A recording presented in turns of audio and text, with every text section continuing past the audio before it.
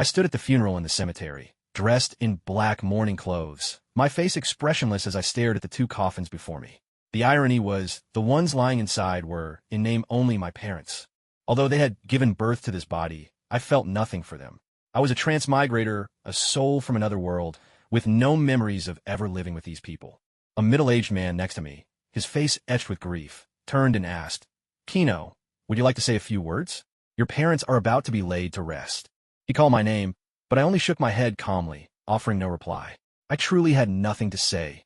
Silence felt more fitting in this moment. That's right, my name is Kino. I'm 18, and I'm a transmigrator. The day I arrived in this world, my parents died, leaving me a vast inheritance.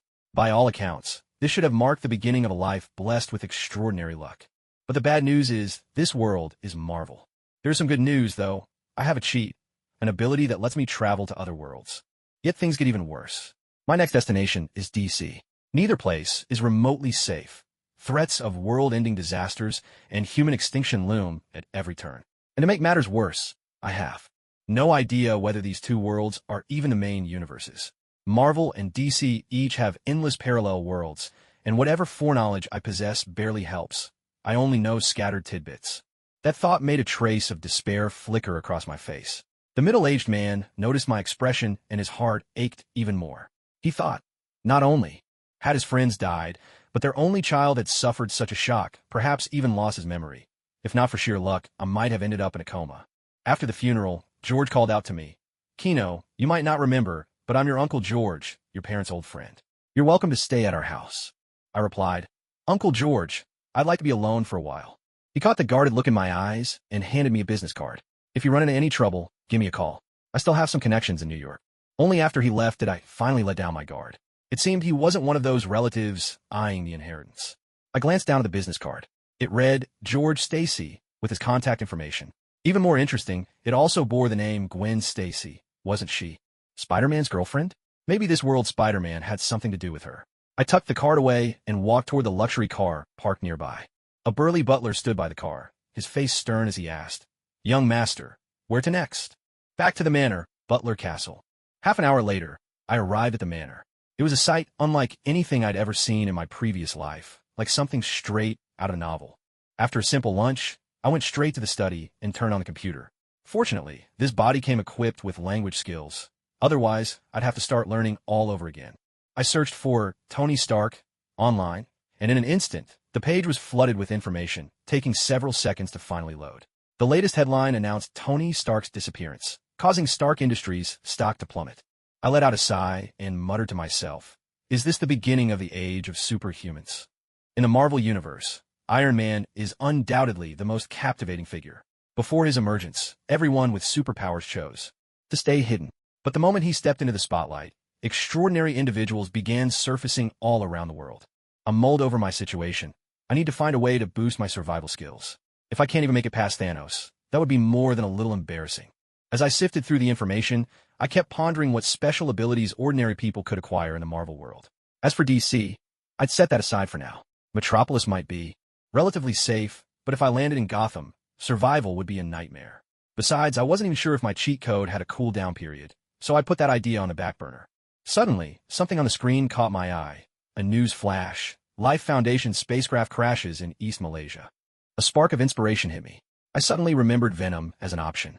Venom possessed immense strength, astonishing healing abilities, and could even mimic other superpowers. Sure, he had weaknesses, high-frequency sound and fire, but overall, his power was undeniable. As long as I steered clear of the top-tier powerhouses, surviving in this world shouldn't be a problem. But a new challenge arose. How could I infiltrate that place? In the movie, a reporter snuck in without much trouble, but in reality, no top-secret lab will be guarded by just a handful of people. Could I grease some palms? Not every orphan is named Wayne, after all. Castle, are you there? I called out. Yes, young master. What can I do for you? Castle pushed open the door and stepped inside. How much liquid capital can I access right now? Roughly 50 million. Wow, that much. I couldn't help exclaiming. Noticing Castle's curious glance, I quickly coughed a couple of times to cover my reaction. Castle, do you know where I could find some mercenaries? I do, young master. Would you like me to take you there now? Castle didn't pry. He knew better than to ask questions about certain matters. Soon, Castle led me to a small tavern built from weathered wood. The air inside was thick with the scent of age and stale liquor. Under the dim lights, all sorts of people lounged or gathered at their tables, each one looking like trouble waiting to happen. As soon as I stepped into the tavern, I could feel countless eyes settling on me. I frowned slightly, but quickly regained my composure. Castle followed right behind me, scanning the surroundings with vigilant eyes. He whispered a warning. "Young master, most people here are mercenaries. They're all different, unpredictable. You need to be careful." I nodded, letting my gaze sweep across the tavern. Just then, a tall man with a scruffy beard strode toward us. "Castle, what are you doing here instead of managing things in the city?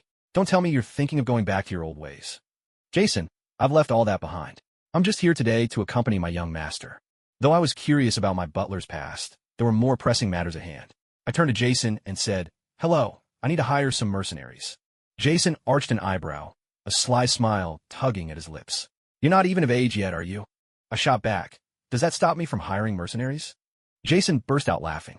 All right, I'll do Frank a favor." He gestured toward the crowd of drinkers in the tavern. "Those are the mercenaries you're looking for. If you can convince them, be my guest." I thanked him politely. Jason looked a bit surprised. Perhaps it was the first time someone had ever thanked him, especially a young lord from the city. He called out to the room, "Hey, you lot, keep it down in here, you hear?" I nodded in acknowledgement to Jason. His cheeks flushed slightly as he poured himself a drink. Then he turned to Castle and asked, "Where do you find this young master of yours? He's nothing like the spoiled brats from the city." Castle merely smiled, resting one hand on his lower back, his gaze fixed firmly on me. "A gift from the heavens," he replied. The tavern was spacious, filled with nearly 100 people, its atmosphere lively and tumultuous. The dim, flickering lights threw elongated, shifting shadows across the crowd. Some people were drinking heartily, the clink of glasses and the sound of gulps blending together. Others played games, their excited shouts rising and falling. At the card tables, laughter and curses echoed back and forth. The whole place was thick with smoke and the sharp tang of alcohol, a scene of complete chaos. Under Kino's gaze, some people ignored him outright, while the less polite ones didn't bother to hide their contempt. "Kid, go on home. This isn't the place for you." "Hey, little guy, why not pick me? I can show you an unforgettable night." Kino didn't respond to these jeers. He simply moved quietly through the crowd, searching for the right candidates. He couldn't judge their strength or aura, so he based his first impressions on their weapons and gear. Then he spotted a figure carrying twin blades, slowly making his way toward him. The man's face was handsome, but there was a wild, untamed edge in his expression. The other man was fully absorbed in his card game, surrounded by a lively crowd. He seemed completely unaware of Kino's presence, his focus unwavering on the cards in his hands. This man was none other than Wade Wilson, the mercenary who had not yet become Deadpool. A smile spread across Kino's face. He hadn't expected to meet his idol, the infamous Wade. In his previous life, he'd always envied that carefree and unrestrained attitude toward life. Kino didn't interrupt. He simply stood quietly at the side, watching Wade play his hand. "Damn it, lost again," Wade grumbled, slapping his cards down on the table in frustration. "Enough whining, Wade. Hand over the cash," the man across from him demanded, reaching out insistently. With a resigned sigh, Wade dug out his last remaining change, his entire fortune at that moment. "Hello, Wade. Could I have a word with you?" Kino asked softly. "All right, kid. Since you didn't bother me just now, I'll give you 1 minute. But if you're here for make-believe games, I won't go easy on you." Wade's reply was blunt and sharp. Even though he wasn't Deadpool yet, his motor mouth habit was already in full effect. "I want you to help me break into a laboratory." Kino got straight to the point. "And then what?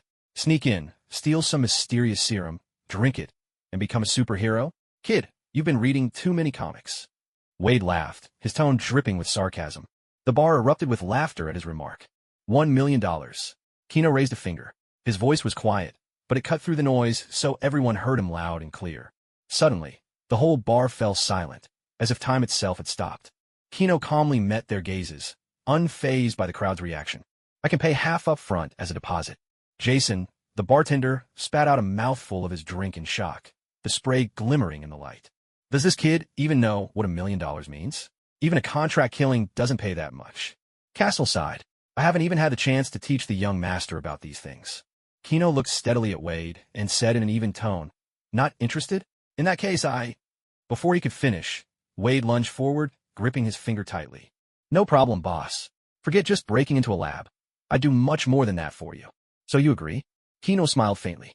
"Of course, boss. Now, when do I get my advance?" "Castle." Wade's face lit up as he glanced at his phone and saw the notification. $1 million. Enough for 2 comfortable years with Vanessa, and more than enough to upgrade his gear. Around them, everyone looked at Wade with envy. None of them had ever heard of someone getting paid so much to play games with a kid. By the way, boss, what were you about to say? Wade asked. Oh, nothing. I was just going to offer you another $500,000 if you'd refused. Wade's smile froze instantly. For the first time, he realized he'd acted too quickly and missed out on an extra $500,000. Coming to his senses, Wade noticed Kino was still scanning the room, as if searching for someone else. The mercenaries who caught Kino's eye eagerly flexed their muscles and flaunted their weapons. No one wanted to let such a lucrative opportunity slip by. Boss, do you still need more people? Is this for a joint infiltration of a lab? Yes, you'll be the main attacker, but I need a few more to ensure my safety, Kino nodded. Wade could tell this young boss meant business. After a moment's thought, he said, Boss, I know a guy. Last time we fought, he beat me. If he's protecting you, you'll have nothing to worry about. Oh, where is he? Take me to him. Kino's eyes lit up. Anyone who could impress Wade was worth meeting. But he's a mutant. Boss, you don't mind, do you? Wade had only discovered the man was a mutant during their fight. When his fist connected with the man's jaw, it felt like punching solid steel. If he hadn't been wearing gloves, he might have broken a bone. As long as he's strong enough, I don't care, Kino replied without hesitation. Led by Wade, Kino made his way to a table where a burly man was sitting, downing whiskey as if it were water. Logan, still drinking? I got a job, want in? Wade clapped the big man on the back, causing him to choke on his drink. The man turned, his gaze wild and wary. If you touch my ass again, I'll cut you in half. Can't blame me. Your ass is just too perky. I'm recommending you to the boss this time. It's a big job. Wolverine. Logan. What was he doing here, and why did he seem so familiar with Wade? By the usual timeline, Wade should have already been killed by Logan. This your boss? Got you babysitting some kid playing pretend? Logan scoffed at Kino, clearly having overheard their conversation in the bar. Don't say that. This boss seems serious. Wade quickly tried to smooth things over. Get lost before I have to smash your face in. Logan raised his fist. Oh, thinking about showing those little claws of yours? Wanting to give them a tune-up? Wade slowly drew 2 swords, his voice dripping with provocation. Logan just as slowly extended his metal claws, their sharp tips glinting menacingly. Kino suddenly spoke up. Wade, enough. Wolverine, Logan, can we talk things out? Wolverine? That's a cool name. Too bad you don't live up to it. Wade sheathed his weapons, but his mouth kept running. Logan's eyes sharpened, that nickname matching the tag on his dog tags. You know who I am? 1 million, plus some information I have. Help me with something, Kino named his terms. How do I know you're not trying to con me? Logan eyed Kino with suspicion. Well, you have a point, Kino replied after a moment's thought. The metal in your body is adamantium, virtually indestructible, and there's a tag on your chest. When do we leave? Logan cut straight to the chase. Right now. Castle, get a car ready for me. Understood, young master. Are you sure you don't need me to come along? Castle asked, worry etched in his voice. Don't worry, this job is simple. With these 2, it'll be enough. Castle, just prepare some chocolate milk for me. Inside an SUV, the 3 of them were bundled up in heavy disguises. Boss, do we really have to dress like this? Wade tugged at the mask on his face, already feeling the heat of June. We're about to steal something. Would you rather be recognized? Kino replied, popping a piece of chocolate into his mouth. He let out a contented burp, while a mountain of chocolate wrappers piled up beside him. So, boss, what exactly are we stealing this time? Must be something big if you're willing to pay so much, Wade asked casually. The Life Foundation recently brought back an alien symbiote from outer space. This creature can grant its host immense power and an incredible healing factor. I have to get my hands on it, Kino answered without hesitation, knowing that if he didn't tell the truth, Wade and Logan wouldn't give it their all. Sounds pretty awesome. If you hadn't hired us, I'd want one myself, Wade joked, half serious. A generous boss like this was hard to come by. It's possible, actually. There's more than one symbiote in the lab. But these creatures have minds and desires of their own. If you can't control them, they'll end up controlling you. Then I think I'll pass. I'd rather not wake up with an extra person in bed with Vanessa. But boss, aren't you worried about being taken over? That's why I'm bringing you 2 along, to pick one that's the easiest to get along with. Logan, hands on the wheel, glanced at Kino in the passenger seat through the rearview mirror. Kid, you hiding something from us? There's one symbiote in the lab that's extremely dangerous. It craves world domination. It must be destroyed. Kino's thoughts turned to Riot, the most powerful symbiote of all. If he managed to bring more of his kind to Earth, humanity wouldn't stand a chance. Even if these symbiotes make their host stronger, there can't be enough of them to pose such a huge threat, right? Logan questioned. What if there were millions of them? Logan slammed on the brakes, bringing the car to a sudden halt in the middle of the road. He and Wade both turned to stare at Kino. Are you serious? This sounds absolutely insane. Kino nodded earnestly. The symbiotes were brought back from outer space by the Life Foundation. They originally lived on another planet. I see. Logan pressed down on the accelerator again, and the car sped up significantly. Boss, I guess we're saving the world on this trip too, Wade said with an excited grin.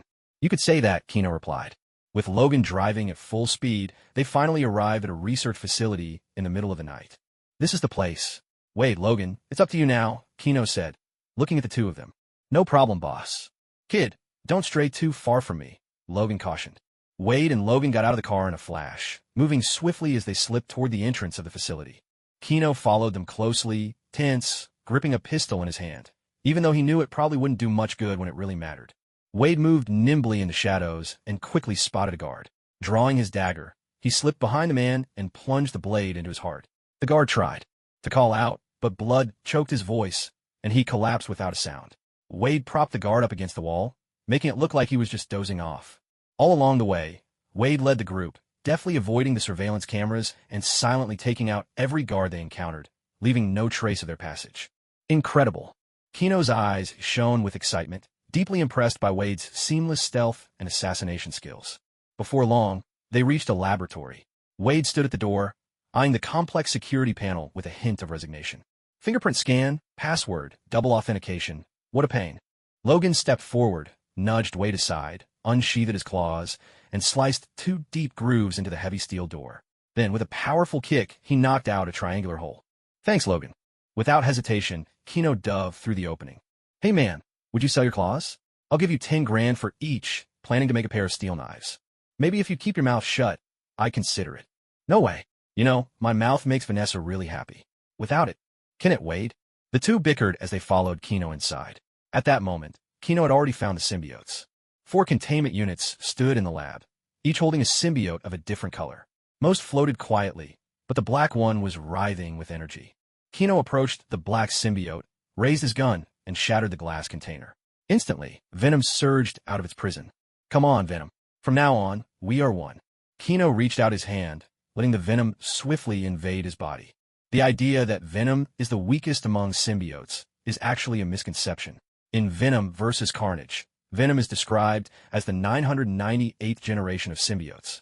In the comic Venom, Lethal Protector, even several symbiotes that split off from Venom joined forces and still couldn't overpower him. Even in the movie, when Venom is called a loser, it refers more to his social status than his fighting ability. As a member of Riot's advanced squad, Venom's strength is anything but weak. Kino checked how his body felt. There was no discomfort at all. Maybe, he thought, all that chocolate he'd eaten earlier really had helped. Boss, are you all right? Wade asked with concern.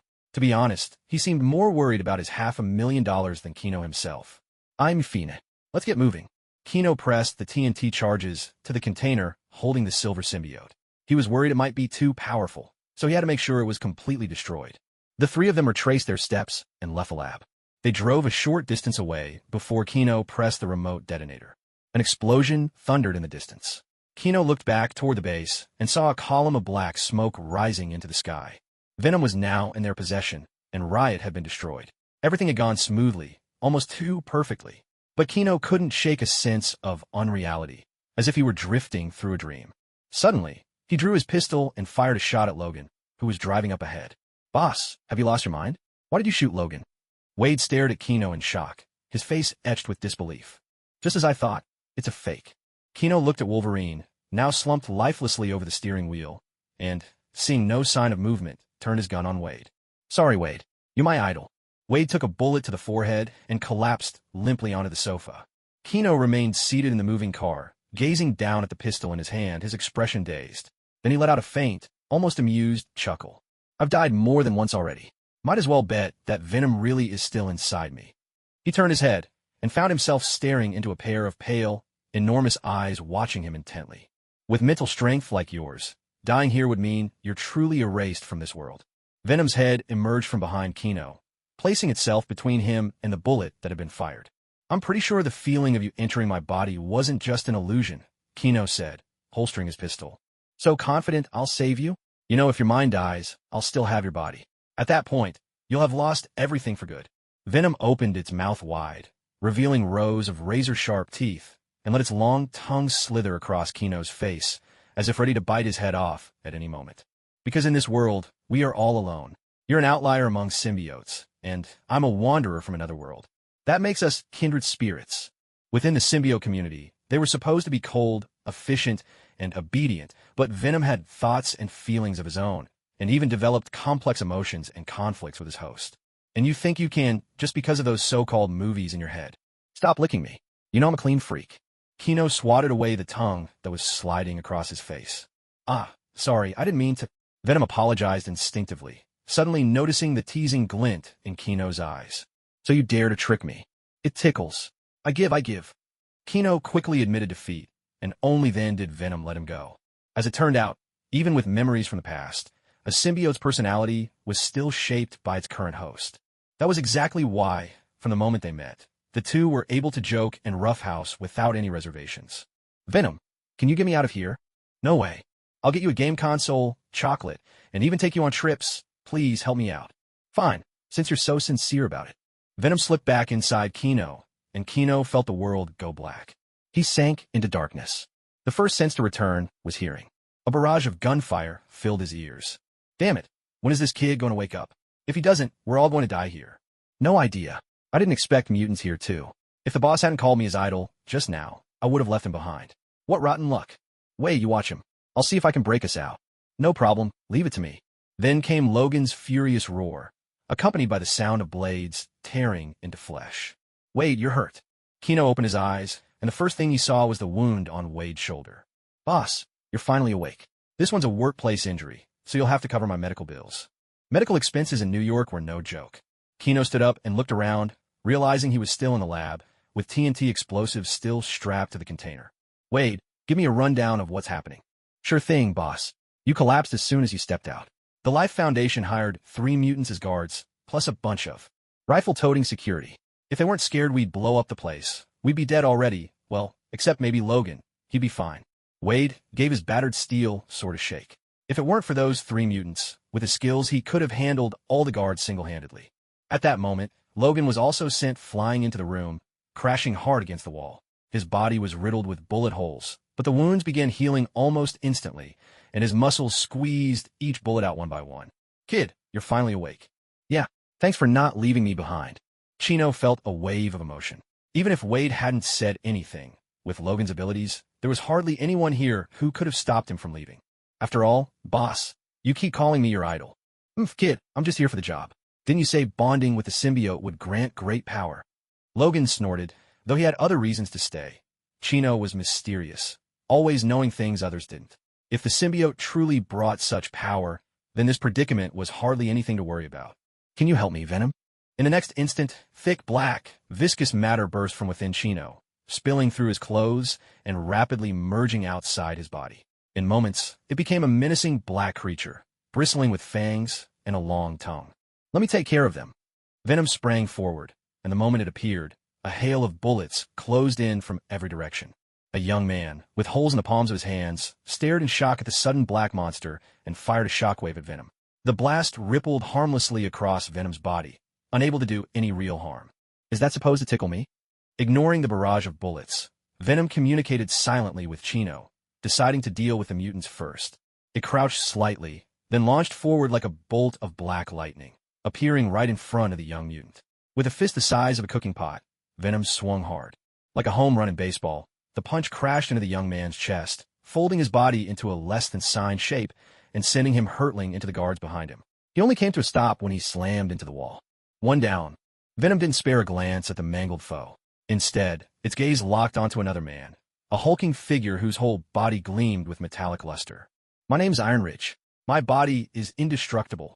Despite the icy, chilling look in Venom's eyes, the big man tried to muster his courage. Gathering his resolve, he roared to psych himself up and charged straight at Venom. Is that so? Well, let's put it to the test. Venom's lips curled into a cold smirk. In a flash, it rushed at the strong man. Both moved at blinding speed, closing the distance in an instant. As they collided, a heavy, thunderous impact shook the room, echoing like a cannon blast. Venom's fist smashed straight into Ironridge's face, and for a moment, time seemed to stand still. Ironridge's body went rigid. His eyes burst instantly, blood streaming from his sockets, while white fluid trickled out of his ears. This heavy blow shattered Tealing's skull, snuffing out every sign of life. So, it's only the body's surface that hardens. The organs inside are still fragile, Venom remarked coldly, staring at Tealing's crumpled form on the ground. A stunned silence fell over the scene. Even the gunfire ceased. Everyone stood rooted in place, gaping at the monster before them. How much are they paying you to risk your lives? Venom's deep voice rumbled as he looked at the people who were trying to flee. Let me try this move, he muttered. Instead of chasing after those who scattered, Venom raised his fists and slammed them hard into the floor. Both massive fists sank deep into the ground. Infinite tendrils, bring an end to all, he intoned. As Venom growled, dozens of black tendrils burst out from beneath the floor. Like living, sinuous vipers, they lashed out with uncanny speed, striking down every guard who tried to escape. The tendrils moved with impossible swiftness, leaving no time to evade. They pierced mercilessly through the guards, dealing fatal wounds. The scene descended into utter silence, broken only by the restless writhing of the tendrils, as if they were claiming their victory. Venom stood motionless, a mountain of menace radiating an aura of terror. His gaze fell upon a fallen figure nearby. That's the one with the illusion powers. What's his condition now? Venom's face split open, revealing Kino's features beneath. I killed him in the mental world. Now he's nothing more than a vegetable. Venom's voice echoed in Kino's mind. Just as I thought, Venom. You're even stronger than I imagined, Kino said. But, Venom, aren't you going to eat these people? Kino asked hesitantly. This had been an issue on his mind ever since he chose Venom as his partner. You don't like it, remember? Chocolate works just as well to recharge me. Venom replied matter-of-factly. Thank you. Choosing you was the best decision I've ever made, Kino said sincerely. You're welcome. Once the chaos outside subsided, Wade and Wolverine emerged, finding the imposing Venom standing amid a field of bodies. Hey boss, you still in one piece? Wade called out. Kino returned to his normal appearance and turned to face them. Let's get out of here, he said. The three of them left the base and got into the car. For Kino, the ordeal had been overwhelming, and he finally allowed himself a sigh of relief. After they'd driven a safe distance from the base, Kino pressed a button in his hand. Behind them, a thunderous explosion erupted, sending a mushroom cloud billowing skyward. This time, it was true destruction. Boss, job's done. Can I get the rest of my fee now? Wade asked from the passenger seat, removing his mask, still thinking about his $500,000. Wade, let me fix you up first, Kino replied. He placed a hand on Wade's shoulder, and black tendrils seeped into Wade's body, mending his wounds. Whoa, easy there, boss, Wade joked. Wade felt a sudden itch, and once Kino let go, he rotated his shoulder, testing its movement. Amazing, feels good as new. That'll save me a fortune in medical bills. Boss, if you opened a clinic, you'd have lines out the door. Inside, Kino communicated silently with Venom. He already has cancer. Can you cure it? I can't. I understand. So Deadpool's fate really couldn't be changed? Kino said nothing more. He took out his phone and dialed a number. Castle, the job's done. I'll be back at the tavern in about 2 hours. Please prepare the rest of the payment, and add another $500,000. I'm certain. After hanging up, Wade cheered, unable to hide the joy on his face. What a generous boss. Logan, I've got a great gig for you. Buy me a drink at the bar when we get back. No problem, I need to celebrate too. Logan grinned, something rare for him. It was the first time he'd ever had so much money. The three sped along the road, and about an hour and a half later, they arrived at the tavern. Castle, the steward, was already waiting at the door. He bowed slightly in greeting. Welcome back, sir. Castle, get us a private room. Inside, Logan ordered a hearty round of drinks, grabbed a bottle of whiskey, twisted the cap, and downed it in one go. Droplets of amber liquor lingered at the corner of his mouth. All right, kid, I'm ready. Lay it on me. Kino had a glass of chocolate milk in front of him, which he finished in a single gulp. That's a good flavor. I like it, Venom remarked contentedly. James, that's your real name. Logan is the one you gave yourself later. James. Logan frowned slightly. The name wasn't familiar, yet it stirred something inside him, a sense of recognition he couldn't explain. From a name to his time in the war, Sabretooth, Silver Fox, and finally the Weapon X experiment, memories began to rush back in fragments. So, I lost my memory because of someone called Colonel Stryker? Logan fixed Kino with a determined stare. There was no doubt in his mind about the information he'd received. The details were so precise, he could easily verify them. Logan, your luck is rotten. You've been through hell, and even fell out with your own brother. But Stryker, I think I've heard that name before. Oh, a few years back, a colonel asked me to join some team, but I was head over heels for Vanessa at the time, couldn't pull myself away. Wade clinked his glass against Logan's in sympathy as he spoke, his face lighting up with sudden realization. Kino mused silently. So this was why their paths hadn't crossed sooner. How we find Stryker? Logan gripped the bottle, hands trembling with rage and hatred, and his fury crushed the glass in his grasp. His eyes burned, and his teeth clenched tight. Logan, you're giving me too much credit. I don't know a few things, but most of it comes from very discreet channels. I'm far from all-knowing. Seeing Logan lower his head in disappointment, Kino thought for a moment before continuing. However, Stryker's goal is to wipe out all mutants. You could head to Xavier's School for Gifted Youngsters. Professor X founded it. You can wait for news there. Professor X? Kino nodded, his tone earnest as he explained. Right now, mutants are split into two major factions, the pacifists and the warriors. Professor X is the leader of the pacifist group. I wouldn't recommend joining the warriors. Why not? Logan asked. The leader of the warriors is Magneto. He can control all metals.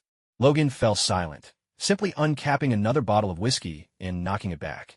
Boss, do you have any tips that could make me filthy rich overnight? Wade had noticed Kino's knowledge was remarkably extensive. He seemed to know even military secrets, as if he'd lived through it himself. How much cash do you have on hand right now? With what you just gave me, about $2 million. That's all. Wade's face darkened a bit. In New York, where every square foot cost a fortune, even saving up $500,000 hadn't been easy for him. Just buy as much Stark Industries stock as you can. Every cent, put it in.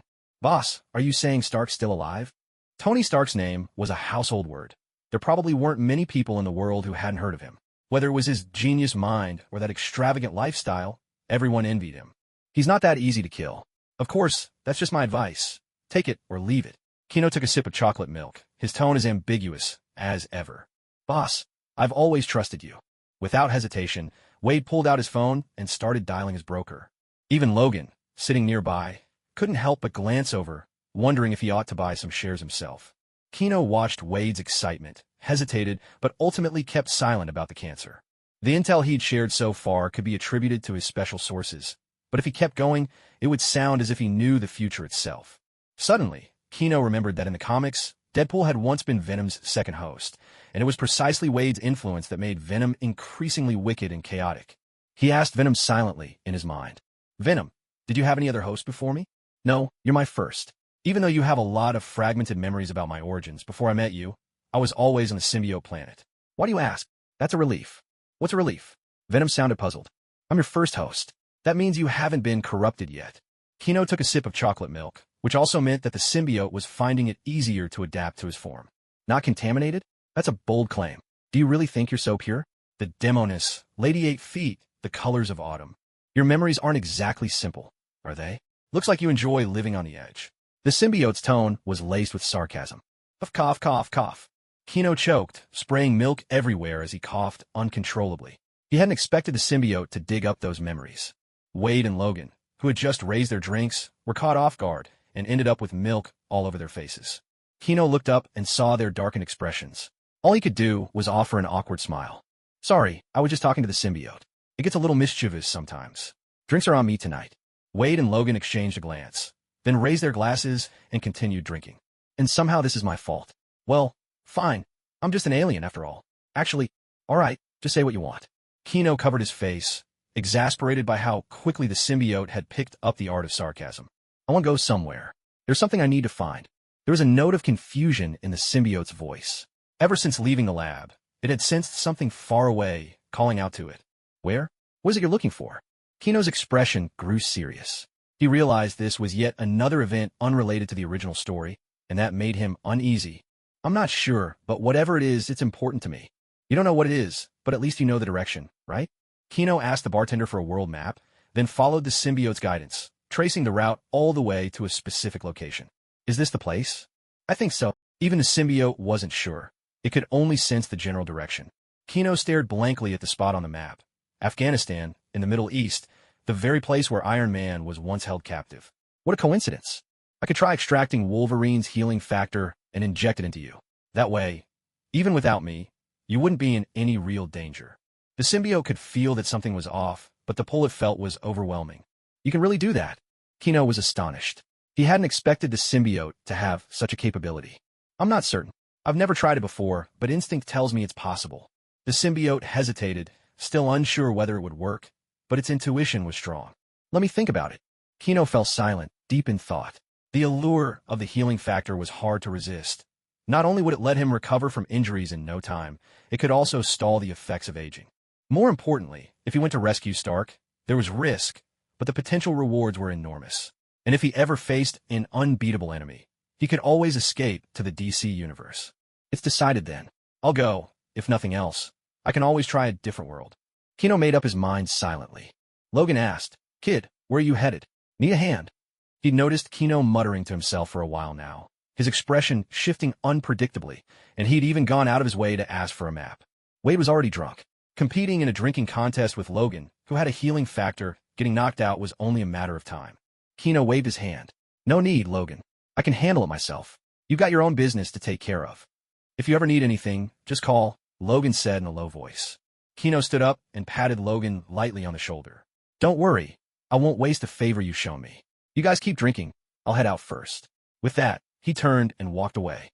Logan scratched his shoulder absent-mindedly. It felt a little itchy. Once outside the bar, Kino looked down at the black mass in his palm. "Venom, is it done?" "Of course, all set. How long until it's completely stable?" "Probably a few more hours."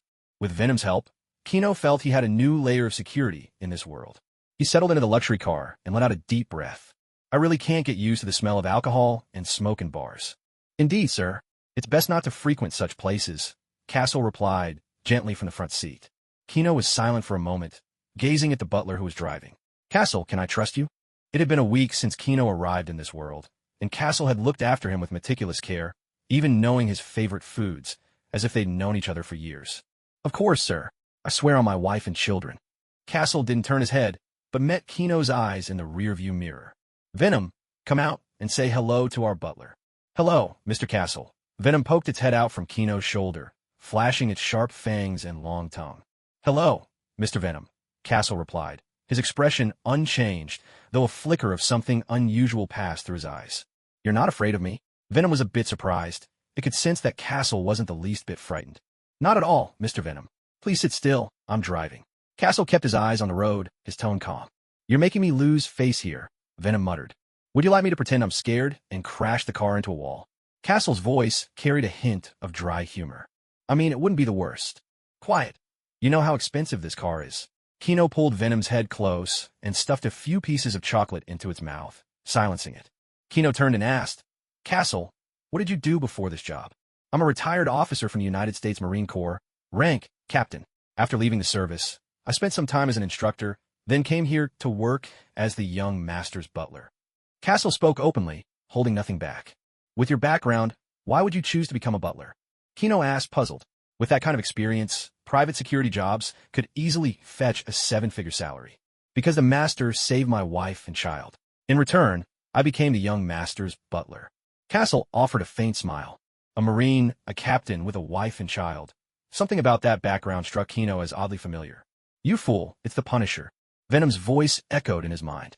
Kino's eyes widened as he sought confirmation. "Castle, what's your full name?" "Frank Castle." Of course. There was no mistaking it. He was the Punisher, the pinnacle of human combat prowess. "Frank, how long have you been a butler?" 5 months and 6 days. Frank reported the time with precision. "How did my parents die?" The master and madam both died suddenly due to alcohol poisoning. Frank's expression remained unchanged. "But the wine cellar at the manor is empty." At that, Frank fell silent. Kino didn't press further. He thought about his own powers. Currently, he could only travel to the DC universe, but perhaps in the future, time travel might be possible. After all, this world was like a sieve. With the right abilities, even time itself could be touched.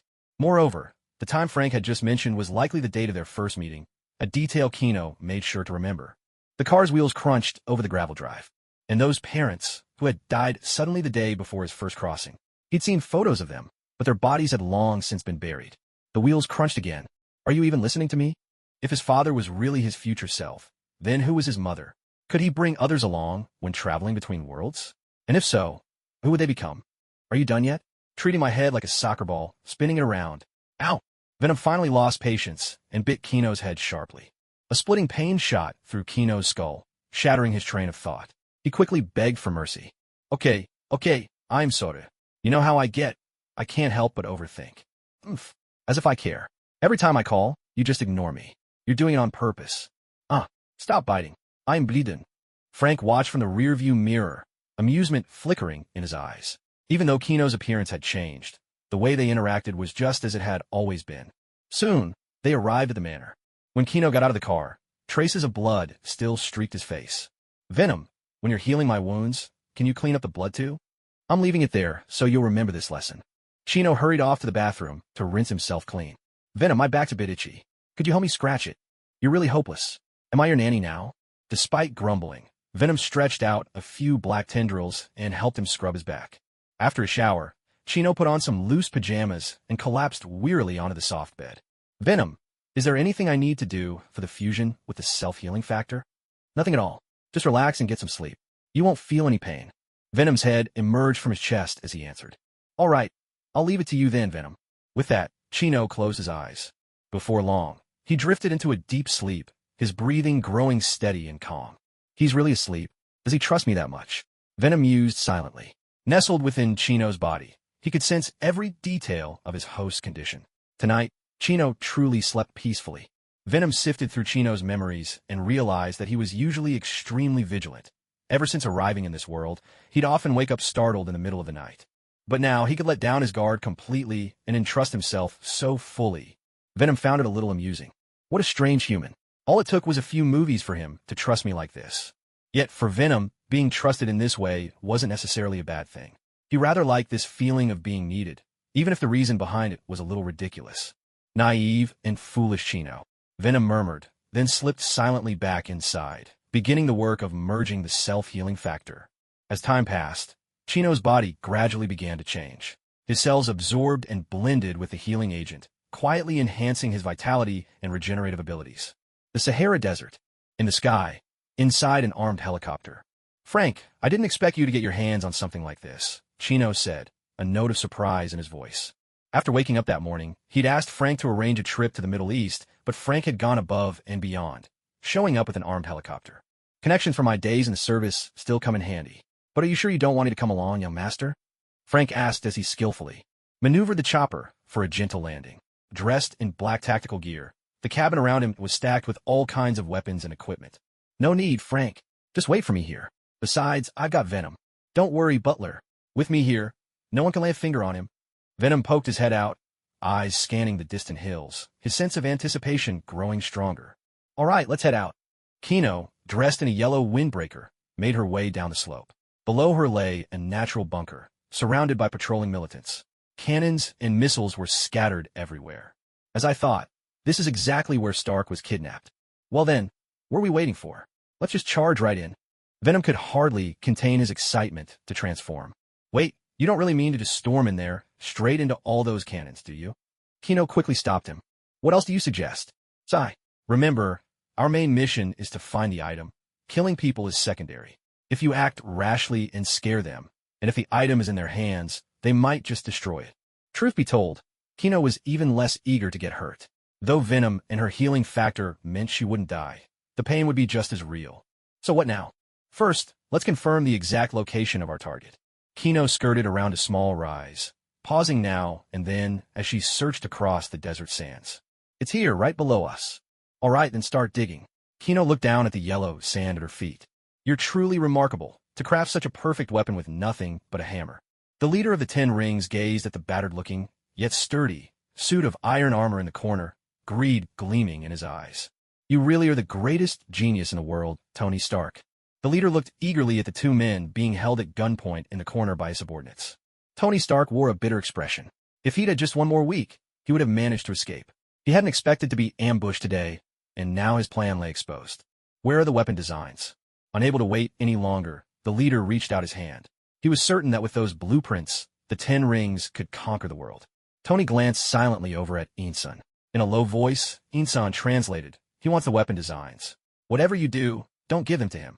Tony knew perfectly well that if he handed over the blueprints, he would survive this day. He walked to the workbench and carefully gathered the stack of designs, making sure not to miss a single sheet. The leader held his breath, eyes fixed on Tony's back. With the designs in hand, his ambition could finally be realized. Insun's gaze darkened. Holding the stack of blueprints, Tony slowly approached the leader. The henchman parted to let him pass, while the leader, like a king awaiting tribute, stood unmoving. Tony stopped before the leader and held out the blueprints. The leader's hands trembled as he reached for them. Suddenly, with a swift flick of his wrist, Tony hurled the blueprints into the nearby furnace. In the intense heat, the papers were reduced to ash in an instant. No! The leader roared, grabbing Tony Stark by the collar and bellowed, "What did you do?" "Ison, translate for me." Without even turning his head, Tony stared calmly at the leader. Their eyes met, one pair bloodshot with rage, the other filled with utter disdain. Tony flashed a provocative smile. "No one can take anything from Tony Stark, not even you. No one can take anything from Tony Stark, not even you." A heavy silence filled the cave. Everyone's eyes were fixed on these two fearless men. The blood vessels in the leader's eyes grew more pronounced. Only Ison and Tony wore relaxed smiles. A harsh, manic laugh rang out. Completely enraged, the leader let out a few crazed laughs, then whipped out his pistol and fired twice at them. Cries of agony echoed through the cave. Tony Stark collapsed to the ground, both knees shattered by bullets, blood surging from his wounds. "This time, you don't need to build weapons, just draw up the blueprints. And since you clearly won't be running away, you don't need your legs. After all, you don't need legs to draw." Sweat poured down Tony's face. He knew there was no escape this time. The bones in his knees were pulverized. Even if the wounds healed, he would never walk normally again. "I won't draw blueprints, and I won't make weapons for you." The moment he realized the terrorists were using weapons of his own design, Tony resolved never to do anything for them again. "No matter. You and that man seem quite close, don't you? You two thought you could sneak out, right under my nose." After Ison finished translating, the leader ordered his men to pin Ison down. He took a red-hot branding iron from the fire and pressed it hard against Ison's chest. Tony's eyes widened, his face twisted in pain. Ison's screams tore through the air. The acrid stench of scorched flesh spread throughout the cave. When the branding iron finally cooled, the leader jerked it away, tearing off a swath of flesh with it. "If you refuse to cooperate, I'll keep torturing him until you change your mind." Tony was trapped in a storm of anguish. Supporting himself on trembling arms, Ison struggled to sit up. The pain was excruciating, his pupils unfocused, yet he still managed to look the leader in the eye. With shaking hands, he pulled a crystal from his pocket, pressed it to his forehead, and whispered a prayer. "Your sins are beyond measure. God, Allah will surely send messengers to punish you." The leader snatched the crystal away, turning it over in his hand, a satisfied smile on his face. "There's no God. Only money and weapons are the real truth in this world. Money and weapons are the only truths." "Ha! Ha! Ah!" The terrorists' dreadful laughter echoed through the cave, reverberating off the stone walls, as though even the rocks trembled in fear. At that very moment, a thunderous crash split open the ceiling of the cave. A dark figure descended from above, landing directly in front of the leader. Everyone froze, staring at the monstrous creature that stood before them like a demon from the depths. He was towering, his entire body sheathed in sleek black skin. His eyes were deathly pale, his mouth bristling with fangs, and his tongue lashed out, twisted and terrifying. Venom's gaze locked instantly onto the crystal in the leader's hand. "That belongs to me." Before the leader could react, the creature had already snatched the crystal away and swallowed it whole. The leader stumbled back in terror, shouting, "Fire! Kill that monster!" Without hesitation, everyone opened fire on Venom. In their eyes, it didn't matter whether this thing was a demon or some so-called messenger of God. They believed only in money and the power of their weapons. In an instant, 7 or 8 rifles blazed at once, bullets swallowing the monster's silhouette in a storm of smoke and fire. The gunfire only ceased when every last magazine was spent. So what if he's a messenger of God? Even if God himself showed up, he'd be shot dead. Only money and weapons are the true law of this world. The leader grinned, his eyes glittering with greed and arrogance. "You're not wrong, but let me correct you. Only power is the true law of this world." As soon as these words fell, a cold chill swept over the leader from behind. As the smoke slowly cleared, Venom stood unmoved in the same spot. His massive, muscular body was embedded with countless bullets. Suddenly, the surface of his body began to wriggle, absorbing every single bullet one by one. In the next moment, his arms morphed rapidly, transforming into 2 colossal Gatling guns, their black, yawning barrels aimed straight at their enemies. A wicked grin twisted across Venom's face, his voice deep and raspy. "Now, let's count your sins." A torrent of bullets thundered out like a torrential downpour. In the cramped cave, the terrorists panicked, desperately searching for cover. Some dove behind tables, others clung to rocks, hoping for protection. But Venom's bullets tore through everything without mercy. No barrier, no body could withstand the onslaught.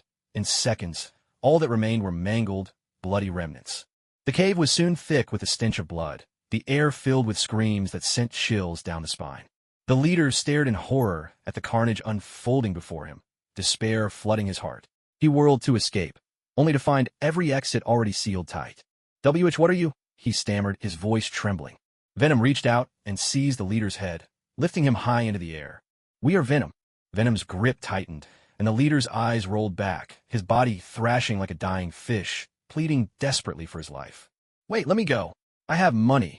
I can serve you, With a dull thud, Venom casually tossed his corpse to the ground. Tony Stark was sprawled on the ground, violently retching, surrounded by scattered remains of flesh and blood. Venom turned to look at Tony Stark. With wide, panicked eyes, Tony hurried to explain, Mr. Demon, I'm not with him. Hey, stay away from him, you monster. Watching Venom approach Ethan step by step, his form gradually shifted back to Kino's. Please remain calm, Mr. Stark. I mean you no harm. Oh. Stark was still reeling from the brush with death, and the stark contrast between the terrifying creature and the boy before him. Kino crouched down to check Ethan's wounds, discovering that he'd been shot in the abdomen and had burns across his chest. Venom, help heal him. Kino placed his hand on Ethan's chest, and the symbiote's tissue slowly seeped in, starting to repair the damaged flesh. You really are a messenger sent by God. Ethan opened his eyes, his mind still clear. No, that crystal from before. Where did you get it? Kino asked, noting that he had been watching the crystal for some time. I found it in a cave 2 days ago. There was a voice, like fate itself, telling me that if I carried it, a messenger would come to save me. Ethan answered without hesitation. Kino frowned, recalling the moment he first crossed into this world. If that voice came from his future self, why would he do this? Didn't the Ancient One, or the Time Variance Authority, try to stop it? Or had something unpredictable happened in the future? And if it was an enemy, why go through all this trouble? With the power to travel through time, wouldn't it be easier to intervene at the very beginning? Even stranger, after the crystal was absorbed, it ended up inside his own body. Kino instinctively touched his chest. Though it was invisible, intangible, and perhaps even undetectable by X-ray, he could clearly sense a transparent crystal lodged there. It was as if it existed within some hidden space inside his chest. Venom, did swallowing that crystal cause any bad side effects? No, it just feels like there's a new core inside me, like a storage device. A storage device? What does it do? I can copy other people's superpowers. Isn't that something you could always do? What's this about being bound? It's different. Before, my power to copy was limited. With this storage device, it's changed. I can copy countless abilities, and you can use them yourself, even without relying on me. That sounds incredible. A smile broke across Kino's face at the thought. He was now certain that this crystal, like a weapon made just for them, was a gift prepared specifically for the two of them. Quit grinning. That guy over there is about to die. Kino finally snapped back to reality and turned to look at Tony Stark. Blood was streaming down Tony's legs. He'd clearly hit a major artery. Ensign was doing his best to stop the bleeding, but with so few medical supplies here, it wasn't working well. Messenger, can you say my friend? Kino placed his hand on Tony's body and began to heal his wounds. He understood now. Being brought here, saving Tony Stark was one of his purposes. Otherwise, with injuries like Tony's, there was no way he could escape on his own. My God! Tony Stark stared in shock as his wounds closed up, leaving his skin as good as new. Do you still want these, Mr. Stark? Kino handed Tony the shrapnel and the reactor he'd just removed from his body. Thank you. Tony Stark didn't reach out to take them. Remembering Tony's habits, Kino set them down on the nearby workbench. Tony stared at the shards that had nearly killed him, his gaze complex and heavy. My friend, who are you? Once he'd regained his composure, Tony finally spoke. He swore he'd never been this polite in his life. My name is Kino. You can think of me as the one sent to rescue you. Do you need to pack up anything? Could you help me destroy that suit of armor? No problem. Kino strode over to the Mark I, his hand wrapped in the symbiote's organic matter. He drew back and punched. The Mark I shattered instantly, its parts flying in all directions, reduced utterly to scrap metal. Tony Stark drew a sharp breath. He'd seen Kino take bullets head-on, even transform into a Gatling gun, but this display of sheer brute force was on another level. After all, the Mark I, though cobbled together with limited resources, was made of special alloys far tougher than ordinary metal, and now it had been demolished with a single punch. Kino led the way down the corridor, with Tony and Ensign close behind. In the silence, Kino felt a flicker of unease. If the previous commotion hadn't drawn attention, maybe the soundproofing was just that good. But now, even the patrolling soldiers were nowhere to be seen. As they neared the exit, a strong metallic scent hit Kino's nose. His expression changed instantly, and he transformed into Venom without hesitation. Something's happened outside. Tony Stark had sensed it too. Stick close to me. Don't get separated, Venom rasped, his voice low and rough, taking the lead as they stepped out. The moment they emerged, a fierce wind whipped up clouds of sand, sweeping over the ground and hiding the bodies. Corpses lay scattered, twisted, faces frozen in terror and despair. Blood soaked the desert sands, mixing with dust, a chilling, grisly sight. Everyone was dead. Not a single soul had made it out to sound the alarm. I only meant to take care of the organization stealing my name. I never expected to stumble upon something interesting. Venom glanced around, his gaze sweeping the room. Standing ahead was a man draped in a golden robe, his long beard flowing, each of his 10 fingers adorned with dazzling gemstone rings. His expression was cold and aloof, as though nothing in the world could ruffle him. Through Venom's eyes, Chino's face grew grave. He recognized the man, a formidable adversary who appeared in Iron Man's later days, now unexpectedly standing before them. Tony Stark and a demon? The Mandarin spoke, his worldly experience failing to identify what Venom truly was. As for Ethan, he barely spared him a glance. So, are you looking to compete with me for prey? Mistaken for a demon, Venom decided to play along. He flicked out his long tongue, letting it dance in the air, then bared a mouthful of razor-sharp fangs that gleamed under the light. No, I have no interest in them. The Mandarin shook his head, deep curiosity flickering in his dark eyes. In that case, don't block our way. Venom's voice rang out as he swiftly led Tony Stark and Ethan away in another direction. Suddenly, Venom sprang backward. A blinding white flash split the air like a bolt of lightning, striking the very spot where they had just stood. The ground erupted into a yawning crater, dark and bottomless. What's the meaning of this? Are you looking to be devoured by me? Venom roared in fury, his voice reverberating through the vast chamber. You're intriguing. I've never collected a demon before. The Mandarin raised his fist, the rings aimed directly at Venom. The white light ring, capable of emitting a spectrum of energy types across the electromagnetic range. Damn it, you two go on ahead. Venom muttered under his breath, knowing there was no way to avoid this fight. The Mandarin paid no attention to the other two. His gaze locked onto Venom, as if he meant to pierce its very soul. I'll put your head in the most prominent place of my collection. In that case, I'll eat you first. Venom bellowed, lunging at the Mandarin like a bolt of black lightning. A fierce wind howled behind him, sending pebbles and dust flying in all directions. The Mandarin stood his ground, unafraid. With a subtle flick of his finger, one ring unleashed a searing beam of energy. The beam slashed through the air like a massive sword of light, slicing toward Venom. With lightning reflexes, Venom dodged to the side. The beam grazed past him, its scorching heat melting a nearby stone wall. Molten rock oozed down in slow, viscous streams. Venom closed in, swinging a massive fist straight at the Mandarin. But with a blur, the Mandarin slipped aside with ease. At the same time, a ring on his other hand unleashed a bolt of lightning, crackling straight toward Venom. The lightning ring, capable of generating immense electrical energy, with voltage and intensity controlled by the wearer's will. Its maximum output remains unknown. Venom was struck by the electric current, his body stiffening for a brief moment before he launched himself at the Mandarin again without hesitation. Not bad, but still far from enough. A faint smile played at the corners of the Mandarin's mouth as his rings fired off a series of energy blasts, instantly weaving a dazzling, deadly web of light. Venom darted and dodged through the barrage, his form as elusive as a shadow, impossible to pin down. He dodged when he could, braced himself when he couldn't, dancing dangerously close to death's edge, yet his eyes remained resolute, ever searching for a chance to strike back. Suddenly, he noticed a fleeting pause in the Mandarin's onslaught, a momentary lapse after the relentless attacks. It was the opportunity he'd been waiting for. Without a second thought, Venom lunged forward, jaws wide, aiming to bite down on the Mandarin. His fangs gleamed menacingly in the darkness, ready to tear his foe apart. Humph, you want to bite me? Not so easy. A second ring glowed, conjuring a massive fireball that hurtled toward Venom and exploded with a thunderous blast. The white incandescence ring, containing the core of a miniature star, able to unleash infrared radiation or intense heat, its power entirely under the wearer's control.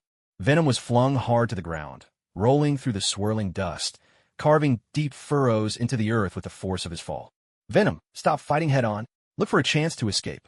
Hiding within Venom's body, Kino understood just how dire their situation was. The Mandarin had only used 3 rings and already had the upper hand. Now, Venom's strength was waning. reduced to something akin to Wolverine's abilities. Many powers overlapped, offering little help. Venom realized he couldn't win in a direct clash. He sprang to his feet, legs coiling, ready to bolt at full speed. With the Mandarin's pace, there was no way he could catch up. "You're my prey," the Mandarin declared, as his fourth ring came alive. The Ice Blast Ring, capable of drawing energy from the heart of frigid outer space. It unleashes waves of freezing air, plummeting the temperature and encasing everything, objects or living beings, in ice close to absolute zero. The temperature dropped abruptly around the Mandarin as a bone-chilling wind howled outward, quickly swelling into a massive tide of snow and ice. The air itself crystallized, crackling under the pressure. Venom's movements slowed as a thick frost rapidly enveloped his body, the ice creeping relentlessly across his skin. Kino, inside, felt the biting cold, as if his very blood was about to freeze. Venom struggled desperately, but each motion became harder, his body growing ever more rigid. Panic rose within Kino. He knew that if they didn't act now, they would never get away. He could only try to use his ability to escape to another world, though fear gnawed at him.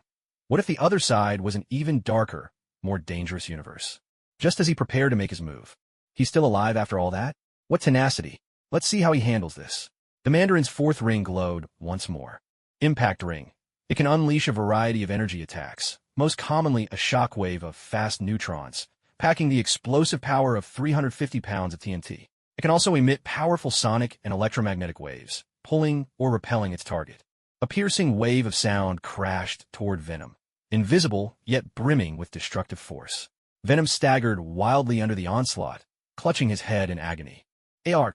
Venom's body writhed violently, then split open, revealing Chino within, racked with the same unbearable pain, as though his whole being was slashed by countless blades, his mind teetering on the edge of collapse.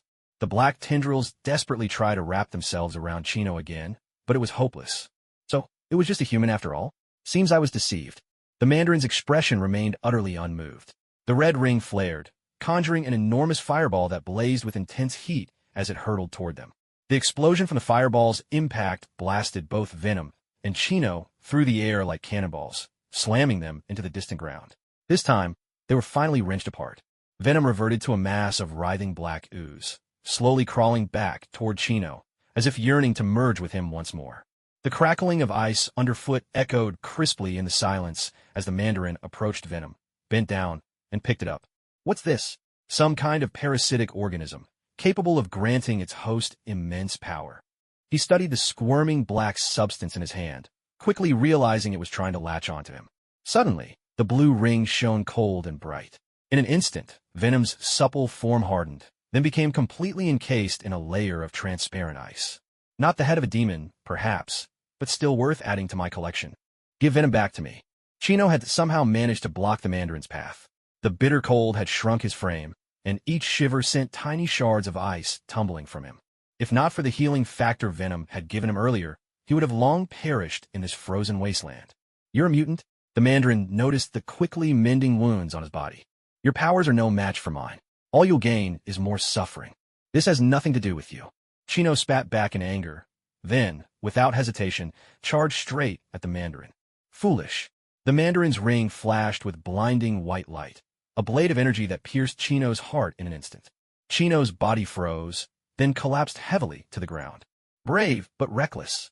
Ignorant and rash. The Mandarin shook his head in disappointment, preparing to leave. But then, a nearly frozen hand clamped desperately onto his shoe, fingers so stiff they could barely curl. Didn't your mother ever teach you not to take things that don't belong to you? Why don't you just play dead and survive? Lord Man looked down at him coldly, not a trace of sympathy in his eyes. Are you disappointed, Kino muttered from the floor, his voice low and evasive, that you never meet an opponent who truly excites you? And if I am, then I'll find you a rival worth fighting. The God among men. No sooner had Kino spoken than he and Lord Man vanished from the spot without a trace, leaving behind only a patch of deep blue ice at the heart of the desert. Luxbar. Two figures materialized suddenly in the center of the main hall. It was daytime, and the bar was empty, save for the owner and a lone waitress. The bar was decorated in a retro style. Wooden tables and chairs bore the marks of time, and the old photographs on the walls seemed to whisper stories from long ago. The sudden appearance of the two strangers made the bar owner raise an eyebrow. He lifted a hand, signaling the waitress not to approach. I didn't expect you possessed the ability to move through space, Lord Man remarked, scanning the room. Surprise flickered in his eyes. Such power was exceedingly rare. The atmosphere was entirely different from before. Dim lighting and antique decor brought a strange sense of novelty. Kino got to his feet, shaking off the lingering chill. The grisly wound on his chest was already beginning to heal. So, where's this god among men you spoke of? Surely you don't mean those two ordinary people over there. Lord Man glanced dismissively at the bar owner and the waitress, his eyes full of contempt. Of course not. Sorry, sir, but we'll need to settle a score here. I'll make sure to cover any damages afterward, Kino said, now more at ease than before. No worries, the bar owner replied with a calm smile. His voice was deep and resonant, carrying clearly through the quiet bar. Clark, I've found news of the last city of Krypton. Come quickly, I need your help, Kino called out, his voice ringing through the empty bar. As soon as the words left his lips, Kino waited in silence. A second passed. Nothing happened, but he knew messages took time to reach their mark. 3 seconds went by. He thought perhaps the other was already on his way. 5 seconds later, Kino could no longer keep calm. His brows furrowed, and a creeping anxiety took hold within him. Impossible. With Superman's speed, there's no way he would ignore the message. Could it be that Superman hasn't appeared in this world yet? Lord Man's expression grew colder, and it seemed as if even the air itself began to freeze. Is this the Clark you're looking for? The bar owner handed Kino a newspaper. Kino glanced at the front page, and the color instantly drained from his face. The headline read, Superman sacrifices himself to save the world. The city mourns its hero. The date was exactly 1 year ago. How could it be that I arrived at this exact moment? Kino couldn't help but mutter a curse under his breath, his face etched with despair and helplessness. Had he come a little earlier, or even a little later, he might have found Superman. But now, he had missed him by just a hair's breadth. The god among men is dead. What does that even mean? Fate always strikes hardest when you're at your weakest. Kino Zeit in Diektion. At this point, he was almost completely out of options. The venom was still in the Mandarin's possession, his ability to cross worlds was on cooldown, and Superman was already gone. He had no other choice left. Haha, well said. Fate is in God's hands, and God isn't exactly a kind soul, is he? Kino, is there anything I can do to help you? The bartender nodded his agreement, his tone easy and sincere. Go find Bruce Wayne. Tell him everything that's happened here. I'm sorry for the trouble I've brought to your world. Kino didn't even realize that he had never actually told the bartender his name. So what will you do now? It looks like I can't leave anymore, and I'm afraid I can't afford to pay for the damage to your bar either. He glanced at the two ordinary people in front of him, realizing that, in their eyes, he was of no consequence at all. If you can't call on your so-called God among men, then you'll have to pay for my losses with your life. The Mandarin raised his fist, this time holding nothing back. His eyes blazed with lethal intent. Boss, take your staff and get out of here. I'll hold him off as long as I can. Kino rushed forward. No matter what he did, it was a dead end. He might as well go down swinging. Suddenly, the rings on the Mandarin's hand flared with a piercing light, bright as a lightning strike, illuminating the dimly lit bar in an instant. The glare was so intense, it was nearly impossible to keep one's eyes open. Kino squeezed his eyes shut, swinging a heavy punch in the direction he remembered, only stopping when he felt his fist connect with something solid. Only then did he realize he'd landed a hit. Opening his eyes, he saw that the Mandarin remained utterly unmoved. Not even a tremor ran through his body.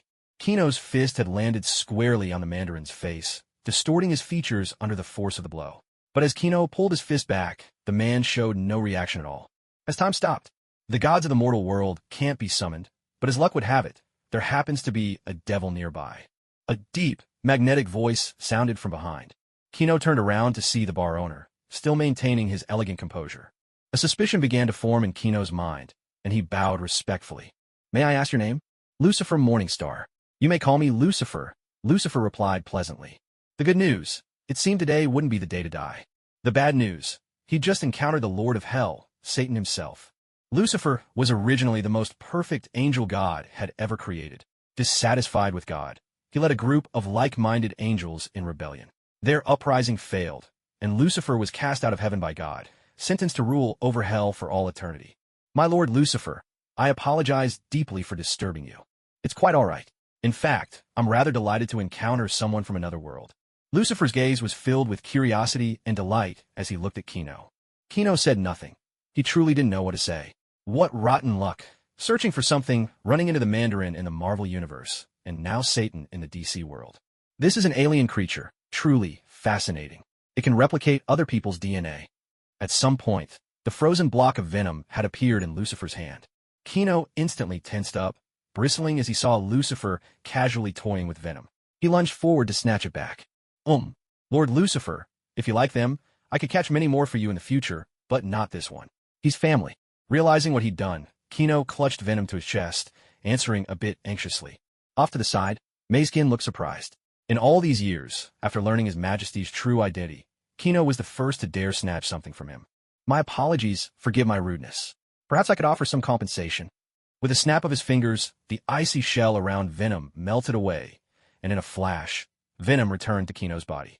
Even though, with or without venom, it made little difference right now. That sense of merging brought Kino a genuine feeling of safety. Venom, are you alright? No problem. He doesn't seem to mean any harm. You can sense Lucifer's emotions? He let me sense them on purpose. I see. Kino took a deep breath, steadied himself, and bowed to Lucifer once more. Thank you for your mercy, Lucifer. Lucifer pinched his chin thoughtfully. Do I really make you that nervous? That's not exactly helpful for a conversation, is it? Lucifer. Before Kino could finish, a veil of black mist shrouded Lucifer. When it cleared, is this better? Perhaps you'll feel more at ease now. Standing before Kino was a striking woman, about 6 feet tall, with flowing black hair, golden eyes, feline features, and a captivating, regal beauty. She wore nothing but a black dress, her feet slipped into a pair of black high heels, gazing at him with eyes that sparkled with laughter. Seeing Kino's look of astonishment, Lucifer gracefully lifted the hem of her gown and spun around. The flowing fabric blossomed like a midnight flower, revealing 2 long, fair legs. She was like a black rose blooming in the night. It seems you're quite fond of this appearance. Kino felt as if he'd been put under a spell. He simply couldn't tear his eyes away. This look was tailor-made to his deepest desires. What are you thinking, Kino? Snap out of it. Don't forget, it's still a man. Well, even as a man, this appearance works just fine. Venom, growing impatient, decided to give his heart a rough massage. That jolted Kino awake. He had no choice. Venom was pounding around his heart like a wild beast. Ha ha ha. You and your family are truly entertaining.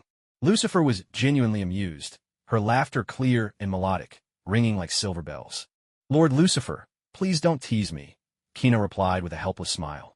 Lucifer teased, you don't actually think this appearance is fake, do you? I was created by God, without a fixed gender. The only reason I appear as male is because, in a female form, I'd attract far too many pests. Kino nodded in agreement. With looks like that, she was a true femme fatale. He wouldn't be surprised if someone had started a war for her in ancient times. Well then, Lord Lucifer, what is it you want? Kino got straight to the point. He knew he couldn't outwit Lucifer with mere wordplay. I want you to take me away from this world. Now, it was Lucifer's turn to be caught off guard. Aren't you going to ask me why? Or perhaps demand some reward, great power, a sacred artifact, something like that. Kino shook his head. No need. I only survived this time because you saved me. Repaying you is the least I can do. As for power, I already have venom. More importantly, his ambitions were modest. Rather than haggling over rewards, he'd prefer to let Lucifer decide. A being like her would hardly be stingy. Mazekin curled his lips. Did this guy even realize what he was turning down? You might not fully understand what I can offer. I know, all-knowing, all-powerful. You could create a universe with a snap of your fingers. But what does that have to do with how I want to repay you? I don't want to rule the world. That sounds exhausting. My only wish is to find a wife and live a quiet life. Lucifer was momentarily stunned. She could sense that, while this man was not without desire, he possessed rare self-control and clarity about what he truly wanted. Now, this was getting interesting. If before, she only wanted to borrow his help to escape this world and defy fate, now she genuinely found herself intrigued by him. So, what if I offered to sleep with you? Please don't tease me, Lucifer. The moment those words were spoken, Kino's heart gave a violent jolt. This time, I'm not playing around. Lucifer stepped closer, an unusual and alluring fragrance wafting into Kino's nose. Waves of dazzling white unfolded right before his eyes. As long as you nod, I'll give you a perfect night. This, I swear in the name of Lucifer, the morning star. Mazekin watched the human with a deep, enigmatic gaze. For once, Venom remained silent. He, too, was curious what choice Kino would make. Kino swallowed hard, locking eyes with Lucifer's golden irises. With just a nod, he could spend a night with God's most flawless creation. Slowly, he raised his hand. A sly smile played at the corner of Lucifer's lips as she watched him reach for her fullness. Just as his hand was about to touch, Kino stopped and pressed his palm gently to Lucifer's forehead, pushing her away. Lucifer, I refuse. Why? You're clearly tempted. Yes, I am tempted, but that's not the same as being truly moved. Kino bent down and walked over to the elder, removing all the rings from his hands. Lucifer, may I take him with me? As you wish. His time will resume 10 minutes from now. With that, Kino lifted the elder and pushed open the door, leaving the bar behind. It wasn't until the sound of the tavern bell faded that Lucifer finally sat at the counter and ordered a drink. Mazekin, has my charm faded? I can't even tempt a child. My lady, his tent was fully pitched. How could you say you didn't tempt him? But at the very last moment, he sobered up. Lucifer downed a glass of whiskey in one gulp. Then how did he manage to hold back? If he hadn't, would you really have spent the night with him? Mazekin stood to one side with a bottle in hand, her face a picture of curiosity. The bar was shrouded in dim, suggestive light. Old photographs on the walls seemed even more mysterious in the shifting shadows. Of course, if it's him, I wouldn't mind giving a try. With a sharp crack, the bottle slipped from Mazekin's hand. She was utterly stunned. At first, she'd assumed Lucifer was just toying with a human, or would conjure up a double or an illusion at the last moment. She never expected Lucifer meant it for real. My lady, with your status, there's no need to go to such lengths. Lucifer tucked a stray lock behind her ear with her pinky. In the faint light, her perfect profile looked even more enchanting, making Mazekin's heart skip a beat. You know why I betrayed God.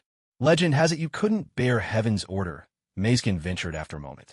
That's part of it, but the main reason is fate. Yes, fate. It was destined that I would betray God, become ruler of hell. I am the shadow God created, my very existence, nothing more than an anchor, a tool. Yet in my defiance of destiny, I continued to betray God and destroy the world. But no matter how many times I destroyed it, God would always create it anew. Eventually, I grew weary of this endless cycle. So I came down to the mortal realm, opened a small tavern, and began to wait quietly for fate to arrive. Lucifer dipped her finger into the glass, stirring the orange liquor as she drifted into memories. Her gaze grew distant and profound, as if through that small glass she could see all the bygone days. Are you really certain that human can take you away? After all, we're talking about God himself. The bar had grown so silent that only the sound of breathing remained, making Mazekin's voice ring out all the more clearly. When he first appeared, I could sense the aura of another world on him. But in just a blink, that aura blended into this world, no different from any other human, like a drop of ink vanishing instantly into the sea. Then, my lord, you simply let him go? You could have made him your slave. Mazekin's throat seemed choked by some invisible force, leaving her unable to utter another word. She could only kneel, her knees straining so hard against the floor that cracks began to spread beneath her. From those golden eyes radiated a formidable pressure, making it nearly impossible for Mazekin to breathe. Mazekin, this is my one and only chance. Nothing can go wrong. Do you understand? In that moment, Lucifer finally revealed the true majesty of the Lord of Hell. Yes, your majesty. With those words, Mazekin collapsed prone on the ground, gulping for air. I must return to hell for a while.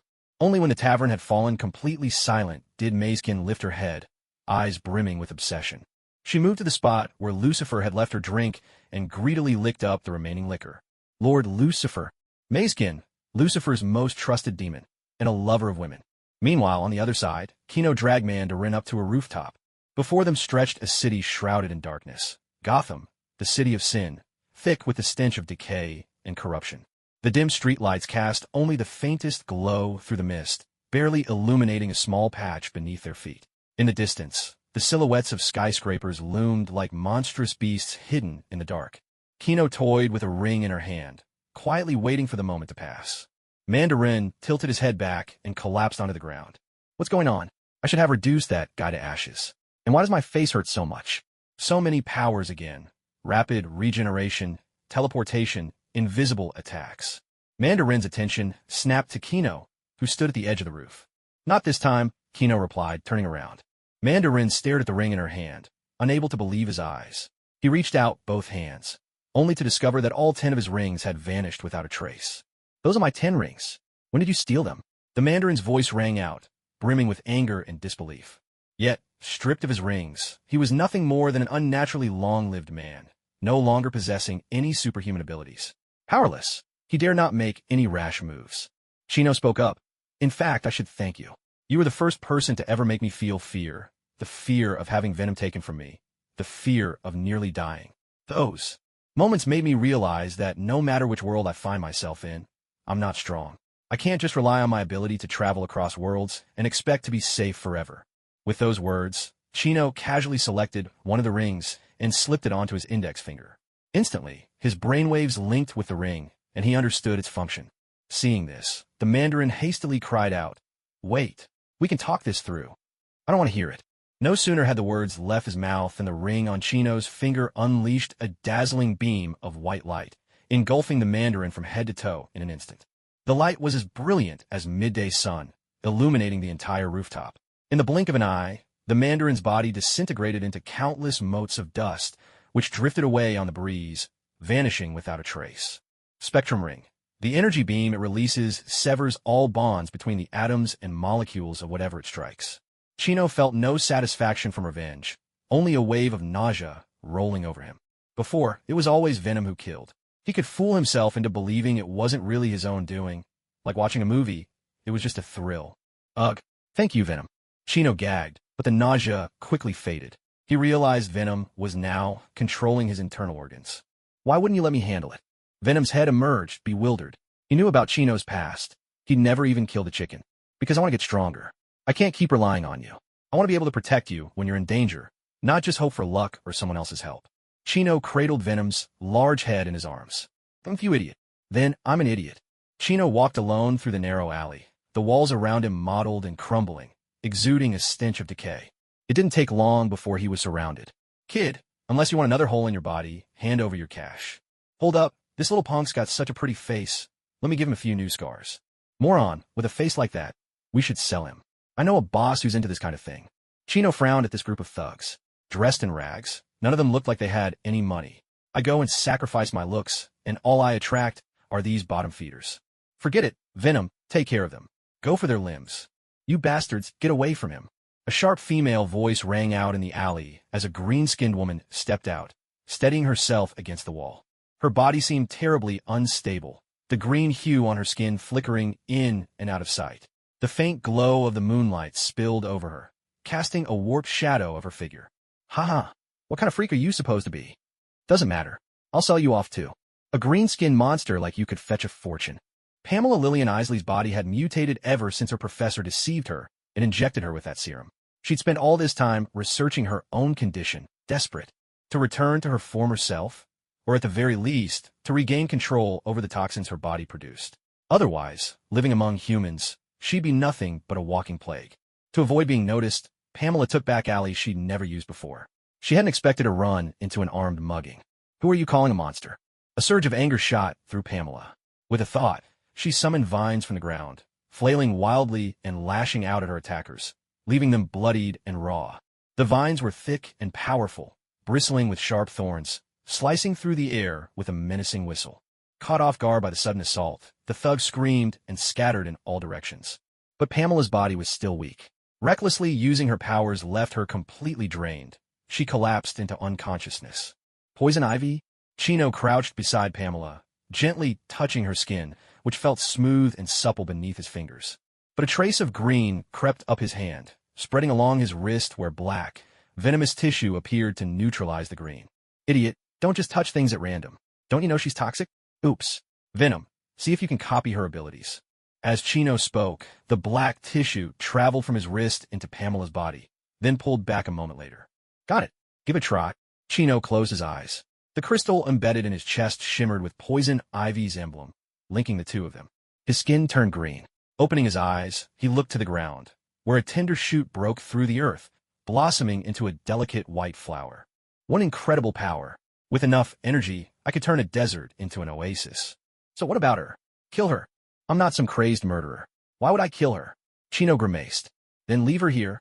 After a moment's thought, Chino rummaged through Pamela's belongings, pulling out a wallet and counting the cash inside. Less than $1,000. That'll do. Tonight's hotel bill is covered. I'll get her room. Scooping Pamela up in his arms, he headed for the nearest hotel. Oh, I see what you're after, you creep. Drop dead. Venom emerged, biting Chino on the head. Shut up already. As Chino strode down the street, passers-by assumed the blood on his face was just makeup and the thing on his head was part of costume. Even Pamela, cradled in his arms, looked like just another actor in the troupe. After all, this is Gotham. Nothing that happens here is surprising, let alone the appearance of a performance artist. Once Chino arrived at the hotel and got a room, he tossed Pamela onto the other bed. Venom, can you let go now? Idiot. Venom snorted and withdrew. Chino let out a sigh. Sometimes, he really couldn't figure out what Venom was thinking. He took a quick, casual shower and collapsed onto the bed, quickly falling asleep. When Chino was deep in slumber, Venom quietly emerged from his chest. With gentle care, Venom pulled the blanket up over Chino, tucking him in, and then stood silently, gazing at his face, lost in thought. In truth, Venom had never told Chino that, during their time frozen in ice, it hadn't lost consciousness. It remembered vividly Chino's anxiety, fear, and worry in those moments, emotions that made Venom feel uncomfortable as well. When Venom saw Chino embracing another woman, a sharp surge of anger welled up inside. What's happening to me? Venom murmured to itself. By reading Chino's memories, it understood this feeling was called jealousy, but it couldn't comprehend why it would feel such a thing. After all, it wasn't human. Silently, Venom slipped into the bathroom. Standing before the mirror, it began to imitate Pamela's appearance, its form gradually shifting until only a single tendril at its back kept it connected to Chino. Venom stared at its reflection. Its body twisted and contorted, utterly lacking any human grace, its face still bearing Venom's original features. Suddenly, with a faint pop, Venom's body vanished, merging back into Chino. At dawn, sunlight streamed through the window, falling across Pamela's face. She pulled the blanket up to block the light and tried to sleep a little longer.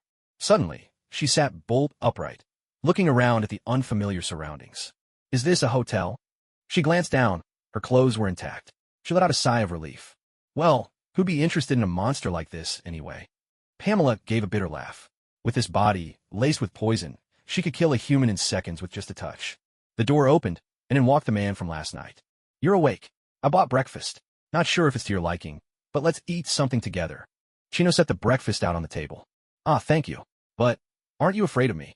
Afraid of what, exactly? Chino looked genuinely puzzled. My appearance. Don't you find my green skin disgusting? Pamela spoke as she tried to cover herself, her voice tinged with sadness. Every morning, she woke to the sight of her own green skin and felt repulsed, especially knowing that her very touch was deadly. To be honest, I actually think you look quite striking. With your red hair, you're like a gorgeous, vibrant rose. After her mutation, Pamela's figure changed as well, her body now curvaceous, her face captivating, and her long hair a striking shade of crimson red. When Pamela heard Chino's words, she was momentarily taken aback. A warm feeling welled up inside her. She hadn't expected this boy to say something so kind. Do you really think I look good? Pamela asked, a little uncertain. Chino nodded earnestly. Of course. Your green skin is very unique, and your red hair is beautiful. Besides, your abilities are amazing.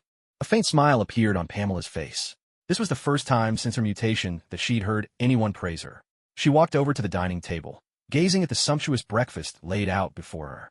Thank you for your kind words, little boy. My name is Pamela Lillian Isley. You can call me Pamela. Kino Pamela. It's been a long time since I've had a proper breakfast. Thank you, Kino. Pamela took a bite of her sandwich. You're welcome. It was your money that paid for it. Pamela nearly choked, coughing as she asked. Wait, what about the hotel room? That was your money too. Pamela pulled out her wallet, only to find it completely empty. That was supposed to last her for a month. Kino munched on his chocolate, completely unbothered. Well, you chased away my target yesterday and ended up passed out in a dark alley. I had to use your money to get a room for us. Hold on. How did you get me here yesterday? Pamela suddenly realized. I carried you. Could it be my experiment worked yesterday? Kino, can I ask you to help me with an experiment? Pamela looked at Kino with hopeful eyes. Kino seemed to guess what she meant and held out his hand. Pamela carefully touched Kino's finger. A hint of green spread, and just as she was about to draw out the toxin, that green hue suddenly raced across Kino's entire body. No, no, no. Pamela panicked. She was sure she'd controlled the toxin's strength. It shouldn't have been fatal. Why was this happening? Tears slid down her cheeks as Pamela cursed the professor who had injected her with the serum, turning her into this so-called monster. A green vine sprouted from the tabletop, gently brushing away the tears from Pamela's face. Did I scare you? Kino said softly. I forgot to mention, I'm a monster too. Through misty eyes, Pamela looked at Kino. His body had turned entirely green, bearing a striking resemblance to her own. Kino, are you all right? She asked, hastily wiping away her tears. I'm Fine. I have a special ability. I can copy other people's powers. I copied yours yesterday when I touched you. With that, Kino waved his hand, commanding the vine on the table to beckon playfully. Pamela, a smile breaking through her tears, summoned a vine of her own, and the two vines twined together. She gazed at Kino in silence, an indescribable mix of emotions stirring deep within her heart. From Kino, she found a sense of belonging that banished her loneliness, as if she had discovered someone who was truly like herself. This realization filled her with both excitement and comfort. "Kino, could I try one more time?" she asked softly, a hint of anticipation coloring her voice. Kino smiled and nodded, giving his consent. Just then, Pamela approached with light, graceful steps, settled onto Kino's lap, and pressed her lips gently to his. Kino was taken aback for a moment, but soon surrendered to the sweetness of the kiss, holding her tightly in his embrace. After her transformation, Pamela exuded a fragrance as intoxicating as nectar, making it impossible to resist her charm. At last, the two slowly let each other go. "Kino, how old are you?" "I just turned 18. "Why?" "Perfect. You're of age. Be my boyfriend." After breakfast, the two left the hotel. As they strolled down the street, Pamela no longer concealed herself as she once had. Instead, she confidently displayed her green skin for all to see. "Pamela, do we really have to walk like this?" At that moment, Pamela clung to Kino's arm, nestling close with her ample curves pressed against him. "What's wrong, darling? Is this uncomfortable for you?"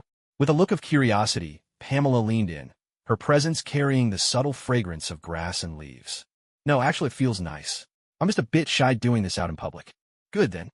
Pamela tightened her hold around his arm. She had finally found a man she could touch. She wasn't about to let him slip away so easily. Kino let Pamela cling to his arm as they walked through the streets of Gotham, drawing plenty of glances. Some people looked on in surprise, while others wore expressions of disgust, but Pamela paid them no mind at all.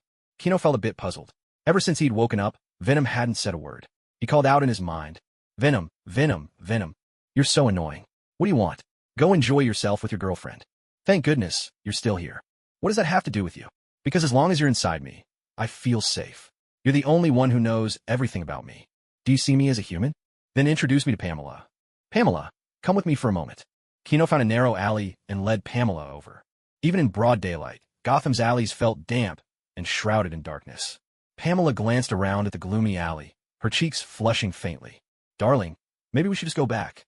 "Pamela, I just want to introduce you to a friend of mine." Kino could tell from Pamela's expression that her thoughts had wandered in the wrong direction. "Oh, so, where's that friend of yours?" Pamela awkwardly brushed her hair to one side. "Venom, come on out." "Venom," she called out, but there was no response from within her body. She called again. "Let's skip it this time. Maybe next time. Is your friend's name Venom?" Kino noticed Pamela's puzzled look and gave an embarrassed smile.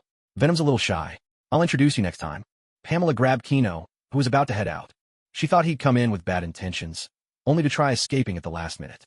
After all, he was just barely an adult, and she'd teased him so early in the morning, it was only natural for his temper to flare up. "I never said I disagreed." Pamela pulled Kino deeper into the alley, thinking to herself that since her shy little boyfriend was hesitant, she, as the girlfriend, would take the initiative. Half an hour later, the two of them emerged from the alley. Kino felt refreshed and buoyant, as if he were floating as he walked. Still, he liked older women best. Pamela let out a satisfied burp, surprised that her gentle-looking young boyfriend was actually a bit rough around the edges. But seeing Kino so elated, she felt genuinely happy. She must have pleased him greatly. Pamela's lips curled into a smile as she hugged Kino's arm tightly. "Darling, where are we headed next?" "I'm going to find Superman." "But isn't Superman dead?" "Even the dead will do." "Don't forget my abilities," Kino replied with a grin. "What? You can even copy Superman's powers." Pamela squealed with excitement. Hearing Kino's answer, Pamela felt a rush of heat spread through her.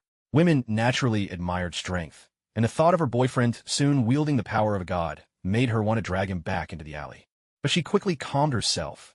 There were more important things to handle.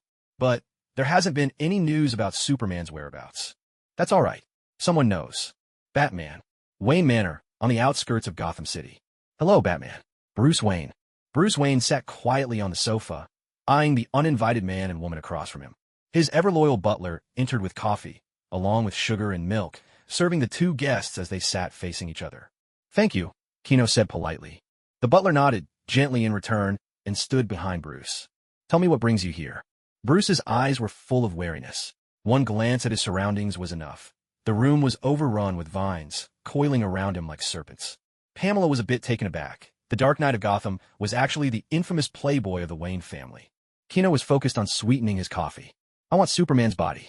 Why are you so sure that Superman's body is with me? Bruce shot back with a question of his own. The last person who got a hold of a Kryptonian body created Doomsday, nearly destroying the world in the process. If someone tried something like that again, this time there would be no Superman to sacrifice himself and save everyone. Because you're Batman, there's no way you'd let something that dangerous fall into anyone else's hands. Next time, just use knockout gas. I'm really not used to coffee. Chino took a sip of coffee, grimacing as he complained. In the movies, Superman's body is buried in a cemetery, but in the real world, that's impossible. Whether for scientific research or to create a living weapon, there are countless ambitious people in this world. I don't know what you're talking about. Bruce denied it. Right now, he couldn't take any action at all. His only option was to stall for time. Pamela, if you please. No problem, darling. Pamela summoned vines to bind Bruce, then breathed a mist directly into his face. Tell me, where's Superman's body? I don't know. Bruce's eyes turned a little hazy, but his mind remained clear and sharp. Pamela was a bit surprised. What incredible strength of will. Release Mr. Wayne. Pamela exhaled a cloud of mist toward the old butler. A moment later, he staggered and collapsed to the ground. As expected of Batman, Chino pulled a ring from his pocket. Psychic Amplification Ring. Enhances the wearer's psychic abilities, allowing them to place one or more people under mental control, and transmit commands directly into their minds. However, it can only affect one target at a time and works within a 10-foot radius. Chino slipped the ring onto his finger and focused his mind on Bruce, activating the power. Bruce's eyes instantly glazed over, and he spoke slowly. Superman's body is in the Batcave beneath Wayne Manor. Chino and Pamela exchanged an excited glance. They had finally found Superman's body. Chino stood up and commanded, "Take us there." Bruce rose stiffly, leading them toward the underground laboratory. The lab was filled with futuristic technology. Superman's body lay silently inside a massive crystal coffin. Chino gazed at him, filled with awe. So you really did have him? Yes. The body in the cemetery is a decoy, meant to draw attention away. Bruce replied, his face expressionless. Open it. The crystal coffin slid open. Chino pressed his hand to Clark's body, and black filaments seeped from his pores, infiltrating the tissue. The cells are still active. He's not dead, just in a state of suspended animation. Bruce, did you know Clark wasn't dead? Chino asked. Bruce struggled for a moment before Chino tightened his psychic grip, forcing him to answer slowly. You know, his brainwaves are faint, but still present. His body keeps absorbing solar radiation. As long as you leave him in the sunlight, he'll recover, at most in 5 years. As expected, the Mother Box is the ultimate weapon created by Apocalypse. There's no way it could have resurrection powers. The reason Superman can be revived must be because the Mother Box repairs his body and then jolts him awake with a massive surge of energy. Then why haven't you brought him back? He can't return to this world just yet. We need to wait for the right moment. Pamela looked at Bruce, puzzled. What do you mean by that? Chino, on the other hand, seemed to understand. After the Kryptonian invasion and now the Doomsday incident, though both had been dealt with, they'd still left the world in chaos, and Superman's power had been on full display. All the world's leaders now feared Superman's might. He had to die, and only after a crisis that threatened the entire planet could he return. Only then could he save the world again. No matter which world you're in, it's always the same. Good people end up with guns pointed at their heads. At that moment, a golden lasso wrapped around Bruce and yanked him off his feet. That's why heroes like us have to step forward. It was Wonder Woman, Diana, who had come, catching Bruce as he fell. Under the power of the lasso of truth, Bruce's mind cleared. You're late. I sent you a message half an hour ago. You think Washington is right next door to your mansion? Diana shot him a glare, then turned her gaze to Clark's body, her expression suddenly frosty. And you owe me an explanation. Bruce didn't answer, instead dashing toward his equipment vault. All right, whatever your plan is, take that thing off him. Diana drew the God-Killer sword, her eyes locked on the black mass attached to Clark's body. Chino asked silently, Venom, how much longer do you need? Just a bit more. I've only managed to analyze half of it so far. I'll buy us some time. With that, Chino severed his link with Venom. Bruce got one thing right. You are too late. In an instant, Chino's body turned green. With a sweep of his arms, thick vines burst forth, surging toward Diana like a pack of furious serpents. The vines were sturdy and powerful, bristling with sharp thorns, slicing through the air with a fierce whistle. You've made a grave mistake. Diana swung the God-Killer sword, its blade blazing with searing light. Her movements were swift and relentless. Each swing sliced through the oncoming vines with pinpoint precision. But every severed vine split into a dozen more tendrils, coiling hungrily toward her. Countless vines erupted from the ground, transforming the dim Batcave into a churning sea of green. The ocean of vines surged violently. Each tendril seemed almost alive, lashing out at Diana with wild, clawing movements. Diana swung the God-Killer sword, and no matter how many vines she severed, new ones surged in from every direction to take their place. With each strike, she unleashed tremendous power, slicing the surrounding vines into pieces in an instant, sending sprays of green sap splattering through the air. Yet those severed vines appeared to possess endless vitality, rapidly regenerating and launching themselves at her once more. Pamela quickly joined the fray, her hands weaving through the air as she summoned even more vines to erupt from the ceiling, the walls, and the ground, all converging on Diana. The vines intertwined, forming a vast green web, seeking to trap Diana within its grasp. Though Diana was formidable, the relentless onslaught of vines was beginning to wear her down. "Do you really think this will stop me?" she called out, defiant. Diana crossed her arms, and her silver bracelets clashed together. A golden aura burst forth around her, blasting the surrounding vines away in an instant. The vines crashed into walls and equipment, thudding heavily as they landed. Seeing this, Chino immediately changed tactics. Pamela focused on controlling the vines, while Chino poured his energy into making them tougher and stronger.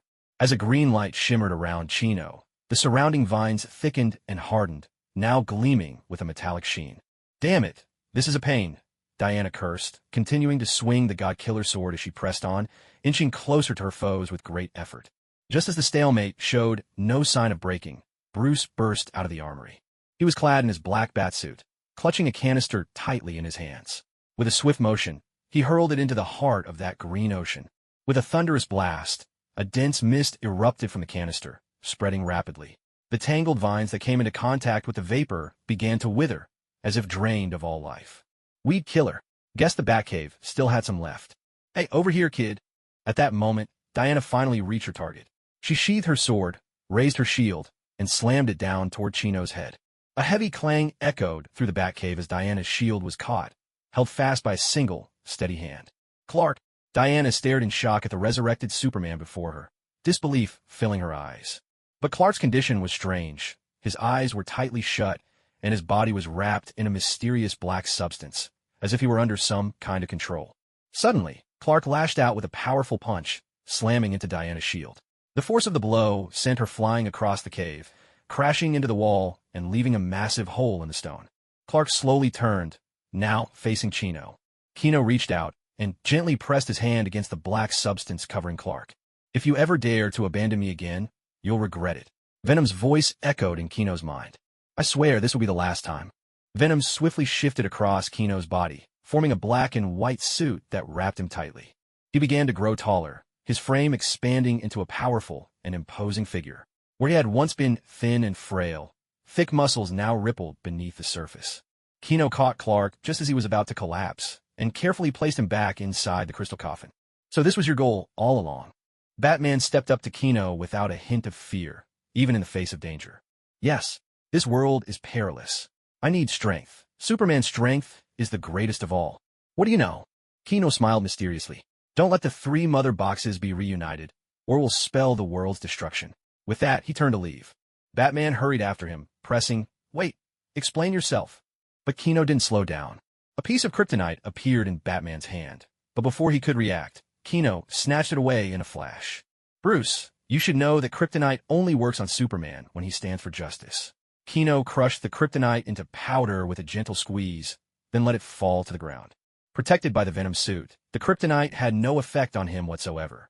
Then he turned toward Pamela, whose eyes sparkled with anticipation. He spoke to her softly, "Let's go, Pamela." Pamela's eyes shone with delight and love as she answered with a laugh, "Darling, you look so handsome in that suit." "I think so too." Their voices faded into the distance as they soared into the sky, leaving Batman staring after their disappearing figures, lost in thought. "Clark!" Diana burst through the gaping hole, looking at Superman, now lying once again in the crystal coffin. "What just happened with those two? And how did Clark suddenly come back to life? Do you know what a mother box is? Where did you hear that? Wow, darling, go even higher." "No problem." Kino held Pamela close as they soared above the clouds, a biofield shielding her. With excitement, he kept ascending, breaking the sound barrier behind them. The incredible pressure of their speed sliced through the sea of clouds. They broke through the atmosphere. In moments, they reached outer space. Pamela gazed in awe at the beautiful blue planet before her, Earth, her eyes filled with wonder. "It's so beautiful," Pamela couldn't help but exclaim, her voice brimming with awe and joy. In the darkness of space, Earth glowed with a gentle, captivating blue light. White clouds drifted like gauzy veils, continents and oceans sharply outlined. A breathtaking masterpiece spread before their eyes. "Venom, why don't you come out and take a look too?" "Darling, do you want to do it here?" Pamela turned her head, thinking Chino wanted to celebrate in a special way. "No, I was calling Venom, but he's acting a bit strange today."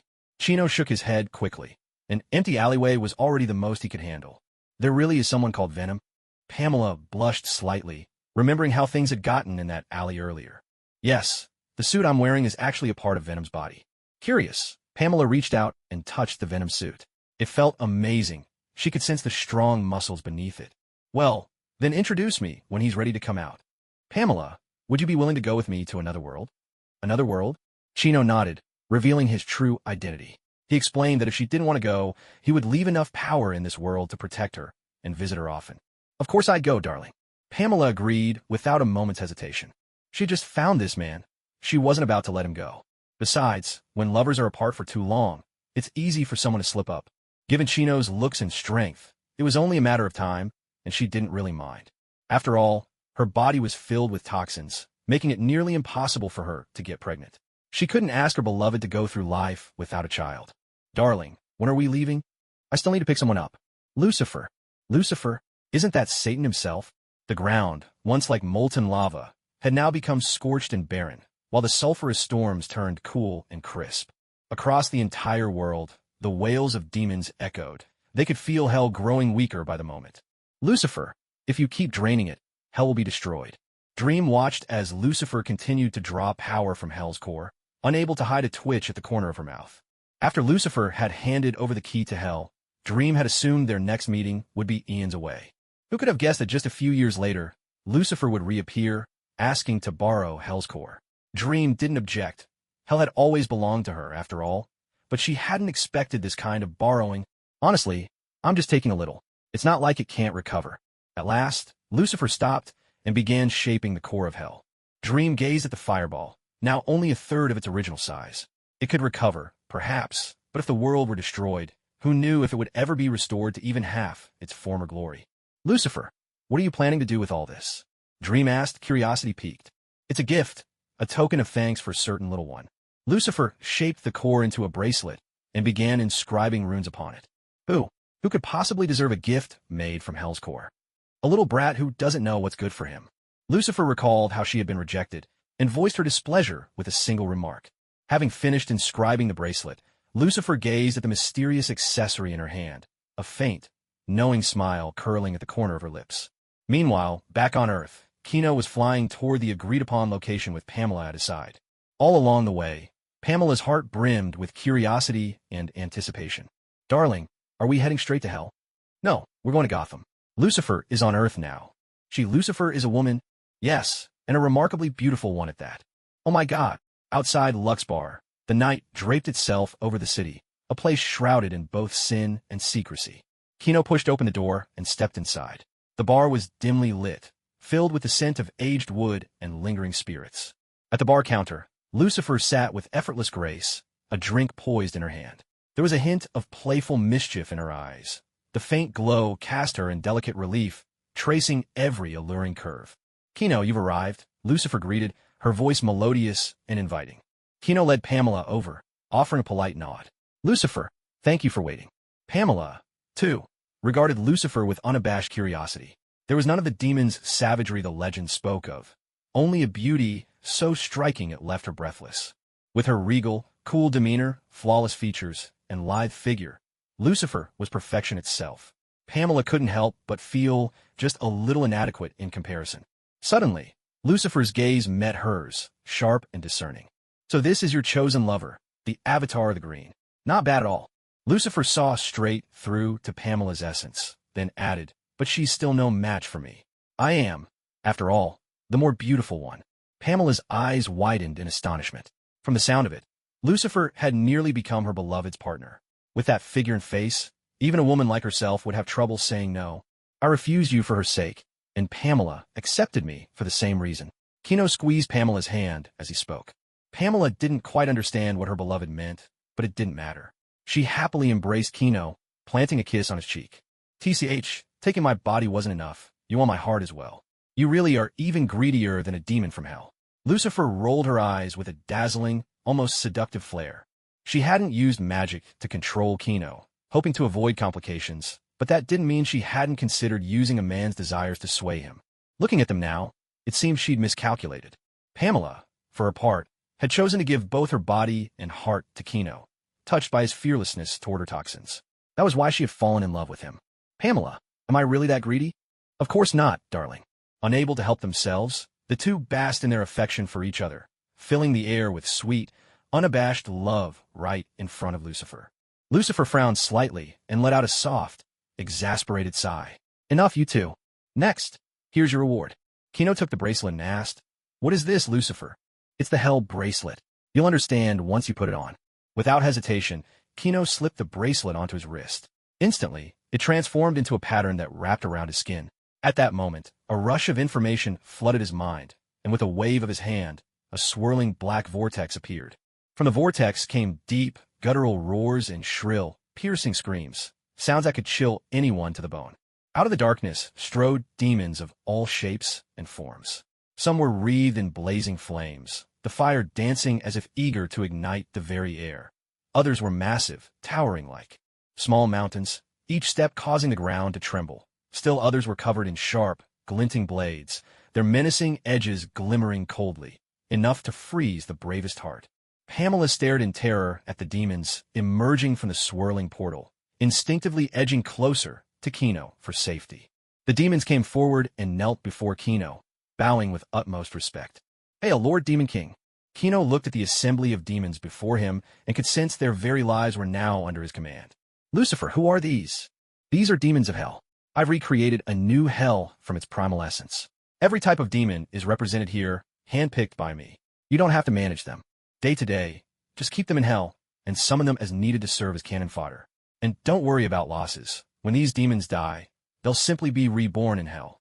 Lucifer spoke casually, as if he were offering not the underworld itself, but a mere trinket. Thank you, Lucifer. I really like this gift, Kino said, gazing at the host of demons. This was only a small portion, just those of more manageable size. As long as you like it. If no one wanted Lucifer's body or his gifts, that would be truly embarrassing, Lucifer grumbled, a note of resentment in his voice. If we end up in another world, Lucifer, you can do this again. I promise I won't turn you down. Keep dreaming. If you regret it now, it's too late. As they chatted, Pamela gradually let go of her fear, curiosity taking over as she watched the demons intently. After all, these were legendary creatures. She was eager to study them up close. You all may return for now. I'll summon you when I need you. Yes, your majesty, the demons replied, rising and heading back toward the portal. Wait, Kino, keep that one behind. Venom suddenly emerged, pointing at one of the demons.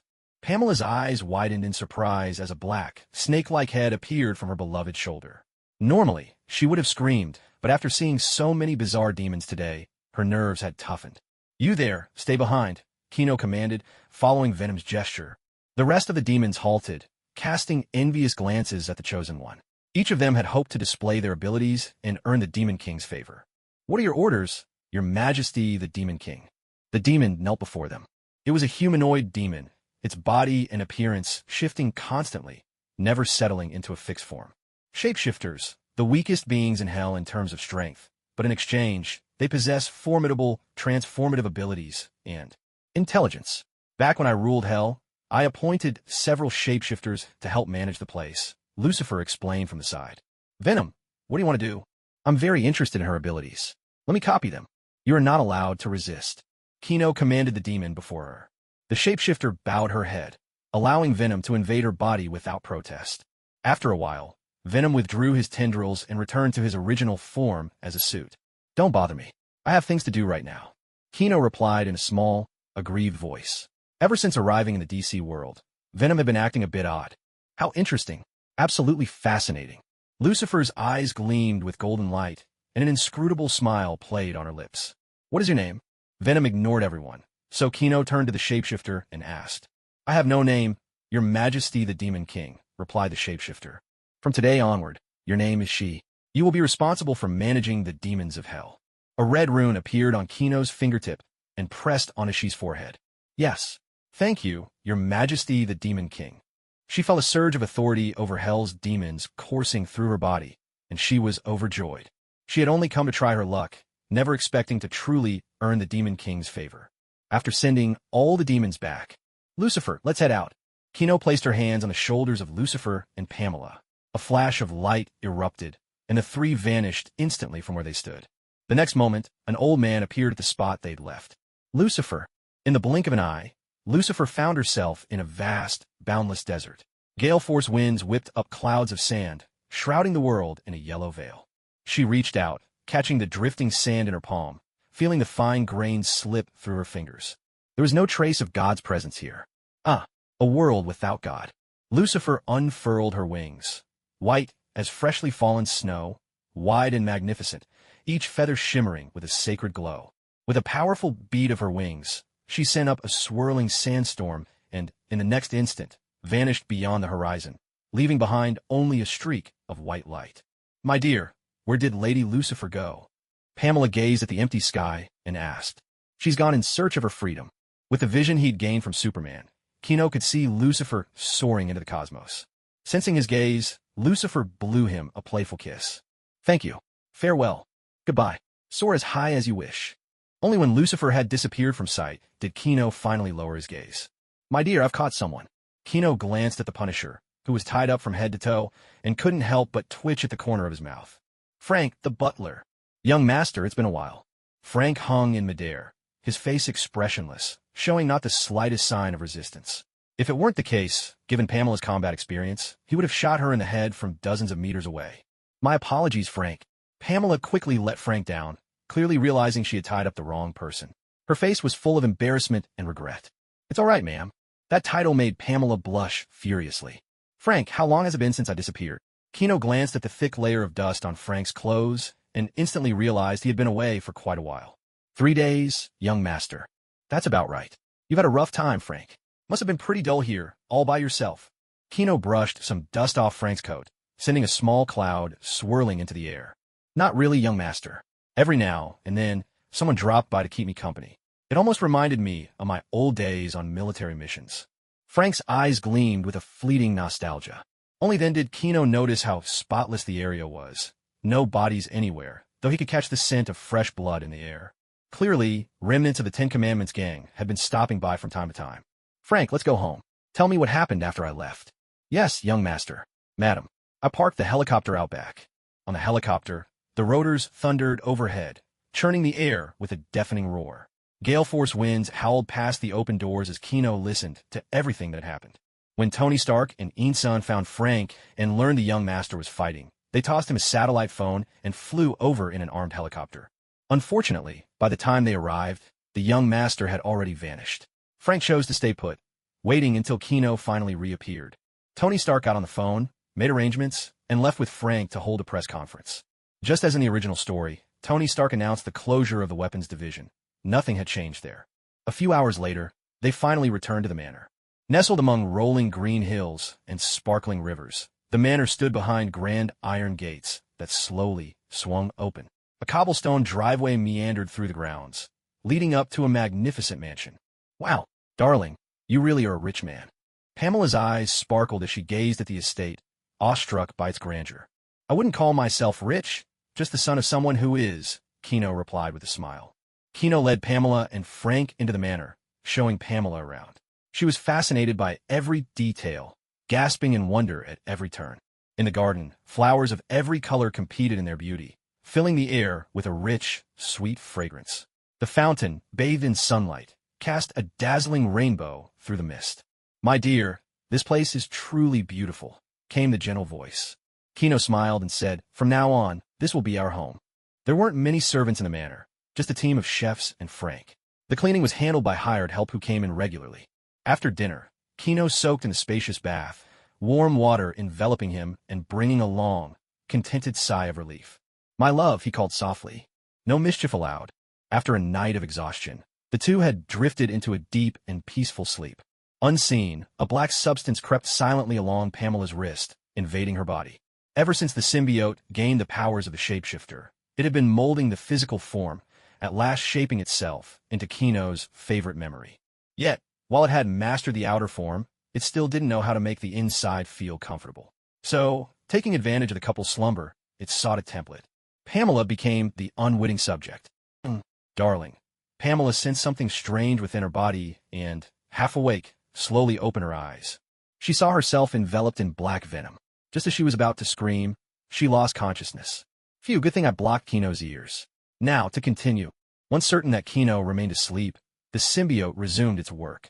The room was utterly still, with only the faint moonlight filtering through the window and spilling across the floor. As the symbiote studied the intricate structure of the body, Pamela let out a soft, involuntary moan, her eyes still closed. When the research was nearly complete, the venom began to gather itself into a body on Kino's other side. Sensing a familiar presence, Kino instinctively reached out, pulling it close and nuzzling against it. The symbiote wrapped its arms around him in return, quietly waiting for dawn. Sunlight slipped through the sheer curtains, gently caressing Pamela's face. Slowly, she opened her eyes, golden beams streaming through the window and brushing her cheeks like threads of silk. She sat up and stretched, her body swaying with emotion. Was that all a dream last night? She wondered aloud. Lifting the covers for a quick look, she found nothing unusual. Remembering how her beloved had clung to her so passionately last night, she couldn't help but smile to herself. The changes in her body weren't all bad. Her figure and skin were better than ever. She glanced around the room, searching for her clothes from the night before, and began to get dressed. Moving to the other side of the bed, she noticed a lump under the covers. My love, it's time to get up. She gave the bundle a couple of gentle shakes, but there was no response. A mischievous grin spread across Pamela's face as she slipped her hand beneath the blanket to explore. Suddenly, her fingers brushed against something soft. Startled, she gave it a curious squeeze. How long do you plan on squeezing me? Came a cool, clear female voice from under the covers. Pamela jumped, yanking her hand back and tossing the blanket aside in alarm. Wait, who are you? As the blanket was lifted, a voluptuous woman appeared before Pamela's eyes. The morning sunlight poured through the window, casting a golden glow over her body and tracing out her alluring curves. You woke him up. Kino had been sleeping comfortably in the woman's embrace, but the sudden rush of cold air brought him back to his senses. What's going on, Pamela? My dear, who is she? Pamela's frustration grew as she saw Kino lingering in another woman's arms. Her fists clenched tightly, and her green eyes blazed with fury. Kino's mind slowly cleared. This time, he realized he was lying in the arms of a stranger, yet there was something familiar about her scent that put him oddly at ease. Demon sister? Kino stared at the woman's face in surprise. No, that's not quite right. I'm Venom. Venom propped herself up, her black hair cascading over her shoulders like a silky curtain. You're Venom. That's the shapeshifter's power. Kino recalled the ability Venom had just copied the day before. Do you like it? In your memories, this character ranks number 1. Venom completely ignored the flush of red on Pamela's green face, boldly showing off her flawless figure. Every move she made was brimming with seduction, and it felt as if the very air in the room had grown heated. I do like it, but why would you turn into her? Kino stared, unable to look away, a sense of familiarity nagging at him. Of course it's because I like you. You like me? Well, you're always saying things like I'm your most important family. Over time, I just started liking you. So what's your answer? Venom looked at Kino with anticipation. But I've always thought of you as a brother. To wake up and find your brother has turned into a gorgeous woman. What a shock. Oh, well, do you like this version of me? Venom smiled slyly, wrapped her arms around Kino, and pressed him into her chest, making it hard for him to breathe. Still want to reject me? No, I won't reject you anymore. Excellent. Then give me a kiss. With that, Venom leaned in closer. That's enough. You homewrecker. How dare you try to steal him right in front of me? Have you never heard of first come, first serve? Pamela, furious, lunged forward and pinned Venom to the bed, launching into a flurry of blows. The room instantly descended into chaos. Pillows went flying to the floor, and the bedsheets became a tangled mess. I was the first one to meet Kino. You're the intruder here. Venom swiftly reversed their positions, pinning Pamela to the floor. Thankfully, the thick carpet below cushioned the fall. The soft rug absorbed the impact, but the tussle between the two remained fierce. Well, his first time was still with me. That was because I let you have it. Otherwise, do you really think you'd have succeeded in that alley? So you were watching, you little sneak. And you? No shame at all, running wild out in public. The two beautiful women rolled across the floor, caught in a heated struggle. Kino, meanwhile, put on his clothes and simply watched it all unfold.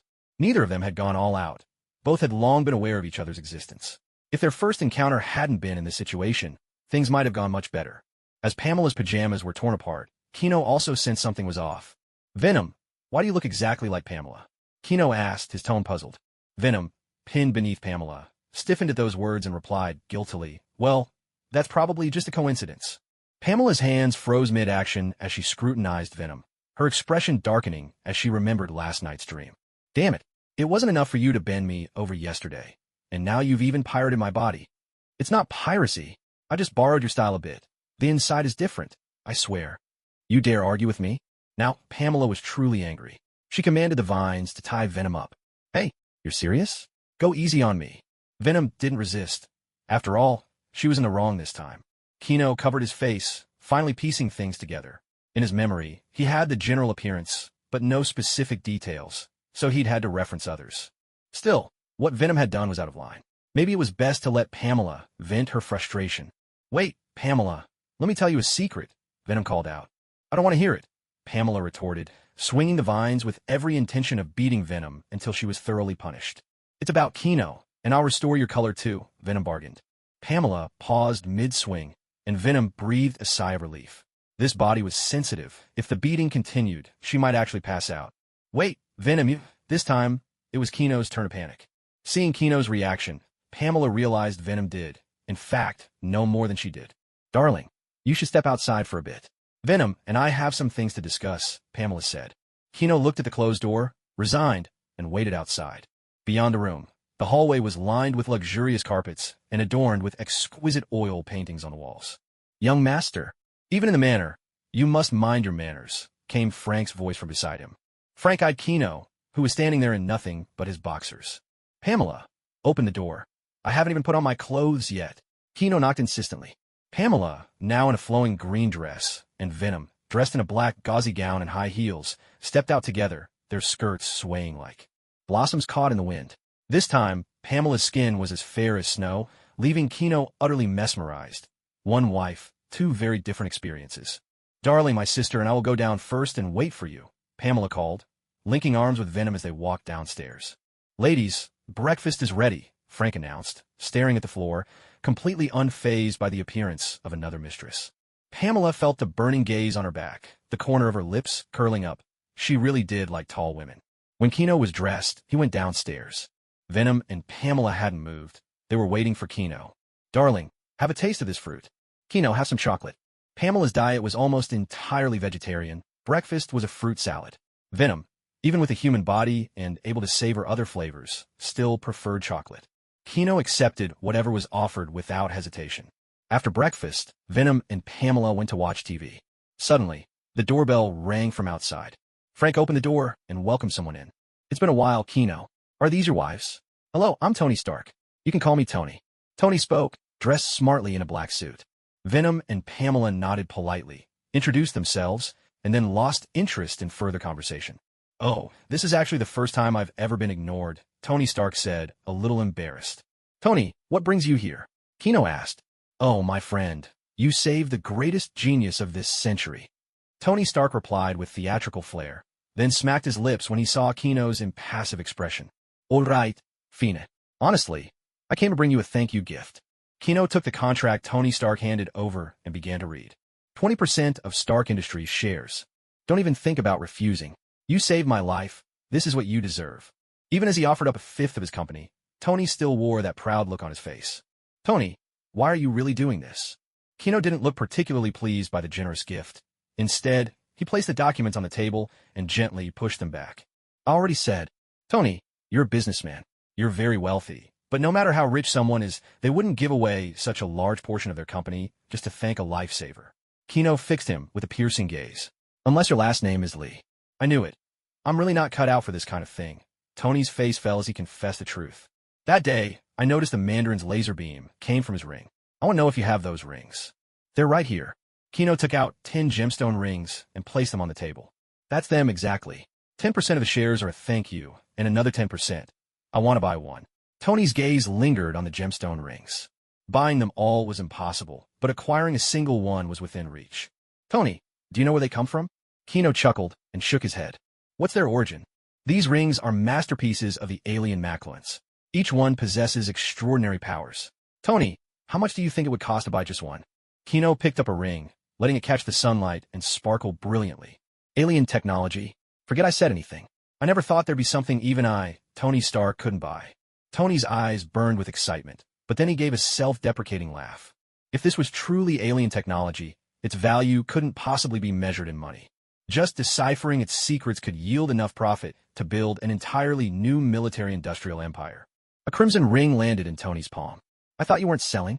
Tony stared at the ring in his hand, a bit bewildered. I'm not selling, Kino replied with a smile, but I can give it to a friend. He genuinely liked Tony, whether it was his actions in the cave or his trailblazing spirit in the movies of his past life. All those things spoke volumes about his character. Giving away a ring to make a friend seemed more than worth it. Tony gripped the ring tightly, his eyes shining with surprise and gratitude. Kino, this is such a valuable gift. I don't even know what to say. Kino waved off the thanks. No need to be so formal, Tony. Like you said, friends shouldn't keep score. Tony nodded solemnly. I promise I'll treasure this gift, and I'll do everything I can to unlock its secrets. But I am curious, what's so special about this ring?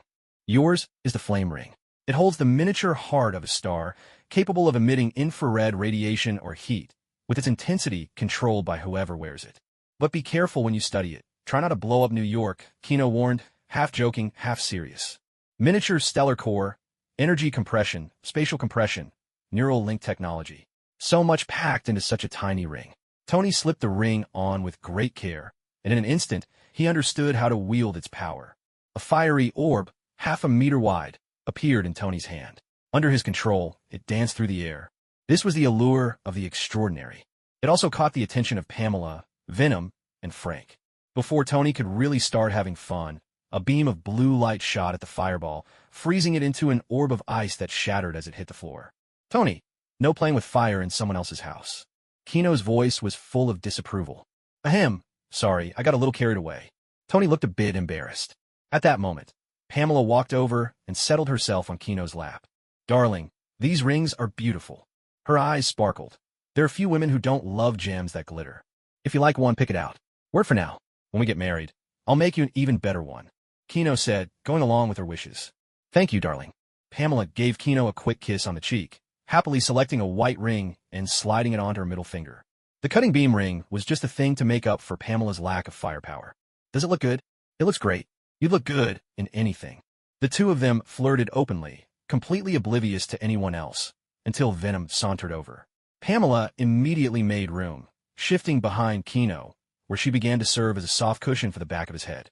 Venom settled herself comfortably in Kino's lap, lifting her slender, agile fingers, so pale they seemed almost translucent.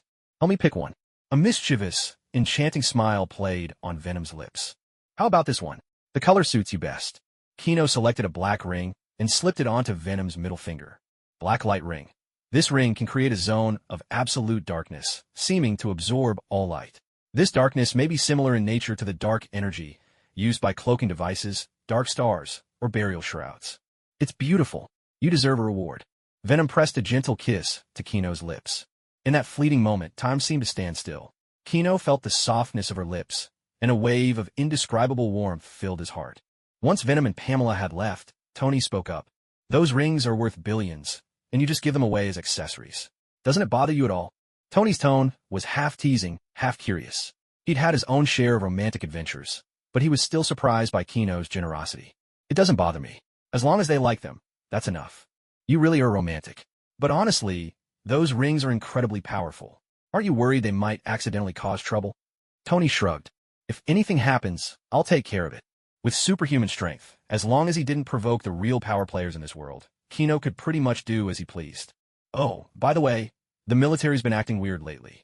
They're secretly hunting mutants, apparently searching for someone in particular. If you run into trouble because of it, give me a call. I'll handle it.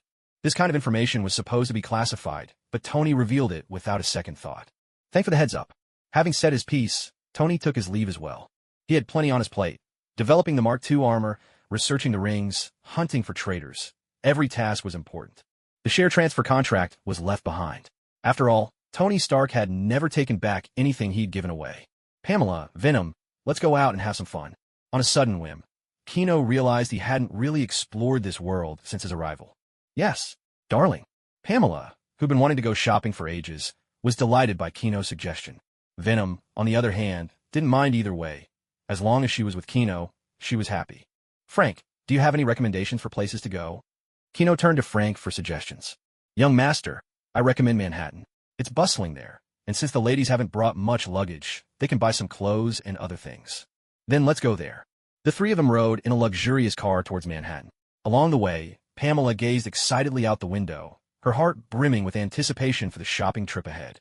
Venom sat quietly beside Chino, savoring this rare moment of tranquility. When they arrived in Manhattan, they were awestruck by the dazzling cityscape. Towering skyscrapers reached for the sky, the streets teemed with crowds, and a myriad of shops lined the bustling avenues. Unable to contain her excitement, Pamela eagerly pulled Chino into a trendy clothing store. Inside, she browsed through an array of beautiful outfits, frequently turning to Chino for his thoughts. Chino accompanied her patiently, offering his suggestions whenever she asked. Venom, though not particularly interested in shopping, was swept up by Pamela's enthusiasm. Occasionally, she would pick up a dress, holding it up to see if it would suit Chino. With two striking beauties in the store, it was no surprise that they attracted more than a few admirers. However, whenever someone tried to approach, Frank would fix them with a chilling, deathly stare, his hands slipping behind his back. Without another word, the would-be suitor would immediately turn and walk away. No matter how lovely someone might be, nothing was worth risking one's life. After finishing their shopping, the four decided to explore the local cuisine. As they passed a narrow alley, Chino noticed a figure lurking in shadows. Why hide in a side alley instead of walking out on the main street? What's wrong, darling? Pamela asked, seeing Chino distracted. There's someone in the alley over there, Chino replied, her steps light as she headed into the alley. She approached the figure, who was lying motionless on the ground, seemingly unconscious. The person's clothes were tattered, a metal collar encircled their neck, and their face was so filthy it was impossible to make out their features. Only the dark hair was visible. Chino, you're not thinking of taking them to a hotel again, are you? Venom suddenly quipped. Don't be ridiculous. I'm not that depraved, Chino replied, rolling her eyes in exasperation. If you're into that kind of play, darling, I could always let you pick someone up again, Pamela joked. Just wait until tonight. You two will have your hands full, Chino shot back playfully. Frank stood guard at the mouth of the alley, making sure no one else came in. Chino grasped the metal collar and snapped it off effortlessly, tossing it aside. As soon as the collar was gone, the stranger gradually regained consciousness, though they were so weak they could barely speak. You escaped from a mutant lab, didn't you? Don't worry, I mean you no harm. Go to Xavier School for Gifted Youngsters. They'll protect you there. With that, Chino pulled out a wad of cash from her pocket, several $1,000s, and handed it over. Venom, Pamela, let's go. Chino took the hands of both women and led them out of the alley. The shadowy figure in the alley watched him walk away, then stooped to pick up the money from the ground and, steadying themselves against the wall, left the narrow lane. Now strolling down the bustling street. What made you suddenly grow a conscience? Venom asked abruptly. Maybe it's the surplus generosity of the strong, Kino replied. At first, I wanted this power just to protect myself, but now that I have it, I find myself wanting to do something else, anything, to pass the time. I don't want to be swept up by some grand sense of justice like Spider-Man. I'd rather be like Deadpool, sticking to my own boundaries but not minding a good deed here and there. So, in other words, you play the hero when you feel like it, and when you don't want anyone bothering you, Venom said, clinging to Kino's arm. Haha, perfectly put. Kino burst into laughter. No one understood him better in this world. My dear, this Deadpool you mentioned, who is he? A friend of yours? Pamela asked, curious. I suppose you could call him a friend. He's pretty funny, just talks a lot, never shuts up. Thinking of Deadpool, Kino wondered if Wade had begun his experiments yet. Suddenly, a surprised voice sounded nearby. Kino turned to look. It was George Stacy, accompanied by two others who seemed to be his wife and child. Uncle George, good evening, Kino greeted politely. He didn't know them well yet, but their relationship might grow closer in the future. Evening. We have a day off, so I'm taking one out for some fun. And these are... George glanced at the two beautiful women, noting how close they seemed to Kino. Both stunning beauties, no less. These are my beloveds, Venom and Pamela, Kino replied naturally. Two beloveds, George muttered, the corner of his mouth twitching. Kino had always seemed so well-behaved, but now, seeing this, George couldn't help but feel a twinge of envy. The blonde girl beside him widened her eyes in astonishment. Kino, did you really lose your memory? I'm Aunt Mary. George's wife stepped forward with concern. She didn't mind how many lovers Kino had. It was just the way things were. "Sorry, Aunt Mary," Kino said. Mary smiled gently. "It's all right, child. I hope you regain your memories soon." The blonde girl walked over, eyeing Venom and Pamela with a hint of resentment. "You've forgotten me too." I'm sorry." Kino apologized instinctively, though he wasn't sure why. "Is that all you know how to say? My name is Gwen." "Don't forget it again," Gwen said, then shot a sharp look at Venom and Pamela, her voice full of resolve. "I'm not giving up." George's face darkened. How could he not understand what was going on? His precious daughter was being pursued. "What have you done to my daughter, boy?" he demanded. "Dad, let's go." Gwen quickly interjected. "Kino, come visit us when you have time," Mary called out as they left. Once the Stacy family was gone, Venom teased. "Looks like we're about to have another sister. It's good to have one more person sharing the load." Pamela recalled the night before. Her back still ached from it. They arrived at an upscale restaurant and began to order their meal. After a full day out, the four of them settled in for dinner. Though Frank was technically the butler, in reality, he was practically family. They gazed out the window at the city lights. "What a peaceful city this is," Pamela sighed in admiration. It was nothing like Gotham, where muggings and drug deals were an everyday sight. Just then, a sedan zipped past the window. The woman behind the wheel screamed in terror, with a child strapped in the back seat. In a flash, Kino dashed outside, catching the car effortlessly and setting it gently onto the ground. "You're safe now." But the woman inside was still in shock, her foot jammed on the gas pedal as the tires squealed and smoked. Kino had no choice but to lift the car up again. "Hey, woman, quiet down." With a commanding roar, Kino finally snapped her out of it. "Think of your child. Stay calm." "Igiriegajis." "Thank you." Forced back to her senses, the woman stopped the car, gathered her daughter, and hurried away from the scene. X3. Kino, Venom, and Frank all turned to stare at Pamela in speechless accusation. Was this some sort of jinx? Pamela managed an awkward smile. This was just a coincidence, I swear." "Forget it. Let's go check out." Meanwhile, on top of an armored vehicle, the Gatling gun spat fire, bullets streaming out in a relentless barrage, lashing the center like metallic whips. There stood a hulking figure, over 3 meters tall, with muscles like iron boulders. His skin was mottled green and gray, thick with rough patterns and bulging nodules. His face was grotesquely twisted, with a pair of blazing red eyes, filled with malice and madness. His mouth was wide, stretching into a snarl as he let out a feral roar. Abomination had entered the scene. The Gatling gun atop the armored vehicle unleashed an unending storm of firepower, bullets whipping furiously at Abomination in the center. Yet, as the bullets struck him, they ricocheted harmlessly away, throwing off bursts of sparks. Abomination seemed utterly unfazed by the onslaught. His massive frame stood immovable, the bullets leaving only faint white streaks on his green-gray hide, which vanished in an instant. He strode forward, each thunderous step making the ground tremble. Bullets that could have killed anyone else were, to him, nothing more than the nuisance of a mosquito bite. As he moved, nearby buildings paid the price. Walls collapsed under his bulk, glass shattered and rained down. Terrified civilians screamed and scattered in panic, but many couldn't escape in time. Some were struck by falling debris, others crushed beneath Abomination's feet, blood staining the streets. He roared furiously, swinging his massive arms as he flipped the car parked by the roadside, hurling it toward the distant crowd.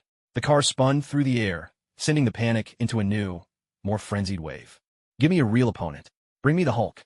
His thunderous bellow shook the air, as though his rage could swallow the entire city whole. Chaos reigned. Shrieks, cries, and wails echoed in every direction, painting the scene like a vision of hell on earth. "Watch this." Nearby soldiers, realizing their guns were useless, pulled out a rocket launcher and fired. Abomination saw the incoming missile and, with a glint of disdain in his eyes, reached out and caught it effortlessly. He slammed the missile against his bone-white chest, triggering a fiery explosion that lit up around him. The flames licked across his body, but within seconds, he stood perfectly restored, not a mark on him. The soldiers stared at Abomination in stunned disbelief. With a sinister grin twisting his features, Abomination started toward them, every step radiating a crushing sense of menace. Any vehicle in his path was sent flying with a single kick. General Ross, watching from an armed helicopter, grabbed his radio and shouted, "Soldiers, retreat, now!" Snapping back to their senses, the soldiers scrambled to reverse their vehicles and pull away. "Let me down there, right now. I'm the only one who can stop him." Bruce Banner looked at General Ross with grave determination.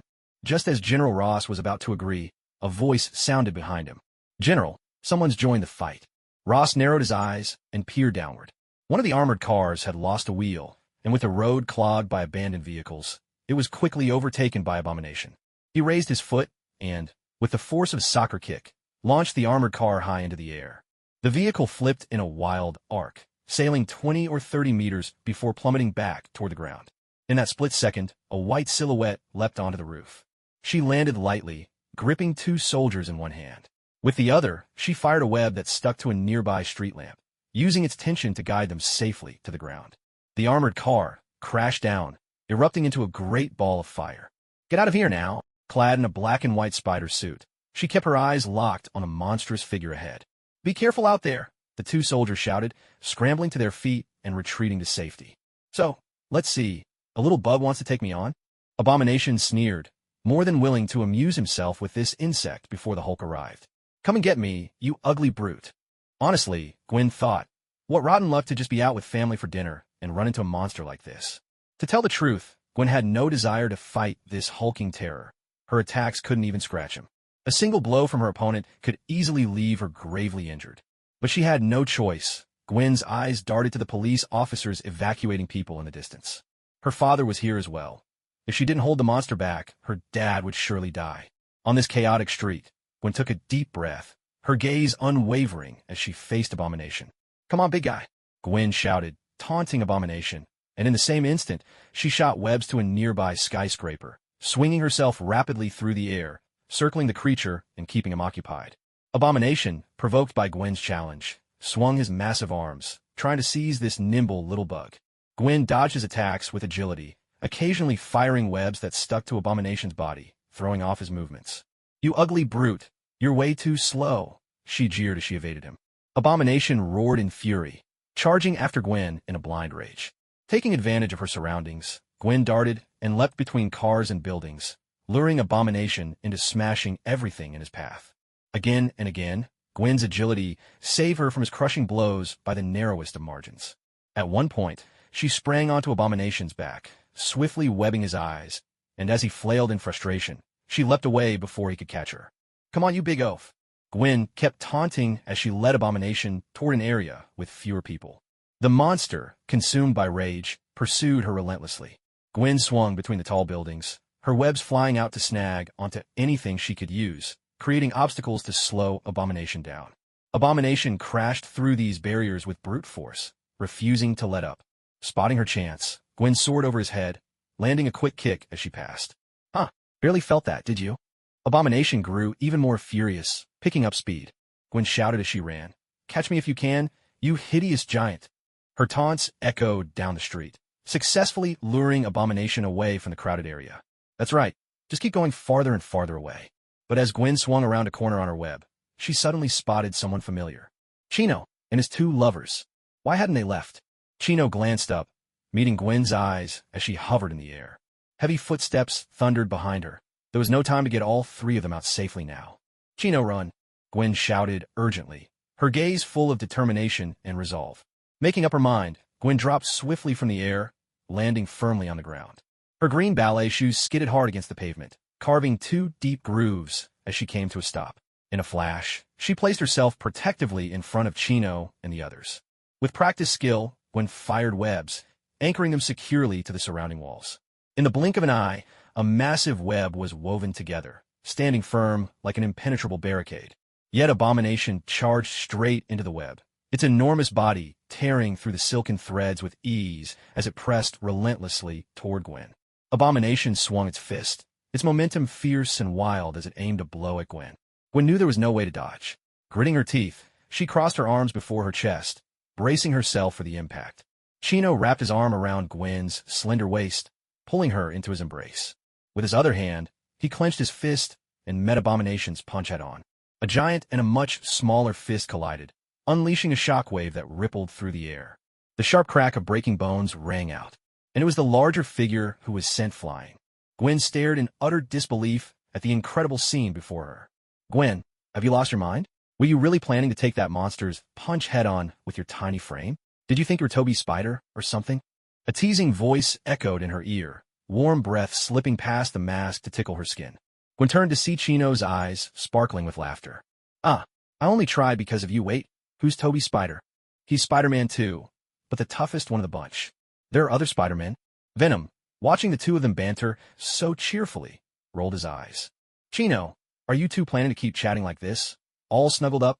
Realization dawned on Gwen as she became acutely aware of the hot palm pressed against her stomach.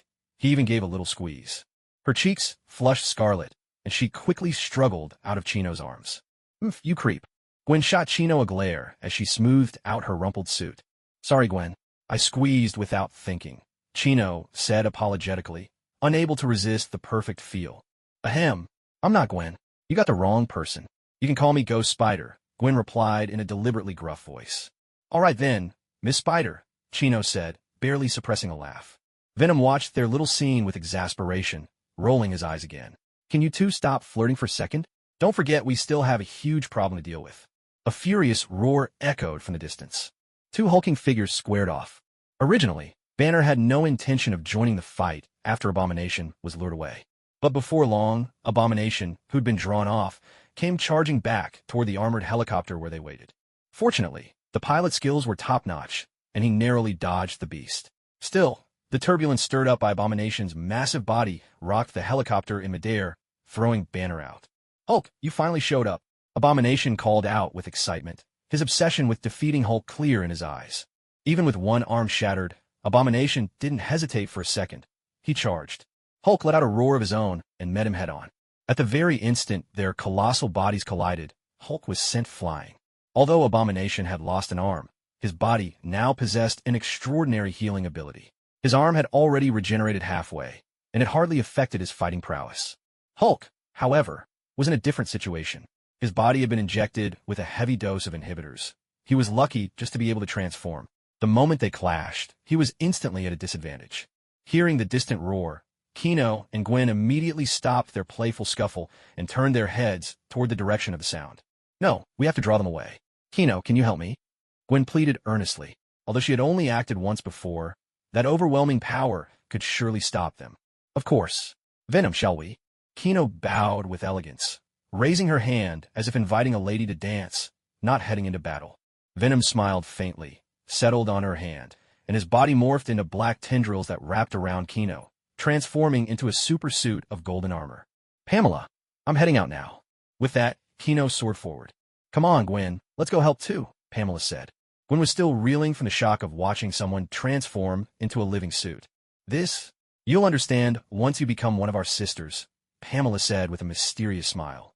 She already felt warmly toward Gwen, who had just risked everything to save them. Oh wait, who says I want to be your sister? Gwen protested. On the streets of New York, what was once bustling and vibrant had now become a scene of devastation. The roads were torn apart, asphalt curling upward to reveal savage earth and gaping pipes below.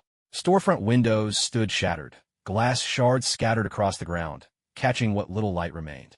Cars lay strewn about, some crushed flat, others engulfed in roaring flames, sending thick black smoke billowing skyward. Street lights leaned drunkenly. Electrical wires dangled, occasionally spitting sparks that crackled sharply in the chaos. Civilians ran in all directions, their cries and pleas for help weaving into a desperate chorus. Some lay motionless in pools of blood, writhing in agony, with no one able to offer aid. Children, separated from their parents, sobbed helplessly amidst the turmoil. The injured lay scattered on the ground, their eyes reflecting pure terror and despair. Oh God, please save us. An old man, his legs pinned beneath the rubble of a collapsed building, could do nothing but gaze hopelessly up at the sky. And at the epicenter of this chaos, Abomination and Hulk were still locked in a ferocious brawl. Each collision sent shockwaves rippling through the city, compounding the destruction. Abomination's thick, muscled arms bulged as a severed limb fully regenerated. With a furious roar, he swung another punch at the Hulk. Hulk would not be outdone, his massive body tensed, veins pulsing beneath green skin as he clenched his own fists, ready to meet the challenge. At that critical moment, a piercing whistle suddenly tore through the sky, and a figure plummeted down like a shooting star. A cloud of dust erupted between Abomination and Hulk as Chino landed, arms outstretched, stopping both of their massive fists. The tremendous force instantly caved in the ground beneath his feet. Chino shouted, his voice booming like thunder across the ruins. This city is not your battlefield. Innocent lives shouldn't pay the price for your fight. The fleeing citizens around them froze in place, their eyes turning toward Chino, filled with astonishment and hope. A hush fell over the scene. Kino lowered his head slightly, a faint smile playing at the corner of his lips. Venom, do I look cool right now? I've been saving that line for ages. Very cool, but that depends on whether they respect you. Out of my way, insect! Hulk is unstoppable. Abomination, completely consumed by rage, saw only Hulk. He raised his other fist and swung. Hulk roared in anger as well, clearly unimpressed by Kino's interference, and hurled his other fist to Kino. Damn it, you give them an inch, and they take a mile. Kino's face darkened. He locked his hands around their fists and, pushing hard with his legs, drove them all skyward with such force that another crater formed where he stood. In midair, Kino gripped the two behemoths by their fists, swinging them around like a pair of nunchucks, spinning rapidly around himself as the axis. Kino's strength defied belief. Abomination and Hulk, both massive and heavy, seemed weightless in his grasp. As Kino spun faster and faster, Abomination and Hulk were sent reeling, dizzy and disoriented, roaring with frustration. On the streets of New York, every citizen stood frozen, staring up at the spectacle overhead. Their jaws dropped, eyes wide with disbelief and shock. A young woman dropped her purse to the ground without noticing, her gaze fixed on the sky as she murmured, How is this possible? A little boy waved his hands excitedly. Dad, look, it's a superhero. But his father could only stare blankly, unable to utter a word. Only a reporter kept recording every moment. Back in front of his television, Tony burst out laughing at the scene. Pepper, look at that. Kino's actually using those two big guys as nunchucks. Boss, things don't look too good over there, Pepper said, a hint of resignation in her voice. Don't worry, Kino's got this. Tony knew better than anyone what Kino was capable of. He had no idea when Kino gained the ability to fly, but with his healing powers, as long as someone wasn't dead, Kino could bring them back. Still, I'd better head over. Some people just don't play fair. Level 8 SHIELD Agent. Agent Coulson, who had just arrived on the scene, gradually regained his composure and spoke into his earpiece. Director, I'm at the site now. What are your orders? Negotiation is our priority. Coulson put the energy gun back into the coded case. If things got out of hand, he would have sent Abomination straight to hell with a shot, but it seemed he wouldn't need to do that now. At SHIELD headquarters, Nick Fury watched the live broadcast in silence. Two monsters, each with the strength to move tens of tons, tossed about as if they were mere toys. Was this another Captain Marvel in the making? There might not be any destruction from Hulk or Abomination at the moment, but cries for help could still be heard from beneath the rubble. In the midst of this chaos, Pamela revealed her unique abilities.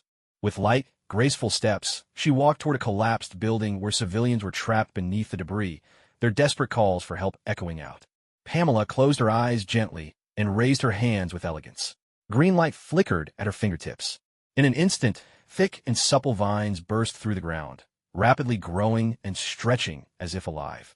Under her command, the vines weaved skillfully through the ruins, carefully lifting heavy stones and broken beams. Pamela's expression was calm and focused. With a subtle motion of her fingers, the vines responded with even greater precision. Thanks to their efforts, the trapped civilians gradually came into view. The vines cradled them gently, setting them safely on solid ground. Her long hair drifted in the breeze, her eyes full of concern and kindness. In that moment, she was like a graceful goddess, rescuing those in distress. The rescued civilians gazed at her with gratitude and awe, as if catching sight of the first glimmer of hope. Gwen watched Pamela's miraculous and elegant rescue, her eyes brimming with admiration. What incredible power, Pamela! Even after saving the people beneath the debris, Pamela didn't stop moving. She kept searching the area, gently using her vines to lift each injured person from danger. Soon, she arranged the wounded in a neat row on a relatively safe stretch of street. Pamela turned to Gwen and said, Everyone has their own unique strengths and value. You're protecting this city in your own way, too. Gwen looked at the injured on the ground, her voice full of worry. Pamela, what are we going to do? There are hundreds of injured. No ambulance could take them all.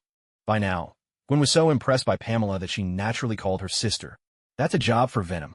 Pamela looked up at Chino in the sky and called out, Chino, stop playing around. We need Venom's help down here. Hearing Pamela's call, Kino's voice drifted down from above. Give me 3 more minutes. With that, Kino let go. Abomination and Hulk plummeted through the air, gravity yanking their massive bodies downward at an incredible speed. A moment later, with an earth-shattering crash, the ground split open beneath them, leaving 2 enormous craters and sending clouds of dust billowing into the sky. The twin booms echoed through the air, shaking the earth as if a tremor had struck. Kino landed gently, his expression calm as he looked at the two hulking figures before him. "Do you yield?" But his answer was only a chorus of retching. The instant they hit the ground, Abomination and Hulk began to vomit uncontrollably, their stomachs churning violently as they spewed out foul-smelling acid. It took them a while to recover. I give up, please, no more spinning," Abomination finally managed, raising his hand in surrender. To subdue both him and the Hulk at the same time, without even seeming to use full strength, there was no choice but to concede. "Hulk, does not yield." Hulk's eyes blazed with fury. He wiped the sour bile from the corner of his mouth and staggered to his feet, still defiant. Abomination glanced at him with a look of admiration. "Still not giving up? Now that's real strength. You stay over there, and don't try to run." "Yes, I promise I won't run," Abomination replied, moving to stand by the wall. There was no outrunning someone who could fly, and since Kino didn't seem intent on killing him, it was better to stay put and behave. "Thanos needed 12 punches to make you submit. I wonder how many I'll need," Kino said, flexing his fist as he eyed the Hulk. Seeing the malicious glint in Kino's eyes, Hulk couldn't help but feel a flicker of fear. He let out a roar, trying to muster his courage. "Rafa!" In a heartbeat, Kino vanished from where he stood, leaving only a blur in the air. The next instant, his fist crashed into Hulk's abdomen with the force of a cannonball. The blow was so powerful that Kino's entire forearm sank deep into Hulk's belly, folding the giant over like a shrimp. Hulk's roar was abruptly cut off, replaced by a guttural groan of pain. His eyes bulged, veins standing out on his face as agony twisted his features. The impact sent a wave of dust swirling into the air, shrouding the scene in a hazy cloud. Abomination watched in shock, his heart pounding. He couldn't help swallowing hard. Hulk gagged and choked, his throat rasping with hoarse, guttural sounds. Kino's punch was so devastating that even a mighty Hulk could no longer withstand it. "Do you yield now?" Kino asked coldly, withdrawing his fist and fixing Hulk with an icy stare. Hulk staggered back, every step heavy as lead. His legs trembled, sapped of all strength. He clutched his stomach, the enormous green hand pressed tightly over his abdomen, and the look of agony twisted his face into something even more fearsome. At last, Hulk could no longer hold on. His legs gave out, and he dropped to his knees. His body shook violently, and beads of sweat, as large as beans, rolled down his forehead. A low, guttural whimper escaped from his throat. This was the first time in his conscious memory that he had ever felt such searing, excruciating pain. The anger and frenzy that had once filled his eyes were gone, replaced by deep fear and helplessness. "Hulk gives up," he muttered. The battle had finally come to an end. With both Hulk and Abomination defeated, they reverted to their human forms. "Blonsky." Banner slowly regained consciousness, and when he saw the person in front of him, he jolted in surprise. Every time he awoke, he would always find himself alone, but now he was still out on the street, face to face with his former enemy. "Hey, Banner, you're awake. Relax, I'm done fighting," Blonsky said, grabbing a tattered piece of cloth from the rubble to cover himself. Banner got up from the ground as well, feeling a sharp pain in his stomach, something he'd never experienced before. "Done fighting? That's not like you. What happened?" Banner asked, frowning in confusion. Blonsky shrugged helplessly and forced a bitter smile. "What else? We ran into someone even stronger. He beat us both into submission." Banner's jaw dropped in astonishment. "What? Someone actually managed to take down both you and the Hulk?" "That's right. That guy's power is absurd. Even Hulk couldn't put up a fight against him," Blonsky replied, a flicker of awe in his eyes. Banner was silent for a moment, then said, "Whatever the case, at least all this chaos is finally over." Blonsky let out a sigh. "It's for the best. I don't want to live like that anymore. Out of control." "For your sake, I hope you really mean that," Banner said, giving him a measured look. Blonsky nodded seriously. "After what happened, I realized I was wrong.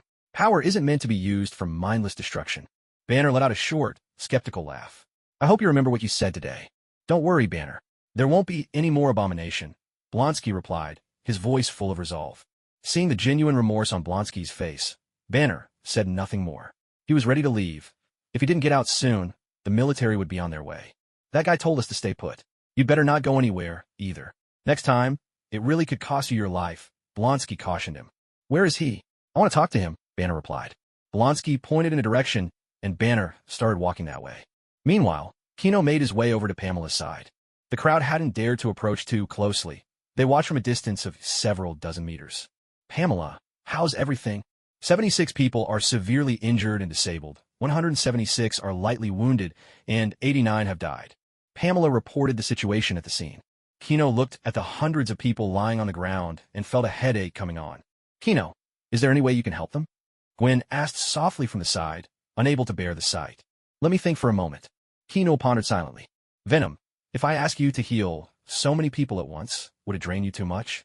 It would be a lot, but then let's not heal them. After all, this wasn't our doing. No, what I mean is, I know you're too soft-hearted. I could take them to the nearest hospital. Whether they survive or not is up to fate. Kino was about to dash them all to the hospital at super speed when a tendril from the Superman suit suddenly whipped out and gave him a resounding smack on the back of his head. Pamela and Gwen jumped in fright, thinking the two had started arguing. Idiot, let me finish. Didn't Lucifer gift you a hell? See if there are any demons in there with healing abilities. Kino blinked in surprise from the smack, then suddenly realized. That's right. How could I forget about hell? Kino's eyes lit up. There are just too many people. Wouldn't it be too much for Sister Venom to handle? Let's take them to the hospital instead. Pamela had the same thought as Kino. Compared to strangers, her own family was more important. Gwen looked a bit disappointed. She knew Kino had already done so much, but if these people were sent to the hospital, at least half would surely die. No, it's just that I have another way. Kino revealed the red tattoo on his wrist, waved his hand, and opened a portal. Before he could speak, a brazen voice echoed from within. You useless bunch, get a move on. If His Majesty comes back and sees the palace isn't finished, I'll lose all my face before him. Oof, how dare you glare at me? You bullied me before too. Take that, and another. Ah, if His Majesty comes back and sees my masterpiece, will I be rewarded? Maybe with a perfect night he... Outside, everything was silent. Kino glanced suspiciously at the mark on his wrist. Had he opened the wrong portal? Gee, are you there? Your demon majesty, ah. A clatter of noises came from within, and after a while, a small head poked out. Upon seeing Kino, her eyes sparkled, and she stepped through. Standing in front of him was a little girl with jet-black twin ponytails, her skin porcelain white and her delicate features looking as if she'd stepped right out of an anime. She wore a daring black leather outfit that hugged her body like a second skin, the neckline plunging low enough to reveal the gentle rise and fall of her chest, and her slender collarbones gracefully exposed. A belt studded with metal rivets cinched tightly around her waist, accentuating her tiny, delicate figure. The hem of her leather dress was so short it barely covered the tops of her thighs. With every movement, her long, fair legs flashed in and out of view, radiating an irresistible allure. Dressed so boldly in leather, the little girl looked both playful and endearingly charming, her unique presence drawing more than a few lingering glances. Greetings, Your Majesty the Demon King. See, why do you look like this? I changed myself on purpose. If Your Majesty isn't satisfied, I can change back. She was utterly earnest. She seemed ready to transform into whatever would please Kino, all at the slightest nod. Ahem. Well, it's fine. Just stay like this. Kino glanced left and right, and suddenly caught Gwen's masked gaze. Though Gwen said nothing, Kino could practically feel that look of disdain. Pamela was studying the leather outfit on she, already planning to buy one herself in a few days. Don't look at me. It's not like I told her to dress like this, Kino tried to explain, sounding defeated. Gwen turned her head away. She smothered a laugh. She knew she'd made the right choice. His Majesty was human. After all, she'd chosen the most adorable look from 100 human souls. His Majesty was pleased. Lowly features, leather, twin ponytails, these elements were the most popular. By transforming with those as the foundation, she had arrived at her current appearance. Hey, don't get all worked up now. If I weren't keeping things under control, you'd be embarrassing yourself in front of hundreds of people right now. Venom sounded exasperated. She'd finally figured it out. This guy liked anything beautiful, regardless of age or style. A silent prayer of thanks. If he really had embarrassed himself in front of all those people, he'd have no choice but to move to another planet. Are there any demons in hell who specialize in healing? Healing? Your Majesty wants to save them. She had already noticed the humans sprawled on the ground. Normally, she'd have had them dragged into hell as food by now. If not, never mind. There are, Your Majesty. Hell has every kind of power. Please wait a moment. She dashed into the portal. This was the first real task His Majesty had given her. She couldn't let him down. Even if there weren't a healer, she'd find a way to make one on the spot. Kino, you're the Demon King of Hell. It finally hit Gwen. Her crush was the Demon King. Even movies wouldn't dare write a plot like this. Yes. Are you scared?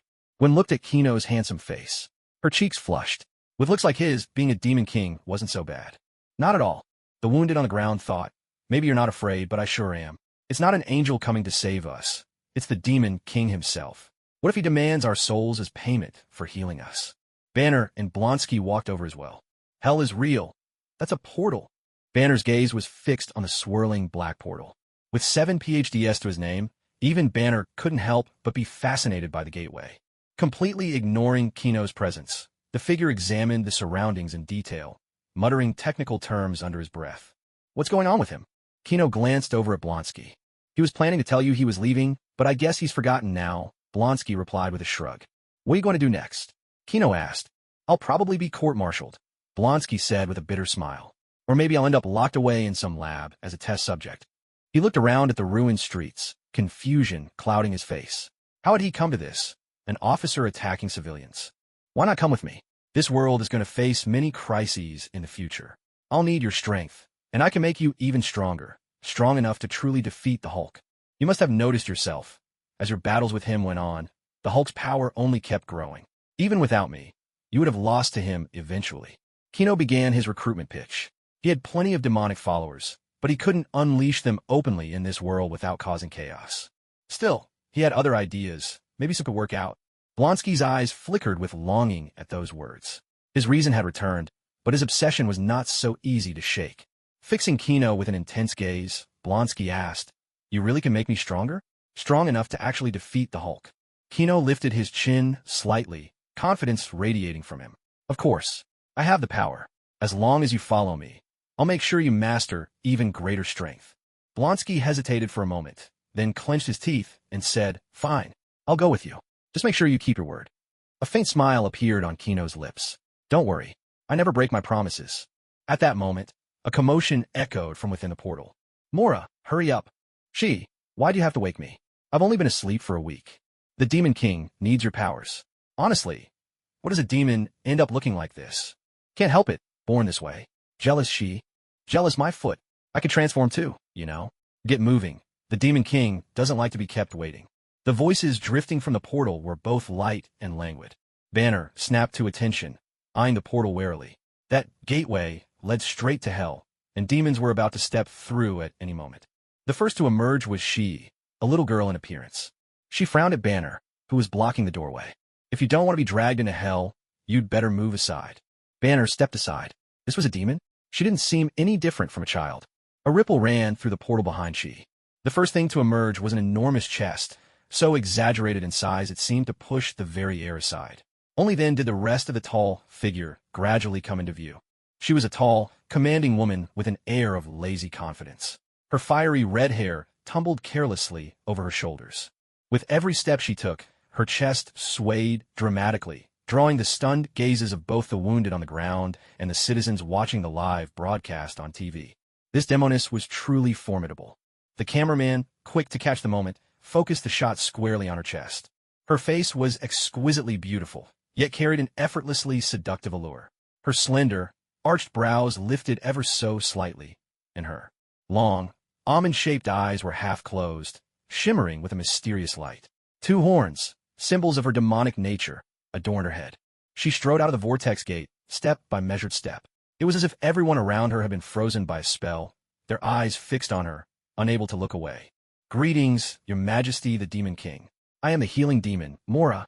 Mora approached Kino and knelt down on one knee with sincere respect. Her impressive assets pointed directly at him. These were even larger than Pamela's, by a fair margin. You may rise, Kino said, drawing in a sharp breath. He sensed a murderous aura from nearby, and finally snapped back to his senses. Pamela stared at Mora in amazement. Your Majesty, she said, you require my abilities? Mora's voice was soft and beguiling, as if it could steal one's soul. Kino cleared his throat, forcing his gaze away from Mora's striking figure, and replied, That's right. There are many wounded here who need your healing power. Mora nodded slightly.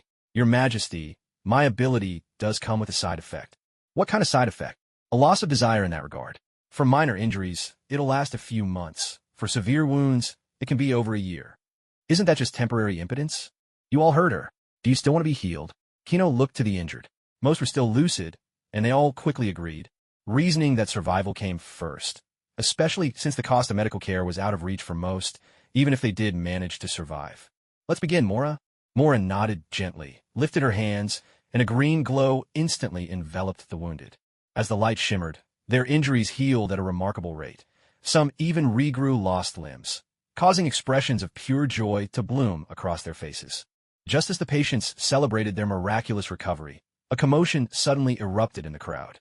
Everyone turned toward the noise to see armed soldiers surrounding the area, beginning to clear out the civilians. Once the crowd had mostly dispersed, General Ross strode over. "From here on, leave them to me. Aren't you the least bit fazed by the demons I summoned? How dare you try to take them from me?" Kino asked, curiosity piqued. "Ha ha ha, demons? They're just mutants. Hand them over, and I'll let you walk away," Ross replied with a booming laugh. He was familiar with the powers of mutants. There were all sorts, but he figured the ones who subdued Hulk and Abomination must have had psychic abilities. The scene where Hulk and Abomination were tossed around like toys was probably a trick of illusion. He simply couldn't believe there was any force in the world strong enough to suppress both of them at once. Hearing this, Kino asked, "You're standing here out in the open. Aren't you afraid I might kill you? See that over there?" General Ross pointed to a camera not far away. "This is being broadcast live nationwide. If you dare to kill me, it would be seen as mutants challenging this country, and then there won't be a single place left for you to hide. Right now, you can either walk away and nothing will happen, or you can kill me and bring disaster upon all mutants." At the same time, Kino's super hearing picked up the voices of the nation. "Mutants should all just die. These monsters shouldn't even exist. Lock them all up." Malicious and hateful words poured into Kino's ears, yet he suddenly broke into laughter. General Ross frowned and barked, "What's so funny? I actually have another choice." A flicker of unease crossed Ross's heart. "What do you mean?" With arms folded, Kino declared loudly, "I can destroy this country first." Ross was just about to scoff at what he thought was mere bravado. "Then, come on out and say hello to the world." Suddenly, a massive portal appeared in the sky, gaping like a maw that threatened to devour the heavens, radiating a chilling, dreadful aura. Roars thundered through the air. Next, demons of every imaginable form flew out from the portal, some with razor-sharp fangs, others armored in thick scales, and some beating enormous wings. Like meteors, these demons crashed down all around, cracking the earth beneath their impact and sending dust billowing into the air. The journalists and cameras that hadn't fled faithfully captured every second of this moment, while people everywhere stared, frozen in disbelief, their eyes glued to their screens, unable to process what they were seeing. Through the lens, the demons' grotesque faces and terrifying presence struck fear into every heart, spreading terror like wildfire. The once noisy world seemed to fall silent in an instant, as if someone had pressed the mute button, leaving only the demons' deep, guttural growls and the sound of people's heavy breathing. At Xavier's school for gifted youngsters, Logan watched the astonishing scene on television, his cigar dropping to the floor with a soft thud. Eyes wide, his face was filled with shock and disbelief. He muttered, "A demon king, and he hired us to steal for him? Is he messing with me?" Nearby, Jean, keenly sensing Logan's emotions, so different from everyone else's, asked, "Logan, do you know him?" Logan frowned deeply and grunted, "Yeah, he's the one who recommended me to come here." Beside him, Cyclops pressed his fingers tightly against his glasses, his gaze wary as he stared at Logan. "You're not a demon too, are you?" he asked suspiciously. Logan's face darkened with annoyance. He hadn't liked this pretty boy from the moment they met. Just then, Professor X spoke up. "Logan, he's not a demon. I met him a long time ago." Professor X's voice was steady and gentle, carrying a reassuring strength. Jean looked worried. "Professor, should we go help?" Professor X watched the images on the television screen and said quietly, "Let's observe for now. Don't act rashly." Nick Fury stared at the screen, watching as Kino summoned an army of demons, and cursed, "Damn it." His single eye was filled with anger and shock. This guy was even scarier than Captain Marvel. He actually had a demon army at his command. He shouted into his communicator, "Coulson, I don't care what it takes. Get that phone to the Demon Lord right now." On the other end, Coulson fell silent for a moment before replying in a helpless tone, "Director, I can't move right now." "Why not?" "Because there's a demon over 2 meters tall staring right at me," Coulson answered, his voice trembling slightly. "Damn it." Fury cursed again under his breath. He pulled a pager from his pocket, hesitating. Should he use it? But if Carol took too long to get here, the country could be history by then. On sight, General Ross stared up at the sky as demons continued to pour out, his face as pale as a sheet. Beads of sweat rolled down his forehead, his lips trembled, and his legs shook uncontrollably. His eyes were filled with terror and disbelief. The confidence and arrogance he once wore had completely vanished. "So do you still think this is all fake?" Kino asked with a mocking smile. Suddenly, Kino felt his cape being tugged and turned around. "Kino, are you really going to go to war with this country?" Gwen asked softly, her eyes full of worry. "Of course not. I'm just giving them a scare. I have no desire to rule a country. Kino glanced around. With all this chaos, how come they still haven't shown up? Time suddenly froze. Out of nowhere, a slip of paper appeared before Kino. He looked up and carefully read the note. Don't be impatient. It's not time for us to meet yet. Besides, you've caught Mephisto's attention. Kino fell into deep thought. Not time to meet yet. Did the time stone see something? Or was it something his future self did? He'd originally planned to draw the Ancient One out with his commotion to ask some questions, but she hadn't appeared. Instead, he'd attracted Mephisto's attention. Gwen glanced at Kino, noticing a slip of paper in his hand, and asked, "When did you get that note?" "A bald guy gave it to me," Kino replied. With a swift squeeze, Kino made the note vanish without a trace. Gwen didn't press for more details. "Hey, make way. I'm a friend of Kino's." Tony's voice rang out as he strode confidently through the crowd, instantly easing the tense atmosphere. He reached Kino's side, clapped him on the shoulder, and joked with a grin, "Man, I never expected you to be the Demon King. When I end up in hell, you'd better look after me." Kino raised an eyebrow and replied, "No problem." Positioning himself to block General Ross's line of sight, Tony leaned in and whispered, "Kino, are you planning to take over the world?" "No, I'm not interested. Ruling hell is trouble enough. I'm just making it clear to the world, don't mess with me." "Good. Can you help me put on a show?" "Sure, but you owe me one." Tony glanced around at the demons, then turned to Kino and spoke loudly. "Can you do me a favor, buddy? Call off your demons. I promise this guy will face a military tribunal." Kino was silent for a moment, his eyes sweeping over General Ross and the surrounding soldiers. Then he nodded. "For you, I'll let it go this time." At Kino's command, the demons dissolved into black smoke and slipped back through the portal, leaving only she and Mora behind. Seeing this, General Ross breathed a quiet sigh of relief, and the soldiers all let down their guard, the tension melting away. Being surrounded by demons was no ordinary pressure. People watching on TV across the world were stunned. A notorious playboy had saved the day, and he'd done it so casually. Xavier's school for gifted youngsters. Kino and that playboy are really that close. Logan muttered, lighting a fresh cigar. "Logan, we should visit them sometime if we get the chance." Meanwhile, in Stark Industries, Obadiah smashed a bottle in frustration, eyes blazing as he watched the live broadcast. How could Tony be involved with that Demon King? Though the demon invasion had ended as abruptly as it began, most people could see that the Demon King had no intention of ruling Earth. His appearance was more of a warning. Still, the fact remained, he commanded an army of demons. Major organizations around the globe began gathering information on mythological worlds and on Kino himself, issuing strict orders. Do not provoke the Demon King. Tony also knew he owed a huge favor this time.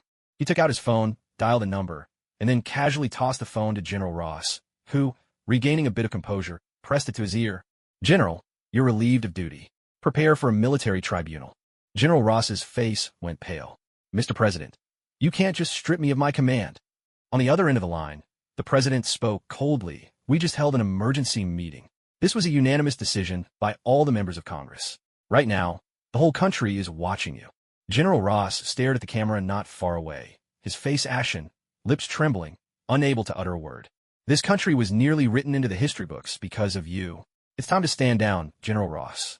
The president issued the order once again. Ross replied weakly, his hand holding the phone dropping to his side. In that instant, it was as if all the life and spirit had drained out of him. "How did you manage to convince the president?" Kino asked. "Because of you, of course. You summoned a demon in front of everyone and displayed such overwhelming power. Who would dare to cross you now? Hell, and all that used to be. Superstition, but now you've proven it real. There are plenty of folks who've given up hope on heaven, so all they can wish for is a little less suffering in hell," Tony explained. Kino had never imagined hell could be useful in this way. "Kino, Kino." An anxious voice called out. It was Uncle George, hurrying over to Kino's side. "Mary just called me. Gwen's gone missing. She might be somewhere around here. Could you help me look for her?" He tried calling Gwen, but couldn't get through, so now all his hope rested with Kino. Even though Kino's identity had changed to Demon King, George knew this child's character and trusted he wouldn't do any harm. Upon hearing this, Gwen stiffened and quietly hid behind Kino, afraid she'd be discovered. "Gwen, you say? Don't worry, Uncle George. I saw her when I arrived. I asked Frank, my butler, to take her back to my manor. I was in a hurry to help here, so I didn't have time to let you know," Kino replied reassuringly. "That's good. I'll go find Mary." Gwen's sudden disappearance must have given her quite a fright.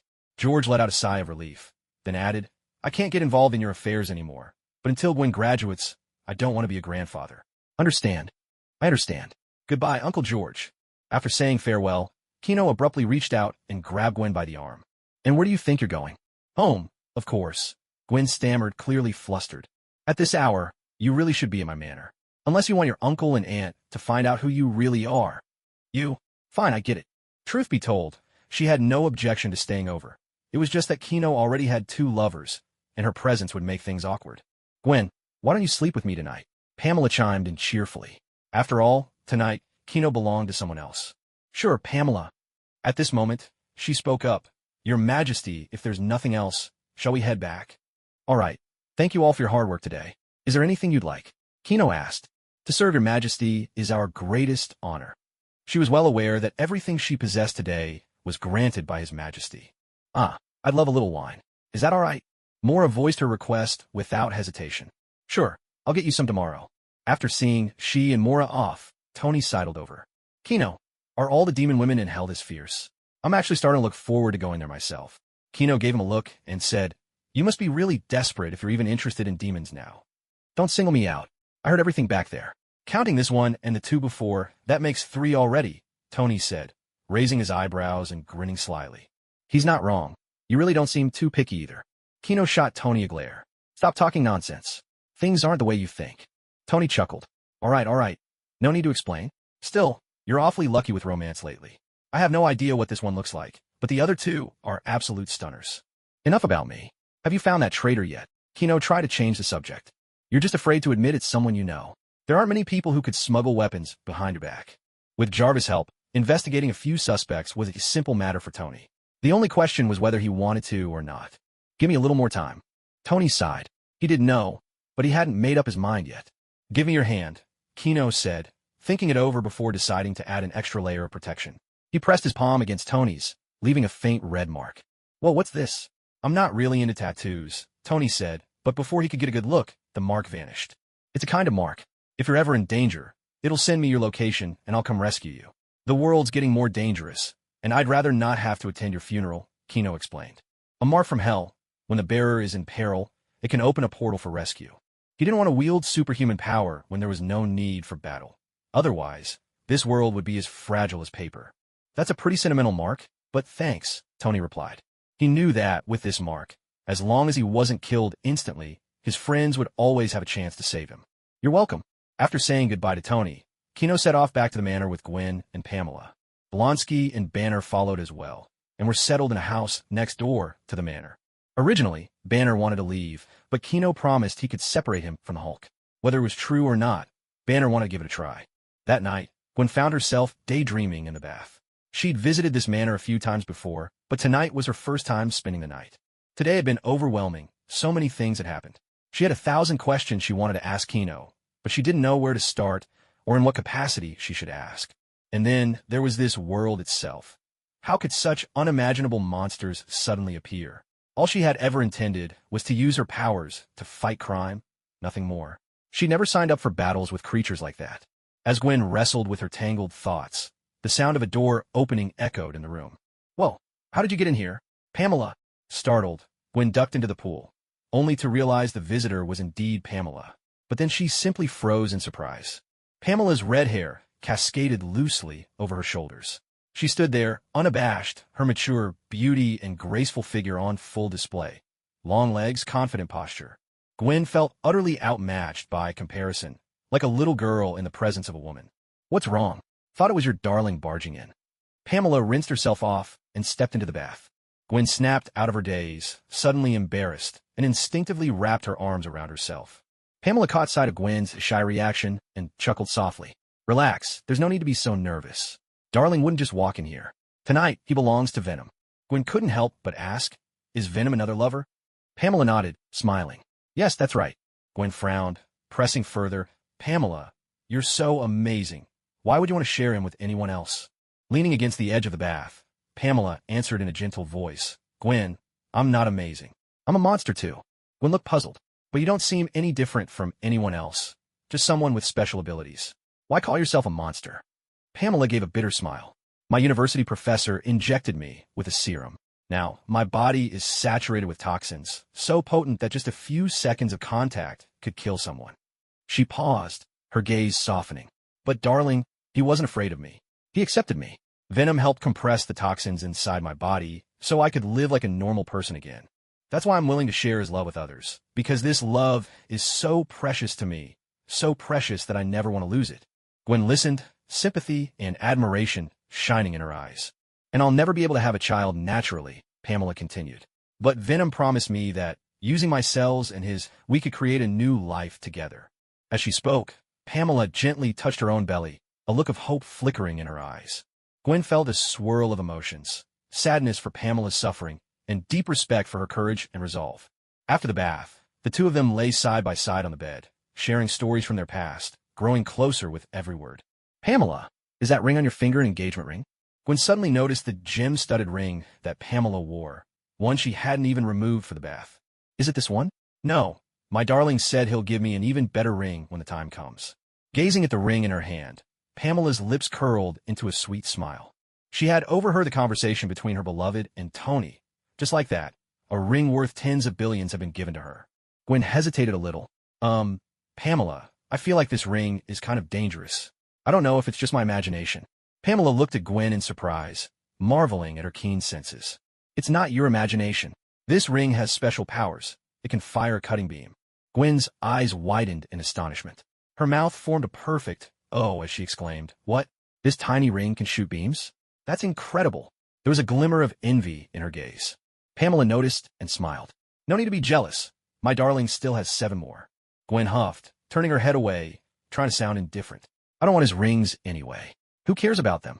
But the rosy flush on her cheeks betrayed her true feelings.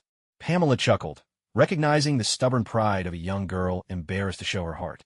She gently patted Gwen's shoulder and said, all right, but who knows? Maybe you'll have one of your own someday." Gwen bit her lip and fell silent, but she couldn't help letting her imagination run wild. "What's that noise?" Suddenly, Gwen's spider sense picked up strange sounds coming from the next room. Pamela answered, "It's Venom and my darling. They've started." At those words, Gwen's face turned beet red, and she hurriedly buried herself under the covers. Seeing this, Pamela couldn't resist teasing. "Oh my, Gwen, you're so shy, aren't you?" From beneath the blanket, Gwen's muffled voice came, "Pamela, don't make fun of me." Pamela laughed. All right, I'll stop teasing you." Still, Gwen refused to come out from under the covers, so Pamela could only shake her head helplessly. After more than 10 minutes, the noises from next door finally died down. Gwen peeked her head out from under the blanket, confusion written all over her face. Was Chino always this quick? Pamela looked equally puzzled, muttering under her breath. "That's odd. Last night it took hours before he was satisfied. Maybe he was completely drained yesterday." Their eyes met briefly, and both quickly looked away, embarrassed. Soon after, there was a knock at the door. "Pamela, could you help me? Venom's passed out." Chino sounded a bit exasperated. Somehow, Venom had fainted after only a short while, leaving him at a loss, so he'd come to find Pamela. "Gwen, looks like you'll have to sleep alone tonight." Pamela slipped on her nightgown and stepped out, a sultry voice drifting in from outside the door. "Darling, let's go back to our room. We have plenty of time today." Gwen listened to the sounds coming from the next room, hugging her head in frustration. How was she supposed to get any sleep like this? After a moment's thought, she quietly made her way to the balcony, climbed over to the neighboring balcony, and found a hidden corner to peek inside.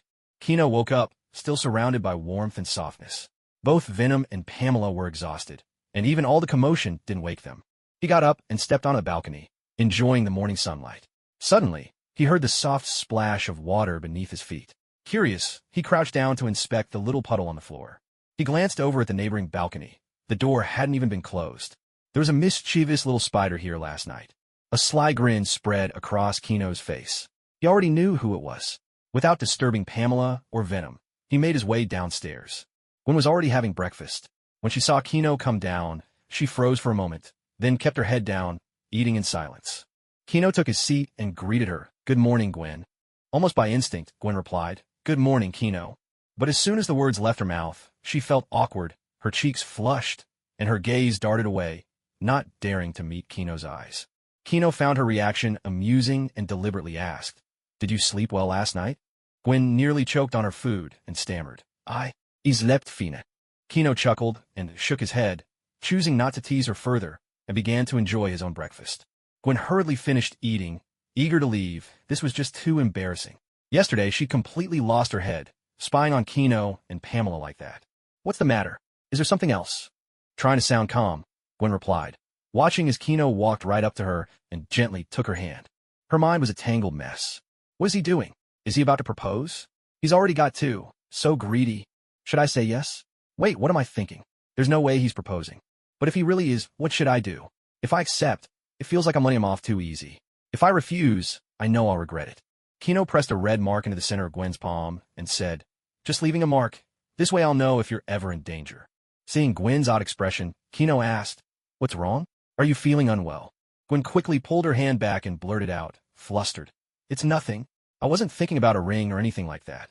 At that moment, Gwen was mortified. Why did I say that out loud? Kino fell silent, lost in thought. Noticing his hesitation, Gwen felt a pang of disappointment, and her eyes dimmed. But just as Gwen was wallowing in her own thoughts, Kino suddenly reached into his pocket and produced a turquoise ring. He said, "The whirlwind ring. I thought this power would suit you best." Gwen stared at the ring in Kino's hand, frozen in place for a moment, completely caught off guard. Seeing Gwen's adorably stunned expression, Kino's lips curled into a teasing smile. "Do you want me to put it on for you myself?" he asked, his tone playfully mocking. Gwen snapped back to reality, snatched the ring from his hand, and declared, "No way, Humph." With that, she dashed toward the door.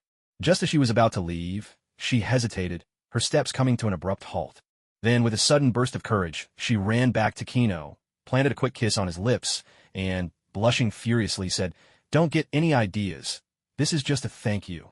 Before Kino could respond, she turned and ran out, not looking back, leaving him standing there with a warm, amused smile on his face. A ring in exchange for a ghost spider, what a bargain. After rushing out of the manor, Gwen slumped down by the gate, unable to hide the overwhelming joy on her face. She carefully slipped the ring onto her middle finger, and as she gazed at it sparkling on her hand, she smiled like a child who had just received her most beloved toy. "I can't believe I actually have a ring of my own," Gwen whispered to herself, unable to tear her eyes away for even a second. It was a while before she finally snapped out of her daze. Glancing around to make sure no one was watching, she quickly composed her overly gleeful expression, stood up, and tried to leave the manor with an air of nonchalance. Yet her light, lively steps betrayed the excitement in her heart. Once Gwen had gone, Frank emerged from the shadows with Blonsky and Banner. For once, the usual sternness on Frank's face was replaced by a look of satisfaction. Banner sighed wistfully. "This reminds me of the days I spent with Betty." Blonsky, however, was unimpressed. "What's so good about women? Power is everything." Neither Banner nor Frank bothered to argue with him. Frank simply said, "Let's go. The young master is waiting." The young master had told the two of them yesterday to meet him together this morning. The three of them made their way into the manor. As they walked, Banner drifted into memories of the past, his expression tinged with sorrow. Blonsky, on the other hand, wore a look of unwavering determination, as if reinforcing his pursuit of strength with every step. Frank walked with steady strides, his thoughts focused solely on the meeting with Kino that lay ahead. "We're here, young master." Frank and the others entered the hall, saw Kino seated on the sofa, and greeted him in unison. Kino waved them over and gestured for them to sit. "Frank, how's that wine I asked you to buy yesterday?" "Young master, it's all arranged. It'll arrive this afternoon." "What did you think of yesterday's battle?" "Guns were completely useless against them, young master. I want to know, are their appearances just a coincidence, or is it inevitable?" Yesterday, since Frank didn't have any special abilities, Kino had sent him home. He'd ended up watching their powers on TV, just like everyone else. To them, human weapons are no different from children's toys. Blonsky and Banner also turned their eyes to Kino. Their appearance is inevitable. There will be more and more people like them in the future. Banner retorted passionately. "Impossible. I was an accident. How could there ever be so many Hulks in this world?" His voice grew sharp with agitation, eyes wide with disbelief, his face etched with shock. The thought of a future filled with more monsters like the Hulk sent his emotions spiraling, and his body began to flush green. Before he could lose control, a massive hand pinned him to the ground. It was Blonsky, already transformed into Abomination. "Calm down, Banner. Don't lose it here," Blonsky barked. Banner, the Hulk, had already emerged and suddenly found himself staring into a pair of scarlet eyes. "Hulk, quiet down. My beloved is sleeping." The room froze in tense silence. Hulk's powerful frame trembled ever so slightly, and for the first time, fear flickered in his eyes. Under the weight of that crimson gaze, he actually retreated, subdued. Banner gasped for breath, sweat streaming down his face. For the first time, he'd managed to control Hulk's transformation without causing destruction.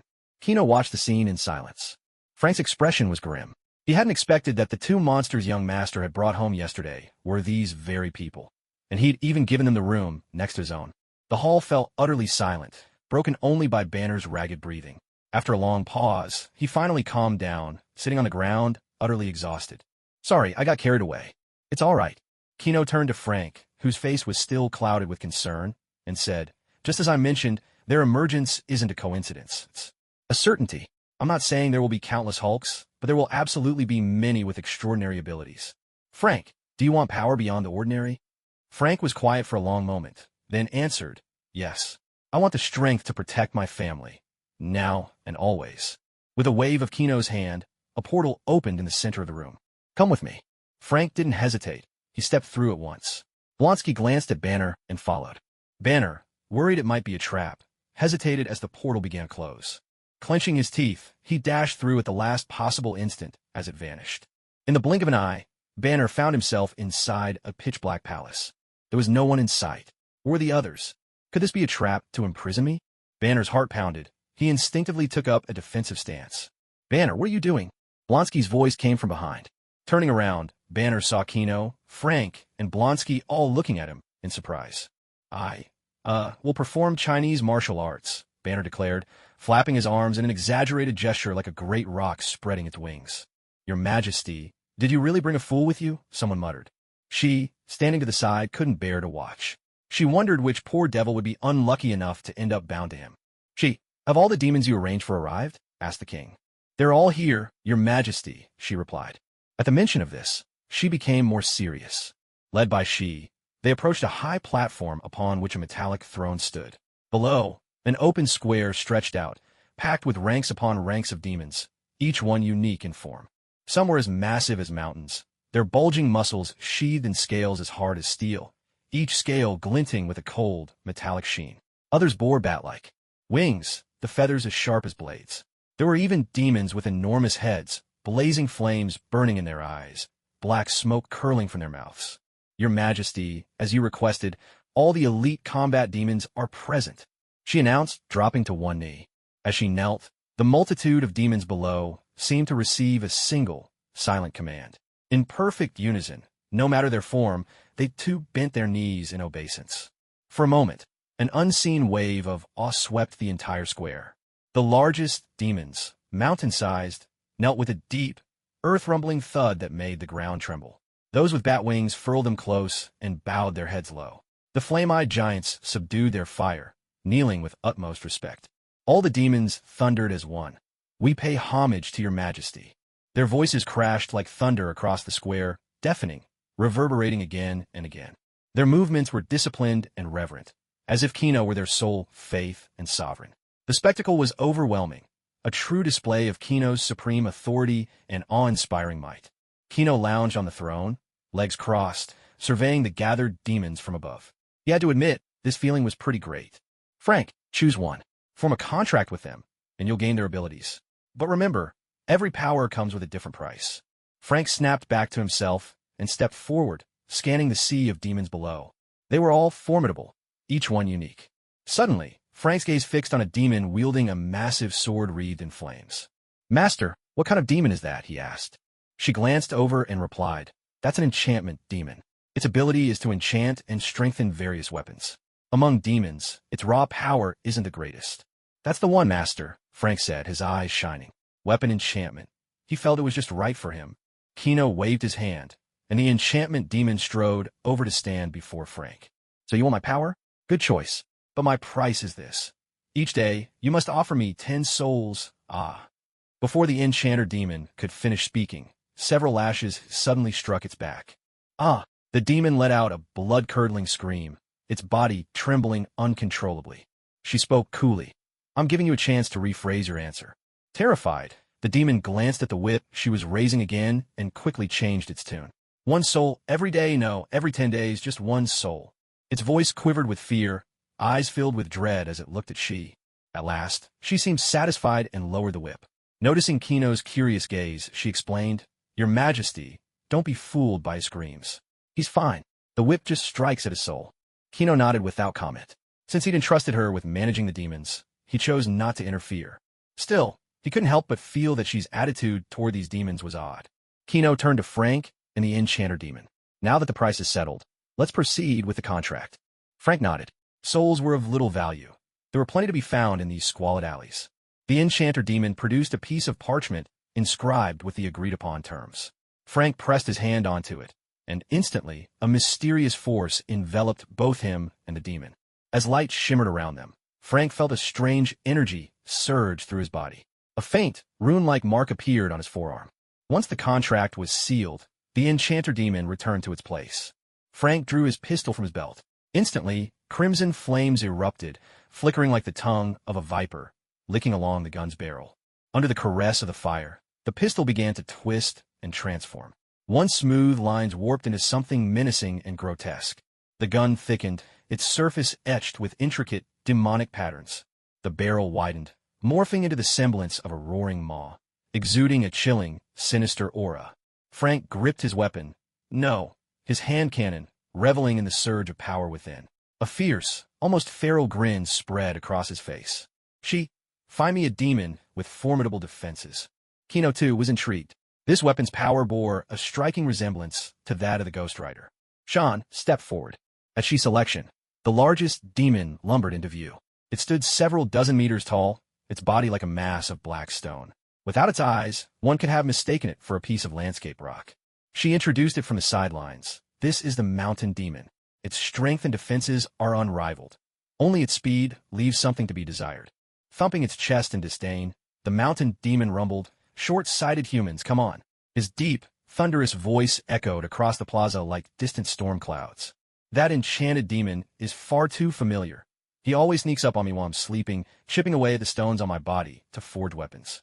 It usually takes him more than half a day just to break off a single piece. What could he possibly do with something so tiny in his human hands? Without a moment's hesitation, Frank pulled the trigger, aiming squarely at the mountain demon. In the very next instant, a thunderous explosion shattered the silence of the square. A blazing flash erupted from the muzzle of the hand cannon, surging forward with an unstoppable force right at the mountain demon. Before the mountain demon could even react, the overwhelming power struck him head-on. There was a deafening crash. His massive body shuddered violently, then collapsed to the ground with a tremendous thud. The demons all around stood frozen in shock, stunned by the sudden turn of events. In the blink of an eye, the once peaceful square was plunged into dead silence. Dust swirled through the air as Frank gripped the still-smoking hand cannon, his face alight with growing excitement. Yet the mountain demon climbed back to his feet in no time at all. He'd only lost a few stones from his chest, completely unfazed by the hit. It was mostly because he hadn't been defending himself, but even so, his sheer weight was terrifying. For someone to actually knock him down, that was impressive. Are the enchanted demon's abilities really that strong? The mountain demon couldn't make sense of it. "I want one," he muttered, desire gleaming in his eyes. Especially the enchanted demon himself. He stared greedily at the weapon in Frank's hand. So it wasn't that his abilities were lacking. It was the weapon that made all the difference. "What a powerful weapon," Shia said in awe, gazing at the weapon Frank held. "It is, after all, the culmination of human warfare. But I'm surprised it's this powerful," Kino remarked, watching Frank return. Then he added, "Frank, it seems you're quite pleased with this ability." "Yes, thank you, young master." "Thank you, Miss Shia," Frank replied, his smile impossible to suppress. He couldn't wait to try out the other weapon's powers. "No need to be so formal, Frank. We all serve His Majesty," Shia replied with a gentle smile, her voice soft. She understood perfectly well. Frank was the one entrusted with the daily care of His Majesty in the real world. Giving him a little help now would certainly pay off. "Frank, when we get back, start recruiting. Former soldiers are best. Even if they're disabled, that's fine." "Yes, young master. As it happens, I know quite a few skilled people," Frank answered. Kino was planning to build a squad of magic weapon bearers, a team whose firepower could rival an entire army. As for the risk of traitors, he could reclaim those abilities at any time. "Shia, is there a demon who can split one individual into two?" Banner knew this was being asked on his behalf, and looked at Shia with eager anticipation. Shia nodded. She'd already familiarized herself with every demon's abilities in hell. Clone Demon stepped forward. Soon enough, two identical demons appear before them. "Your Majesty, this is the doppelganger demon. Its ability is to split into two, and as long as either one exists, the other can never truly die. However, the drawback is that it can only create one duplicate." She finished introducing the demon, and Banner, unable to contain his eagerness, rushed forward to make a pact. but Kino reached out to stop him. Frank is my butler. Blonsky is now under my command. Banner, tell me, why should I help you? I'll become one of your people too. I have 7 doctoral degrees. Far more useful than that brute abomination who only knows how to fight. With the hope of being separated from the Hulk right in front of him, Banner was determined to seize it at any cost. Blonsky's lips twitched. 7 doctorates. Was that really so impressive? Well, maybe it was. Kino pondered for a moment, then nodded his consent. Seeing Kino agree, Banner dashed straight to the doppelganger demon and shouted impatiently, "Quick, let's seal the pact." The doppelganger demon, in perfect unison, declared, "The price is this. From now on, you can only eat half of any meal by yourself. Of course, if someone feeds you, you may finish it all." Having learned from previous mistakes, the demon dared not ask for anything excessive. "I agree." In an instant, a mysterious power surged forth. Banner successfully sealed the pact, and triangular sigils appeared on both his palms. The markings flickered with an eerie glow, as if whispering the power bound within the contract. Banner took a deep breath and activated his newfound ability. His hands stretched out to either side, moved by an invisible force pulling at him. At that moment, he felt his body slowly begin to split down the center. A wrenching sensation that defied description surged through every nerve. During the split, Banner glanced to his right and saw a face identical to his own emerge. However, that face was filled with confusion. But after locking eyes with Banner, it seemed to comprehend the situation and let out a furious roar. Yet, just as the separation was about to complete, a powerful force suddenly seized Banner, preventing the split from finishing. Then, with a sharp yank, both Banner and his duplicate were slammed back together, utterly beyond their control. With a tremendous crash, Banner was struck so hard his head spun. He stumbled backward and landed heavily on the ground, his face twisted in pain and frustration. Banner began to strike himself wildly, his hands raining down like a relentless storm, slapping his cheeks again and again. His eyes were bloodshot as he roared, "What do you mean, no? Get out here!" But no matter how desperately, how frantically he tried, it was useless. The Hulk simply refused to emerge. "Banner, enough. Let me try." Kino's voice boomed out. Kino understood that the Hulk was refusing to be separated from Banner. The sigil on his wrist began to glow as, for the first time, he invoked the authority of Hell. Here in Hell, he could strip a soul away at will, guided only by his own intention. With a wave of the hand, Banner's body crumpled softly to the ground. Above him appeared the souls of both Banner and Hulk. A thread of light connected their bodies, shimmering with a mysterious glow, as if sustaining the complex and intimate bond between them. What a strange sight. One soul, yet 2 entirely different states of consciousness, she remarked in awe. No wonder the doppelganger demon was chosen. It's just a case of dual personality, isn't it? People like this aren't common, but certainly not unheard of, Blonsky said. You think demons have never seen a soul with 2 personas? But this is more like 2 states of consciousness sharing a single body. They're a complicated symbiotic entity, too, unique to simply call 2 souls, and more than just a split personality. It's a rare existence, even in Hell. I wish I could collect one, she sighed with a hint of regret. Blonsky glanced at the demons below. Every one of them stared at Hulk and Banner with greedy eyes. If it weren't for the young master's presence, they would have swarmed him long ago. In his soul state, Banner also saw Hulk. He confronted him with anger, demanding, "Why did you stop me? Why did you appear? Why did you ruin my life?" With 7 PhDs to his name, Banner had always enjoyed privilege wherever he went. But since Hulk appeared, he'd lost his girlfriend, his job, his wealth, everything. Banner, weak, death. Hulk, strong, protect. Separate, can't protect. Hulk uttered the words haltingly, without anger. Just a simple, broken explanation. Banner froze, his eyes wide in disbelief. He'd never considered this possibility. All along, he'd blamed Hulk for his misfortune, never stopping to wonder why Hulk had appeared in the first place. At that moment, Banner's fury was suddenly doused, replaced by deep confusion and contemplation. "Hulk, don't you want to come out? Taste delicious food, make friends, experience the world?" Kino asked gently. "I do, but Banner is important," Hulk replied, longing in his expression.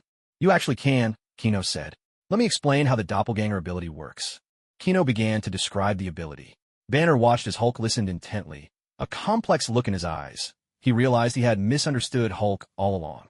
"This way, you can protect Banner even better," Kino continued. "You're not tricking Hulk?" Hulk asked warily. "No tricks. Do you agree to separate?" Kino replied. "Hulk agrees." "Separate," Hulk said firmly. Seeing Hulk's agreement, Kino waved both hands, returning the souls of Banner and Hulk to their bodies. Slowly, Banner stood up and took a deep breath. He tried the doppelganger ability once more. This time, with nothing holding him back, everything went smoothly. An invisible force once again surged from the center of Banner's body. This time, there were no unexpected tugs or obstacles. His body began to split apart slowly. Though the process was still searingly painful, Banner clenched his teeth and endured. At last, Banner and Hulk stood as two separate beings. Banner remained where he was, his face a shade paler than usual, but joy sparkled in his eyes. Hulk stretched his new form, a look of pure excitement lighting up his face. "Hulk, I'm sorry for misunderstanding you all this time," Banner said, unable to hide his relief at how smoothly things had gone. It seemed that a heartfelt conversation with Hulk was all it took. Hulk beamed at Banner, flashing a broad grin. "Banner, it's okay." At this moment, the relationship between Banner and Hulk was far from the animosity they would face in the future. Kino, witnessing the scene, was delighted as well, two for the price of one. "Blonsky, you've been watching for a while. Have you made your choice?" Kino turned to Blonsky, a questioning look in his eyes. Blonsky met Kino's gaze and replied resolutely, "Young master, I only want the most powerful demon. Only the greatest strength can defeat Hulk. Hulk is invincible." Hulk bellowed at those words. If Banner hadn't held him back, he would have already started a fight. Kino, intrigued, looked at Shi. "Bring out the strongest one." A hint of unease crossed Shi's face. "Your Majesty, the strongest one isn't fully trained yet. He may not be very cooperative." Kino's interest was only piqued further by this. If even Shi, who had tamed so many demons, found this one troublesome, he couldn't help but be curious. "No matter, let's see him," Kino said, his tone full of anticipation.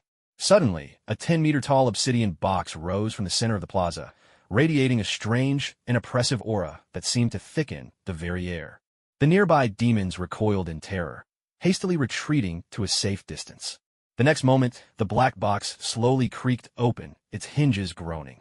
Inside, a diminutive demon lay curled up in slumber, his features hidden from view. As the demon's eyes fluttered open, they blazed like burning crimson flames, wild and ferocious. He fixed his gaze on Shi and spoke in a raspy, menacing growl. "If you dare release me, does that mean you've finally found a force strong enough to subdue me?" Shi's expression remained emotionless. "Bassa, His Majesty wants to see you." "His Majesty?" Suspicion and provocation danced in Bassa's eyes as he turned to Kino, a mocking smirk curling his lips. "Are you really that strong, Your Majesty?" "Not bad, I suppose," Kino replied. Even as his words faded, his figure vanished from the throne in the blink of an eye. Without warning, Kino appeared before Shi and swung a powerful punch. Bang! A tremendous crash echoed through the air, and in the next instant, a dark figure smashed into the ground like a cannonball, sending dust billowing into the sky. "Why, aren't you afraid of death?" Kino was a bit puzzled. He could feel, as clear as day, that this demon's life and death were entirely within his grasp, yet the demon remained so brazen. As the dust gradually settled, the once small figure now appeared incredibly robust. He stood up, muscles as hard as stone rippling across his body. Bassa spoke. "Death? It doesn't matter. As long as there's enough pain, even death is something I can overcome." Kino's lips twitched, and he glanced speechlessly at Shi. Has he always been this arrogant? To defeat death, one of the 5 creator gods? Even Kino wasn't sure he could pull that off. She let out a helpless sigh and explained, "He's a masochist demon. His ability is to absorb damage and convert it into his own strength and speed." Kino frowned and asked, "There must be some limit to that power, right?" She nodded. "The limit is his own physical endurance. Sure, his strength can increase without bound, but his body can't keep up with it. Even so, in all of hell, there's not a single demon who can take him head-on and win. But Your Majesty, I haven't quite tamed him yet. If you want to command him now, you'll have to defeat him first." When Bronsky heard about this ability, a glint flashed in his eyes. He stared intently at the demon below. "That's right. If you want me to serve you, you'll have to beat me first." Bassa taunted, his voice full of challenge. "Fine, let me see what you've got." "Actually, hold on." Kino was intrigued and about to step into the arena, but suddenly felt a disturbance in the core at his chest. Venom was calling him. Without another word, Kino opened a portal and left. Bassa, who had been itching for a good fight, froze mid-motion, his face then twisting into rage. "What do you take this battle for? Some kind of joke? Forget it. I'll just use the rest of you as an appetizer." With that, he locked his gaze on the other demons, ready to charge, but suddenly a red beam forced him to the ground, pinning him in place. It was the power of hell itself. "His Majesty told you to wait, so wait," she said coldly, looking down at Bassa. "Damn it, How can a weakling like you possess such power? Basa protested bitterly. In the past, shape-shifting demons like she were always playthings or lackeys to stronger demons like him. Yet now she stood above him. He had tried to kill her the moment he came out, hoping to catch her off guard, but hadn't expected to be thwarted. The law of the jungle. Once you were strong, so you did as you pleased, bullying the weak. But now, I am stronger, and everything should be reversed. Isn't this the rule you powerful demons created? At this moment, she's gaze was icy and sharp, like twin blades of cold light sweeping over the surrounding demons. Only now did she truly resemble a demon herself. The demons around her all lowered their heads, not daring to meet her eyes. In that gaze, they felt a profound terror. Frank, Blonsky, and the others all looked at she in surprise. The obedient girl in front of Kino was, in the eyes of these fiends, a terrifying devil. Wherever her eyes landed, the demons shivered and fell silent, like insects frozen by a sudden frost. Kino, unaware of what was happening in hell, appeared in the manor's living room. There, Venom and Pamela were standing, facing a man with a warm and friendly smile. Kino looked at them and asked, "Venom, what's going on?" "Someone from the agency with the long name is here," Venom replied. Coulson spoke affably. "Hello, Mr. Kino. I'm Agent Phil Coulson, from the Strategic Homeland Intervention, Enforcement, and Logistics Division. I'm here to consult you about a few matters." That signature, gentle smile never left his face, and his eyes radiated sincerity and warmth. He exuded an irresistible charisma, making him seem less like an agent on a mission and more like an old friend dropping by for a visit. Kino looked at Coulson, secretly marveling to himself. No wonder he's known as the village chief for Marvel newcomers. His social skills are impeccable. "Coulson, I'm a bit busy right now. Could we talk after I finish up?" Kino said. "Of course. If you need any help with the usual hassles, we have plenty of experience," Coulson replied, his gaze subtly probing. "There's a disobedient demon underling who needs to be disciplined. Want to come along?" Kino extended an invitation to venture into hell. Coulson's smile froze for a split second, and a faint bead of sweat appeared on his forehead. His mind raced, weighing the consequences of accepting such an invitation, but determined to uncover the Demon King's purpose for coming to Earth. He drew a deep breath, forced a steady tone, and said, "All right, I'll come with you." Though he tried to remain composed, the slight trembling of his lips betrayed his inner anxiety and unease. "Venom, Pamela, would you like to join us?" Kino asked the two women. "Let's go take a look." "Darling, I'm coming too." One after another, the group vanished. Coulson inhaled deeply, adjusted the hidden camera at his chest, and traced a cross over his heart. "For world peace, please watch over me." With that, he stepped into the portal. Back at S.H.I.E.L.D., Nick Fury stared silently at the now-darkened monitor for a long while. Meanwhile, on the other side, Coulson blinked and suddenly found himself standing in a plaza beneath a dim sky. In the distance, volcanoes erupted with explosive force, rivers of molten lava flowing relentlessly, radiating an intense heat that seemed capable of consuming everything in its path. Beneath him swarmed a mass of demons, their twisted faces so grotesque that Coulson found his breath catch in his throat. Pamela, attuned to the world's lifelessness, instinctively felt a wave of revulsion as the host of the Green, yet she managed to suppress her discomfort. Chino looked calmly at Basa, who lay sprawled on the ground, showing no sign of surprise. In a steady voice, he said, "Let's continue." At that, she released the pressure she'd been exerting on Basa. He sprang to his feet, his gaze still wild and defiant. "You won't run away again this time, Your Majesty." Chino gave a slight, knowing smile. "I hope you can keep that attitude a little longer." Just as he was about to act, Venom suddenly enveloped him, transforming itself into a gleaming suit of golden armor that fit him like a second skin. "Venom, what's this outfit?" Chino asked, a note of surprise in his voice. "You're the king now, so you should dress with proper dignity. Besides, I want to stay with you. After all, we're at our best when we're together." Venom's voice echoed warmly in Chino's mind. Bathed in the glow of the crimson sky, the golden armor blazed with dazzling brilliance, lending Chino an air of even greater authority and power. The surrounding demons couldn't help but cast sidelong glances, and for a moment, even Boss's eyes flashed with surprise, though that quickly gave way to his usual arrogance.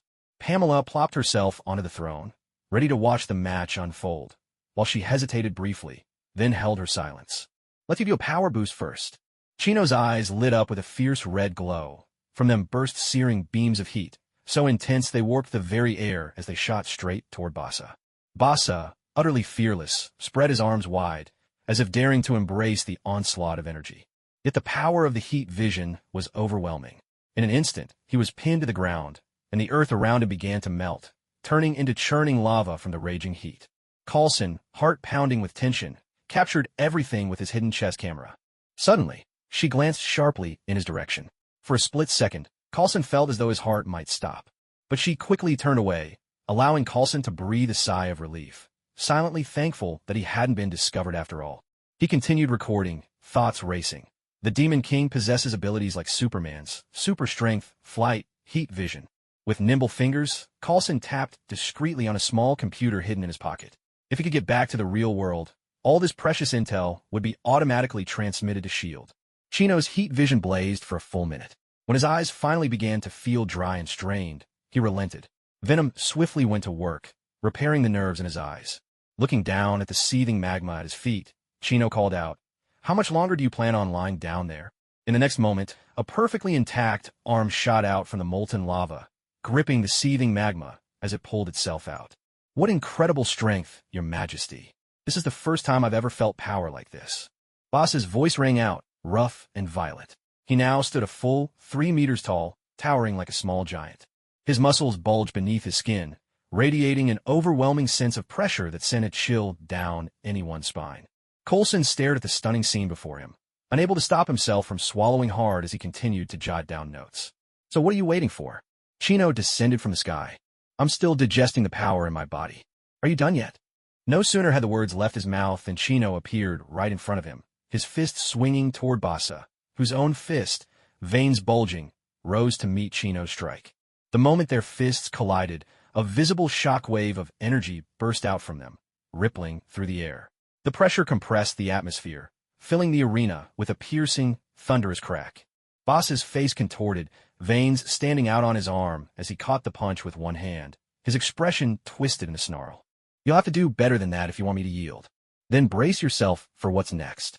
Chino's fists flew like the wind, each blow landing with the weight of a mountain, making the very air tremble with every strike.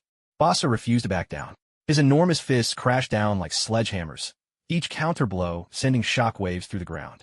Again, their fists clashed in a brutal exchange, the force of their collision bursting forth in blinding flashes of light that illuminated the entire battlefield. Their exchanges grew faster and faster, fists blurring together, filling the hellish square with a deafening roar. With every impact, gales whipped up, hurling stones and dust high into the air. A heavy punch landed, and both fighters were thrown back several steps by the recoil. But they instantly regained their footing and charged at each other again, plunging back into their breathtaking battle of fists. "Incredible! Bassa, you're strong." Chino laughed with unrestrained delight, his voice ringing out across the entire infernal square. A wild excitement gleamed in his eyes. He fought without using any other abilities, relying solely on the strength of his body. The raw, visceral sensation of hand-to-hand combat thrilled him to the core. "Ha! Ever since I gained superhuman power, this is the first time I've met such a worthy opponent." The golden armor on his body flashed brilliantly with every impact, each movement overflowing with peerless might. "What the hell are you talking about, you bastard?" Bassa roared, his eyes bloodshot, his heart seething with rage and unwillingness. No matter how much damage he absorbed, or how much power he drew out, Chino's strength always remained just out of reach. That's when it hit him. Chino wasn't even fighting seriously. The realization struck him like a cruel blow. For the first time in his life, the one who had always been the strongest felt the sting of humiliation and defeat. Barca roared once more as he charged at Chino, his muscles tensed like iron with rage, each stride leaving deep imprints in the ground. Chino met Barca's assault with ease, as if this fierce battle was nothing more than a game where he could let loose to his heart's content. The surrounding demons looked on in shock, their eyes filled with awe and fear. If they had knelt before because Chino possessed the Demon King's rank, now they were utterly subdued by the absolute power he displayed. The battleground was being torn apart by their intense clash, and she decisively ordered the mountain demons to strengthen and repair the area from a safe distance. Hulk watched the combat, waving his arms and stomping his feet, unleashing angry bellows.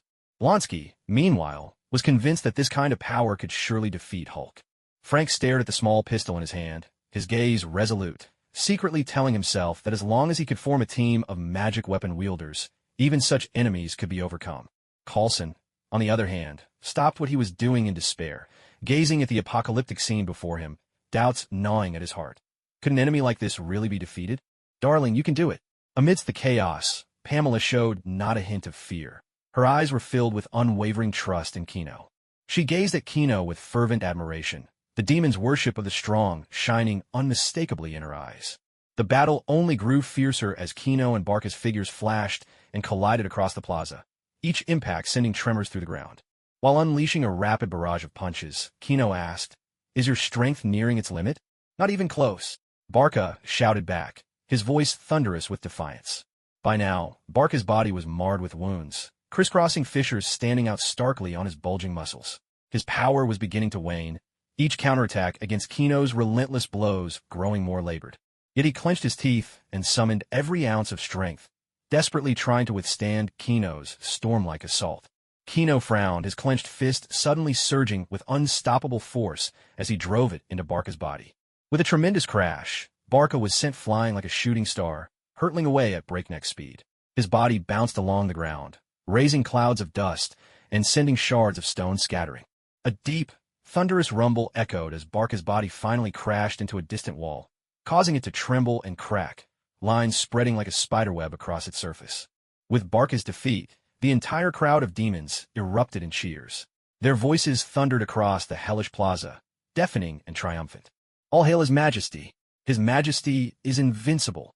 The demons' cries rose and fell, filled with admiration and reverence for Kino. Venom's voice echoed in Kino's mind. "This guy has a remarkable ability. He can copy powers." Though Kino had him suppressed on the surface, his capability was impressive. Just the fact that he could absorb damage made him nearly invincible for a short time. This power was limited by his own physical constitution, but if someone like Superman possessed it, who knows how much his strength could be amplified. He might even shatter the earth with a single punch. Indeed, his potential ceiling is extremely high, Kino agreed. Moreover, Venom's copying ability lacked the potential for growth. Unlike Kryptonians, who grow stronger just by basking in the sun, Venom could only replicate the ability as it existed at that moment. Still, these powers could be combined in various creative ways. Barca pulled himself out from the wall, then slowly approached Kino and fell to his knees. "Your Majesty, I yield," he said, his voice deep and sincere, his head bowed, all traces of defiance gone. That's how demons are. If your strength surpasses theirs, they submit wholeheartedly. The reason she couldn't break him was because she relied on the powers of hell. "Then I command you, do not resist from this moment on." Barsan suara tuwadianli. Kino placed a hand on Barca's shoulder. Venom coursed swiftly through Kino's arm and into Barca's body, beginning the process of copying his abilities. All the surrounding demons fell silent, watching the scene with tense anticipation. Moments later, Venom had completed the replication. Kino withdrew his hand and nodded, satisfied. "Rise, Barca." Barca rose to his feet, now with only loyalty and awe in his eyes. Kino turned to Blonsky, beckoning him over. "Blonsky, come here." Blonsky hurried to stand before Kino, his eyes full of expectation. "Form a contract with Barca." Blonsky glanced at Barca, but Barca looked back at him with nothing but disdain, casually naming a price. "If you want my power, last 10 minutes against me." But in the next instant, Barca kicked Blonsky across the room. "Weak human," Barca sneered. Since it was the king who brought him, he wouldn't kill him, but this would be enough to keep him down for a while. "I hate that move the most." Blonsky roared as he scrambled to his feet, instantly transforming into Abomination and charging back with a ferocious snarl. "Interesting." Barca chuckled, his interest piqued, and the two immediately clashed in a fierce battle. "My dear, you're incredible." Kino paid them no further heed and flew back to his throne. Pamela rushed over, wrapped her arms around Kino, and kissed him passionately. Frank and Banner respectfully bowed their heads, while Hulk watched the fight below with intense focus.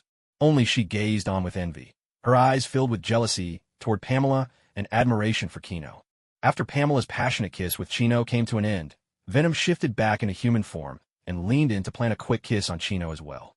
Chino smiled, gazing at the two of them with tender affection. Meanwhile, the battle below between Bassa and Blonsky was growing fiercer, dust swirling through the air. Yet for now, Chino withdrew his attention from the fight, allowing himself to savor this moment of warmth and tranquility. Seated on his throne, Chino wrapped his arms around Venom and Pamela on either side. With a gentle wave of his hand, several stone chairs slowly rose from the ground. "Take a seat, everyone," Chino said. Without hesitation, she chose the seat to Chino's left, the one closest to him. Frank was about to take the seat on the right, but Coulson beat him to it. Frank shot him a deep, meaningful look, then sat down next to him. Banner picked a chair at random and sat down. Hulk wants to fight, Hulk declared, his eyes brimming with anticipation as he looked plaintively at Chino. Chino chuckled softly and turned to She. Bring out a few demons who can take a hit. Let him have some fun. With a crisp command, she called out, Minotaur demons, come forth. At her words, a burly demon with the head of a bull strode forward, its massive form nearly matching Hulk's own. Chino truly did intend for She to become the steward of hell. After all, he couldn't remain in the underworld forever. Fight! Hulk shouted with glee, leaping down and launching himself into battle with the Minotaur demon. Demons all around widened their eyes, riveted by the clash between Abomination and Hulk, their excited shouts filling the air. For demons, after all, there's little more to life than sleeping and fighting. After a moment of silence, Coulson could no longer hold back his question.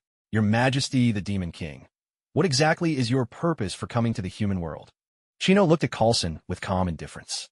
You're not a demon. No need for titles. Just call me Chino. My purpose here? I have none. I'm here to eat, drink, and have a good time. Coulson clearly didn't buy it. He frowned deeply. Chino countered, what else would my purpose be? Destruction? Conquest? If that were true, I'd be sitting in the White House right now. Coulson was momentarily at a loss for words. Suddenly, a strange sound echoed. Blushing, Pamela clutched her stomach and said sheepishly, It's already noon. I haven't eaten all day. I'm starving. Chino couldn't help but laugh. She, bring out some of Hell's specialties. She nodded and rose, heading toward the palace at the back. Soon, she returned with 2 platters, setting them steadily on a stone table. Pamela stepped over for a look, but the moment she saw what was on the plates, her face turned green and she nearly lost her lunch.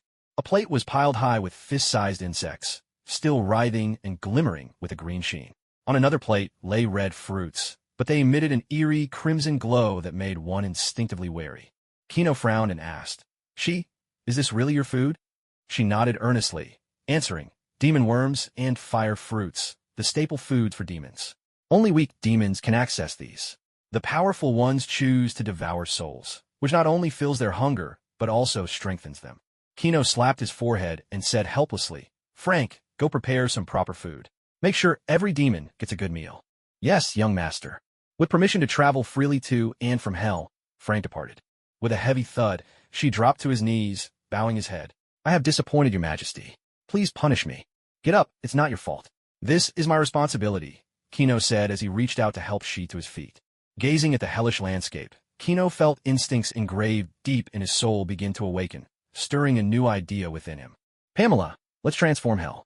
Let's turn this place into a real world. Pamela's eyes instantly shone at Kino's words. Whatever discomfort she'd felt at seeing the hellish food vanished, replaced with sparkling excitement and eager anticipation. She replied with delight, her fists unconsciously clenched, her whole being brimming with boundless energy. She'd once thought of finding a place to live in seclusion after becoming a monster, maybe building a kingdom of plants for herself. But after meeting her beloved, she'd let go of that idea. Transform hell. Coulson looked utterly incredulous. Slowly, he turned his gaze to the crowds outside the square, where volcanoes spewed thick smoke and rivers of lava flowed unchecked. How could that be possible? Coulson frowned deeply, shaking his head in disbelief. To him, this was nothing short of a wild fantasy. Young master, if it's just an oasis, it's possible. Plants need 4 things to grow: sunlight, oxygen, water, and soil. There's oxygen here. Sunlight can be provided artificially. As for the terrain, there are mountain demons who can help with reshaping the land. Water can be imported from Earth, and plants can be cultivated here.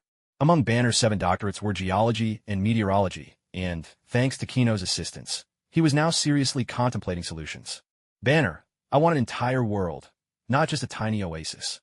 Banner stroked his chin, eyes fixed intently on Hell's surroundings, and shook his head. Young master, that would be incredibly difficult. Transforming the entire world is a massive undertaking, especially if you want it to sustain itself naturally. To achieve this, we have to transform the entire geology and environment of Hell, create layers of soil, control the weather, ideally even bring in the 4 seasons. Then there's growing plants, managing humidity. These are all big challenges.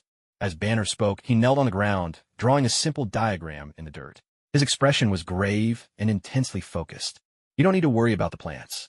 Pamela, show them a little of what you can do. Pamela rose from Kino's embrace, her hands aglow with a vivid green light, as warm and full of vitality as the first rays of spring. At her gesture, flecks of green sprang up across the black expanse of the square. Suddenly, tender shoots burst from the earth, growing so quickly you could watch them stretch toward the sky, unfurling their delicate leaves. In the blink of an eye, flowers bloomed in a riot of color, dazzling and radiant, while lush grass spread like a vibrant green carpet, covering the entire square. A gentle breeze drifted by, carrying the sweet fragrance of blossoms. The grass swayed, and in an instant, the square brimmed with life and energy, a vivid contrast to the darkness and oppression that reigned just moments before. The demons stared in stunned silence at the grass beneath their feet, their faces filled with disbelief and wonder, as if frozen in place by the miracle unfolding before them. It was a sight they had never witnessed in all their lives. Even the battle between Hulk and the Minotaur demon came to an abrupt halt. Hulk, curiosity lighting his massive features, gently stroked a flower growing by his feet. Seeing that Hulk had lost his fighting spirit, the Minotaur demon let out a sigh of relief, thinking to himself, the longer this fight goes, the stronger he gets, truly terrifying. He sniffed the air deeply, inhaling the delightful aroma, and couldn't resist grabbing a handful of grass, stuffing it into his mouth for a taste. With a shout of excitement, he cried, "Delicious!" Then he plopped down and began devouring the grass by the mouthful. Hulk, watching his companion, hesitated for a moment, then reached down, picked a flower, and tasted it. Instantly, his face twisted into distaste as he muttered, "Doesn't taste good." The other demons, seeing how much the Minotaur was enjoying the grass, couldn't contain their curiosity and began sampling it as well. Some of them were overjoyed by the taste, shoveling mouthful after mouthful into their mouths. Others spat it out in disgust, finding it utterly revolting. For a while, the square echoed with the noisy reactions of the demons, each one responding in their own way. Bassa knocked Abomination unconscious with a single punch and tossed a piece of parchment aside. He strolled over to the edge of the grass, lay down, and gazed up at the crimson sky. No living creature can hate the scent of nature, and demons are no exception. A touch of nostalgia flickered in his eyes, as if his thoughts drifted back to days long past, to a single visit he once made to the human world, walking among the trees, tasting their food, memories he cherished even now. Coulson and Banner remained rooted to the spot, staring in disbelief at the grass under their feet. Coulson couldn't help but reach down and touch it, exclaiming in astonishment, "Is this an illusion?" Banner crouched down as well, carefully examining the blades of grass on the ground. Shaking his head, he said, "No, this isn't an illusion. This is real, living life." She knelt, gently stroking the tender green grass. Her expression turned a little dazed, and she murmured, "Other forms of life appearing in hell. This has never happened before." Her eyes shimmered with both delight and a touch of confusion at this unknown change. Pamela stopped what she was doing, the green glow fading from her hands, and caught her breath before saying, "Dear, this patch of grass will last at most a week before it starts to wither." "It doesn't matter. This is only the beginning." Banner pushed up his glasses and said seriously, "Young master, even with this kind of power, even with the help of demons, this will be a project that takes at least a century. That's why I'm planning to start a company and hire some manpower. I think those mutants will be perfect. They look like they'd be great at farming." A sly glint flashed in Kino's eyes as he recalled Storm's weather-controlling abilities. "No, you can't recruit those mutants." Coulson instinctively objected, tension written all over his face. There was already an army of demons. If they added hordes of mutants to that, the consequences would be unthinkable. "Why not? Don't humans really dislike mutants? You can't wait to send them to hell. I'm just doing you a favor." Kino arched an eyebrow, his tone laced with mockery. Coulson let out a wry laugh, replying helplessly, "That's not quite the kind of going to hell we meant. Coulson, why don't you join me as well?" Kino's gaze was sincere as he extended his invitation. He clearly valued Coulson's abilities. "Mr. Kino, I'm bound to end up in hell one day. There's no rush, is there?" Coulson declined Kino's offer with gentle tact. Kino replied solemnly, "No, you'll end up sacrificing yourself to save humanity. You'll only ever go to heaven." Hearing how he would die, Coulson was momentarily taken aback. Then he said, "Well, that's quite an honor." A complex emotion flickered in his eyes, a mix of pondering over an unknown fate and a hint of surprise and comfort at Kino's assessment. Kino smiled faintly, "Which is why I want to beat heaven to you. How about making a deal with this Demon King?" "What kind of deal?" Coulson asked, curiosity lighting up his face. "After your first death, your soul belongs to me. You'll work for me. And in return, I'll answer one question for you." "First death? Am I going to die more than once?"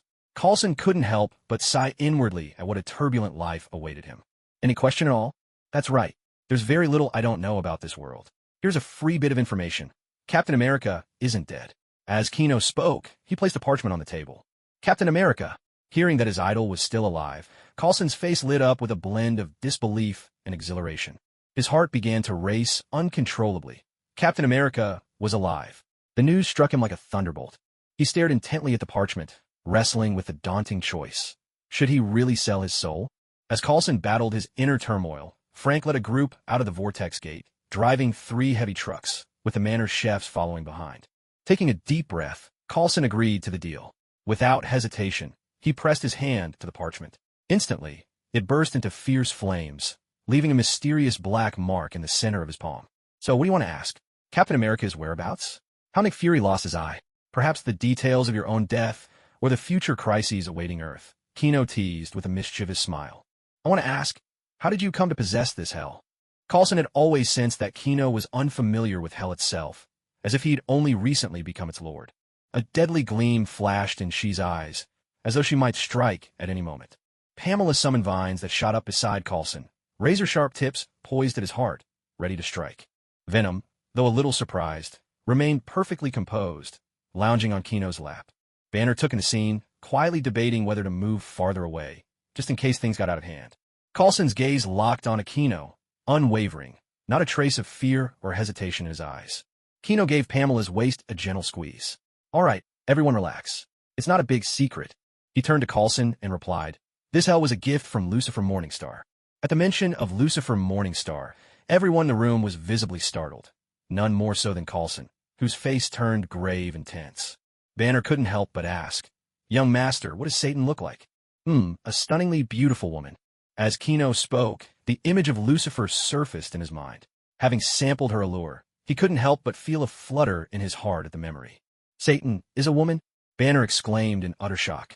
This guy here, he almost ended up in bed with Satan, Venom muttered, rolling his eyes as he felt a restless movement on his lap, but subtly shielded Kino from embarrassment. I did turn her down, didn't I? Kino said, exasperated. And then, my dear, you accepted me, Pamela chimed in, hugging Kino and planting a quick kiss on his cheek. Oh, and one more thing. Don't go around saying Lucifer's name for no reason. She can't hear you, and trust me, she's not as easygoing as I am. Suddenly, from the void, a fair and slender finger flicked out and gave Kino a sharp snap on the forehead. With a resounding thud, Kino's head snapped back, leaving him completely stunned and dizzy, his mind swirling in confusion. Oh, my dear! At the sight, Banner and the others instinctively slapped their hands over their mouths, eyes wide in shock. Though they tried to hold it in, it was obvious they were truly startled by what just happened. They really heard it. Shize hastily bowed his head, his body trembling ever so slightly, too afraid to steal even another glance. That's what you get for running your mouth. Venom sighed helplessly, climbing down from Kino's lap and gingerly cradling Kino's head in his own lap. Pamela looked on, her face full of concern and tenderness. She gently stroked the swelling on Kino's forehead, her eyes brimming with care and sympathy. Lucifer withdrew her hand from the void. She had been curious to see why this little fellow was calling her, only to find she was the subject of idle gossip. And not just any gossip, they were calling her petty. She could let the talking slide, but being called petty was a step too far. All right, let's move on. Lucifer gazed mercilessly at the celestial before her, the deity of this world. Now, let's see what you're made of. The explorer wasted no time, fleeing headlong into the star-studded sky. It took Kino a good while to recover from the blow to his head. He sat up, rubbing his forehead, and managed a wry, helpless smile. Well, that certainly was something. Kino shook his head and looked to the others. I guess from now on, I really shouldn't mention her name so casually. Coulson was still reeling from shock. He hadn't expected that Satan could overhear their conversation so easily, and even intervene in such a way. Meanwhile, the Manor's chefs had begun preparing dinner. The clatter of pots and pans, and the sizzle of ingredients meeting hot oil, filled the air. Before long, the entire square was awash in delectable aromas, mouth-watering scents that made one's stomach rumble. Every demon present began to drool unconsciously, eyes glued to the spatulas in the chef's hands, their gazes brimming with longing. As for the chefs, they were so terrified that cold sweat streamed down their faces. Despite their hands moving busily, every one of them was trembling ever so slightly.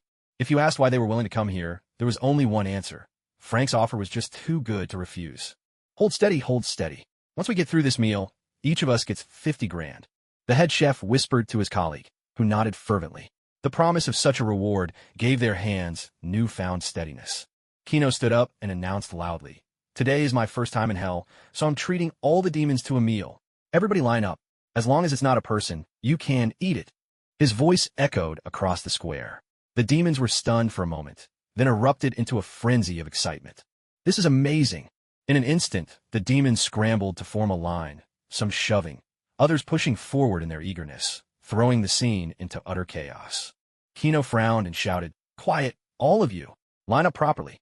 Anyone who breaks the rules can forget about eating." At her command, the demons finally settled down a bit. They started lining up in an orderly fashion, though their eyes never left the delicious food being prepared, and they kept swallowing hungrily.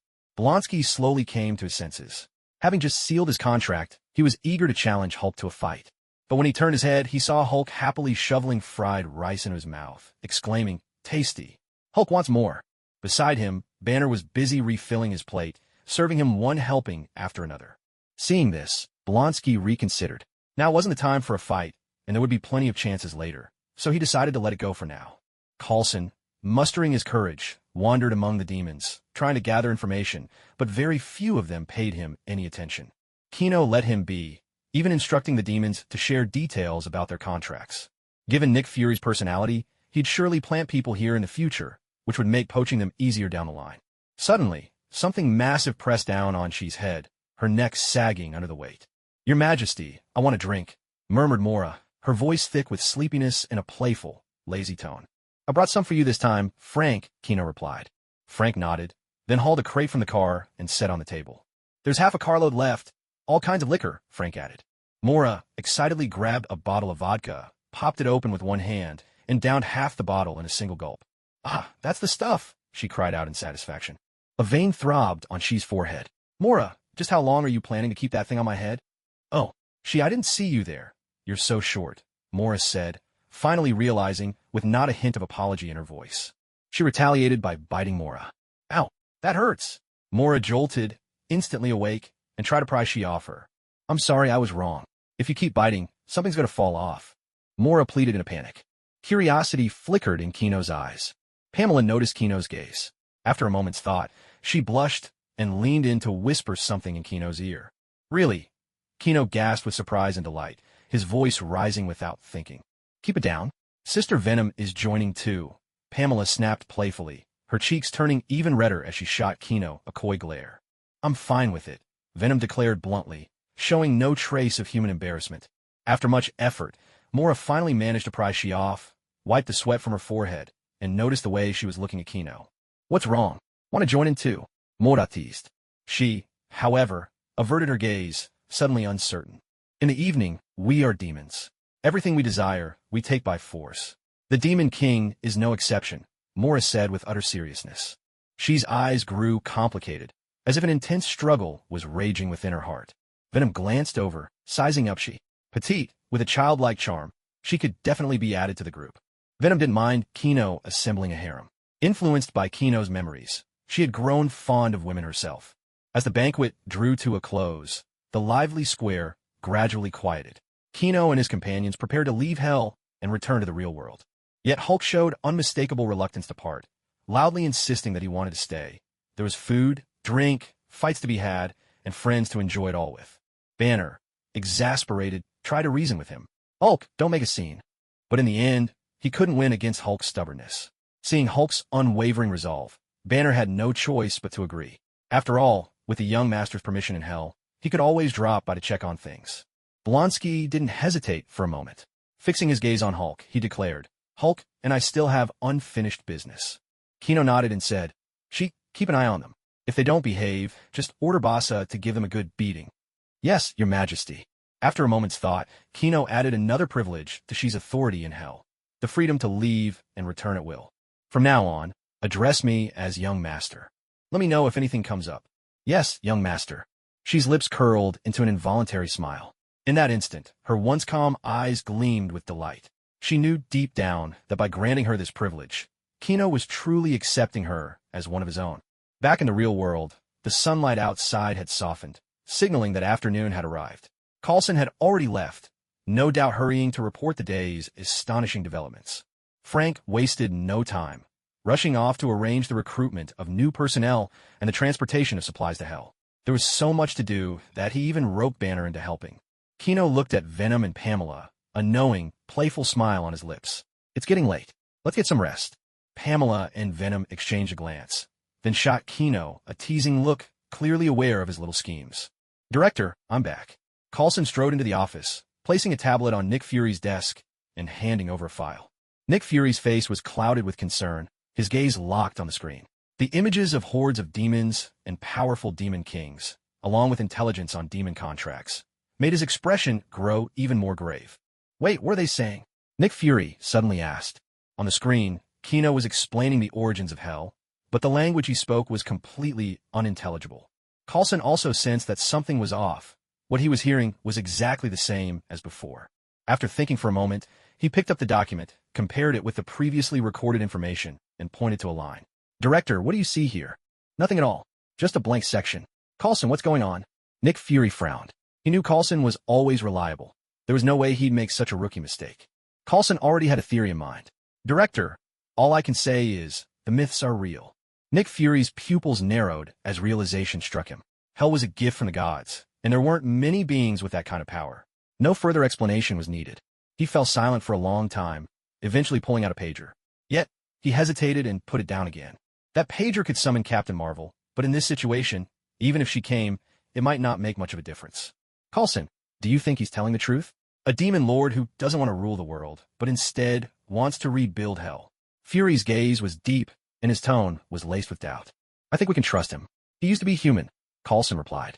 Putting aside the fact that he was the demon Lord Chino, the man himself struck him as genuinely courteous. And besides, we have no choice. There's no power on Earth that can stop him, Coulson added, his expression grave.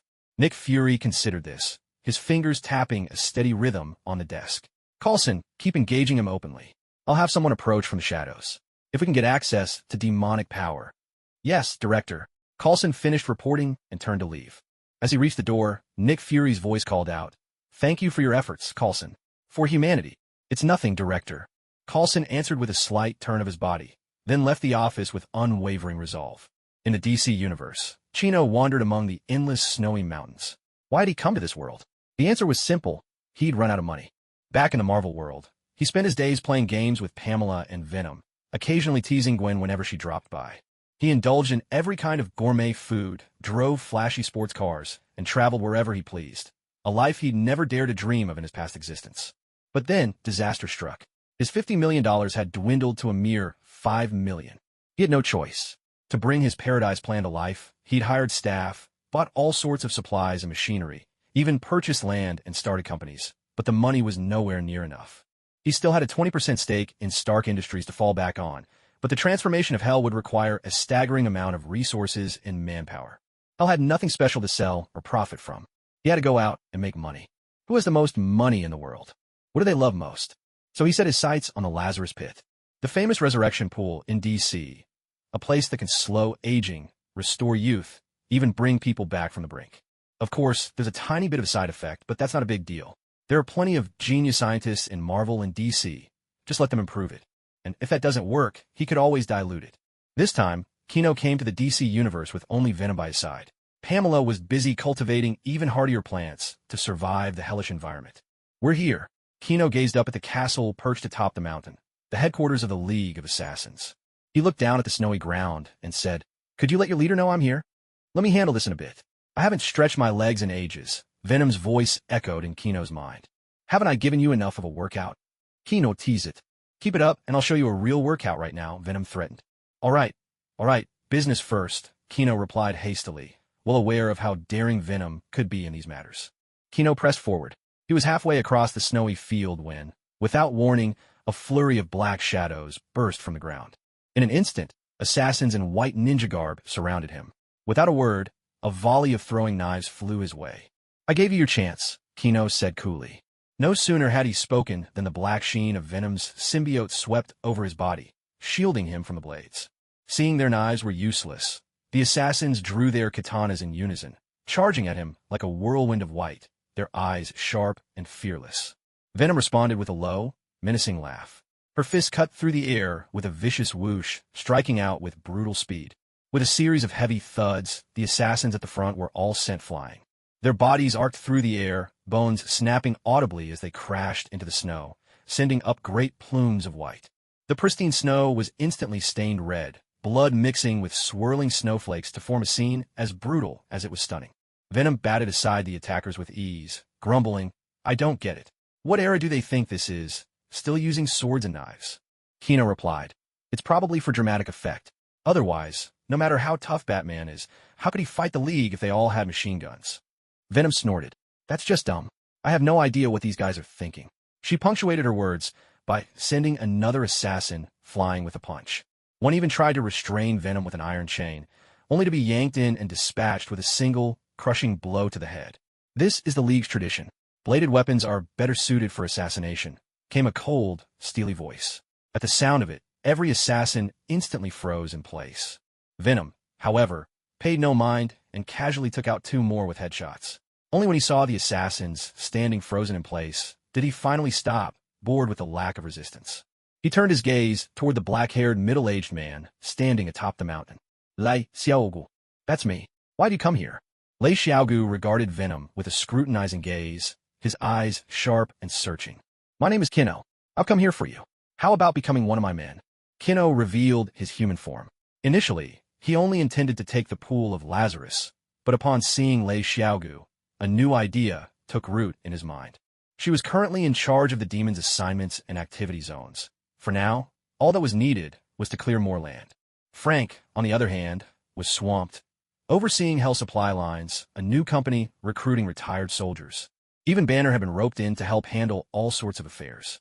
Coulson was still alive, and thus, not yet available to be of use. So, Kino set his sights on Lei Xiaogu. After all, Lei Xiaogu had both wealth and followers, and with 7 centuries of experience, he could handle almost anything. He would be a perfect ally. In an instant, Lei Xiaogu's eyes blazed with murderous intent. He whipped out a martial arts blade, its cold edge glinting dangerously. "You want the entire League of Assassins? Are you truly capable of that?" Kino watched Lei Xiaogu charge at him and sighed inwardly. Was this man's brain soaked into mush? Yet despite his self-proclaimed 700 years of martial arts training, Lei Xiaogu was utterly powerless before Kino. Within moments, Kino had knocked Lei Xiaogu to the ground, sending up a flurry of snow. Seeing their leader toppled, the surrounding ninjas rushed in without hesitation, each gripping a blade, their eyes cold as ice. This time, Kino handled things personally. He didn't kill a single one of them. Instead, with precise control over his strength, he knocked them all unconscious. "Let's make a deal.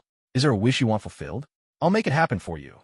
In return, I get the whole League of Assassins," Kino said, his gaze fixed intently on Lei Xiaogu. "A wish. My wish is to wipe out all of humanity and build an ideal world," Lei Xiaogu replied, his expression wild and unhinged. "So, in other words, you want a world without humans where you can start fresh and create a paradise of singing birds and blooming flowers. What a coincidence. I have a dream quite similar to that." Kino's eyes lit up, feeling as if he'd met a kindred spirit. "Kindred spirit? Please, you two are nowhere near the same. So what if that's true? Do you have the means to make it happen?" Lei Xiaogu asked. While the latter part of the statement was off, the rest was close enough. "Here's the deal. I'll give you a world without humans where you can start from scratch and build that paradise. In return, you hand the League of Assassins over to me." No sooner had Kino finished speaking than a rune appeared in Lei Xiaogu's palm. "What's this?" "Just a little something. Don't worry about it. Let's head to the new world together." As soon as Kino finished speaking, a strange, glowing doorway suddenly appeared beneath Lei Xiaogu's feet. Before Lei Xiaogu could react, he plummeted straight through it. Kino followed right behind, and in the blink of an eye, both of them vanished without a trace. Lei Xiaogu felt as if he had only blinked his eyes, and when he looked around, he found himself standing at the edge of a volcanic crater, with rivers of molten lava flowing all across the ground. Not far away stood a black palace, surrounded by several gigantic figures, each as tall as a mountain, striding across the land. Wherever they passed, the lava would recede and disappear. The demons of the mountain were cleansing the lava. "This is hell." Lei Xiaogu couldn't help but cry out, his gaze blank with shock. Yet, with the experience of 7 centuries behind him, he quickly regained his composure. "That's right. This is the world you wished for, a world without humans, a place where you can build a new world from scratch. I share the same dream as you, to transform Hell into a realm filled with birdsong and blooming flowers, Kino exclaimed, waving his arms with excitement, as if already envisioning the paradise of the future. Lei Xiaogu's eye twitched. The same dream? If his dream was to start from nothing, this was truly the most hellish beginning imaginable. To reshape all of hell, that's even crazier than I am. Don't even think about refusing. Our contract is already sealed. Lei Xiaogu glanced at his palm. The rune that had once glowed, faintly now shone brightly, then vanished entirely. In that instant, all thoughts of killing Kino melted away from the depths of Lei Xiaogu's mind, replaced by a single, overwhelming urge to submit. Master, who are you really? Lei Xiaogu's voice was thick with awe and reverence. I'm the Demon King of this hell, Kino. The Demon King himself had come for the entire Assassin's League. Was this an honor? Lei Xiaogu wondered. Deep down, he knew the answer was yes. To be subdued by such a powerful being, perhaps this was a stroke of fortune. Lowering his head, Lei Xiaogu dropped to one knee and declared, Master, I, Lei Xiaogu, am at your service. Kino and Lei Xiaogu returned to the real world. The assassins who had just regained consciousness immediately rushed forward, their faces fierce and their killing intent palpable. Stop! From this day on, our master is the new leader of the Assassin's League. Lei Xiaogu barked in a commanding tone. At his announcement, the assassins hesitated for a split second, then, in perfect unison, sheathed their blades and knelt on one knee. Their voices rang out as one. Greetings, Chief. Seeing this, Kino couldn't help but feel a surge of admiration. Whatever else could be said about Lei Xiaogu, his command over the organization was truly second to none. I should actually learn from you when there's time, Kino remarked to Lei Xiaogu, turning to him. Yes, master, Lei Xiaogu replied with unreserved deference. Now, his devotion to Kino was absolute, without the slightest trace of rebellion. Why not just learn it yourself? Because I'm lazy, Kino replied crisply, her voice confident and matter-of-fact, without a trace of hesitation. Lei Xiaogu, take me to the pool of Lazarus. Kino wasted no more words, issuing the command directly. Lei Xiaogu nodded in acknowledgement and immediately led Kino into the castle. Inside, the air was damp and heavy, shrouded in an aura of mystery. They made their way down winding, twisting corridors, skillfully avoiding one hidden trap after another. At last, they reached the depths below. Following Lei Xiaogu, Kino arrived at the lowest level, where a pool of shimmering blue liquid came into view. Its surface sparkled faintly, radiating an enigmatic energy. Kino's gaze was drawn to two figures at the edge of the pool. A well-built woman was carefully scooping up a small amount of the blue water, pouring it onto some medicine, and gently applying it to the knife wound on a child in front of her. The child's face was blank, silent, and still, as if he had long since grown numb to pain, accustomed to these injuries. It was said that overusing the pool's water would drive a person mad, but used in just the right amount, it was the world's finest healing salve, with no effect on the next day's training. Indeed, every one of those wounds had been inflicted by the woman herself. Talia's sharp senses picked up the faintest movement from their direction. She turned her head, and in an instant, her eyes locked onto Kino. Her gaze was wary and suspicious, for in this place, aside from her father Lei Xiaogu and herself, no one else was permitted entry. Father, who is this? My master, the new leader of the League of Assassins, Lei Xiaogu replied calmly. Talia was thunderstruck. She could hardly believe it. Her father, who was always madly arrogant, could never submit to another. He must have been controlled. That thought sent Talia charging straight at Kino without a second's hesitation, her eyes blazing with murderous intent. Seeing this, Lei Xiaogu swiftly stepped in and blocked her attack. In just a few moves, Talia found herself subdued, unable to break free. Kill him, Damien! Talia barked at the child. Without a moment's pause, Damien lunged at Kino, thrusting the small blade in his hand. But then, suddenly, a black tentacle lashed out, knocking the knife from Damien's grip and lifting him effortlessly into the air. A black, monstrous head emerged from behind Kino, bearing its fangs in a menacing grin as it threatened Damien. I just love tender, delicate children like you for a snack. Damien's face went as white as chalk, his small body shaking uncontrollably with fear. Instinctively, he turned to look at his mother, Talia. Despite enduring the League of Assassins' harsh training, in the end, he was still just a child. In the face of this sudden surge of fear, his inner fragility and dependence on his mother were laid bare in an instant. Venom, don't scare him to the point he wets himself, Kino spoke up. I wouldn't do that. He is Batman's son, after all, Venom muttered, then set Damien back down on the ground. The moment Damien's feet touched the floor, he stood frozen in place, staring wide-eyed at Venom as she shifted back into her human form. His little face looked stiff, and when Venom squeezed his cheeks, he didn't dare resist in the slightest. Like a startled rabbit, he let her do whatever she pleased. This little guy is so well-behaved, Kino. Can I keep him? Kino looked exasperated. Do you think this is a pet? You can't just take something cute home. Besides, I'll be taking the whole League of Assassins away soon. This kid goes back to his dad. Bruce Wayne raising a child? That's asking for trouble, Venom grumbled, thinking of the fates of the various Robins, each more rebellious than the last. Well, there's always Alfred. And you could send his mother along too, make it a real family reunion. Kino had no intention of taking on the hassle of raising someone else's child. Poor kid. Neither of his parents is what you'd call normal, Venom added, patting Damien's small head with a hint of sympathy. Perhaps it was being in human form, but Venom seemed suddenly more sentimental. Damien stared up at them with wide eyes, utterly baffled by their conversation. All he wanted was for this bizarre creature to leave as soon as possible. If you really want a kid, we could have one of our own, Kino suggested. Not yet. Venom shook her head firmly. Right now, I don't have control over my genes. If we're having a child, it has to be perfect, one with both our genes just like I promised. Talia was pinned to the ground, unable to move. Who exactly are you people? She demanded furiously. Kino ignored her question and walked straight to the edge of the Lazarus pit. His supervision activated instantly, but the thick, vivid blue glow obscured everything. He couldn't see the source of the waters at all. Ra's al Ghul, order all assassins back inside the castle. No one is to move, no matter what happens, Kino commanded, not bothering to look back. Yes, master, Ra's al Ghul replied respectfully. Once all the assassins had returned to the castle, Kino displayed a shocking feat of strength, grabbing Ra's al Ghul and Talia in one hand and Damien in the other. With a push of his legs, he soared skyward, shooting straight up into the clouds. Superman? But isn't Superman dead? Or is it simply flight? Suspended in the air, Talia stared at Kino, unable to make sense of what she was witnessing.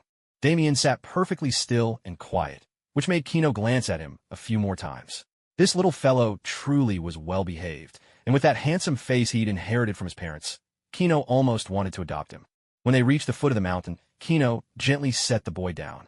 He looked up at the towering, snow-capped peak before him, then hurled himself at it with all his might, leaving behind a massive, gaping crater. What is he doing? Talia, puzzled, turned to look at Lei Xiaogu. At this moment, running away was the last thing on her mind. She was far more curious to uncover the intentions of this mysterious man. Suddenly, the ground shook violently. To everyone's shock, the snow mountain began to rise slowly into the air. Talia's eyes widened in disbelief as she stared at the tiny figure beneath the mountain. Lei Xiaogu couldn't help but twitch at the corner of his mouth, thinking to himself, the master really does as he says. He's taking the entire Assassin League. Damien's mouth dropped open. In his mind, no human could possibly possess such power. The sight before him shook his young heart to its core. He could do nothing but gape, lost in wonder. Kino, holding the enormous snow mountain above his head, stepped forward, one stride at a time, into the depths of hell. Once inside, Kino found She and gave a quick set of instructions. She, leave the snow mountain here for now. Make whatever arrangements you think best. She nodded in response, and Kino turned to leave. Kino soon returned to stand before Lei Xiaogu. I'll give you 5 days to take care of your affairs. After that, you'll come with me. Lei Xiaogu bowed respectfully and agreed. Without further delay, Kino grabbed both Talia and Damien. In a flash, his figure shot off toward Gotham. As they sped toward Gotham, Kino's mind was already working. I really should find a way to get some kind of spatial teleportation ability. It would make things so much easier in the future. Suddenly, Kino felt something wrapping around his leg. He assumed Talia was afraid of heights and paid it no mind. But then, as a slender hand softly traced across his chest, he glanced down.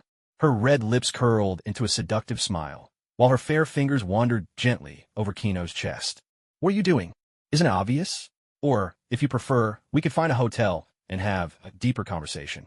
Talia's voice was sweet and teasing, her tone dripping with allure. She stared straight at Kino, her eyes openly smoldering with desire. She wanted a child with superhuman power. If her child could inherit even half his strength, ruling the world would be child's play. Your son is right here, Kino said, his gaze darkening ever so slightly. Don't mind him, or if you find it exciting, he can even watch. Talia assumed Kino was concerned about the child. Her sultry smile never faded as she pressed herself even closer to him. She knew men all too well. If they found something exciting, they'd be willing to try anything. Yet, she had never expected that Kino was nothing like the ordinary men she was familiar with. Damien, still tense from flying and confused about their unknown destination, glanced over when he heard the commotion. His youthful face was filled with bewilderment. He simply couldn't understand what his mother was doing. "You're the first person to make me angry since I arrived in this world," Kino suddenly said, his voice trembling with barely contained fury. Talia realized with a sinking feeling that things were going wrong. Only now did she understand that she had acted too rashly, making a move before understanding this man's true temperament. Now, she feared she was in real trouble. Without hesitation, Kino gave her a push, and Talia's body plummeted from the sky like a kite whose string had snapped. Damien let out a terrified cry, his voice ringing with panic and helplessness. He watched in horror as his mother hurtled downward, his small body trembling uncontrollably. Just then, a black tendril suddenly shot out from Kino's back, darting through the air to catch Talia and suspend her, dangling between heaven and earth. "Kino, you can't kill a child's mother right in front of him." "I'm sorry, Damien," Kino apologized sincerely. He really had lost his temper just now. "Mom's all right." Damien, seeing his mother hanging safely in midair, finally breathed a sigh of relief. Yet his gaze was still filled with fear towards Kino. This man had nearly killed his mother before his very eyes. "Why are you so angry? You've seen so many stories like this. This isn't even that unusual." She truly couldn't understand why Kino's rage was so intense. After all, she wasn't human. Even with access to all of Kino's memories, she couldn't comprehend the intricacies of human ethics and morals. Those stories are fiction. That's why I can enjoy them as stories. "I admit I'm lustful, but I know where to draw the line," Kino explained patiently. "I don't get it. You're always so happy to try all sorts of things from those stories with us. You might understand when you become a mother yourself. She could try to seduce me anywhere else. I wouldn't care. In fact, if the mood is right, who knows what could happen. But she can't do it in front of her own child." Kino looked down at Damien, who was huddled quietly in his arms, and let out a bitter laugh. This time, the child had truly been frightened, so he sped up, flying toward Gotham. Damien glanced at his mother, still dangling in the air. Kino's words left him thoroughly confused, but even so, he etched them deeply into his memory. The sky above Gotham was heavy and oppressive, thick clouds pressing down on the city and filling the air with a stifling gloom. It was still daytime. Bruce Wayne hadn't left the house. Instead, he was fully absorbed in his research in the study of Wayne Manor. Suddenly, a piercing alarm shattered the quiet, ringing out without warning and breaking the calm. His brow furrowed as he quickly pulled up the surveillance footage. On the screen, the mysterious figure who once copied Superman's powers appeared once more. This time, the stranger was carrying a small child in his arms, and behind him, Talia was tied up. He's been hiding in the League of Assassins all along. Bruce Wayne pondered silently.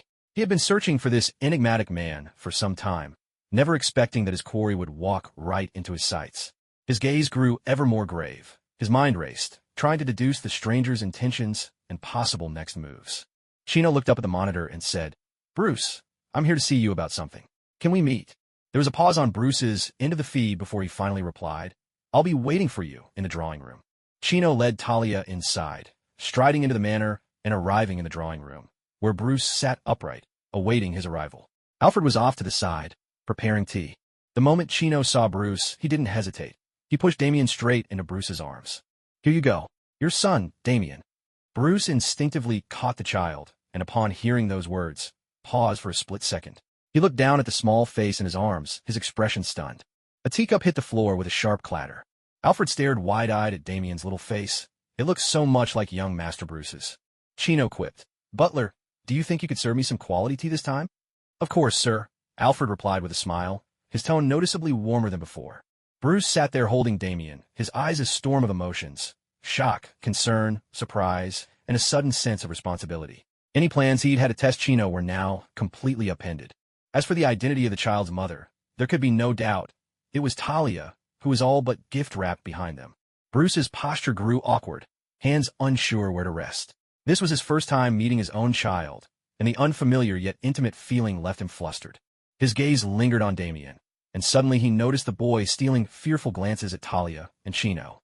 That was unmistakable fear, as if Damien hadn't yet recovered from his recent ordeal. "Alfred, please take Damien out for a moment. We have things to discuss." Bruce took a steadying breath, forcing himself to sound calm. "Yes, Master Bruce," Alfred answered, gently lifting Damien and turning to leave. But Damien clung tightly to Bruce's shirt, calling out, "Mama."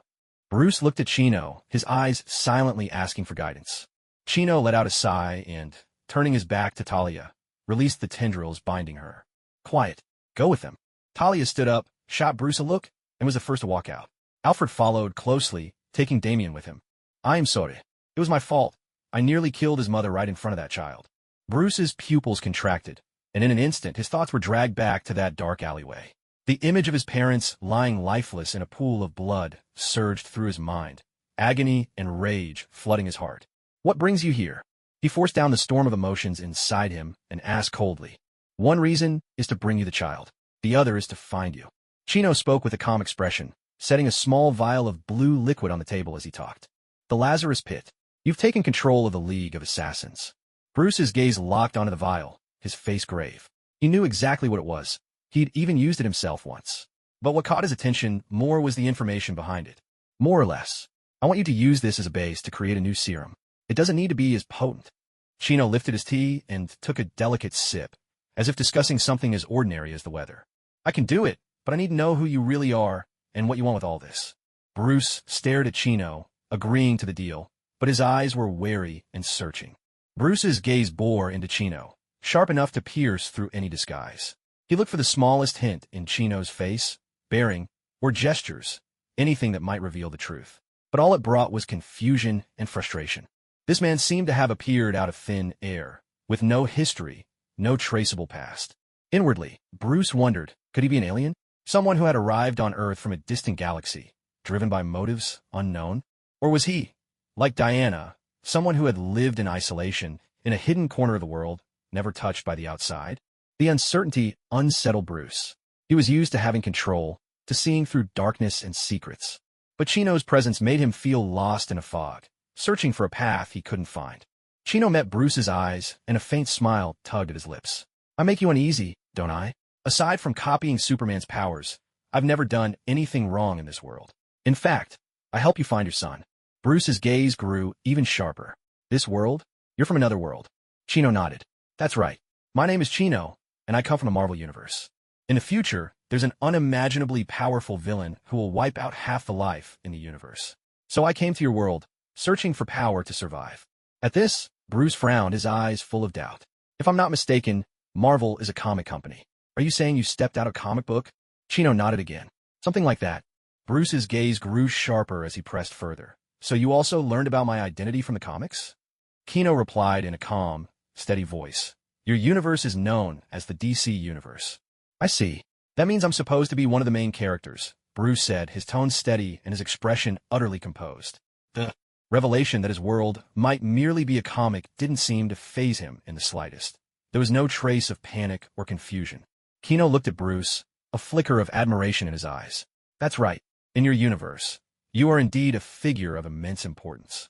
In every version of Gotham, there is always a Batman fighting crime. Most often Bruce Wayne, though sometimes it's your father, and in rare cases, even your brother. Bruce frowned and asked, in other universes, I have a brother? Chino nodded, his expression serious. Yes, in that universe, young Thomas Wayne killed you and your parents, then became the Owl, the Court of Owls vigilante in Gotham. Bruce's eyes grew pensive and complex, as if he were trying to imagine such a drastically different version of himself and his family. It's hard to imagine something like that happening in another universe. Could I travel to your universe? Chino shook his head and declined. Anyone in this universe can leave, except you. Why? You have a deep connection to someone very powerful, someone I can't defeat, at least not yet. And if you were to leave this world, Gotham itself might be destroyed, Chino explained. Barbados regards Bruce Wayne as the key to opening the gateway to the positive matter universe. If he were to vanish, no one could predict the consequences. I understand, Bruce said quietly. Chino rose to his feet, preparing to leave. I've answered your questions. I'll come to find you in 5 days.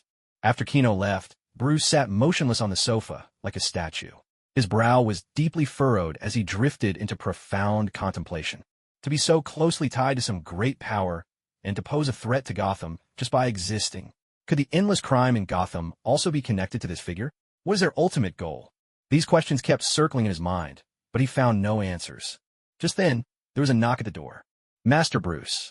Bruce snapped out of his reverie, only then realizing that night had fallen without his notice.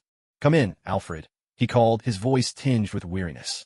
Alfred entered with Damien, who had changed into fresh clothes.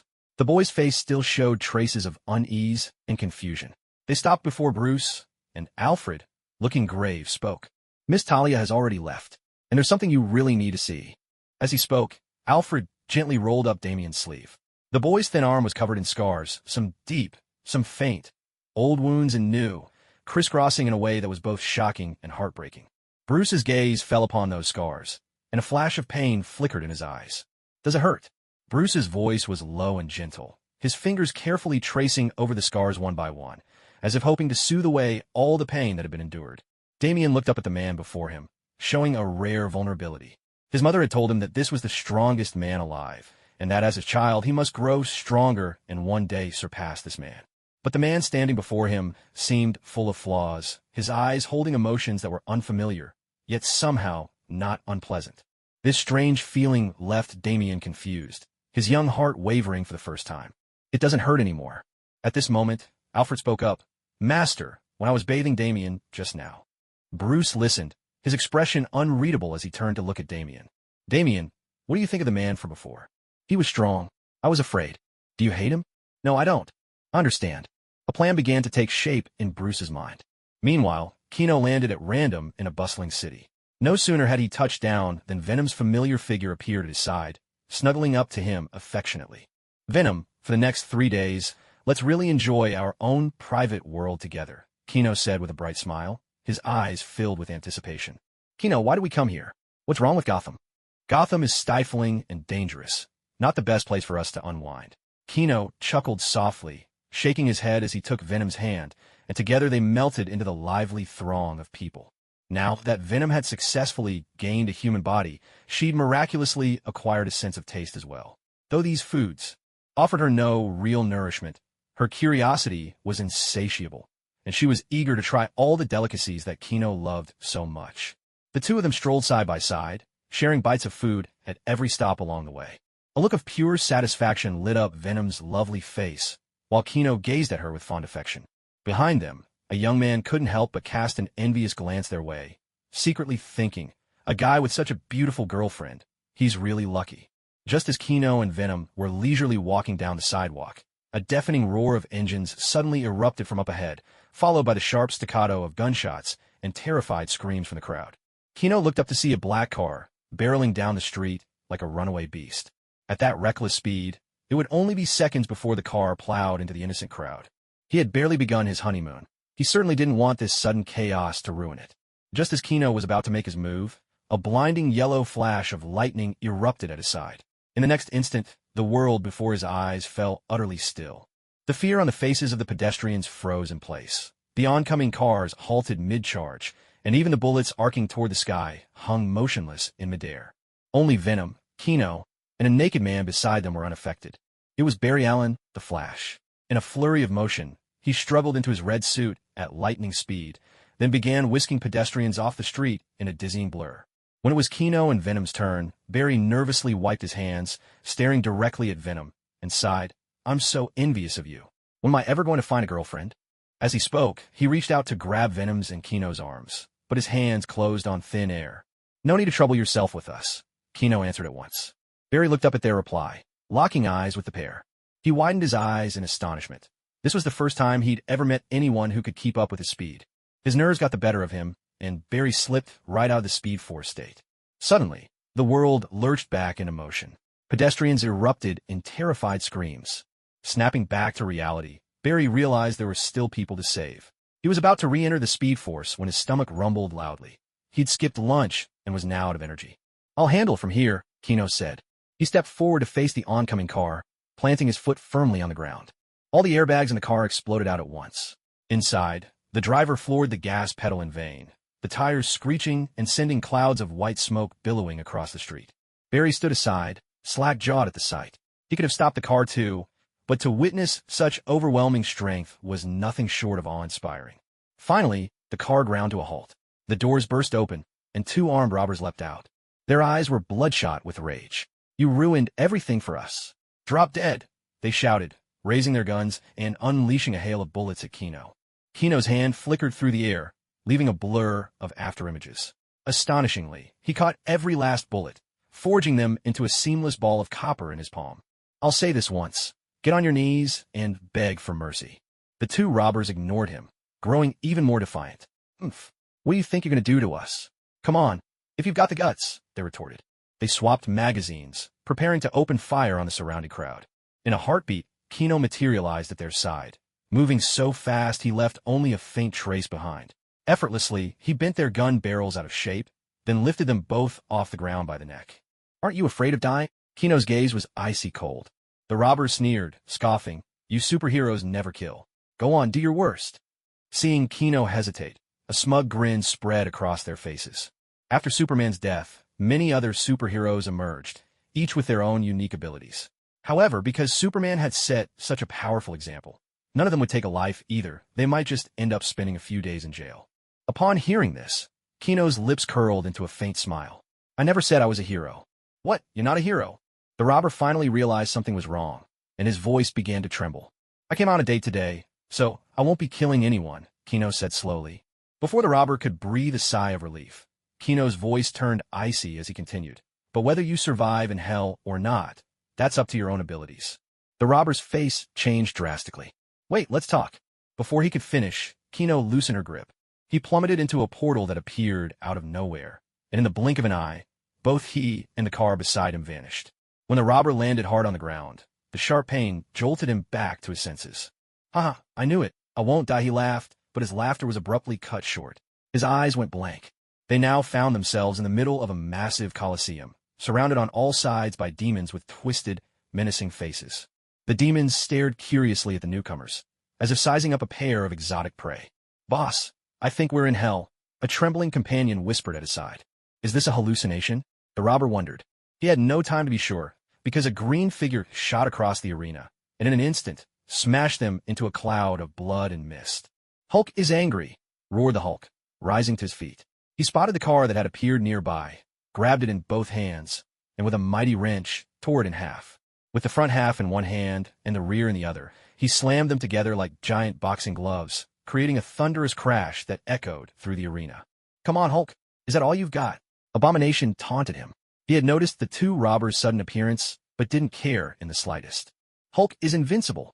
With a furious bellow, Hulk dug his powerful legs into the ground and charged at Abomination like a living mountain. Abomination made no effort to dodge. He took Hulk's barrage of heavy blows head-on, stumbling back but grinning with wild delight. His ribs were visible beneath his skin, but in the blink of an eye, his muscles swelled, inflating rapidly until they bulged with terrifying strength. His once withered skin stretched taut over the new muscle, radiating an overwhelming sense of power. My strength is growing, Abomination bellowed. With a single kick, he sent Hulk hurtling into the wall, then rushed forward, pinning Hulk in the corner and pummeling him relentlessly.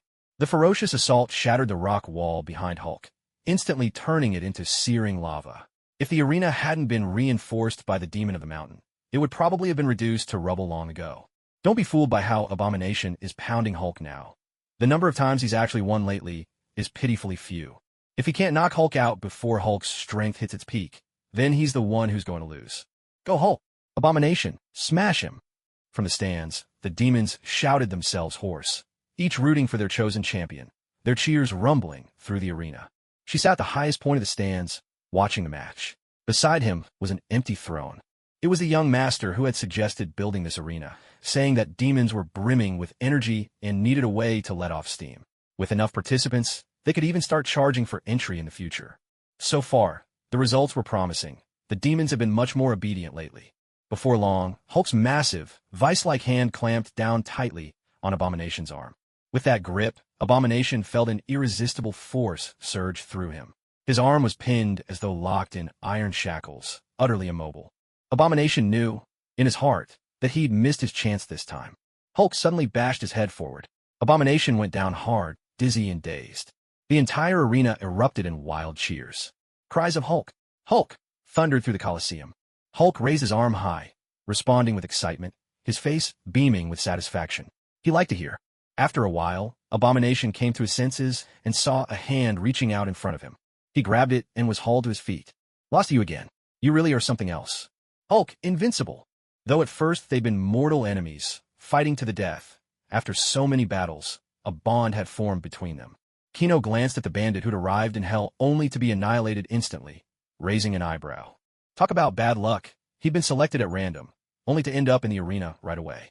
The bystanders, after a brief moment of shock, quickly turned their attention back to Kino's swift move. No one cared about the bandit's disappearance. Instead, the crowd excitedly snapped photos. "Hello there, can we have a chat?" Kino smiled at Barry. I'm gonna be late for work, maybe next time." Barry's nerves were obvious, his gaze darting around as he scrambled for an excuse, looking for a chance to escape. "I suggest you think carefully about that." Venom reached out and clamped a hand down on his shoulder, the grip making it impossible for Barry to break free. "All right, I know a really great burger joint." Barry's expression fell, and he silently cursed his rotten luck. He was already weak from lack of energy, and now faced with two people who could keep up with his speed, there was no way to run. He could only resign himself. And whether it was his imagination or not, Barry felt his body getting heavier, more exhausted than ever. Venom withdrew his hand, and Kino noticed that a small image of the Flash had appeared at the core of his chest, with a faint current flickering around it. Speed Force acquired. Kino's lips curled into a subtle smile, a flash of excitement glinting in his eyes. The Speed Force, after all, is one of the most easily obtained bug powers in the DC universe. Though he now possessed the Speed Force, since Barry Allen is its origin, it wasn't unlimited in the Marvel world. Each time Kino used it up, he'd have to return to the DC universe for a recharge, but that was no big deal. They arrived at a burger joint Barry had mentioned. At this hour, the place was empty, and Kino generously declared that he would treat. Barry, without the slightest hesitation, ordered a mountain of burgers, truly a pile that towered on the table, while Venom went for a chocolate sundae. As Barry devoured burger after burger, Kino took one for himself, took a bite, and remarked with genuine praise, "Not bad at all. The meat is so juicy." When Barry had finally eaten enough for 5 people, he let out a long, satisfied breath, leaning back in his chair and rubbing his belly with contentment. Watching Barry, Kino grinned and teased. "Barry, I bet you're feeling pretty secure right now, huh? Like you'll never have to worry about running out of energy again." Barry scratched his head sheepishly, admitting, "How did you know?" Kino smiled faintly, his gaze growing distant and thoughtful. He spoke slowly, "Because I've been where you are now, kept close by someone whose strength I couldn't even begin to fathom. Even if they mean no harm, you can't help but feel like a puppet on a string, with no control over your own fate. That feeling, it's not easy to bear." At that moment, the light in the diner fell across Kino's face, highlighting a trace of bitterness etched in his memories. Venom rolled his eyes, muttering inwardly, "Here we go. Kino's gearing up for another performance." I didn't mean to. It's just," Barry began to apologize. Even though he was the one being kept close, he was the first to lower his head. A pang of guilt struck Kino. He thought to himself, picking on the future Justice League's innocent newbie like this. "I really do feel a little bad." "It's all right. It's only human," Kino said sincerely. "I just saw how incredible your abilities are and wanted to talk with you.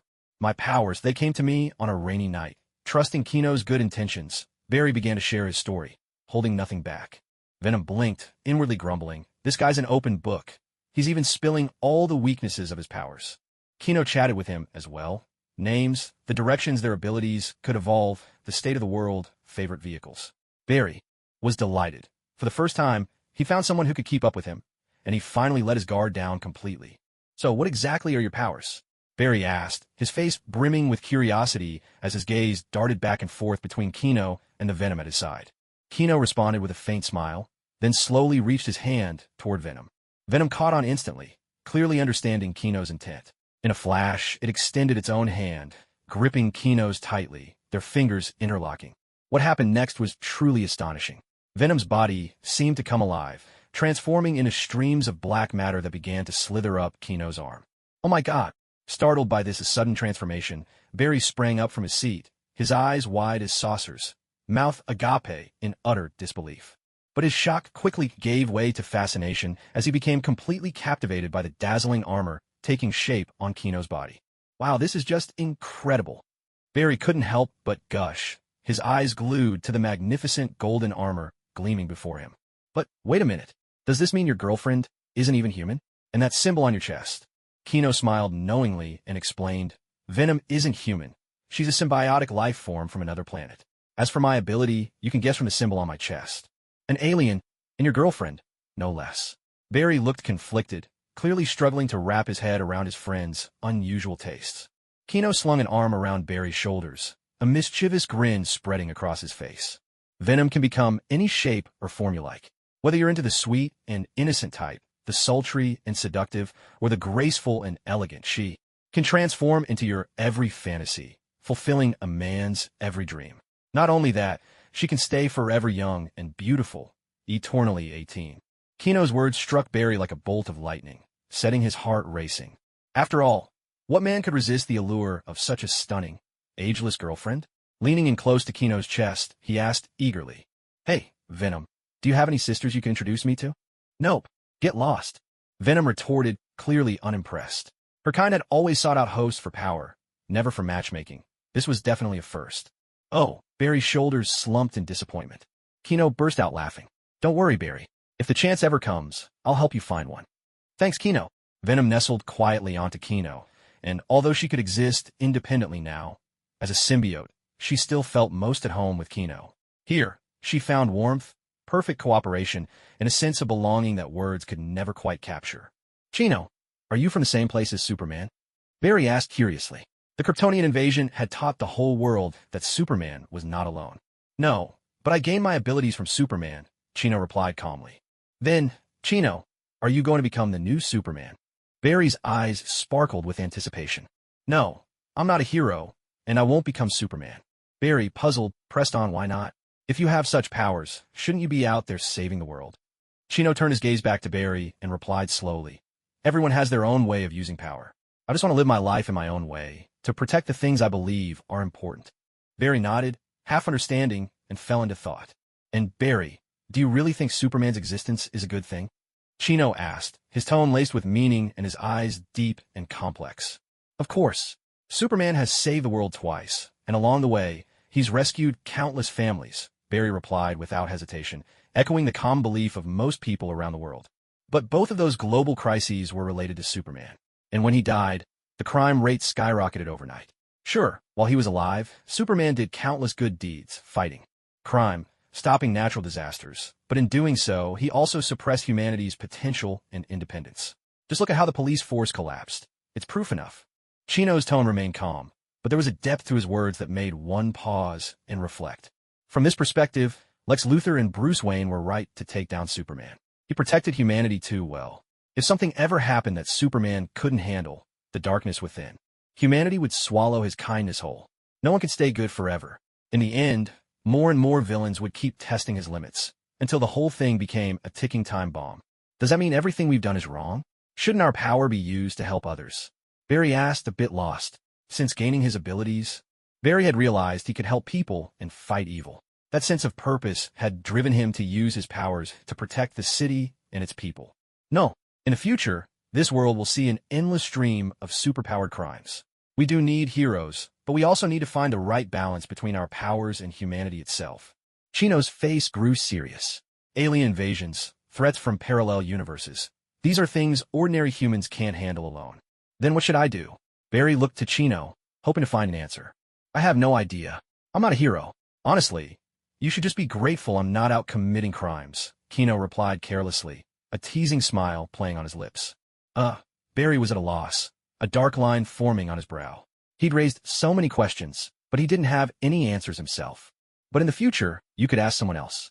He probably knows how to balance things between people like us and ordinary folks. Ooh, a spark of hope reignited in Barry's eyes.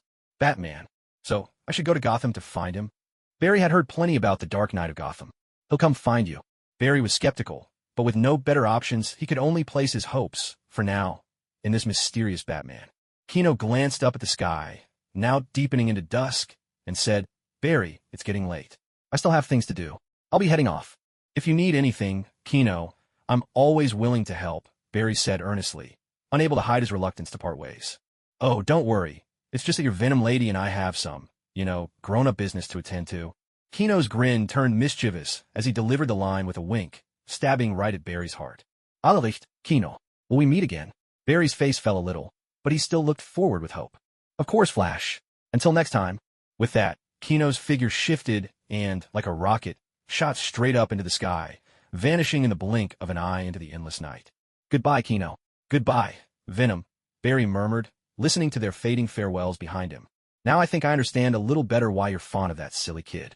It's not about being silly. It's about sincerity. Sincerity never goes out of style. Though, sadly, not everyone deserves it. Soft whispers drifted down from the night sky. 5 days later. During this time, Kino had taken Venom on a honeymoon, traveling from one breathtaking destination to another. By day, they reveled in the wonders of nature. By night, they retreated to their private world of games and passion. Venom, for her part, devoted herself wholeheartedly to fulfilling Kino's every desire. Her face remained unchanged, but her figure could shift at will. Sometimes she was a bright, lively young girl. Other times, a graceful, alluring woman in her prime. She embodied the charm of every age with effortless ease.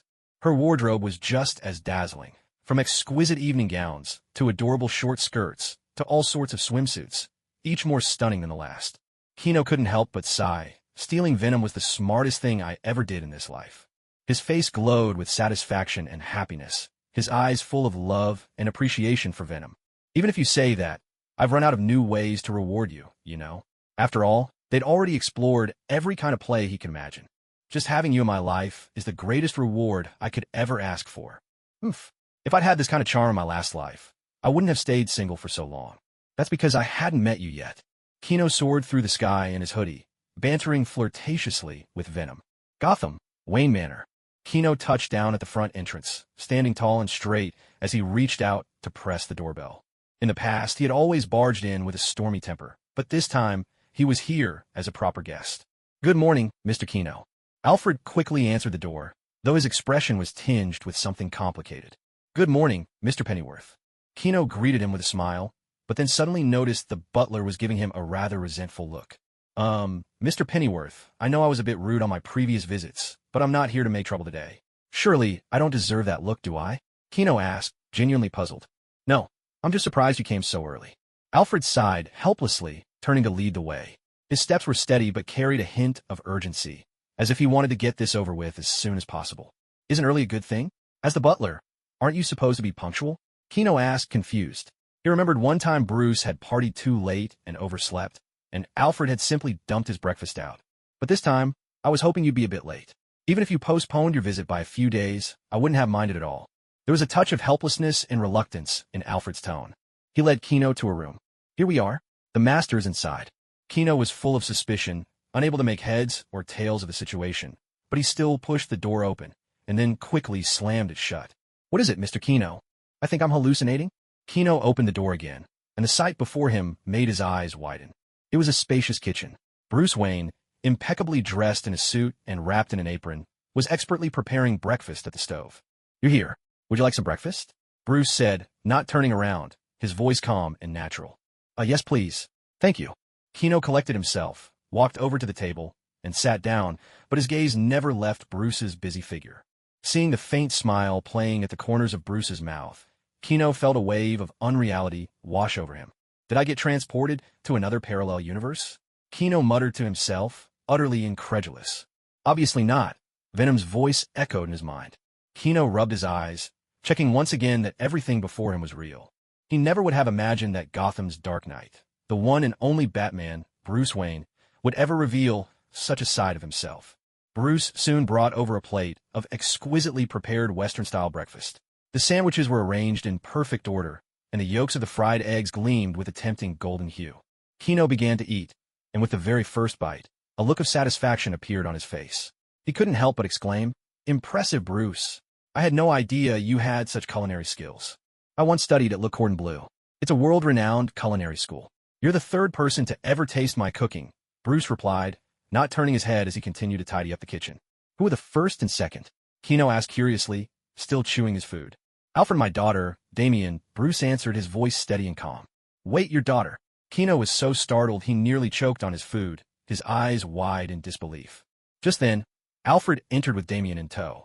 Damien was dressed in a casual suit, her small frame radiating a lively spirit, a vast improvement from the chilling aura she had at the start. Upon seeing Kino, she walked straight over and took a seat beside him. Didn't you think to check when you brought her over? Bruce remarked as he set another plate of breakfast gently in front of Damien, thoughtfully adding a glass of milk. How could I check? What? Strip her down. If Talia had at least left her with long hair, I might have noticed something, Kino replied helplessly, recalling the scene when Damien had charged at him bare-chested during their first meeting. No one would have guessed she was a little girl. That's not how it goes in the comics, either. Mother said long hair gets in the way of assassinations, Damien said with a blank expression. Despite her youthful face, there was a chilling maturity and coldness that belied her age. The adults in the room all darkened at her words, exchanging glances toward the doorway. Kino shook his head and continued eating. Not his child, after all, boy or girl, it made no difference to him. "I'd like to ask a favor of you," Bruce said, untying his apron and sitting down across from Kino, his expression solemn. "What is it?" "Go ahead," Kino replied carelessly. "I want you to become Damien's godfather and take her away." Kino's hand froze mid-motion. The kitchen fell silent, the only sound the soft clinking of Damien's cutlery as she continued her meal. "That's too much trouble." "I refuse," Kino replied without hesitation. "At least take a look at this." Bruce took a folder from Alfred and passed it over. Kino opened it to find a formula for a medicinal serum, a healing agent. While most of the terms were highly technical and went over his head, there was a helpful summary at the bottom. It stated, "Removes the madness induced by the Lazarus Pit. Its healing effect isn't as powerful as the original, but it can treat most injuries aside from those to vital organs." "This is what we agreed on in our previous deal," Kino said. "Go to the next page," Bruce reminded her. Kino turned to the next document, and her gaze was instantly caught by a striking headline: the agreement for the transfer of 20% of Wayne Enterprises shares. Wayne Enterprises, a corporate giant of Gotham City, and indeed the entire world, wielded immense influence across a vast and far-reaching array of industries. Its presence permeated every corner of society, and a 20% stake in the company was, without a doubt, an incredible fortune. Kino's lips twitched, a sense of déjà vu washing over her. "Is gifting stocks a thing with all you genius heirs? Are you channeling Tony Stark, Iron Man?" Bruce arched an eyebrow slightly. Lately, he'd been reading Marvel comics as well. "Well, I have this serum and 20% of Stark Industries, plus I've taken over the League of Assassins. I'm definitely not short on cash," Kino replied, arms folded, her tone composed. "It's not about money," Bruce said earnestly. "If you need a tech production line or a pharmaceutical lab, whatever blueprints or formulas you want, Wayne Enterprises can make it happen in the shortest possible time." Meanwhile, Damien quietly ate her breakfast, as if everything happening around her had nothing to do with her, as though she didn't care about being marketed like a piece of merchandise. "We accept." Before Kino could respond, Venom suddenly emerged, morphing into a human form and scooping Damien up, nuzzling her with delight. What a soft and fragrant little human cub. Damien froze, her body tense, shooting a pleading look at Bruce. Bruce didn't intervene. He merely observed Venom for a moment and then looked away. Alfred's expression grew complicated. His lips moved as if to speak, but in the end he said nothing. Seeing this, Damien lowered her head, her tiny fists clenched tightly, hiding the disappointment in her eyes. "All right, I agree," Kino said at last. After all, it was rare for Venom to show such a strong attachment to anything. Bruce nodded at her answer, then turned and instructed Alfred. "Alfred, would you please help them pack their things?" Alfred acknowledged the order and led Venom and Damien out of the room. As their figures disappeared down the hallway, silence settled over the room. "You must know the Marvel world is riddled with crises. Why would you want me to take your child there?" Kino frowned, her gaze fixed intently on Bruce, confusion written all over her face. Bruce met her question with calm composure. "But you still chose the Marvel Universe, not the DC Universe. That tells me one of two things. Either the DC Universe is even more dangerous, or you're certain that no matter what crisis arises in the Marvel Universe, you'll survive it." Kino fell silent for a moment. Indeed, whether he used the Hell Bracelet as a refuge or relied on Lucifer from the Marvel Universe as his trump card, he could survive no matter what. "You're right. In the Marvel Universe, no matter what kind of crisis I encounter, I may not be able to save the world, but I can at least make sure the people around me survive.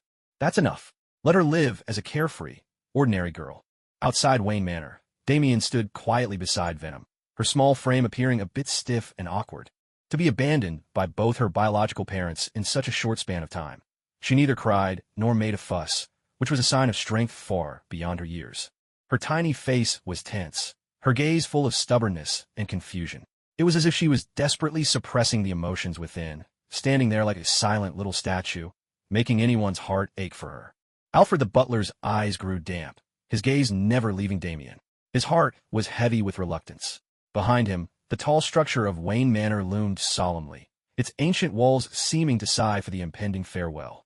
After decades with the Wayne family, he had come to think of Master Bruce as his own child.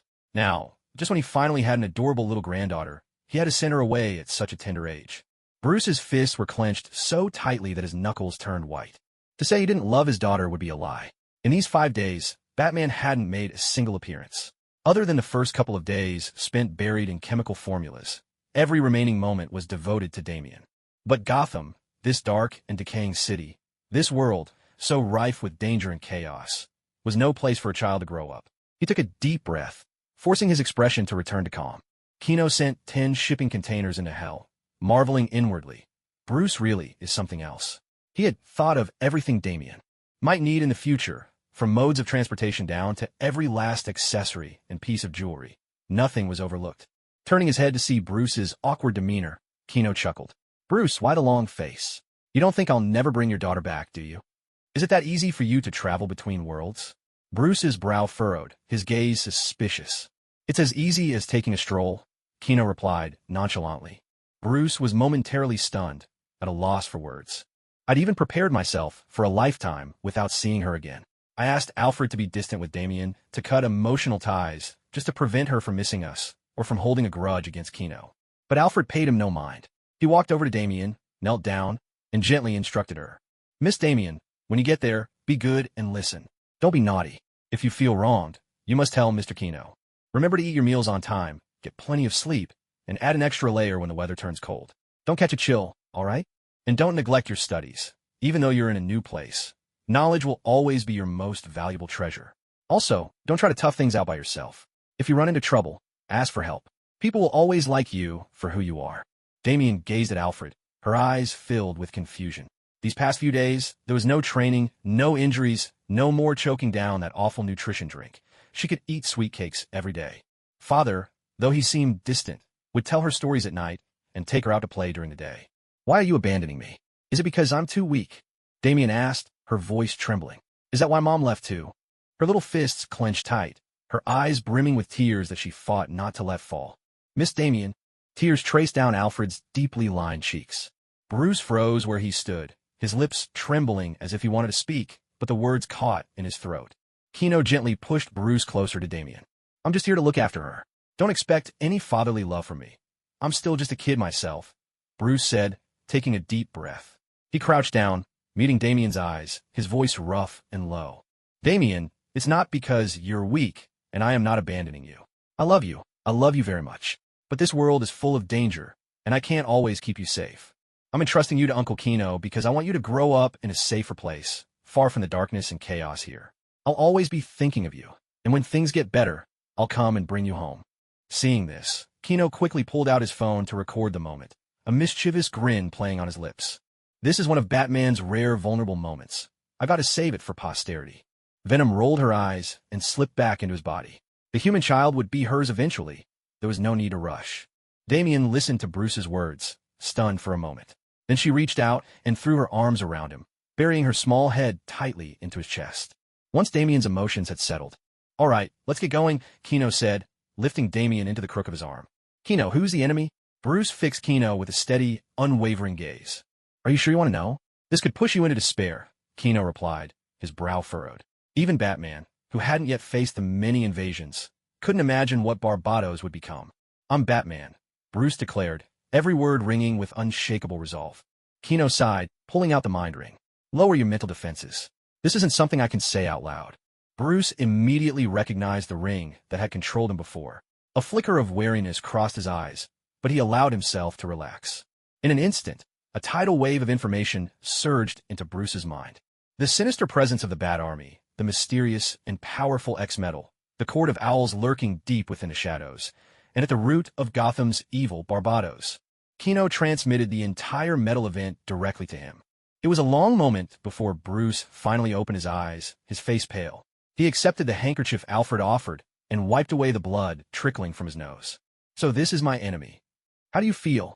So furious I want to kill him. Bruce's gaze was cold and full of rage. Even when facing an enemy more formidable than Superman, Batman showed not the slightest trace of fear. Here's a word of advice. Treat this information as intelligence, not as a prophecy of the future. Otherwise, you'll meet a terrible end. I'm well aware. Of course you are. You're Batman. I'll be going.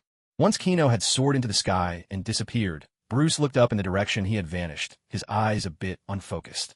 After a while, he finally turned and walked into the Batcave. At the cluttered desk in the cave, covered in files and equipment, Bruce powered up his computer and began drafting a series of plans. The Justice League Protocol. His fingers flew over the keyboard, new files rapidly appearing on the screen. The Court of Owls disintegration plan. Every word was laced with cold determination. The Anti-Bat Protocol. This one in preparation for the Bat Army. And the Anti-Kino. Bruce's expression grew even more grave as he considered Kino's ability to duplicate powers. In the darkness, Bruce's shadow stretched across the wall in the glow of the computer screen, looming like a giant bat, poised to strike at any moment. High above, Damien looked down from the sky, his eyes alert and searching. "What's the matter, Damien?" Kino asked. "These past few days, I keep feeling like someone's watching my back." With Bruce's natural instincts and a year of brutal training, anyone who underestimated Damien would pay the price. "That's Talia. She's been staying at Wayne Manor all along." Even Kino found Talia's intentions hard to read. She claimed to love her child, yet seduced him in front of that very child. But if she truly didn't care, why was she always close by? "My mother never abandoned me." A smile appeared on Damien's face. "Godfather, where are we headed next?" Damien asked, her spirit restored now that she knew her parents hadn't abandoned her. "We're going to find Ra's al Ghul, your grandfather. He's the most important connection I've made in this world." Kino considered that starting a company, training a private armed force, building an organization, everything depended on him. "Godfather, is it possible for me to become stronger?" Damien's eyes were filled with longing. "You're still dwelling on what happened before? Didn't Bruce already explain it to you?" Kino smiled helplessly. Damien said, he faced a formidable enemy. "I want to help Father." Looking at Damien's little face, Kino couldn't help but sigh inwardly. Indeed, little girls were more considerate than boys. The male version of Damien had certainly betrayed his own father more than once. "Of course, if nothing else, surpassing your father won't be a problem, as long as you grow up happy. Only then can you truly help him," Kino replied with a gentle smile.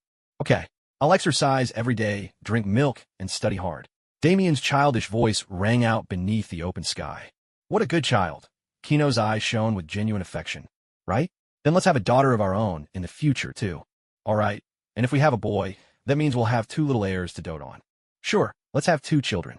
When they arrived at the original site of the snowy mountain, they saw a dense crowd of League of Assassins members standing together, like a sea of black ants.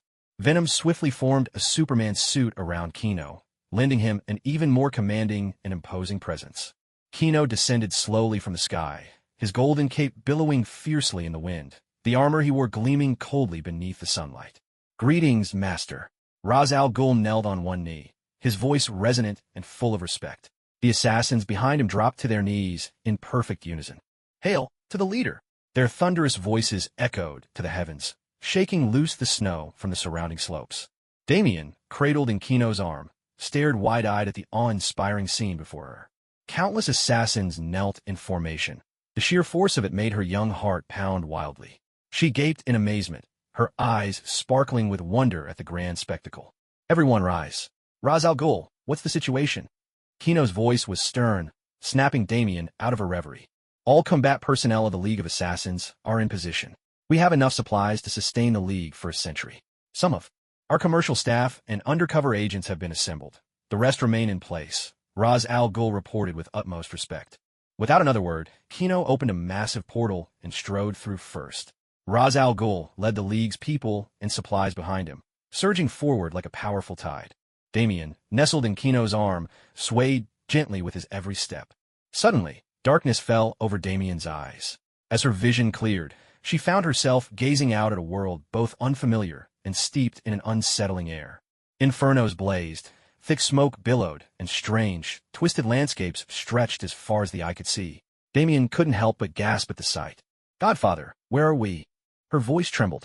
"I forgot to mention, my name is Kino, and my profession is the Demon King of Hell." Kino's voice rang out with startling clarity in the midst of the chaos. At that very moment, the volcano behind Kino suddenly erupted. Scalding lava surged forth like a mighty dragon, shooting toward the heavens. A Demon King of Hell is never a good role in any world. Damien's face blanched with fright at first, but she quickly bit her lip, forced herself to regain composure, and began to curiously observe her surroundings. "Damien, aren't you afraid?" "I am the Demon King. After all," Kino asked, amusement flickering in his eyes as he watched her. "I was a little scared at first, but you're my godfather," Damien replied. Though her voice still quivered, her gaze was unwavering. "You're a clever one." Kino paused for a moment, then smiled warmly, reaching out to tousle Damien's hair. Behind them, the assassins erupted into panic, many with fear etched across their faces as they muttered anxiously under their breath. Yet, under Lei Xiaogu's stern rebuke, order was quickly restored, though traces of alarm lingered in their eyes. Suddenly, a flurry of dark shadows descended from the sky, sweeping in on a howling wind that sent dust swirling everywhere. "Greetings, young master." The newcomers, she, the Green Giant, and Abomination, dropped to one knee, their voices booming like thunder. "Hail, your majesty." The demons behind them echoed in unison, some bearing sharp fangs, others with massive wings unfurled, each looking menacing and fierce. This is Lei Xiaogu. He'll be the new head of the Assassins Division, responsible for matters in the human world. He's held that post for 700 years, so you can learn a thing or two from him, Kino introduced. Lei Xiaogu. This is she, the leader of the demons. You can talk to her later about the powers of demons. Signing a contract with her could grant you new abilities, Kino continued. Yes, sir, the two replied in unison. Kino then turned to Hulk and Abomination, who were still covered in dust from their recent scuffle. You two seem to be enjoying yourselves lately, Kino remarked, a faint, teasing smile on his lips. Hulk likes it here, Hulk replied with a goofy grin, his wide mouth revealing a row of gleaming white teeth. Young master, is that your daughter? Abomination asked, noticing the little one behind Kino. She sneaked a few glances as well, though now wasn't the time for questions. Since Abomination had asked, she perked up her ears, awaiting the answer. Feeling Abomination's gaze, Damien shrank back behind Kino, peeking out shyly at the two towering giants before her. No, she's my goddaughter, Kino replied, patting Damien gently on the head. Abomination, well aware of how frightening his transformed appearance could be, shifted back into his human form, now clad in a specially made, flexible combat suit. Even he had a sense of embarrassment about his monstrous form. Bronsky pulled a black pendant out of his pocket and handed it to Damien. This is a gift from Uncle Bronsky. Damien glanced at Kino, and after Kino nodded, she reached out to take it. Thank you, Uncle Bronsky. Hulk wanted to follow suit, but when he looked down, all he had on was a pair of big shorts. He scratched his head helplessly, his eyes drifting over to the demon's pair of red wings nearby. The bird-shaped demon let out a sharp cry, then whipped around furiously, wanting to see which fool dared to pull tricks in front of his majesty. However, when it saw that it was Hulk, its angry glare instantly softened, turning clear and subdued. It quietly looked away. This guy was just too strong to mess with. Hulk, a gift. Grinning broadly, Hulk handed over a bunch of feathers he had gathered. Thank you, Uncle Hulk. Damien quietly accepted them, her small hand gripping the feathers tightly, her expression a mix of emotions. Kino couldn't help but laugh at the scene. He's not your uncle. Hulk is about your age, so you should call him Big Brother. Bronsky nodded in agreement. Hulk, Big Brother? Damien's mouth fell open in disbelief as she looked up at Hulk's gigantic figure, wondering to herself what on earth one had to eat to grow that big. Hearing Damien call him Big Brother, Hulk thumped his chest joyfully, making a deep, booming sound. Just then, she walked over, holding a gemstone about the size of a fist in her hands. This is a gift from Auntie Shi, she said warmly, offering the jewel to Damien. Damien looked at Annie Shi, who was only about a hand taller than herself. Thank you, Auntie Shi, Damien replied sweetly, taking the gemstone with both hands and cradling it carefully. She nodded in satisfaction and reached out to gently pat Damien on the head. After Kino finished giving Shi and the others some important instructions, his figure flickered and he returned to the Marvel world. Kino appeared in a manner, and as soon as he opened his eyes, he was greeted by a lush sea of green. The walls were covered in twisting vines of all shapes and sizes, vivid plants, and vibrant blooms intertwined everywhere, and Kino could even see a fruit-laden tree growing right out of the ceiling. If not for the familiar dining table he recognized, he might have thought he'd come to the wrong place altogether. Godfather, are we going to live in the forest from now on? Damien asked curiously, arms full of gifts. Her tiny frame was almost hidden behind the pile, with only her eyes peeking out and her muffled voice coming from behind the presents. Pamela, I'm back, Kino called out, recognizing at once whose handiwork this was. As if responding to his words, the surrounding plants seemed to sense something and began to fade away, slowly vanishing from sight. The vines receded like a retreating tide, and the blossoms withered and faded in an instant. In the blink of an eye, the scene that had resembled a lush forest gradually returned to the manor's original appearance. Damien poked his head out from the pile of gifts, his face filled with astonishment as he witnessed this magical transformation. Disbelief shone in his wide eyes. Pamela appeared at the doorway, dressed in a flowing green dress, as if she were a spirit of spring itself. Her face was radiant with joy and excitement, and she rushed forward without hesitation. "My dear, I've missed you so much." Pamela threw her arms around Kino, embracing him tightly, as if she wished to melt into him completely. "I've missed you too, Pamela. By the way, how did you turn the manor into all that?" "The plants told me danger was approaching, so I summoned a few to protect the manor." "Danger? That was my mistake this time. I'm sorry." A cold glint flickered in Kino's eyes. He had already shown his strength, yet there were still those who refused to behave. "It's all right, my love. Now this little one." Pamela's eyes sparkled as she noticed the small child beside them. She eagerly pushed Kino aside and hurried over to Damien. "Is this the child Venom promised me? So quickly. Her eyes look like mine, and her hair is just like yours, darling." Pamela's words tumbled out in excitement, her smile blooming as bright as a flower. Held in Pamela's arms, Damien felt the warmth of her embrace and saw the undisguised affection in her gaze. He made no move to pull away. If Aunt Venom had looked at her as if she were a plaything, this aunt's eyes were filled with pure adoration, as though Damien were the most precious treasure in the world. Watching Pamela, Kino felt a pang of sympathy. He hadn't realized how deeply she longed for a child. Venom suddenly burst out. "Pamela, that's Batman's kid. We haven't even started on ours yet." Pamela turned to Kino in confusion, her eyes questioning. "Darling, why did you bring Batman's child here?" "The world Batman lives in isn't safe," Kino explained quickly. "He entrusted her to me. I'm her godfather now." Pamela's eyes darkened for a moment. The disappointment was plain to see, but she soon looked at Damien with gentle warmth again. "What's your name, child?" Pamela's voice was overflowing with tenderness. "Damien Wayne." Damien answered obediently, touched by Pamela's kindness. Her gentle manner put her at ease. "I'm Pamela," she said softly. "You can also call me Mama Pamela." Her voice was as gentle as a breeze, her gaze full of hope, as if she could melt even the coldest heart. Damien looked into Pamela's hopeful eyes, hesitated for a moment, and finally spoke. "Mama Pamela, what a wonderful child." A radiant smile bloomed on Pamela's face, as splendid as spring flowers. She bent down and pressed her red lips to Damien's cheek, leaving a gentle kiss. Venom edged closer, unable to contain her excitement. "Damien, call me Mama Venom," she said eagerly. "Mama Venom," Damien called out obediently. Watching their warm and harmonious exchange, Chino couldn't help but smile knowingly, then stepped out of the room. Just then, Frank and Banner appeared, walking in at a measured pace. Frank strode forward with steady, powerful steps. His face remained as stern and cold as ever, but if you looked closely, you could spot a fleeting softness in his eyes. "Welcome back, young master." "Young master, you're finally back." "I am exhausted." "Frank here is a machine. He sleeps just 3 hours a night and drags me along with him," Banner grumbled, his face weary, dark circles clearly visible under his eyes. Ever since Frank had enlisted his help, he'd been handling all sorts of affairs, barely finding time to sleep. He wanted to ask Frank for a break, but seeing how Frank pushed himself even harder, he couldn't bring himself to say a word. Every day felt like he was dancing on the edge of collapse. Without the Hulk, Banner was just an ordinary person. Unlike Frank, a super soldier who could go 5 days and nights without rest. Comic book setting. Chino looked at Banner and couldn't help but laugh. "Banner, you've worked hard. Go take a proper rest. This time, I found us another helper."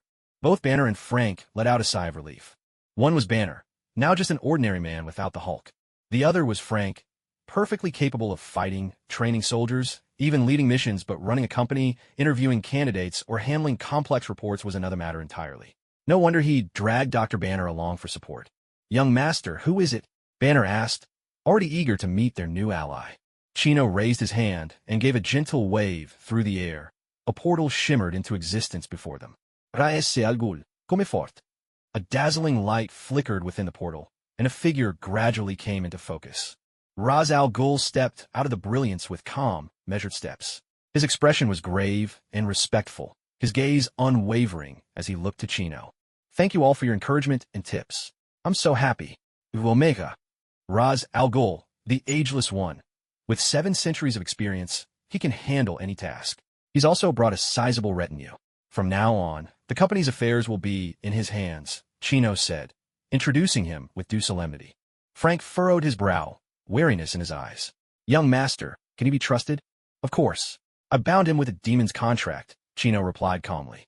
At those words, Frank's tense expression relaxed, his guard fading. He began to hand over the company's matters in an orderly fashion. Banner greeted Chino as well, his exhaustion written all over his face. "Young master, I'm going to bed now. If I don't sleep soon, I really won't be able to hold on." With that, He hurried off toward the house next door to the manor. Banner, wait a second. Kino called out to Dr. Banner, who was just about to leave, producing a formula and a vial of Lazarus pool water in his hand, offering them to him. Banner, I'm afraid I'll need your help a little longer. Could you test this formula for me? You can wait until you've rested. Kino spoke, feeling more at ease after having Bruce's things double-checked. Banner sighed, resigned, and casually glanced at the papers as he accepted them, already planning to deal with it after getting some sleep. But suddenly, he froze in place, his expression sharpening with focus as he stared intently at the formula. The page was filled with detailed data and effects of the pool water, as well as the research directions for the potion. Young master, is this for real? Banner's voice trembled with excitement. His eyes locked on the vial of blue liquid in his hand, as though it were the most precious treasure in the world. The pool water is genuine, but I still want you to check the formula for any problems. This will be our company's main product in the future. Kino spoke with a serious, earnest expression. The formula looks solid, but I can tell whoever made it was in a rush. Based on his research, it's possible to create 5 different potions from this. Banner's gaze was intense as he studied the documents, his mind racing.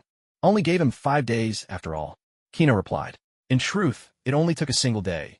The rest of the time he'd spent with Damien and reading comics. Young master, for the future formulas, could I have them submitted under my name for awards? Banner's eyes burned with passion, as if the documents in his hands could ignite.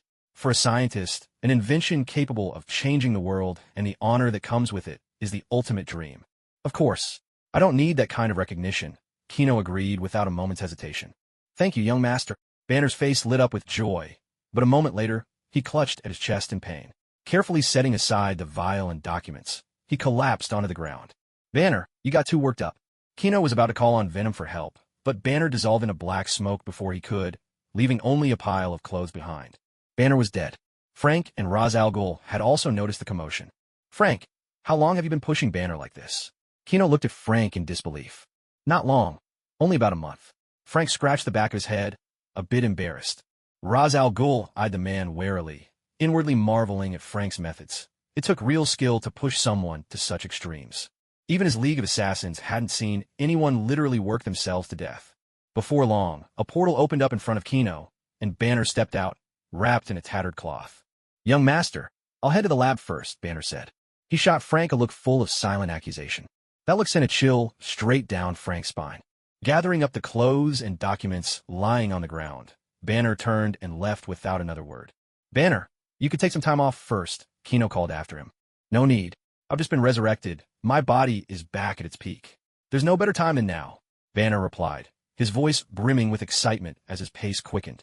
As he hurried away from the manor, he was already muttering under his breath, Nobel Prize, Science and Technology Innovation Award, Medical Contribution Award, Outstanding Invention Award. His voice faded into the distance, leaving Kino looking helpless and Frank a bit embarrassed, while Lei Xiaogu was still visibly shaken. Kino turned to Frank and said, Let Lei Xiaogu handle the company matters. You focus on getting the Magic Gear squad assembled as soon as possible. Frank bowed his head slightly in acknowledgement. Understood, young master. A flicker of relief crossed his face. Frank knew he wasn't cut out for this kind of thing. Managing the manor was already his limit. Suddenly, Frank's phone rang. He answered quickly and opened his laptop, receiving a video file. As the video played, the screen showed a swarm of robots chasing one another through the city sky, an intense and breathtaking scene.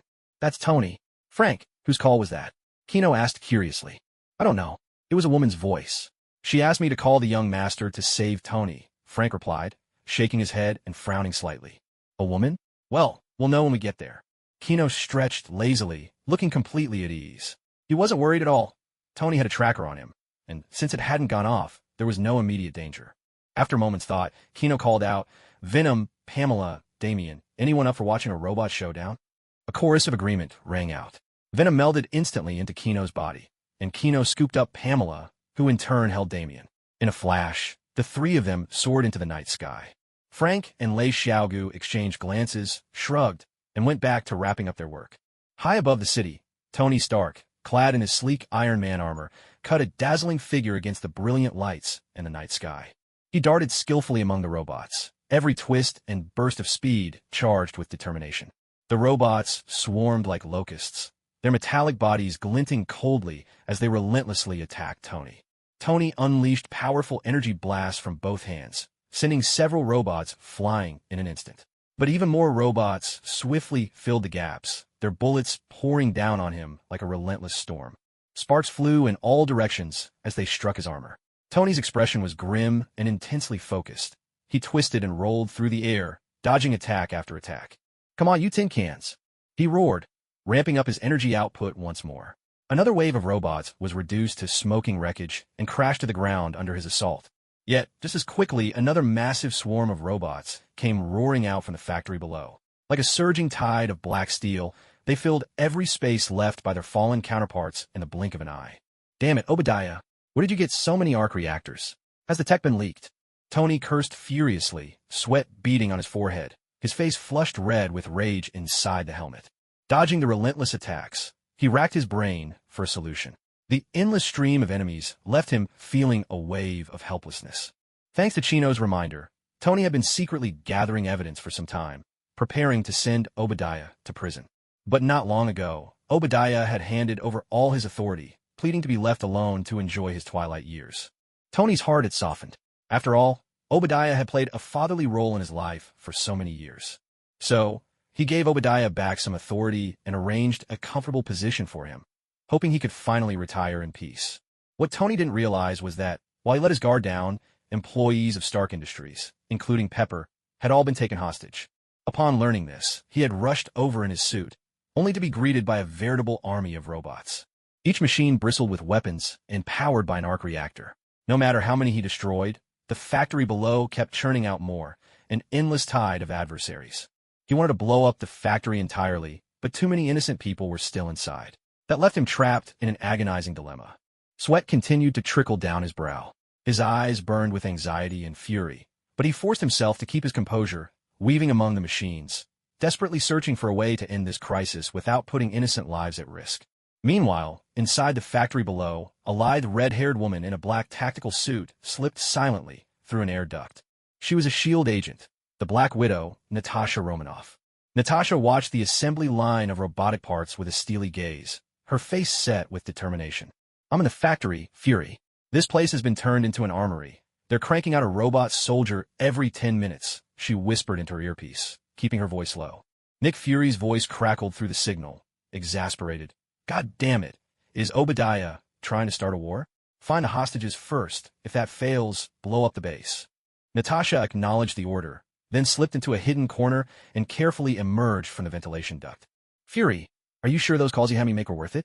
We don't even know if that demon lord has actually come back from hell," she murmured, keeping a cautious eye on her surroundings. A few days ago, all sorts of plants started growing around the demon lord's manor. Poison Ivy's handiwork, no doubt, to protect the place. But just now, everything vanished. "He's back, and with his connection to Stark, he'll definitely show up," Fury replied with absolute certainty. Ever since Kino appeared, S.H.I.E.L.D. had been gathering intel. His powers, his look, every detail matched the Superman from the comics to a T. And there was Pamela, her abilities, her name, and her utterly blank history. The analysts suspected the Demon Lord could travel between comic book worlds, and maybe even take others with him. "Let's hope so. My gadgets are useless against these walking tin cans," Natasha said, resigned. Her original mission was to infiltrate Tony Stark's inner circle, but before she'd even started, it had turned into a hostage rescue. At least her job was only to find the location. It was the special ops team that would actually do the rescue. Navigating the dim, labyrinthine corridors of the factory, Natasha pressed on, each step tense and deliberate. After a nerve-wracking search, she finally located the hostages. "Fury, I found the hostages. Ready to move," Natasha whispered, pressing her earpiece. "Not a shot quick," came the reply, drowned out by harsh static. The hairs on the back of Natasha's neck stood on end. Years of combat instinct warned her of imminent danger. She sprang away without hesitation. A split second later, a whip crackled with blinding electricity, lashing the spot where she just stood. It gouged a deep scar into the floor, the air thick with the stench of scorched metal. "Well, look what I found," a little lost kitten, a mocking voice called out. A suit of armor, utterly different from the mass-produced mechanical soldiers, loomed before her. This armor was clearly superior, gleaming with a cold, metallic sheen. Twin whips, alive with crackling lightning, hung from its arms, sparking menacingly as if poised for a lethal strike. Without hesitation, Natasha drew her pistol and fired a volley at the reactor in the suit's chest. Bullets screamed out, sparking against the armor. When her clip was empty, the armored figure sneered. Out of bullets. Then it's my turn. The armor's shoulder slowly opened, and in an instant, a miniature missile shot out. Damn it, Natasha cursed, spinning around and sprinting away with all her might. But no matter how fast she ran, she was no match for a missile. In the blink of an eye, she was engulfed by a roaring wave of fire. Ivan Vanko, what do you think you're doing? Firing missiles inside the factory. Are you trying to blow us all to kingdom come? Obadiah's furious roar echoed from within the whiplash armor. Just ran into a little kitten, Ivan Vanko replied, his tone utterly unconcerned. Cut the nonsense. If you don't want her father dead, get back to work now. Obadiah snapped, his words sharp and dripping with threat. Yes, sir. Ivan's eyes were icy and filled with resentment, but he had no choice but to obey. Then, controlling his suit, he turned and left. Ever since he learned that Tony had developed the miniature arc reactor and Iron Man suit technology, he'd been scheming to steal it for himself. But Tony soon became wary of him, even digging for evidence of his crimes. Vanko never found the right opportunity to strike, and his hatred only grew stronger with each passing day. Then, one day, his thoughts drifted back to years ago. He remembered that there were others who also possessed arc reactor technology. So he scoured every corner and finally found the man. Unfortunately, by then the man was already gravely ill, hanging on by a thread. Thankfully, his son was extraordinarily talented and, like Tony, managed to miniaturize the arc reactor. And so, Obadiah's grand scheme began to unfold. First, he feigned remorse, surrendering all his power and putting on an act of turning over a new leaf, while secretly tightening his grip on Stark's weapons factory. Next, he threatened Ivan Vanko to build him an iron suit, took hostages, and lured Tony in, hoping this would be his chance to show the world his might and become the new king of the nation's arms industry. Ivan Vanko entered the control room to find Obadiah staring intently at the screen, which displayed a fierce battle between squadrons of robots. That's it, just like that. Drain their energy, and then I'll crush them. Soon, everyone will see the power of my mechanical soldiers. I will be this country's new Lord of War. Ha ha ha ha ha. Obadiah burst into maniacal laughter, a sharp, grating sound that seemed to shake the very walls of the control room. His eyes were pitch black, like bottomless abysses that swallowed every hint of light. Next to him stood a massive, 3-meter-tall suit of armor, its oppressive presence filling the room. Ivan Vanko, standing behind him, watched Obadiah's descent into madness and felt a chill run down his spine. Natasha felt no pain in her body as she slowly opened her eyes, only to find herself standing atop a tall building. Not far away, Stark was locked in a fierce battle. How did I end up here? Of course, I saved you, a voice answered. Instantly alert, Natasha spun around to look behind her. There stood a man, a woman, and a small child. Demon King, Natasha blurted out in shock. Kino nodded ever so slightly, paying her no mind, his gaze fixed intently on the sky. Natasha, your location just changed. Where are you? Nick Fury's voice suddenly crackled through her earpiece. Fury, I'm on a high-rise northwest of the armory. I've run into the Demon King, Poison Ivy, and Child. How much time has passed? Natasha moved into a corner, using code to reply, her eyes sweeping over Kino and the others. 8 seconds. Nick Fury's answer made Natasha's pupils contract. If she counted the time since she'd been attacked, it had actually been less than a second. Fury, in a split second, I was transported to a building 300 meters away. And for some reason, even at this close range, Tony Stark hasn't noticed us. Her fingers trembled slightly as she tapped out her coded message. There was silence from Fury's end, an uneasy pause that lingered. From a moment the Demon King had appeared, they had been gathering intelligence on him. Flight super strength, summoning demons. Now, he'd shown super speed and the ability to cloak a wide area from detection. Who in this world could possibly control him? A deep sense of dread settled over Fury's heart. Steadying himself, Fury said, Natasha, ask the Demon King to save Tony and the hostages. Understood, Natasha replied. When it came to persuading men, she was always confident. She took a calming breath, then sashayed over to Kino, her slender waist swaying with every step, radiating irresistible charm. Mr. Kino, thank you for saving me. At that moment, the Black Widow's cheeks were tinged with a delicate blush, her eyes brimming with admiration and joy. That alluring face, paired with such deep, longing eyes, no one could resist her. You're welcome. Take them and go, Kino said, opening a portal without another word. Led by the League of Assassins, a group of people poured out of the portal. Oh my god, I'm back from hell. I just snapped a photo. I'm posting it on Facebook. I need to go home and change my pants. In an instant, the once quiet rooftop was alive with noise, voices overlapping in a rising tide of joy, excitement, and chaos. Natasha stared at Kino in stunned disbelief, her eyes wide with amazement. In the span of a single second, not only had he saved her, but he had also rescued all the hostages. Such speed was simply unimaginable. "Thank you for your help," Natasha spoke, her voice tinged with gratitude. However, seeing that Kino paid her no mind, Natasha pressed her lips together ever so slightly, her expression turning a little awkward.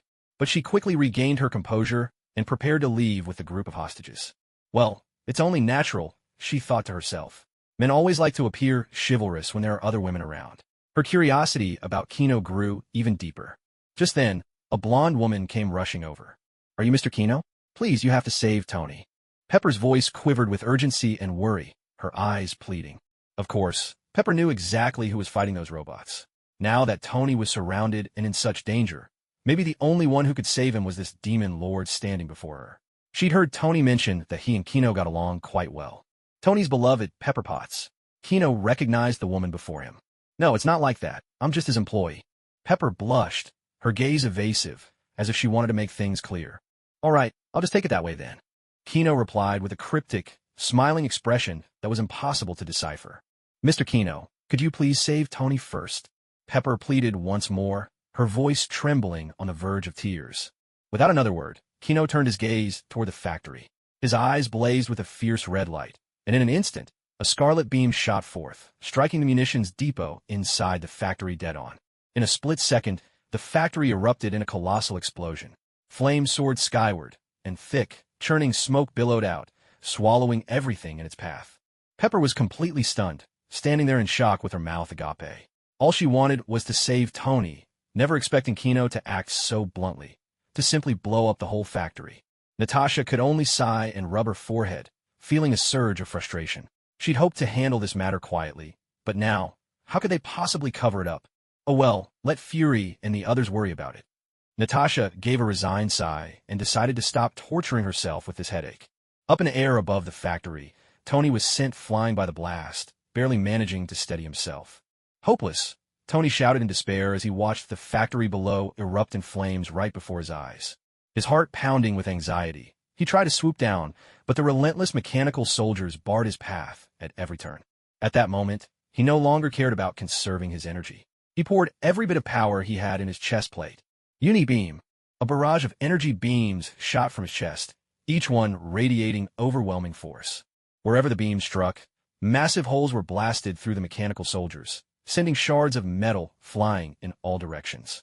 Once he'd taken out every last machine, Tony plunged toward the ground.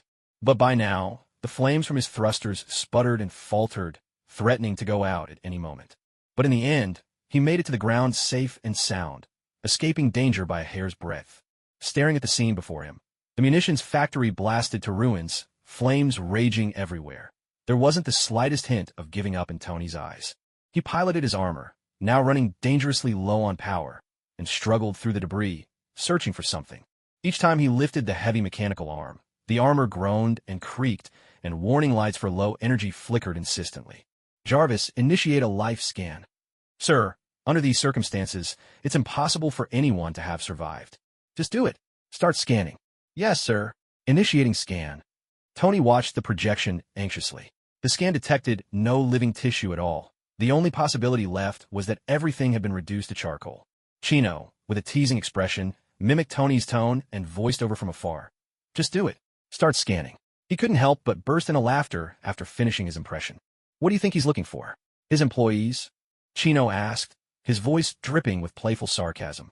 Pepper's cheeks flushed as she tried to maintain her composure. "Of course he is. Even if he's usually hands-off, a flirt, and a bit arrogant, he's actually pretty good to his employees." She said this, yet her eyes never left the Iron Man's suit rummaging through the wreckage, and an unconscious smile played at her lips. "Is that what you all think too?" Pepper finally snapped out of her thoughts, remembering the group of Stark Industries employees behind her. "Not really. Our boss never manages us. He doesn't even know our names." The employees grumbled one after another, but their faces were full of teasing smiles. Chino grinned with an almost motherly fondness. "Let me give you a tip. When it comes to someone this stubborn, your best bet is to be direct. Otherwise, if you wait for them to make a move, you'll have to die first, just like what's happening now. Pepper looked at Tony, still searching frantically through the ruins, her eyes shining with a mix of emotions. Worry, hope, and a trace of determination that was hard to spot. She bit her lip, as if weighing Chino's words. I get it. If he dares to say no, I'll quit and apply to be his housekeeper. With that, Pepper turned and walked down the stairs, her high heels clicking crisply against the floor. The surrounding Stark employees exchanged glances, then followed her lead. Natasha shook her head with a smile. This trickster just loves stealing Cupid's job. It's a whole new side of her. Seeing Chino's family huddled together, she decided not to interrupt. Chino sat on the edge of the rooftop, hugging Pamela and Damien close. This time, Tony owes me a feast. He really should thank me. I've helped him out big time, Chino declared smugly. I think if he finds out you started this whole explosion, he'll want to eat you alive, Pamela shot him a glare. You know my body. It's tough as nails, Chino replied with a wicked grin. Oh, come on. Don't get frisky in front of the kid. Despite her words, Pamela leaned in and kissed him. Venom appeared as well, sitting on the other side and nestling Kino's arm between her chest. That Sundry you mentioned earlier. Who are you talking about? Venom asked. Nobody. I just want another kiss. Kino dodged the question, acting spoiled. Venom didn't refuse and kissed Kino again. Damien, who was perched on Kino's lap, let out a hearty burp. She hadn't eaten much, yet she felt strangely full. She could only roll her eyes in exasperation, watching this chaotic yet sweet scene unfold. Inwardly, she muttered, grown-ups really are impossible to understand. Detecting faint life signs, Jarvis's voice echoed in Tony's ear. Tony, searching through the ruins, was instantly alert, like a ray of hope piercing the darkness. He rushed toward the location Jarvis had marked, the debris beneath his feet creaking with every step. He heaved aside a massive steel plate, revealing a battered suit of Iron Man armor. Exposed wires sparked and flickered everywhere. The armor shell was twisted and mangled beyond recognition. Though the model was different from the earlier mechanical soldiers, the unique design style unmistakably belonged to the same creator. As Tony Stark came into view, the damaged helmet flickered to life and slowly opened, revealing a face covered in scruffy stubble. Blood poured from his mouth, mixed with bits of internal tissue. Even with the protection of the armor, the force of the blast was more than any ordinary person could endure. To New York, Stark, a weak voice rasped from the man's lips. Tony immediately dropped the steel plate, sending up a cloud of dust. Whiplash, Ivan Vanko, was dead, denied even a proper final line. On any other day, Tony might have been curious enough to interrogate him about the source of his technology. But now, after the mechanical soldiers, the kidnapping, the explosions, he saw Vanko as nothing but the root of all this chaos. His heart burned with rage, and he wanted nothing more than to put an end to it. Tony collapsed to his knees in agony, fists clenched tight as he slammed them against the ground. His usually playful face was now twisted by pain and despair, his eyes brimming with helplessness. Even the steel armor, once thought indestructible, had been shattered by the blast. How could Pepper's fragile, human body have survived? At that thought, Tony felt as if an invisible hand were squeezing his heart, making it almost impossible to breathe. A low, guttural sob escaped his throat. Tears welled in his eyes, refusing to fall. He looked utterly lost and alone. Behind him, the ruins seemed to rise, as if stirred by some mysterious force. But Tony, submerged in his grief, noticed nothing at all. At that moment, the advanced armor Tony wore automatically switched to low-power mode, quietly standing guard over him. All its various sensors and warning systems were in a state of semi-dormancy, and so, it too failed to notice the immense danger lurking nearby. Suddenly, a hoarse voice, as if echoing from the very depths of hell, shattered the oppressive silence. Tony. The voice was brimming with endless resentment and fury, sending a chill straight to the bone. Tony's body trembled involuntarily. Acting on instinct, he spun around quickly. But before he could see what manner of thing had uttered such a terrifying cry, a massive steel arm came crashing toward him. With a thunderous crash, a tremendous force slammed into Tony. He felt as if he'd become a cannonball shot out at full speed, hurtling through the air beyond his control, his body tracing a long arc overhead. A moment later, Tony hit the ground with brutal force, tumbling over and over like a runaway spinning top. Each collision with the unforgiving earth sent showers of sparks flying. After a series of bone-jarring rolls, Tony finally managed to steady himself, dropping to one knee in a desperate attempt to regain balance. But there was no time to check his injuries. Gritting his teeth against the pain, he lifted his head, eyes searching the direction from which the attack had come. The sight that met his gaze sent a cold dread shooting up his spine. Obadiah was advancing toward him, piloting the colossal ironmonger suit. The armor was battered and torn, the cockpit at the chest lay bare, flames licking at the exposed gaps, and, with each burning lick, repairing the damage, making the monstrous suit seem even larger than before. Most chilling of all, half of Obadiah's body had transformed into a ghastly white skeleton, enveloped in an eerie, unnatural fire. The twisted, warped features of Obadiah's face were thrown into sharp relief by the ghostly flames, making him look like a demon risen straight from the abyss, radiating the aura of death and destruction. "Obadiah, are you really still alive?" Tony's eyes widened in disbelief as he muttered to himself. "Of course. I've never felt better, Tony. I really underestimated you." Obadiah's voice boomed from within the ironmonger, brimming with manic arrogance and fear. The cockpit sealed itself shut, now fully repaired, locking Obadiah away within thick armor. He believed Tony had blown up the factory. He was truly frightened. He had come so close to death just moments ago. Though he didn't understand the bizarre state he now found himself in, he could feel the surge of power coursing through him. "Now die, Tony," Obadiah roared. A massive Gatling gun rose up behind Ironmonger, spinning wildly as it unleashed a torrent of scarlet flames. Bullets lashed out like whips, sweeping across the battlefield in a relentless barrage. Tony cursed under his breath and darted behind a thick wall for cover. Bullets battered the wall like a torrential downpour, and in mere seconds, it was left riddled and crumbling. Tony dared not linger, even for a moment. Dragging his exhausted body, he fled desperately, the steel suit's energy alarms blaring in his ears, each step growing heavier by the second. Chino watched the sudden turn of events with a grave expression. "This is the power of the Ghost Rider, Mephisto," he murmured. Pamela gently lifted Damien into her arms and whispered, "Darling, go." Venom swiftly reattached itself to Chino, instantly forming a dazzling golden super suit that shimmered with light. Chino was just about to rush in for the rescue, but then he stopped himself. No rush. Tony seems to have something else up his sleeve. He kept his eyes glued to the distant battlefield. A manic laugh erupted from Obadiah, wild and unrestrained. He paid no heed to the fact that his human flesh was being relentlessly corroded. Sinister flames devoured his life force with ravenous hunger, but lost to madness, he was oblivious to the pain. Tony found a massive steel plate and used it as a temporary shield against Obadiah's assault.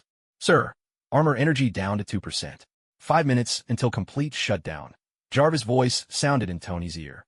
Pressed against the trembling steel plate, the powerful impacts rattled Tony so hard it felt as if his insides had been shaken loose, leaving him nauseated and on the verge of coughing up blood.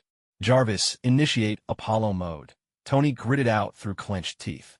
"Sir, Apollo mode has never been tested, and your armor integrity is only at 72%. It could explode instantly," Jarvis replied, his voice heavy with concern. "Do it, Jarvis. Don't make me say it a third time." Tony roared. "Yes, sir." Apollo mode engaged. The chest plate of Tony's armor began to transform, ejecting the depleted reactor. In its place appeared a black core etched with white patterns. "Dad, Mom, Pepper, watch over me," Tony whispered, closing his eyes in silent prayer. At that moment, the Gatling's bullets tore through the steel plate.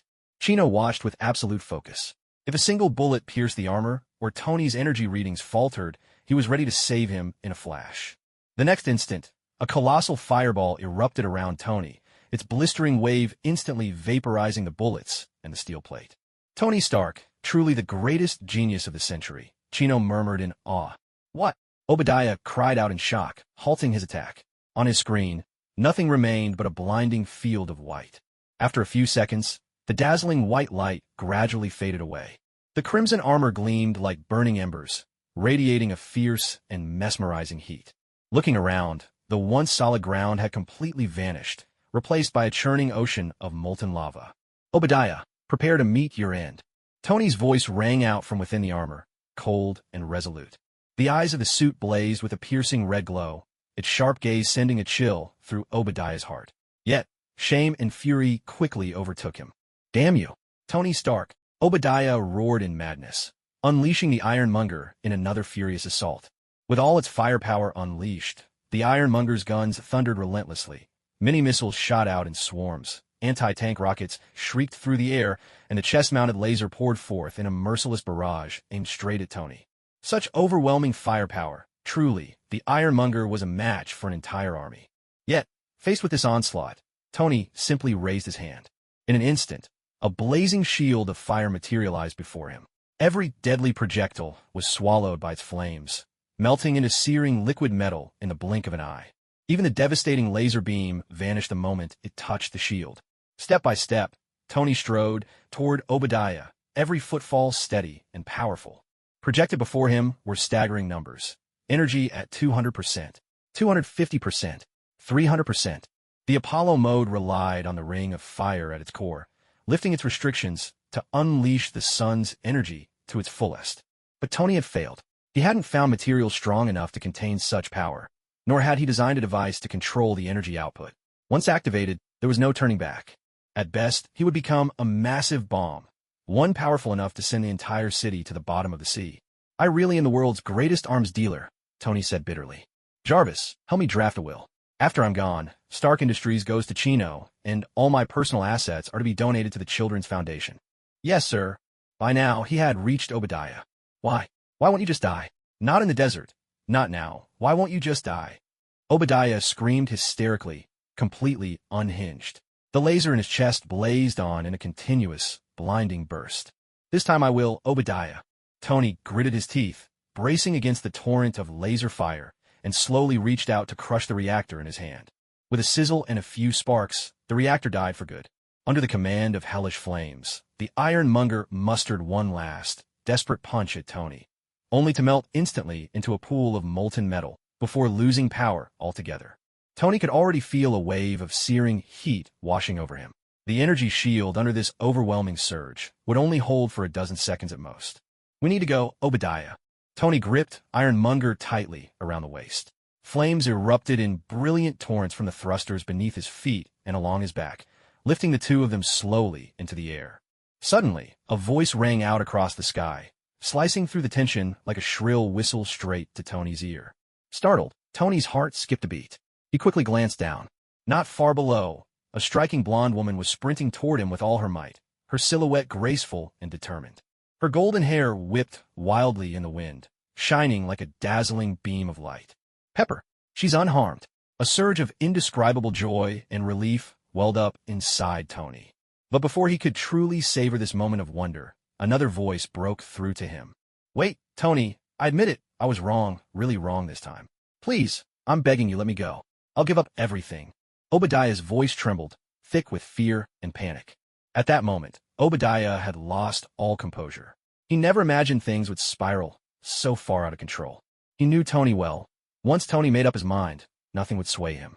And now, he finally understood what Tony was about to do. For in this world, no one knew Tony better than he did. It's too late now. By then, Tony had soared hundreds of meters above the ground. On the projection display before him, the energy indicators kept climbing. 700%, 750%. Each pulse was like a countdown from fate itself, each one tightening the tension. From the moment you kidnapped Pepper, it was already too late. Tony's words were like a blade, piercing straight into Obadiah's heart. Faced with Tony's resolve, Obadiah was plunged into utter despair. He let out a roar of frustration, his voice brimming with boundless rage and regret. Tony slowly closed his eyes. The world seemed to fall into silence around him. Thoughts surged in like a rising tide, and his life began to play before his eyes. As a youth, Tony had shone like a brilliant star, his extraordinary talent and intellect making him a prodigy in the fields of science and invention. His name was celebrated in academia and among innovators everywhere. People looked up to this young genius with admiration and hope. But as the years passed and Tony grew into adulthood, he gradually slipped into a spiral of rebellion and decadence. The once spirited, dream-filled boy had become reckless and lost, adrift from who he once was. He strayed from the right path, chasing fleeting excitement and shallow vanity, squandering his talents on meaningless pursuits. Now, as Tony's life approaches its end, his heart is filled with regret and helplessness. He recalls all the words left unspoken, the feelings he had long buried deep inside. He thinks of all the things he longed to try, the dreams he wished to fulfill, but never acted upon because of fear and hesitation. What a pointless life this has been. All the things I wanted to say, I never got the chance, and the things I wanted to do, I never had the courage. What a pity. How Tony wished he could turn back time and make things right. Is this the famous life flashing before your eyes, Tony? A voice full of laughter rang out. Tony's eyes flew open. Beside him stood a figure clad in golden armor. Chino.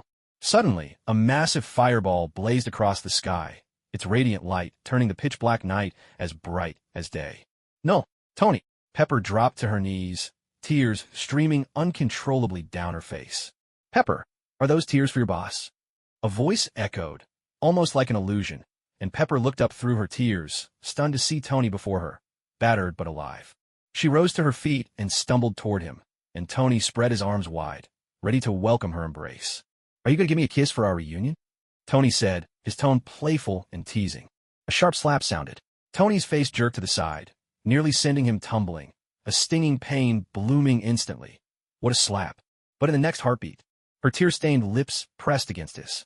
Tony's eyes widened in surprise, and, deep down, he wondered, could I stand a few more slaps if this is the reward? After a long moment, they parted, and the surrounding staff gathered around, watching breathlessly. I like you, Tony Stark. What's your answer? Pepper fixed Tony with a fierce look that seemed to warn him. Refuse, and you'll get another slap. Tony opened his mouth, desperate to say yes, but, don't regret it again, Tony. Chino's voice whispered in his ear. Tony drew a deep breath and stepped back. Pepper's eyes dimmed for a moment, then filled with determination as she resolved, I won't give up. But in the next instant, Tony dropped to one knee and opened a small box in his hand, revealing a dazzling, jeweled ring. This is my answer. Marry me, Pepper, Tony declared, his gaze brimming with hope and love. Pepper covered her mouth in disbelief, tears welling up once more. She had dreamed of this moment countless times, but never imagined it would come so suddenly. Meanwhile, with Tony and Pepper at the center, a glowing carpet of mycelium began to spread outward. From it, roses of every color unfurled, blossoming in an instant until a breathtaking sea of flowers surrounded them. The sweet fragrance of the blooms drifted through the air, enveloping everyone in a dreamlike atmosphere. It was, without a doubt, the perfect setting for a proposal. Even Natasha, hiding in the background, couldn't help but gaze longingly at the scene. There isn't a woman alive who wouldn't be moved by such a moment. Pamela slowly lowered her hand, her eyes full of envy as she watched Tony and Pepper. A quiet longing stirred in her heart. She, too, wished for a romantic moment like this. She wanted to get married. Don't worry, I haven't found the right engagement gift yet. Our proposal will be witnessed by the whole world, Kino said gently. I believe you, darling, Pamela replied, throwing her arms around Kino and planting a kiss on his lips. Damien, standing to the side, looked rather conflicted. He muttered to himself, how many times have they kissed today? Aren't they exhausted? Edo. Pepper's voice trembled with joy and excitement. She extended her slender hand, and Tony, with the utmost care, slid the ring onto her finger. The two embraced, sharing a deep and passionate kiss. Everyone nearby was swept up in the happiness of the moment, and the room erupted in cheers and applause. All employees present will get a 50% raise, Tony announced. At these words, genuine smiles bloomed on every face, as everyone showered the newlyweds with their heartfelt blessings. Tony led Pepper over to Kino, gratitude and happiness shining in his eyes. Kino, this is the third time you've saved my life. I honestly don't know how to thank you, Tony said sincerely. No need for thanks. Besides, tonight, I got to witness a truly touching performance, Kino replied with a teasing smile, his gaze shifting between Tony and Pepper. Pepper, a little embarrassed, brushed the tears from her eyes, her cheeks flushed. Sorry you had to see me like this, she said softly. But she held Tony's hand tightly, her blissful smile never fading. Pepper turned to Damien and asked with a gentle smile, Is this your child? Hello, Uncle Andy. My name is Damien Wayne, Damien replied politely. Kino shook his head and explained, He's the child of a friend. I'm his godfather now. Godfather, Pepper repeated quietly, trying out the word. Tony and Pepper exchanged a glance, silently confirming their thoughts through their eyes. In that case, would you be the godfather to our child, too? Tony asked earnestly. Are you two serious? Am I opening a daycare now? Kino protested, looking helpless as he couldn't resist a bit of banter. Tony arched an eyebrow, the corners of his mouth lifting in that familiar, irreverent grin as he replied. Hey, buddy, don't be so reluctant. Being the godfather to my child is an honor for you. Besides, with your abilities, looking after a few kids will be a piece of cake. Kino looked at Tony's confident face and couldn't help but smile helplessly. All right, since you both trust me so much, I'll reluctantly agree. But you two better hurry up and get started on making a baby. Pepper's face blushed even deeper, and she gave Tony a gentle push. Tony just burst out laughing. Don't worry, we'll give it our best. Kino, what have you been up to lately? I can never find you, and whenever I call, it says you're out of service. Tony asked, his face full of curiosity. I've been preparing to start a company, getting ready for my hell renovation project. Hell renovation project? What's that like? Can I take a look? Kino was about to answer when his wrist suddenly began to glow. Before he could react, a crimson portal door opened beside him, and a scarlet hand shot out, grabbing his wrist in a vice-like grip. That hand clamped onto Kino and yanked him forcefully into the portal. Oh my God! Pepper gasped in terror, covering her mouth, her eyes wide with disbelief. Natasha's pupils contracted. What was that hand? Pamela scooped Damien into her arms, her worried gaze following the spot where Kino had vanished. Damien, too, stared anxiously at the place where Kino disappeared. It's all right, Pepper. Tony managed to stay calm, gently wrapping an arm around Pepper's shoulders to comfort her. Help me play along, Tony. Can't it wait? At least until I finish making my new suit. No. Yatarats. If I don't deal with him, I won't sleep well. It'll be fine. They're probably after me. Here, you might need this. Elsewhere, Kino opened his eyes to find himself inside a blood-red palace. The walls seemed to seep with fresh blood, and the air was thick with the sharp, metallic scent of it. Standing before him was a demon with crimson skin and jet-black hair, its body towering and twisted, radiating an aura that chilled the soul. Welcome, new Lord of Hell, Kino. Mephisto sat upon a throne above, peering down at Kino with a gaze full of cunning and greed. I'm glad to see you too, Mephisto. A faint smile tugged at Kino's lips, and he met Mephisto's eyes with fearless calm. Mephisto was taken aback by Kino's composure. So calm and collected, nothing like someone experiencing hell for the first time. But he didn't care. After all, hell was his domain. Here, no one could really cause trouble. Bring out the feast, Mephisto commanded. Immediately, a procession of grotesque demons filed in, each laying a platter before Kino. Steam billowed from the pot of boiling human brains, and the eyeballs floating in the soup seemed to still be turning. The strands of meat on the roasted thigh twitched as if animated by some last, lingering nerve. Laid out before Kino was, without a doubt, a devil's supper. A distinguished guest arrives. Please enjoy the meal. A rotting corpse, crawling with maggots, tottered over to set the utensils before Kino. Several maggots tumbled from its decaying flesh, landing right in front of her. Mephisto sat back against his throne, arms crossed, ready to watch Kino's humiliation with a sly, malicious grin. Kino's mouth twitched. Inwardly, she asked, Venom, do you want to eat brain soup? What kind of foolish question is that? Just hold on a bit longer. We're almost there. I can barely stand it. Be good. When we get back, you and Pamela can wash your eyes out together. All right, I'll try to endure. If you have something to say, just say it, Mephisto. Kino didn't spare a glance for the nauseating devil's feast in front of her. Instead, she fixed her gaze on Mephisto, her tone growing impatient. Hand over your hell core, the gateway between hell and the human world. Mephisto's voice dripped with greed, his crimson eyes locked onto Kino, radiating a predatory hunger, as if she was already his to claim.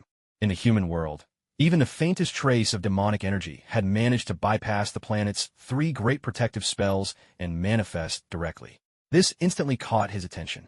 So, he dispatched an avatar to the mortal realm, tracing the incident back to its source. A human, able to summon demons at will. Many years ago, hell had been shattered by a great catastrophe. Mephisto had claimed one of its fragments, rising to become a lord of hell.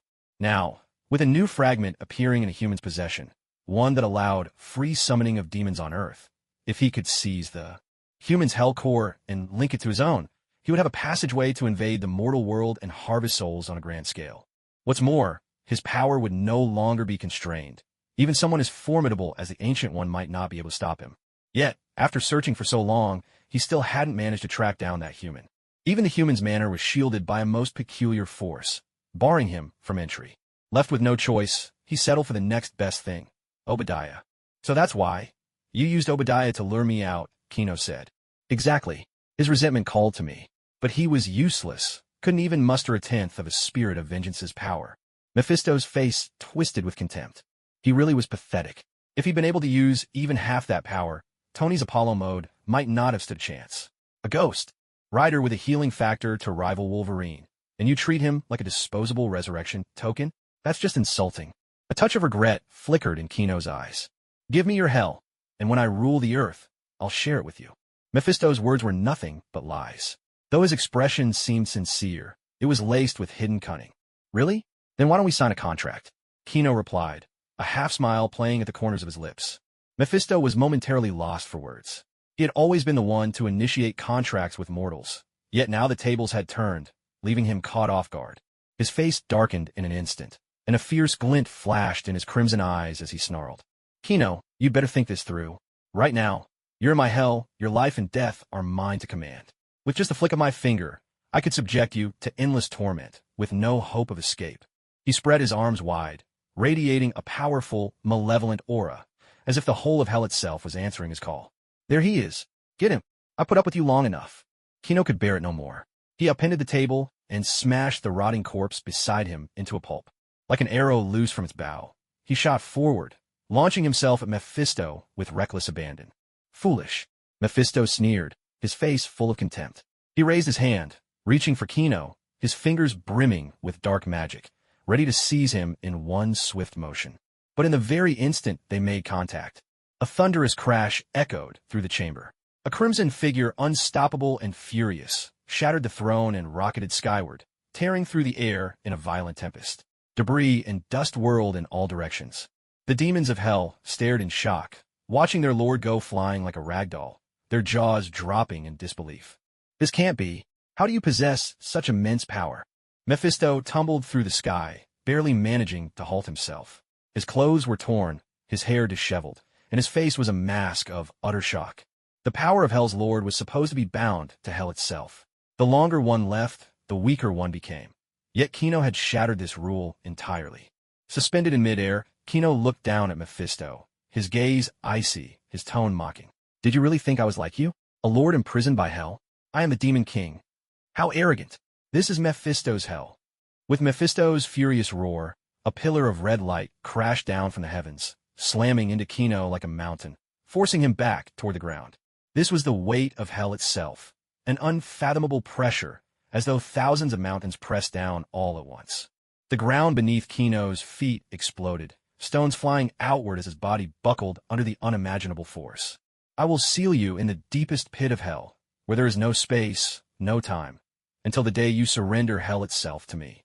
Mephisto spoke with ruthless authority, his voice echoing through the depths of hell, radiating an unending sense of majesty and coldness. A mere human, thinking that acquiring a fragment of hell could make him a match for Mephisto. How utterly delusional.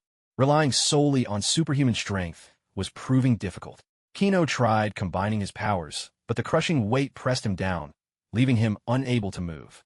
Even superhuman might paled in comparison to the weight of an entire world. Within the core at his chest, alongside the emblem of the god of earth lighting up, another symbol began to glow as well. Let's see if your powers can bear the weight of an entire hell. Kino's face broke into an exhilarated grin. The forces of the god of earth and the tormented demon intertwined and wrapped themselves around him. I'll call this the god of destruction. The immense pressure on his body gradually eased. Slowly, the god of destruction, Kino, straightened his back. Mephisto, is this really all the weight your hell can muster? I don't believe it.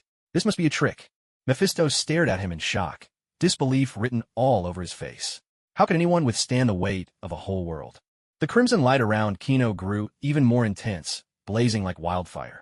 The pit beneath his feet deepened, completely breaking through Kino's biokinetic shield and reducing his clothes to ashes. At the same time, the more damage Kino suffered, the stronger his power became. Now it's my turn. Before the words had even finished leaving his mouth, Kino appeared before Mephisto in a flash, unleashing a punch that thundered through hell with a cascade of sonic booms. Mephisto had no time to react before the blow sent him crashing to the ground, hurtling like a cannonball toward a distant mountain. The impact shattered the peak, sending clouds of debris billowing into the air. This wasn't his own hell, so Kino could finally unleash his full strength without restraint. Before Mephisto could crawl out from the ruins, Kino's eyes flared with a searing red light. Beams of heat vision, each as thick as a man's body, blazed out, pinning Mephisto in place. The overwhelming energy pounded him relentlessly, driving him deeper and deeper into the earth.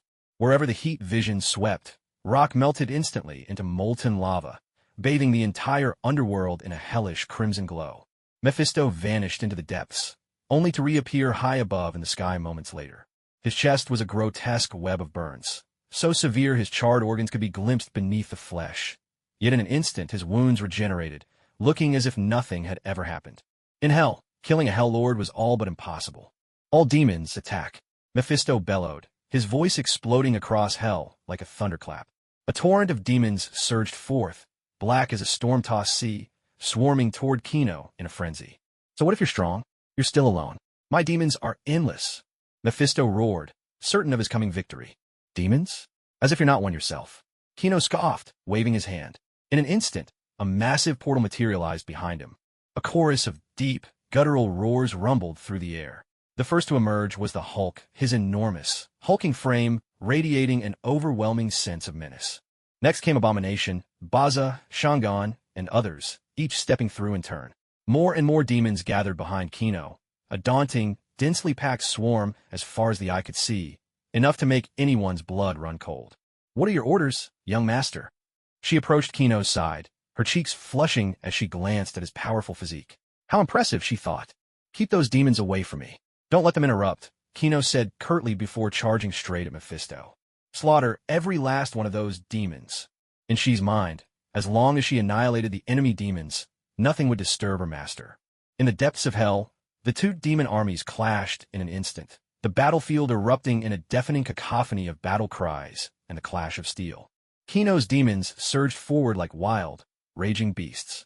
The Hulk swung his massive fists, each blow sending several enemy demons flying. Abomination matched him blow for blow, his formidable combat skills on full display. Baza and Shangan led their cohorts in a furious charge, tearing through enemy ranks and leaving a trail of fallen foes in their wake. By comparison, Mephisto's legion, though vast in number, crumbled before the overwhelming power of Kino's side. Their attacks were effortlessly parried, their defenses breached again and again, until their ranks fell into utter chaos. Across the battlefield, severed limbs and shattered bodies flew through the air, and blood drenched the ground in crimson. Kino's demons pressed their advantage, driving the enemy inexorably toward utter defeat. Panic set in among Mephisto's forces. Their morale shattered. They scattered in a desperate attempt to flee, only to be mercilessly hunted down. The entire battlefield had become a vision of hell incarnate, with Kino's demons reigning as the undisputed masters of this blood-soaked domain. Where did these demons come from? Mephisto stared at the unfamiliar demons on the ground, their auras unlike any he'd ever seen, spawned from one hell, yet so vastly superior. How could there be such a difference? And all this, in a hell controlled by a human. You dare get distracted while fighting me? Kino's furious shout cut through Mephisto's thoughts. In a blink, Kino flashed forward, instantly appearing before Mephisto and seizing his head with unerring precision. In that moment, Kino radiated a terrifying and bone-chilling aura. With astonishing speed, he dove toward the ground, dragging Mephisto with him. An instant later, there was a thunderous crash. Kino smashed Mephisto's head into the unyielding ground with brutal force. Dust and debris exploded in every direction, and Mephisto, trapped in Kino's grasp, howled in agony. As Kino charged forward at full speed, he carved a deep, terrifying chasm straight through this hellish landscape, leaving a mark as profound as it was shocking. Ack, damn it! Mephisto, gravely wounded, roared in fury. Gritting his teeth against the searing pain, he swiftly began to gather the infernal flames swirling around him. Blazing fire engulfed his entire form, transforming him into a furious beast, baring its claws and fangs as it lunged at Kino with wild abandon. Yet for Kino, the hellfire's searing pain did nothing to make him falter. Instead, it acted as a powerful catalyst, stoking the surging strength within his body to new, unstoppable heights. Facing the oncoming Mephisto, Kino's lips curled into a faint, disdainful smile. Without hesitation, his mighty fists, already devastating in power, rained down mercilessly upon Mephisto's body, blow after relentless blow. Each strike landed with an earth-shattering roar and a blinding flash of light. Fists brimming with apocalyptic force battered Mephisto as relentlessly as a storm of hail, while the shockwaves from their clash rippled deep underground, gradually hollowing out an immense cavern beneath their feet. All of hell trembled in the grip of this ferocious battle, as though it might collapse and crumble at any moment. Demons on the surface felt the constant tremors and the wailing from the depths below, gripped by terror. Was hell about to be destroyed? Meanwhile, she led a group of demons to the palace. His Majesty is remaking hell. We need everything. The demon lord here looks loaded. Go find their treasure vaults and take everything. She stormed through the castle with her entourage, sweeping aside all obstacles with an imposing presence. Under Mephisto's orders, the castle was sparsely guarded, making it feel eerily empty and cold. Who are you, Wait, sir. She's advance was ruthless. Every demon they encountered was slain without mercy. Their decisive path of carnage quickly brought them to the treasure vault. Its massive doors were tightly shut, but that posed no barrier at all. With a sweep of her hand, she unleashed a surge of power that shattered the doors into dust. Inside, treasures and rare artifacts were piled high, glittering temptingly in the light. A flicker of excitement passed through She's eyes as she led the demons in a swift charge into the vault. Mountains of treasure, enchanted relics, and magical devices awaited them. Space demons, devour demons, take it all, she commanded. At her word, the space demons, humanoid in form, opened gaping portals in their abdomens. A tremendous suction erupted forth, pulling everything toward them in an unstoppable torrent. Gold, jewels, rare artifacts, everything in the vault was swept up and swallowed without resistance. The devouring demon took the form of an enormous serpent, its gaping maw wide open as it relentlessly consumed everything within the treasury. Its throat was like a bottomless abyss, swallowing precious gems and mysterious scrolls alike without the slightest hesitation. Yet, the wealth Mephisto had accumulated over endless ages was simply too vast. Even with the two demons working together, they could not carry it all away in a short time. Wait, stop. I surrender. Your hell, Before Mephisto could finish his plea, Chino's fist crashed into him with overwhelming force, sending him flying. This time, Mephisto truly gave in. It wasn't just Chino's terrifying strength. If the fight continued, his hell itself would be destroyed. You want to surrender? I don't agree to that, Chino said, his figure flickering as he chased after Mephisto, unleashing a relentless storm of blows. Every punch carried unimaginable power, leaving Mephisto utterly defenseless. All he could do was howl in agony as the fists rained down on him. Don't think I can't deal with you, Mephisto roared, eyes blazing with fury. He summoned the authority of hell, attempting to expel Chino from his domain. What have you done to my hell? Suddenly, Mephisto's expression changed dramatically. In horror, he realized that hell itself was resisting his control. Someone was tampering with the very core of his realm. Watching Mephisto's reaction, Chino understood instantly that venom had succeeded. Somewhere in the dim underground, a blood-red crystal glowed with an eerie light, tightly ensnared by black tendrils. Have we been discovered? Venom's raspy voice echoed. Now that stealth was no longer an option, he threw himself fully into the corruption, and at the same moment, the crushing weight that had burdened Chino vanished. Ever since they sensed Mephisto's malicious intent toward Pamela, they had been plotting his demise. But to slay a lord of hell, one must first drag him down from his throne. From the very instant they were drawn into hell, they began searching for the core of the realm in secret. Once they found it, they split up without hesitation. Chino's task was to draw Mephisto's attention, battling him openly, while Venom slipped quietly into the hidden depths, aiming to seize the lordship of hell for himself. Get out of my way. Mephisto, frantic with desperation, tried to force his way back to the castle, but Chino blocked him at every turn. At that moment, Mephisto was nothing more than a punching bag, helpless under Chino's relentless assault. With hell's suppressive force lifted, Chino could finally unleash his full strength. Each strike now brimmed with the power to shatter worlds. The surrounding demons had long since ceased fighting, paralyzed by terror. All of hell shook violently, the ground splitting open with massive fissures, as if the end of days was upon them. Hulk and his companions had already darted back to the castle. Thanks to the mountain demon's frantic reinforcement, the stronghold barely survived the upheaval.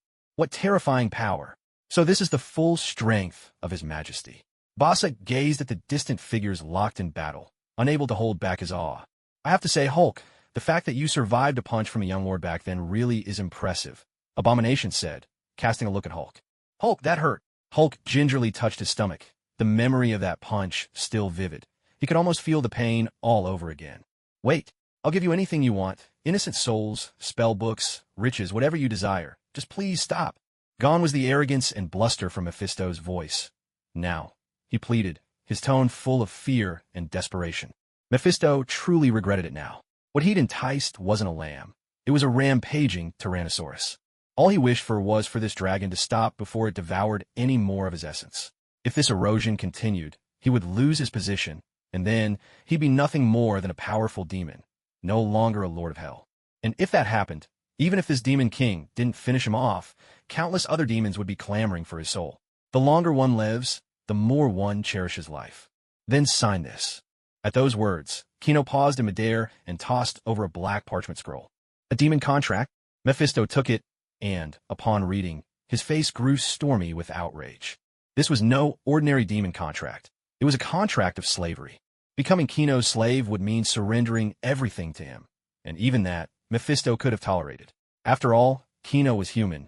Given enough time, perhaps he could outlast him. But at the end of the contract, it stipulated that upon Kino's death, the contract would automatically pass to his descendants. If all of his descendants died, then Mephisto would die as well. He wouldn't be just a slave. He'd be a nursemaid and a bodyguard too. I'm a lord of hell. To humiliate me like this? Never. You might as well just kill me.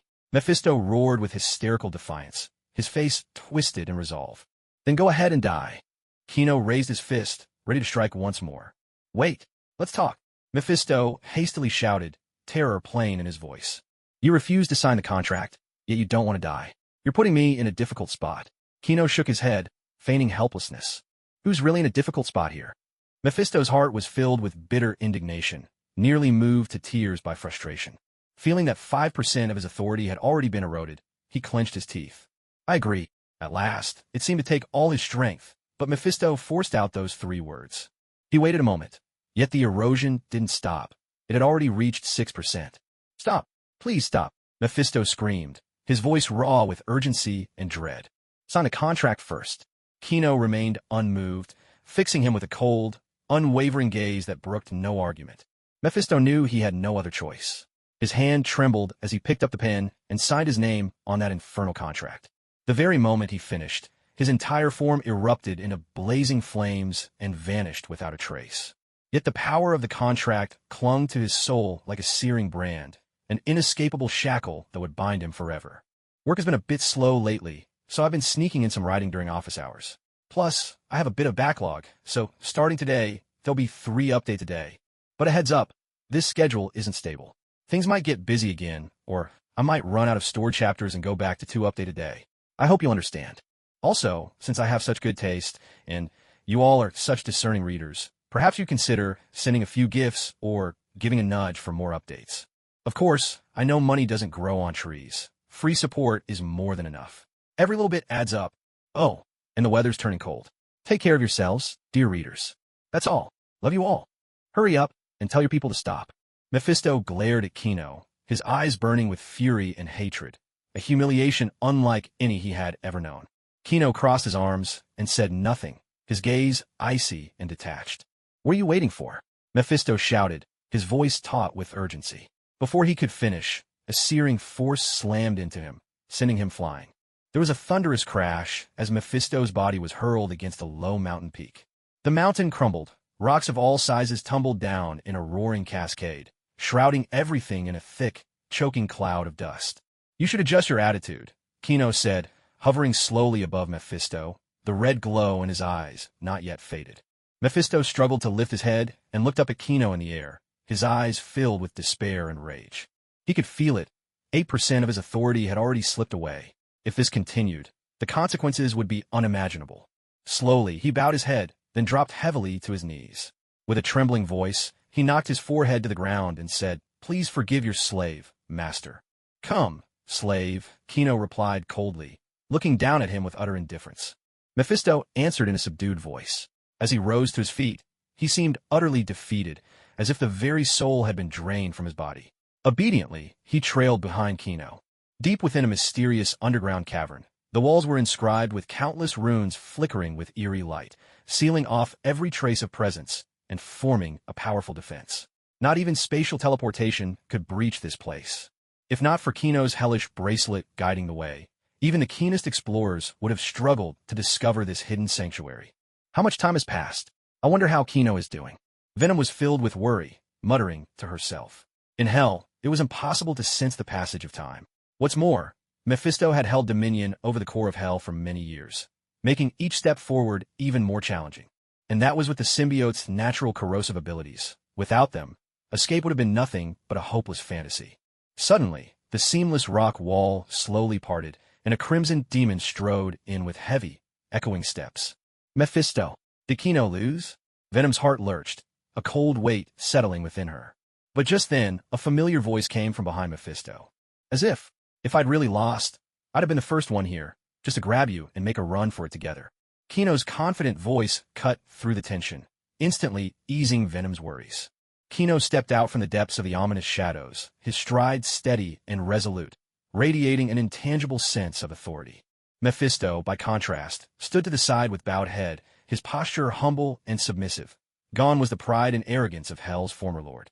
As Kino drew closer, the air itself seemed to grow heavier. In the dim light, the hard lines of his face flickered in and out of view, while the depths of his eyes sparkled with the unmistakable glint of victory. What's with the heroic entrance while you're stark naked? You nearly gave me a heart attack. Come on, spill it. What the hell happened? Venom wasted no time, cutting straight to the point, her black head poking out from the surface of a ruby-red crystal. True enough, Kino was still completely naked, though he showed not a trace of embarrassment. After all, not only was his body nearly perfect now, but the place was crawling with demons, and he and Venom had long shared a bond of complete intimacy. Nothing could surprise either of them anymore. Can't I have my moment of glory? After all that, I'd like to act the hero for once. Kino's bravado lasted all of a second before he surrendered, grumbling in mock annoyance. Save the theatrics for when we're back. Pamela and I will let you play the hero all you want. Now hurry up. At Venom's words, Kino lit up with delight, instantly guessing that Venom was up to something new and intriguing.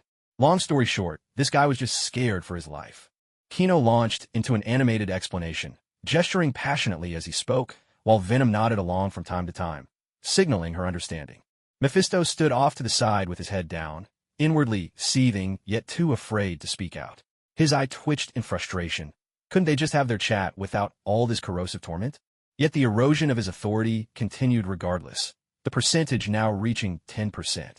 So, we're done here and can finally go home, Venom summarized. Exactly. This guy's already signed the contract, Kino replied, completely at ease with the binding pact. He reached out and pressed a hand on Venom's large head. Venom began to flow and mold herself around Kino, transforming in an instant into a dazzling superhero suit. What's this? Kino gazed at the piece of red crystal in his hand, a look of puzzlement on his face as he asked. The hell core I've corrupted is of no use to me. Mephisto's eyes widened in shock, his heart bleeding inside. After all, that was his hell. That was the very source of his power. Master, could you return it to me? With a sycophantic smile plastered on his face, Mephisto looked at Kino with pleading eyes. Though it had been corrupted, as long as he could reclaim it, he could eventually regain control over it with time. Return it to you, is it? Kino idly toyed with the crystal, a faint, ambiguous smile curving the corners of his mouth. Yes, master. If I lose this core, my strength will drop by 10%, and I'll be vulnerable to attacks from the other lords of hell. Mephisto hurried to explain, his tone filled with urgency and desperation. Only 10%? That's more than enough for you to survive. Consider it your welcome gift. Kino replied indifferently, then placed the crystal on his wrist. From the very beginning, he'd sensed his own hell yearning for this object. No sooner had he placed it there than the crystal was swiftly absorbed, and the boundaries of his hell began to expand, gaining new functions that he would explore later. What incredible power! His Majesty has prevailed. Still inside the treasury, she suddenly felt a surge of potent energy welling up within her. As the administrator of hell, she reaped the greatest rewards and could sense the changes in hell most acutely. You useless lot! His Majesty has bestowed his reward upon you. So get moving. A pair of whips lashed down. The space demon and the devourer demon, already exhausted, jolted to attention and began to devour the treasure at an even faster pace. So tired, they nearly filled their reserves, but now their capacity had suddenly increased again. Master, why are you glowing? Abomination, searching the castle grounds for any remaining demons, noticed the red light shining from the battered demon's body and asked. No idea. Basso was just as mystified. His power had grown stronger, but he was certain all of this must be connected to his Majesty. Mephisto was so furious that he spat out a mouthful of blood, feeling the pain as his power continued to drain away. He could even sense the boundaries of his hell beginning to collapse. Do you have a problem? Kino shot him a cold glance, a look that could freeze the very soul. No, master. It's just old wounds acting up. Mephisto quickly bowed his head, his body trembling slightly, not daring to show the slightest sign of resistance. Good. Kino withdrew his gaze, glancing once more at the red crystal. He knew perfectly well he could simply order Mephisto to surrender all of his hell cores. But if Mephisto lost all his power, he would inevitably become prey for the other hell lords, or even his own underlings, and Kino would have to step in to save him. With that in mind, Kino understood clearly. A living Mephisto was far more useful than a dead one. Kino led Mephisto out of the underground cavern, preparing to return to the castle. Throughout the journey, Mephisto remained silent. After Kino arrived back at Mephisto's castle, he began summoning his demons to get ready for departure. It wasn't long before a horde of demons, each with a grotesque and unique appearance, hurried over and lined up neatly before Kino. "Young master, can we take this one with us? Hulk likes pets. Take it to Milan and Dala." After some time learning, Hulk was now able to speak properly. Abomination and Hulk each held a 3-meter-tall demon wolf in their hands. The creatures, despite their size, whimpered in terror like frightened puppies. "You can take them, but keep a close watch. Don't let them hurt anyone." Once Abomination and Hulk had dragged their pets through the portal. "Where's she?" Kino turned to Basa and asked. "I'm not sure, Your Majesty. I haven't seen her since shortly after the fighting began." Basa shook his head, his face just as puzzled. "Young master, I'm back." She's voice rang out as she strode briskly from inside the castle. Trailing behind her was a group of demons adorned in gold and silver, carefully carrying 2 rotund objects. The 2 demons, usually long and slender, were now stuffed so full of treasure that they looked fit to burst at any moment. She stopped before Kino, who was now fully dressed, a flicker of disappointment passing through her eyes. "What's all this you're carrying?" Kino looked on in astonishment at she, who resembled a walking golden statue, and at the 2 round demons being hoisted along by what seemed like a troop of little golden mountains. He honestly didn't recall having such plump demons in his hell. Had their diet improved that much lately? "We found this hell's treasury. Young master, your plans require a fortune, but these 2 demons turned out to be useless. They couldn't manage to take it all." She pouted, sounding rather dissatisfied. The space demon and the devourer demon were so bloated they were rolling their eyes, inwardly bemoaning their fate, but too scared to protest. This woman was more terrifying than any demon. Mephisto cast only a casual glance at the treasure before losing interest, secretly scoffing at the demon's lack of vision. Such ordinary riches were hardly worth a second look. "You've really gone to a lot of trouble, she." Kino smiled warmly and gently patted she on the head. Though these treasures were just a drop in the ocean compared to what his grand plans required, he wouldn't refuse such a thoughtful gesture. It was nothing, young master." She beamed, her face glowing with satisfaction. "You all head back first. I'll discuss your rewards with you later." Kino waved a hand, dismissing them. "Yes, young master," she replied, then led her troop of little golden mountain demons, still carrying the 2 bulging spheres, through the portal. "Slave, behave yourself for a while. Don't wander around the mortal world unless summoned. If I need you, I'll call for you." Kino looked at Mephisto with an expressionless face. "Yes, master." Mephisto bowed his head, utterly submissive, not daring to show the slightest hint of defiance. His voice was filled with deference. Kino said nothing more, turning away to step into the portal. Mephisto maintained his respectful posture until Kino's figure had completely vanished. Only then did he slowly straighten, and the humble mask instantly slipped away, replaced by a shadow of resentment and a deep, brooding gloom. Gazing out at the ruined landscape of hell, collapsed mountains, cracked earth, and demons wailing in agony all around, Mephisto's eyes blazed with furious fire, as if he could burn the world to ash with nothing but his rage. "I have never taken such a loss before," he muttered through gritted teeth, his voice seething with fury and venom. "You think a single contract can bind me? How naive you are, human." A cold, bitter laugh escaped him. Arriving at the vault's entrance, Mephisto pushed open the heavy doors, only to cough up a mouthful of blood in sheer anger. All the treasures he had painstakingly gathered over countless years had been swept away, leaving only a few worthless mounds of gold behind. Damn it all! He wanted nothing more than to storm out and tear that human apart, but the contract forbade it, certainly not because he was afraid to fight. He made his way to a shadowy corner of the vault, lifted a stone slab, and pulled out a black, chain-bound grimoire. "At least the Book of Contracts is still here," he sighed in relief. This was the foundation of his power. He opened the book. Muttering obscure, sinister incantations, his deep, malevolent voice echoed throughout the empty vault. "All the contracts in this world only hold power because devils and gods stand behind them. Human, just you wait. I'll make you pay the ultimate price." As the dark, ominous spell continued, thick black smoke coiled and surged around Mephisto. His power flowed like an invisible current, tracing the contract's link back to its mysterious source. A twisted grin spread across his face. Madness and murderous intent flickered in his eyes. "If the other party is weak, kill them. If they're strong, pay a price. Make them relinquish the contract. Just wait, human." With a hell that connects to the mortal realm, Every demon god and lord will want you dead, will fight to seize your hell. Mephisto's crazed laughter echoed through the infernal wasteland, as if he could already see Kino's grisly demise. His power and consciousness shot forth like a bolt of pitch-black lightning, instantly cutting through endless time and space, landing on a desolate planet. The earth here was cracked and barren, devoid of any sign of life, for enormous craters scarred the ground before him. The air was thick with the stench of decay and death, not a trace of life in sight. Mephisto surveyed this landscape, harsher than even the depths of hell, and steadied himself. Inwardly, he thought, the god behind this must be weak. No deity who relishes pleasure would ever choose to dwell in such a place. A mocking, cold smile tugged at the corner of his lips, and a gleam of greed and cruelty flashed in his eyes, as if he could already see himself breaking free from the shackles of his contract and regaining his freedom with ease. Are you the demon of this world? You're carrying my contract with you. Amidst the lifeless, deathly silence of this planet, a melodious voice suddenly rang out, like music from the heavens, yet so out of place in this barren wasteland.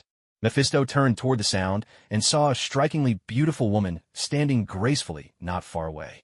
Even by demon standards, she was breathtaking. He cautiously probed her aura and found that she was indeed quite weak. The energy she emanated matched exactly the signature of the contract bound to his soul. The woman, sensing Mephisto's subtle probing, only smiled slightly. Her smile was like a gentle spring breeze, yet carried a mysterious, elusive quality. So, you're the deity behind this contract, aren't you? Mephisto snarled. Yes. Is there something you want? The woman regarded Mephisto calmly, her gaze unflinching. I command you to release me from this contract, or else. Before Mephisto could finish, the storm raging across the planet suddenly ceased without warning. Only then did Mephisto see the place in its entirety, and what he saw filled him with horror. He realized he was standing atop a colossal head. Looking out, he could see the full interior of this massive body. Yes, the interior. This form, larger than a planet, had been dissected. Organs, each one larger than mountains, were laid bare, exposed to the emptiness of space. And the place where he stood wasn't on the outer edge, but rather in the eye socket of that gigantic skull. Four bottomless, pitch-black holes remained, silently bearing witness to the immense pain and torment that this being had once endured. Heavenly, celestials. Mephisto's voice trembled with disbelief and overwhelming fear. Throughout the vast universe, the Celestials were the most powerful entities.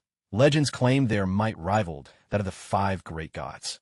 Yet now, before his very eyes, a Celestial had been dissected. Though he was merely a being of pure energy, a chill crept up Mephisto's spine, spreading instantly through his entire form. That iciness seemed to freeze even his soul, making him tremble uncontrollably. You know him, I see. Lucifer's voice drifted in, gentle and unhurried. At some point, he had silently appeared beside Mephisto. His body was quite powerful. Clearly someone, or something, created him. His abilities were impressive, but his personality was just too awful. He refused to serve me, so I simply turned him into a puppet.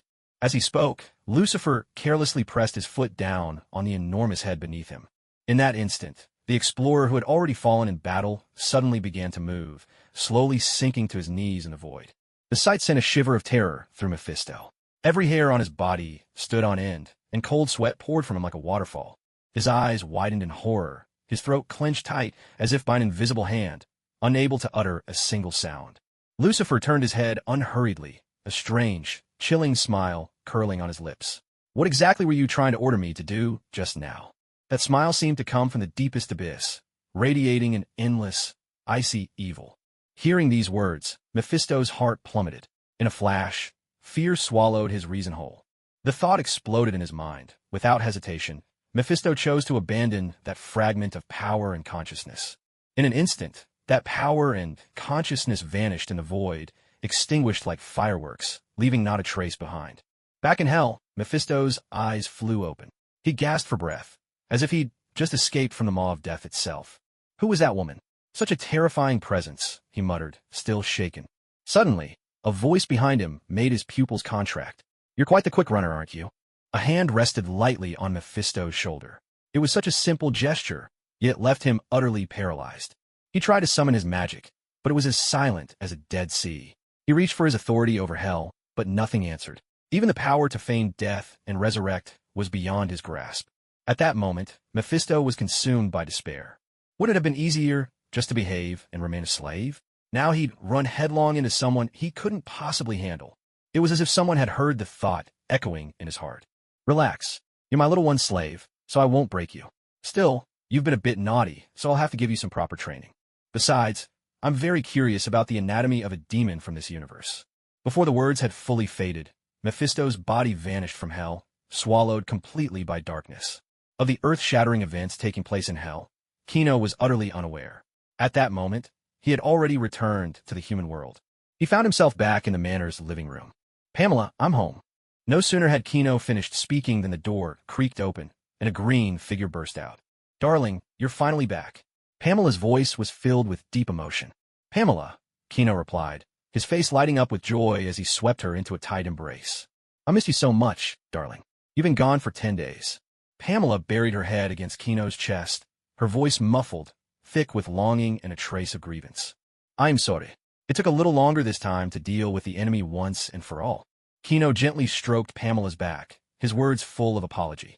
After this last battle, he had come to understand the limits of his power more clearly. Not invincible, perhaps, but in this world, only the 5 great deities could go toe-to-toe with him. Pamela looked Kino up and down, her eyes sweeping over him anxiously as she spoke. Are you hurt anywhere? No, not a scratch. I sent him running for his life. Kino replied with a relaxed smile, brimming with confidence and pride. He gave Pamela's hand a little squeeze, hoping to ease her worries. Still uneasy, Pamela reached out to gently caress Kino's cheek, as if making sure he was truly unharmed. Really? Don't hide anything from me. Kino caught her hand and pressed a soft kiss to her fingers. Darling, I'm really fine. You don't need to worry. Hearing the commotion downstairs, Damien ran down from the upper floor. Godfather, you're back. Damien's face lit up with delight. Just then, with a sudden whoosh, Venom appeared, scooping Damien up in a tight embrace and nuzzling him energetically. Damien, you're so soft and sweet. Did you miss me? Venom Mom. Damien was squeezed so tightly he could hardly breathe. Once Venom let go, Kino suddenly realized he was standing there with nothing on. Pamela froze for a moment at the sight. Dear, hurry and get dressed, Pamela said, cheeks flushing as she snapped out of her daze. Kino felt a bit embarrassed himself and dashed off to the bedroom. Down in the hells, such things didn't matter, but here among humans, he still had a sense of shame. After he'd changed in the bedroom, Pamela went to prepare something to eat. Kino dug eagerly into a plate of ribs. After so long fighting in hell, without even a sip of water, the taste of real food now was pure bliss. Slow down. If it's not enough, I'll cook more, Pamela said with a smile. She picked up some Chinese recipes. Seeing how much Kino was enjoying himself, Pamela's appetite rose, and she joined in eating. Damien, try some chocolate, Venom offered, setting down a large plate piled high with all kinds of chocolate. She could eat human food, but to her, nothing beat chocolate. Thank you, Venom Mom, Damien said, grabbing some to snack on. At that moment, there was a knock at the door. Tony? What's he doing here? Kino, mouth still full, sensed the mark he'd placed on Stark and was a bit puzzled. Pamela, however, was used to such visits. With a graceful wave, she directed the plants by the door to open it slowly. This guy comes by every single day, asking if you come back, as if he thinks you're the reason he's out there fighting the bad guys. Pamela shrugged helplessly. Good afternoon, Miss Pamela. Has Kino come back yet? Tony pushed open the door with Pepper in tow, asking almost out of habit. It was the same question he'd asked every day for the past few days, and honestly, he didn't expect anything different today. Tony, long time no see. Have you eaten? Kino's voice drifted over. Kino, you're back. Tony's face lit up with surprise as he turned toward the sound and hurried over to the dining table. Yeah, I just got back. Come join us for a bite, Kino said with a warm smile. Sorry to intrude, Mr. Kino. Pepper nodded politely and sat down next to Pamela. The two of them had grown quite close these past few days. Great. I hardly ever get to eat Chinese food. Tony made himself right at home, plopping down in a seat. Pamela smiled gently and, with a wave of her hand, coaxed the plants to set 2 more sets of bowls and chopsticks on the table. Chinese food really does need to be eaten with white rice. This is delicious. I think I should invent a robot that can cook Chinese food, Tony said as he dug in. If you come up with one, make sure I get one too. A robot that can cook. I could really use that. Kino thought of the gang of cooks back in hell. If it weren't for the high wages, they'd have gone on strike long ago. Demons in hell could really eat. No problem, Tony replied with confidence, happily savoring the meal. The dining room brimmed with a relaxed and cheerful atmosphere. Pepper glanced at the mountain of chocolate piled in Venom's bowl and whispered, Pamela, is it really okay for her to eat that much chocolate? It's fine. Sister Venom isn't from Earth. Chocolate is actually her main food. Pamela explained with a smile. An alien? Pepper was startled at first, but then she remembered Mr. Kino was a demon king, and her expression slowly eased. Venom passed her a piece of chocolate. Try it. This brand makes the best chocolate. Pepper accepted the offer and popped the chocolate into her mouth. Haven't you been getting enough rest lately?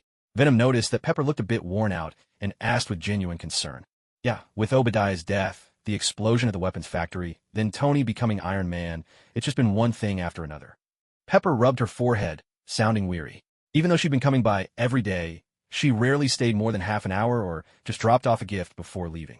It looked like she wouldn't get any free time today either, and tomorrow would probably be another all-nighter. The thought made her shoot Tony a resentful glare.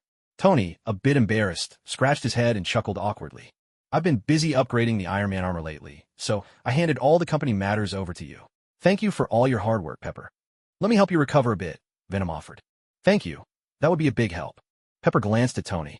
Seeing his reassuring nod, she agreed. Venom gently took Pepper's hand. A silent, inky black substance seeped into her body without a sound. After a short while, Venom released her hand and said, "All done." In that instant, Pepper felt the exhaustion melt away. She was filled with renewed energy. Wow, Pepper, your face. Tony suddenly gasped in astonishment, his eyes wide with disbelief. What about my face? Pepper asked, puzzled, touching her cheek. All she could feel was smoothness. Pamela, controlling a plant, handed over a mirror. Oh my gosh. Pepper stared at her reflection in awe. She had always used expensive skincare and cosmetics to maintain her appearance, but time had inevitably dulled her. Complexion. Now, her skin looked as youthful as it had in her younger days, smooth, radiant, not a wrinkle in sight, glowing with an irresistible charm. I really can't thank you enough, Venom, Pepper said, deeply moved, her eyes shimmering with unshed tears. It was nothing, Venom replied, mimicking Tony's earlier tone with easy confidence. Pepper couldn't help but laugh, her laughter bright and clear. In that moment, the bond between her and Venom grew closer. After dinner, the three women took Damien to the sofa for a chat. Miss Venom's abilities are astonishing no matter how many times I witness them. Tony marveled, his eyes filled with admiration. Of course, my wife is the best, Kino declared proudly. Pepper is the best, Tony countered, refusing to be outdone. The two men began a spirited debate over whose wife was more amazing. I can't thank you enough, my friend. I honestly don't even know how to repay you, Tony said sincerely, looking at Kino with great earnestness. Whether it was saving my life before or bringing Pepper and me together, I owe you more than I can ever repay. How about another 10% share in the company? Tony suggested, gritting his teeth. That's already the maximum I can offer without affecting the group's stability. No need. I'm planning to start my own company soon. If you really want to thank me, how about doing me a favor instead? Kino replied with a smile. Don't make it something small, or I'll feel insulted, Tony said, raising a glass of water and taking a careful sip. Rebuilding hell, does that sound big enough for you? Tony choked on his water, coughing violently as a sense of foreboding crept over him. Rebuilding hell? What are you planning? To turn it into a city of steel? No, a natural paradise. How's the progress? Haven't even started yet. There's nothing I can do. I'm short on both money and manpower. Right now, I'm just dealing with the lava around here. I need to see this hell you're talking about for myself.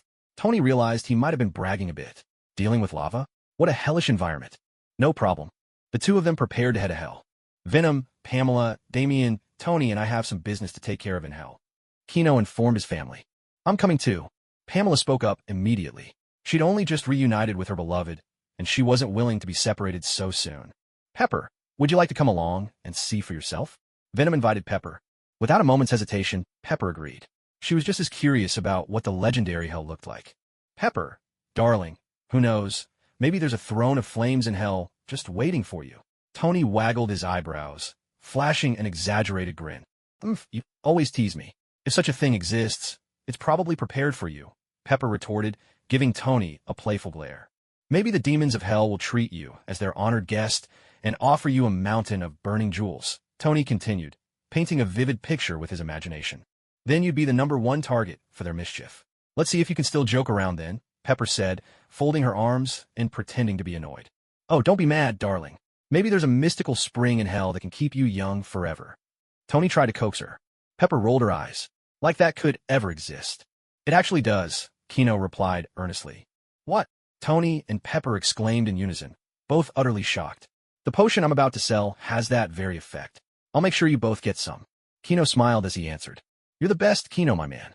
By the way, does the potion have, any extra effects? Tony asked, waggling his brows suggestively. Don't worry, it absolutely does. Tony stepped through the portal and was instantly blinded by a burst of golden light.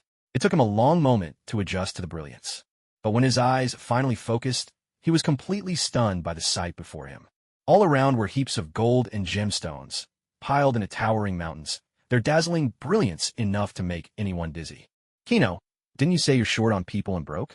There's enough gold here to buy the whole world. Who are you trying to fool? Tony stared wide-eyed in disbelief. I have no idea what's going on either. Kino was just as dumbfounded. He had never imagined that his hell would ever turn into something like this. Pamela's eyes widened in disbelief. This is just too much. Pepper covered her mouth, murmuring, I've never seen such a mountain of wealth gathered in one place. Venom, on the other hand, was positively gleeful. Wow, this is a veritable ocean of treasure. I'm ready to go exploring. From a distance, Shi's voice rang out, sharp and commanding. You useless lot. Hurry up and get all of this moved into the palace. But boss, His Majesty's palace is already packed to the brim. One demon replied nervously, his voice trembling. Then open up a new palace. Do I have to teach you even that? She barked, hands on her hips, radiating authority. Understood, came a meek, fearful answer. Kino arrived just then, taking in the chaotic scene.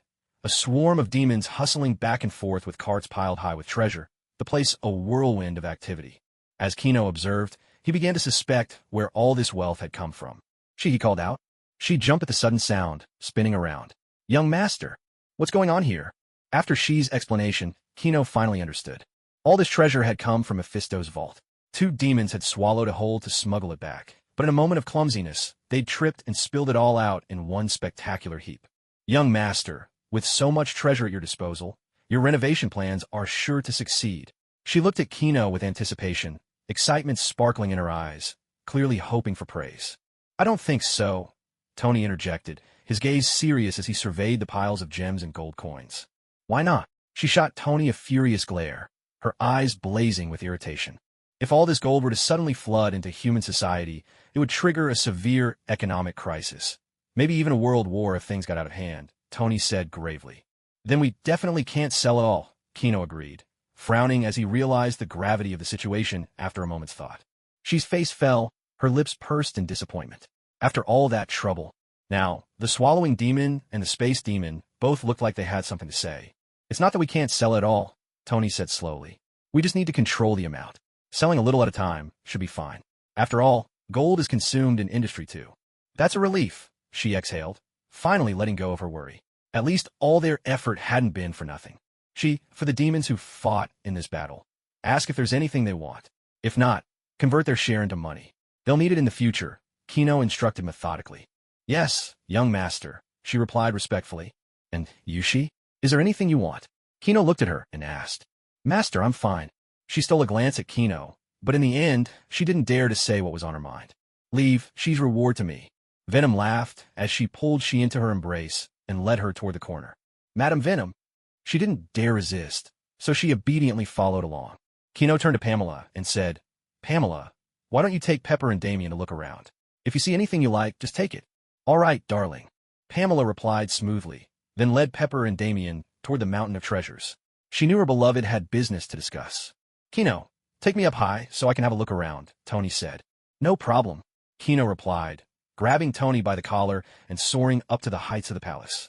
What a horrible way to travel, Tony complained as soon as his feet touched the ground, hastily straightening out his clothes.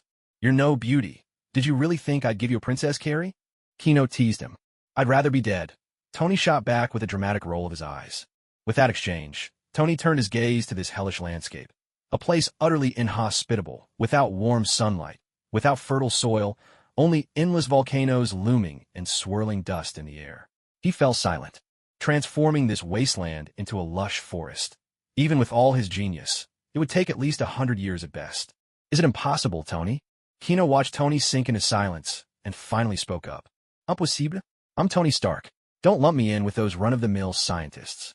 Tony rolled his eyes dramatically, but even as he spoke, his mind was already racing through potential solutions. First, tell me your original plan, Tony said, snapping out of his thoughts as he turned to Kino. My plan is fairly simple. Have the demons deal with the surrounding volcanoes, absorb their energy, then level the mountains to turn them into extinct volcanoes. After that, we bring in soil from the outside to cover the land, and finally Pamela will cultivate new plants to be planted here. After hearing such a slapdash plan, calling it a plan was almost an insult to the word itself. Tony could only think of it as brute force and wishful thinking. Sigh, you just came up with this off the top of your head, didn't you? Tony smacked his forehead, utterly exasperated. Actually, Dr. Banner was supposed to handle this, but he's busy with the company and some pharmaceutical work, so I thought I'd give it a try myself first. Besides, isn't that why I came to you? Tony Stark, the greatest genius of the century. Kino scratched his head, fully aware that research and development wasn't his forte, but he firmly believed Tony could pull it off. Ahem. All right then. Who told me to be your friend? Tony grinned smugly, then put on a serious face. First, let me walk you through my plan. From the magma-powered energy generator to the massive air purification towers, Tony explained every step and its purpose to Kino in crystal-clear detail. That's the preliminary plan. I'll send over the blueprints and the production lines in a few days. You could just use them directly, no hassle. After talking for so long, Tony couldn't help but feel parched. He licked his lips, gratefully accepted the glass of water Kino handed him, and downed it in one go.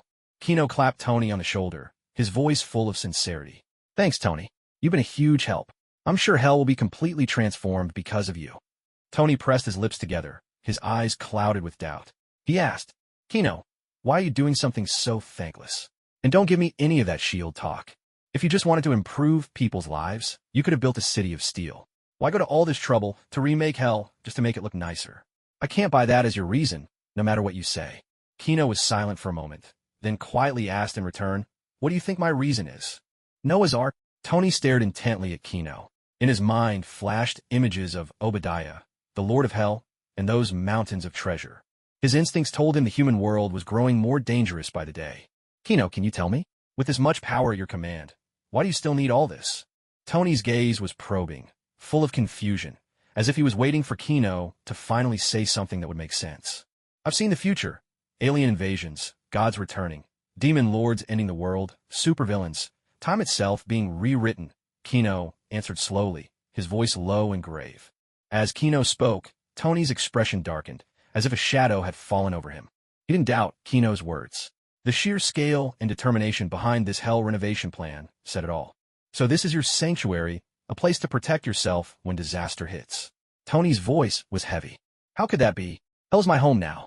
I really do want to make it look better. And besides, I want it as a base of operations and a stronghold. Do I really seem that timid and scared to you? Kino widened his eyes and shot Tony a look that said, Are you serious? Sorry. Tony's voice was tinged with guilt. You must have guessed how I got my powers, haven't you? Kino said bluntly. Ever since Natasha had called him Poison Ivy, he'd figured they might have some suspicions, though he hadn't exactly tried to hide it. I know, DC Comics, the powers Superman has are just unbelievable. Thinking back to the information he'd read before, Tony remarked with a sense of awe. That's right. I've replicated Superman's abilities. Most of the crises we talked about, I can handle now, but what worries me is that when the fighting actually starts, I might not be able to protect the people around me. That's why I came up with a plan to transform hell. It's just like what happened to you, Tony. Pepper was kidnapped because you let your guard down. Kino said this with utmost seriousness. Hearing this, Tony relaxed a little. He'd already seen a glimpse of Kino's power. He nodded and said, So that's what it was. I misunderstood you, Kino. But I have to admit, your thinking is impressively thorough. Kino continued. In the face of a crisis of that magnitude, even the slightest oversight could lead to consequences we can never undo. I don't want anyone I care about to be put in harm's way. Tony agreed wholeheartedly. I get it. After what happened with Pepper, I understand just how important it is to protect the people close to us. Kino smiled. That's why this transformation of hell isn't just about creating a refuge. It's about giving everyone a safe place to fall back on. So Tony, I need your help.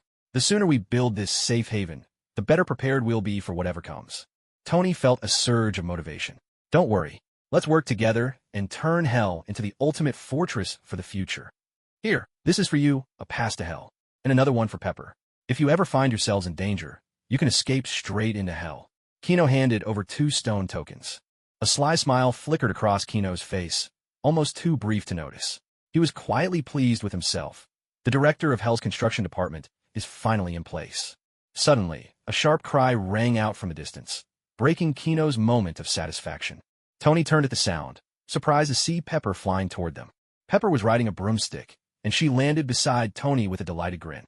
Right behind her, Pamela, Venom, she, and Damien also arrived, though they weren't riding broomsticks. "Tony, that was incredible!" Pepper exclaimed, waving her broom in excitement, her cheeks flushed with joy. "Pepper, how did you manage that?" Tony frowned, taking the broom from her and examining it closely. He muttered, "It's so light, made of wood, no sign of any power source, just a normal broom for cleaning." "No, it's not about the broom. This is the power of magic." Kino sensed the new magical energy radiating from them. "Darling, look what we found." Pamela handed over a book. "Beginner's Guide to Magic Spells?" Mephisto's treasury had something like this, too. Kino took the introduction to magic spells from Pamela and, in just a few seconds, swiftly flipped through the entire book. His gaze was sharp and focused, his fingers moving so quickly across the pages that it was nearly impossible to follow. "But whose magic are you borrowing from?" Kino's expression grew serious as he swept his gaze across the group, his tone probing. "In the Marvel Universe, all magic is borrowed from the demon gods, entities like the Vishanti or Dormammu. But there's always a price to pay. Physical toll is the lesser concern. Using magic often means drawing power from certain mystical beings. It's much like taking out a loan. The user is bound by the duty to repay. If repayment is late or the agreement with the magical entity is broken, punishment from that entity is sure to follow." "Young master, it was me. I'm the one who lent it," she admitted quietly, her voice tinged with shyness. "I have plenty of magic, so I shared a little with your friends just for fun." "Don't blame she, dear. It was our idea. We just couldn't resist trying legendary magic when we saw it for ourselves." Pamela quickly chimed in, standing up for she. "Kino, I'm here to keep an eye on things. We'll be fine." Venom, for her part, showed no fear, recognizing Kino's concern for their safety. "Godfather, I'm really sorry," Damien added, bowing his head. He'd never seen his godfather upset before. "I apologize as well, Mr. Kino." Pepper offered her own apology in turn. Tony remained silent. He understood better than anyone. No one in this world lends you something for nothing. Either the relationship is exceptionally close, or there's interest to be paid. And interest, when it comes to demon gods, is never easy to repay. Kino frowned, falling silent for a moment before saying, "Let's not let this happen again. We were lucky this time. Nothing went wrong. You borrowed She's magic, but if it had been the demon gods, things could have gotten out of hand very quickly." The group nodded earnestly, promising not to repeat their mistake. Yet, as they glanced at the brooms in their hands, a hint of reluctance showed in their eyes. The allure of magic was hard to resist. After a moment's thought, Kino continued, "From now on, your magic will be supplied by hell itself, but you may only use magic within hell's boundaries." As he spoke, a brilliant red light flared at his wrist, weaving through the air like a living thread. In an instant, it linked hell's power directly to them. Hell followed wherever Kino went, but if he ever journeyed to another world and they tried to fly, only to have the magic cut out and plummet from the sky, it would be no laughing matter. Immediately, everyone could feel a new surge of magic welling up from within, so potent it made their eyes shine with excitement. Bursting with joy, they cheered and wasted no time soaring into the sky to enjoy their newfound abilities. You go too. Keep an eye on them," Kino instructed, turning to the girl at his side. "Yes, young master," she answered, her voice light with happiness before she too shot upward, joining the others in the sky. Tony stood below, gazing up at Pepper as she danced among the clouds, his eyes filled with tenderness and wonder. "I've never seen Pepper laugh so happily before. She's always looked busy, or she's cleaning up my mess." Kino patted Tony on the shoulder and said, "Maybe the pressure from daily life is just too much, and it's rare for her to truly relax like this. Besides, you shouldn't be standing here getting sentimental. Come join us." With that, Tony suddenly felt a strange surge of energy well up inside him, and a book was shoved into his hands. "I'll go on ahead," Kino said, leaving a broom behind before swiftly soaring into the sky toward Venom, Pamela, and the others. Tony eyed the broom that Kino had left, shaking his head with utter disdain. "I'm Tony Stark. I don't need something like this to fly." Muttering to himself, he flipped open the book and found the page about flying. "These incantations are so awkward. You and #Y." Tony stammered through the spell, and soon his body began to rise gently off the ground. The sensation of flying this way was nothing like being inside his Iron Man suit. This was all him. No armor, just the open air, the wind buffeting him and making him wobble uncertainly. It felt anything but safe. "Come on, deep breath. You've flown at 8,000 meters before," he told himself, psyching himself up. Tony steadied his posture as best he could, drifting determinedly toward Pepper. Meanwhile, after performing a few difficult maneuvers, Pepper moved with the effortless grace of a breeze, having already mastered the art of flight. Humanity's longing for the sky has never ceased, and now, Pepper was utterly intoxicated by the sheer joy of soaring freely. She called out gleefully, "Pamela, Venom, I love hell." Her radiant smile bloomed like a flower, dazzling and captivating. "In that case, hell is always ready to welcome you, Miss Pepper," Kino replied with a warm and distinctly devilish smile. Privately, Kino even began to wonder if hell could be developed into a tourist attraction one day. Maybe flight could be its special feature, though there'd have to be some restrictions, or else things could get messy. Pepper, I'm coming." Tony's awkward figure drifted closer, his face tense and his legs dangling uncomfortably with nothing solid beneath him. "Tony, what's with that look?" "Ha ha ha." Pepper burst into laughter at the sight of Tony's predicament. Even the always confident, dashing Tony Stark can run into trouble sometimes. Her laughter rang out in the air, bright and full of warmth.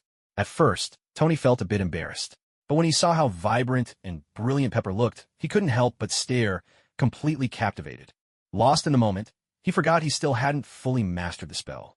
Suddenly, the magic gave out, and gravity took over in an instant. Pepper's expression changed instantly. Without hesitation, she steered her broomstick into a sharp dive, catching Tony with precision and settling him securely on the broom. "Are you all right, Tony?" Pepper's face was filled with worry as she spoke, her arms wrapping tightly around Tony's waist, as if afraid he might fall again. At first, Tony felt a bit embarrassed, but the brush of golden hair against his cheek and the gentle softness behind him made his heart flutter. He said, "Pepper, hold me a little tighter. I'm a bit scared." "Then let's go down," Pepper replied, already preparing to guide the broom toward the ground. "No, just let me get used to being up here for a minute." Tony hastily found an excuse, a faint sheen of sweat appearing on his forehead. Pepper seemed to realize what was happening. She was, after all, no longer a teenage girl. With a gentle smile, she tightened her embrace around Tony. "Is this better?" she asked. "Yeah, that's just right," Tony replied, the corners of his mouth curving into a small smile as he savored this tender moment. "I never thought I'd be the one feeling jealous of someone else's romance," Venom muttered as he soared through the air, unable to help but comment on Tony and Pepper's affectionate scene. "It's pretty normal. I see them together every day. Ever since they made it official, they've been inseparable." Pammy waved her hand casually, her expression one of total familiarity with the situation. Damien, meanwhile, was off to the side, fully absorbed in experimenting with other spells. She kept a watchful eye on him. Among the group, this little guy was the only one who really needed supervision. "Kino, what are you up to?" Venom noticed a bright red screen materializing in front of Kino and, curiosity piqued, drifted over for a better look.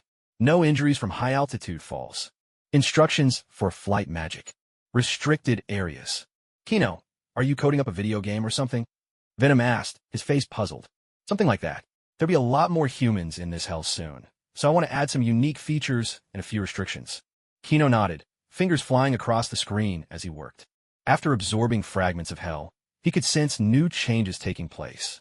Not only had his ability to issue precise commands improved, but hell itself was expanding, growing ever more powerful.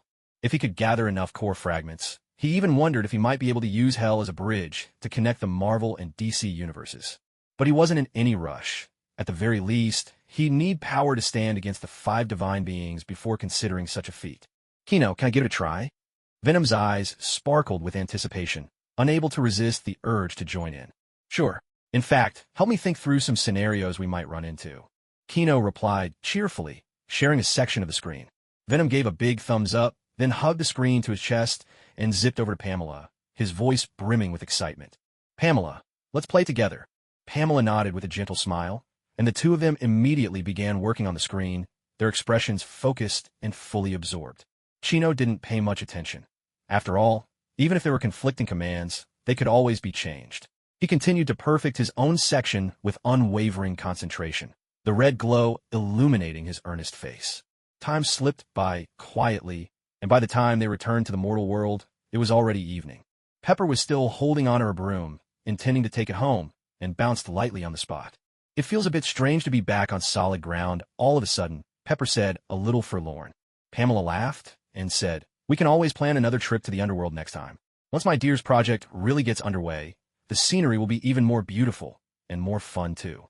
Pepper nodded eagerly, her eyes shining with anticipation. Thanks, Chino. Today's truly been a perfect day, Tony said, smiling as he patted Chino's shoulder, his face radiating satisfaction. It really was a perfect date. After watching Tony and the others leave, Chino was just about ready to take a well-earned rest, when he turned and unexpectedly spotted a familiar figure. See, what brings you out here? Chino raised an eyebrow, looking at the petite figure before him. Well, young master, it was Madame who brought me out, she answered softly, her head lowered, nervously twisting the hem of her clothes. In truth, she had just told a little lie to her young master. Chino, let's take she out shopping tomorrow. She can stay here for the night.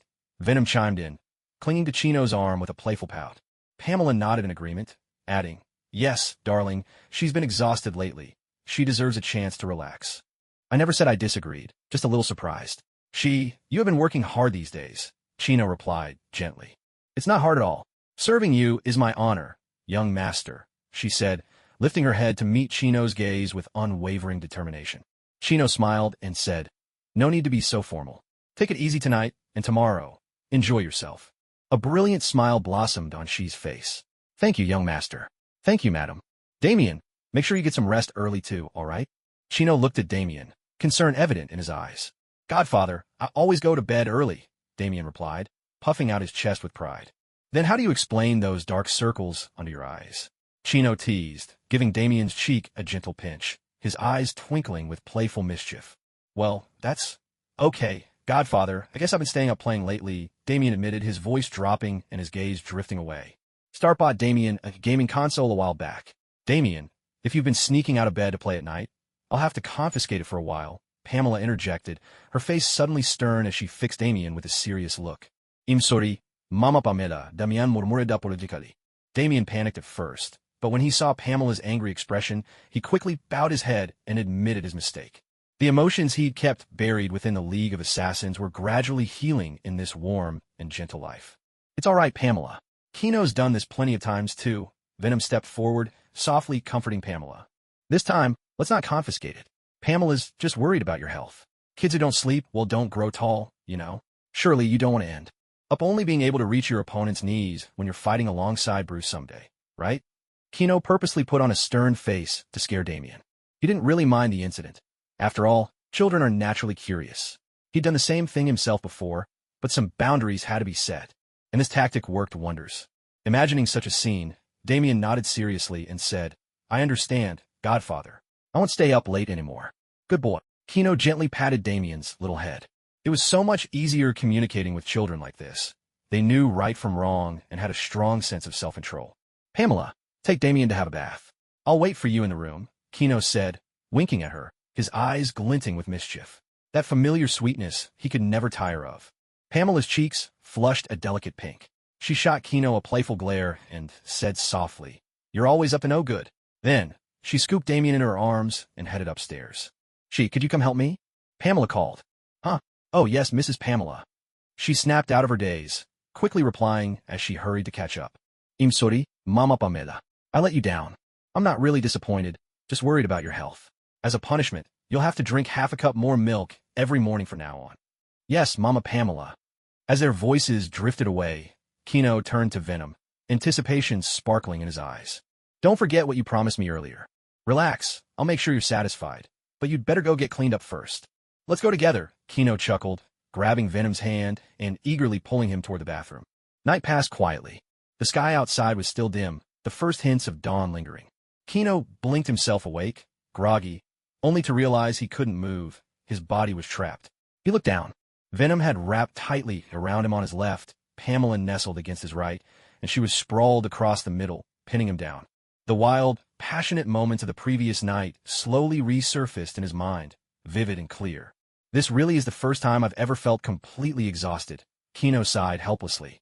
Ever since he'd received Logan's healing factor, he'd always thought his stamina was limitless. But last night had proven, no matter how strong your body, there's always a limit to how much you can take. Young master, the sound of Shi's soft murmurs drifted through the room as her small face nuzzled against Kino's chest, much like a lazy kitten seeking warmth. Are you truly a succubus? Or perhaps a shapeshifter? Kino mused himself, but he didn't move. Instead, he closed his eyes once more and murmured, Let's sleep a little longer.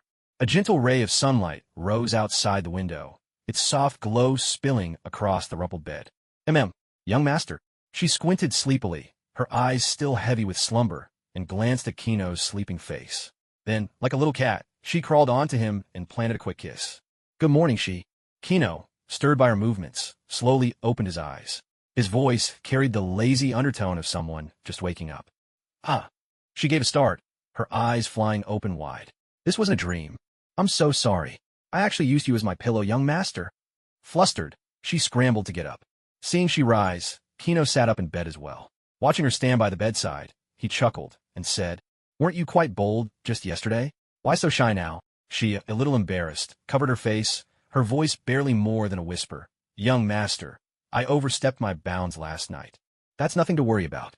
In fact, I rather enjoyed it, Kino replied, a hint of satisfaction lingering on his face. Although he generally preferred mature women, a change of pace now and then wasn't unwelcome. As long as you're pleased, young master, she replied quietly, her head lowered. Kino then noticed the traces of last night, still on she. Feeling sticky and uncomfortable, aren't you? Let's take a bath. Without waiting for a reply, Kino scooped she up and carried her to the bathroom. Once the shower was running, Kino carefully washed she's hair, gently lathered her with body wash, and thoroughly cleansed her, then let her soak in the tub for a while. She basked in her young master's attentive care, her heart brimming with joy.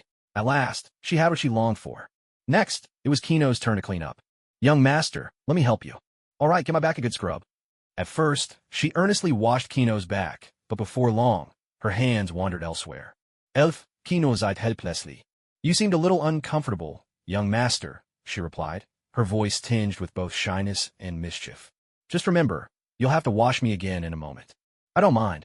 After Kino and she finally finished bathing and stepped out, they found Venom waiting, a teasing look on her face as she drawled. So, were you satisfied last night, master? Her tone was thick with innuendo. Kino felt a rush of embarrassment and quickly pushed the thought aside, replying, Venom, behave yourself. If you keep this up, we'll never make it out the door today. All right, Kino. Venom dropped the teasing tone. Good morning, Lady Venom. She greeted respectfully, fully aware that without Venom's help, she would never have won the young master's favor. No need to call me lady, just call me sister. Venom smiled as he spoke. No, she's a servant. She was very serious about this. Even in the bathroom, she had not changed her address, and at this moment she still insisted on her sense of identity. Whatever you like, you can call yourself whatever you want, Kino said. Yes, young master, she responded immediately. By the way, where's Pamela? Kino turned to ask Venom. Pamela went next door to take a bath. She should be making breakfast now, Venom replied. All the chefs in the manor were in hell, and Frank was busy assembling a team. Originally, Kino wanted to recruit new chefs, but Pamela stopped him, saying she didn't have much to do anyway and would take charge of the meals herself. The group went downstairs. Damien was already seated at the dining table, waiting for breakfast, while Pamela bustled about in the kitchen. Mrs. Pamela, let me help you, she said as she hurried into the kitchen. You worked so hard yesterday, are you all right? Pamela asked with concern. She shook her head, took the plate from Pamela's hand, and said, Mrs. Pamela, I'm fine. Demons recover very quickly. Amazing. You could do the splits all day and not feel a thing. Pamela was a bit envious. Even with the strength she gained from the green, she still couldn't keep up with Kino. Mrs. Pamela, she's hand trembled as she held the plate. All right, I won't talk about it anymore. Good morning, Godfather. Good morning, Mama Venom, Damien said sweetly. Good morning, Damien, Kino replied with a smile. Damien, you're soft and sweet, Venom said affectionately, planting a kiss on Damien's cheek. Even though she had given up on eating human brains, the scent of a growing human child still delighted her. Damien sat quietly in Venom's arms. Though he had been frightened at first, he gradually grew used to her, realizing she meant no harm. Damien, what have you been up to lately? Kino asked, taking an interest in Damien's recent activities. Studying, training, and playing games, Damien replied. When she mentioned playing games, her cheeks flushed a little. Kino considered this, then said, Damien, would you like to go to school? His gaze was gentle and full of concern. Although Damien was mature beyond her years, Kino still felt it wasn't good for a child to stay cooped up at home all the time. What school? Damien frowned, unfamiliar with the word. School is a place where people of about the same age gather to learn new things and make friends, Kino explained patiently. Godfather, I already have tutors for learning. And what are friends? Are they powerful? Damien asked, her eyes filled with confusion. Among the people lay Xiaogu Broad, There were dedicated tutors responsible for Damien's education. Moreover, the education she received from the League of Assassins since childhood had a profound impact on her. In her worldview, strength was everything, and the concept of friendship was vague and distant. Kino was at a loss for words. He opened his mouth, but couldn't find a way to answer Damien's question, a trace of helplessness flickering across his face. Venom couldn't hold back any longer at the sight of Kino's awkwardness, and burst into hearty laughter that echoed throughout the room. Kino's face darkened, and he shot Venom a fierce glare, feeling rather frustrated inside. Damien, on the other hand, simply looked puzzled. He glanced at Kino, then at the laughing Venom, clearly having no idea what was going on. Finally, the laughter subsided. Venom turned to Damien and said, "Damien, even though you have private tutors and the people at your school aren't very strong, this ordinary life is something your father once experienced, and also what he hopes for you." Damien lowered his head, considering the words. A thoughtful look appeared on his young face, and after a moment he lifted his head and said, "Then I'd like to try it. The life my father once lived, Godfather." Venom raised an eyebrow, looking quite pleased. "All right, I'll make the arrangements," Kino nodded. Just then, Pamela and she came over, each carrying a tray. "Sweetheart, what just happened?" Venom was laughing so loudly, Pamela asked curiously. Before Kino could say a word, Venom eagerly recounted the entire incident. "School, is it? That's good. It'll be nice for him to spend time with kids his own age," Pamela said after listening, her gentle gaze full of approval as she looked at Damien. After breakfast, the group headed out together. This time, Kino drove personally, and the others climbed into the car one after another. Sunlight spilled over the car, reflecting dazzling rays. The vehicle started smoothly and rolled away from the manor. Everyone chatted and laughed along the way. Besides yesterday's planned shopping trip, they also needed to buy some clothes for she. After all, her wardrobe consisted only of leather jackets and a few quirky pieces, fine for private enjoyment, but not something to show to outsiders. They returned to Manhattan, the same district as before. The rundown streets from last time had transformed, now looking fresh and vibrant, as if the earlier chaos had never happened and everything was perfectly normal. Kino walked in the middle, with Venom on his left and Pamela on his right. The two women, each with their own distinct style, drew plenty of admiring glances. Venom was alluring and bold, Pamela gentle and graceful, while Kino exuded a charming, effortless confidence. Together, the three of them made for a striking scene on the street. As for Damien and she, who trailed behind, passers-by simply assumed the two women were their mothers, which drew more than a few envious looks. In those glances, one could see both admiration for Kino's good fortune and a hint of jealousy at his ability to charm two women at once. They arrived at a large clothing store, its spacious, brightly lit interior filled with racks of clothes in every imaginable style. Venom and Pamela, brimming with enthusiasm, picked out various outfits for she and Damien to try on, occasionally turning to Kino for his opinion. "How about she in Lolita fashion?" "Not bad, quite cute." "Let's have she try this dress next." "Not bad, very pretty." "What do you think of Damien in this little suit?" "Not bad, looks sharp." Venom shot him an exasperated look. "Is not bad all you ever say?" It's great." "Forget it, you just watch." For a while, Pamela and Damien became dress-up dolls, experimenting with all sorts of styles. Caught up in the fun, Venom and Pamela soon joined in, switching outfits themselves. By the end, the whole affair had turned into their own personal fashion show. Kino was utterly captivated, unable to take his eyes off them. Black stockings and camisoles suited Venom and Pamela best. White stockings, on the other hand, looked perfect on she. As for Damien, he had long since taken a seat beside Kino, enjoying the show together. However, their lively gathering soon attracted some unfriendly attention. Kino frowned as the divine emblem at his core faintly glowed. He could hear the subtle whispers around them as clearly as if they were right beside him. "Get ready to move. These rich pigs are loaded.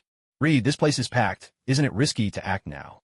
"Idiot, just lure them somewhere quiet before making a move. I've had my eye on that redhead for a while. Then I want the little one."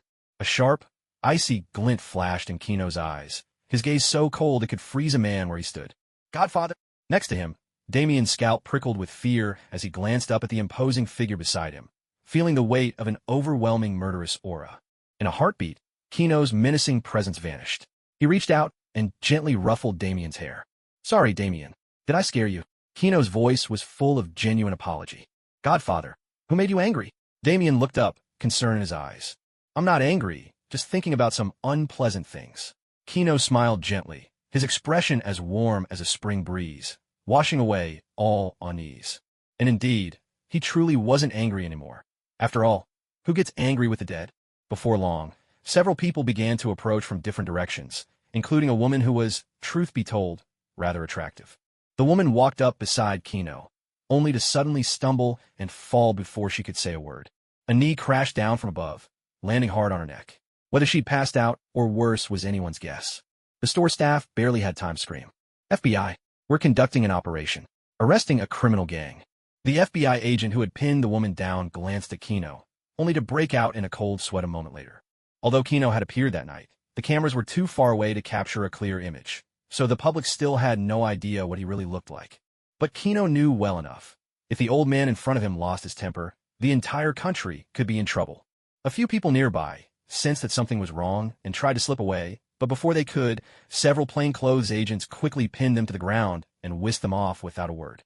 The whole process was swift and efficient, taking less than 30 seconds. By the time the bystanders realized what had happened, everything was already over. Mr. Kino, it's been a while.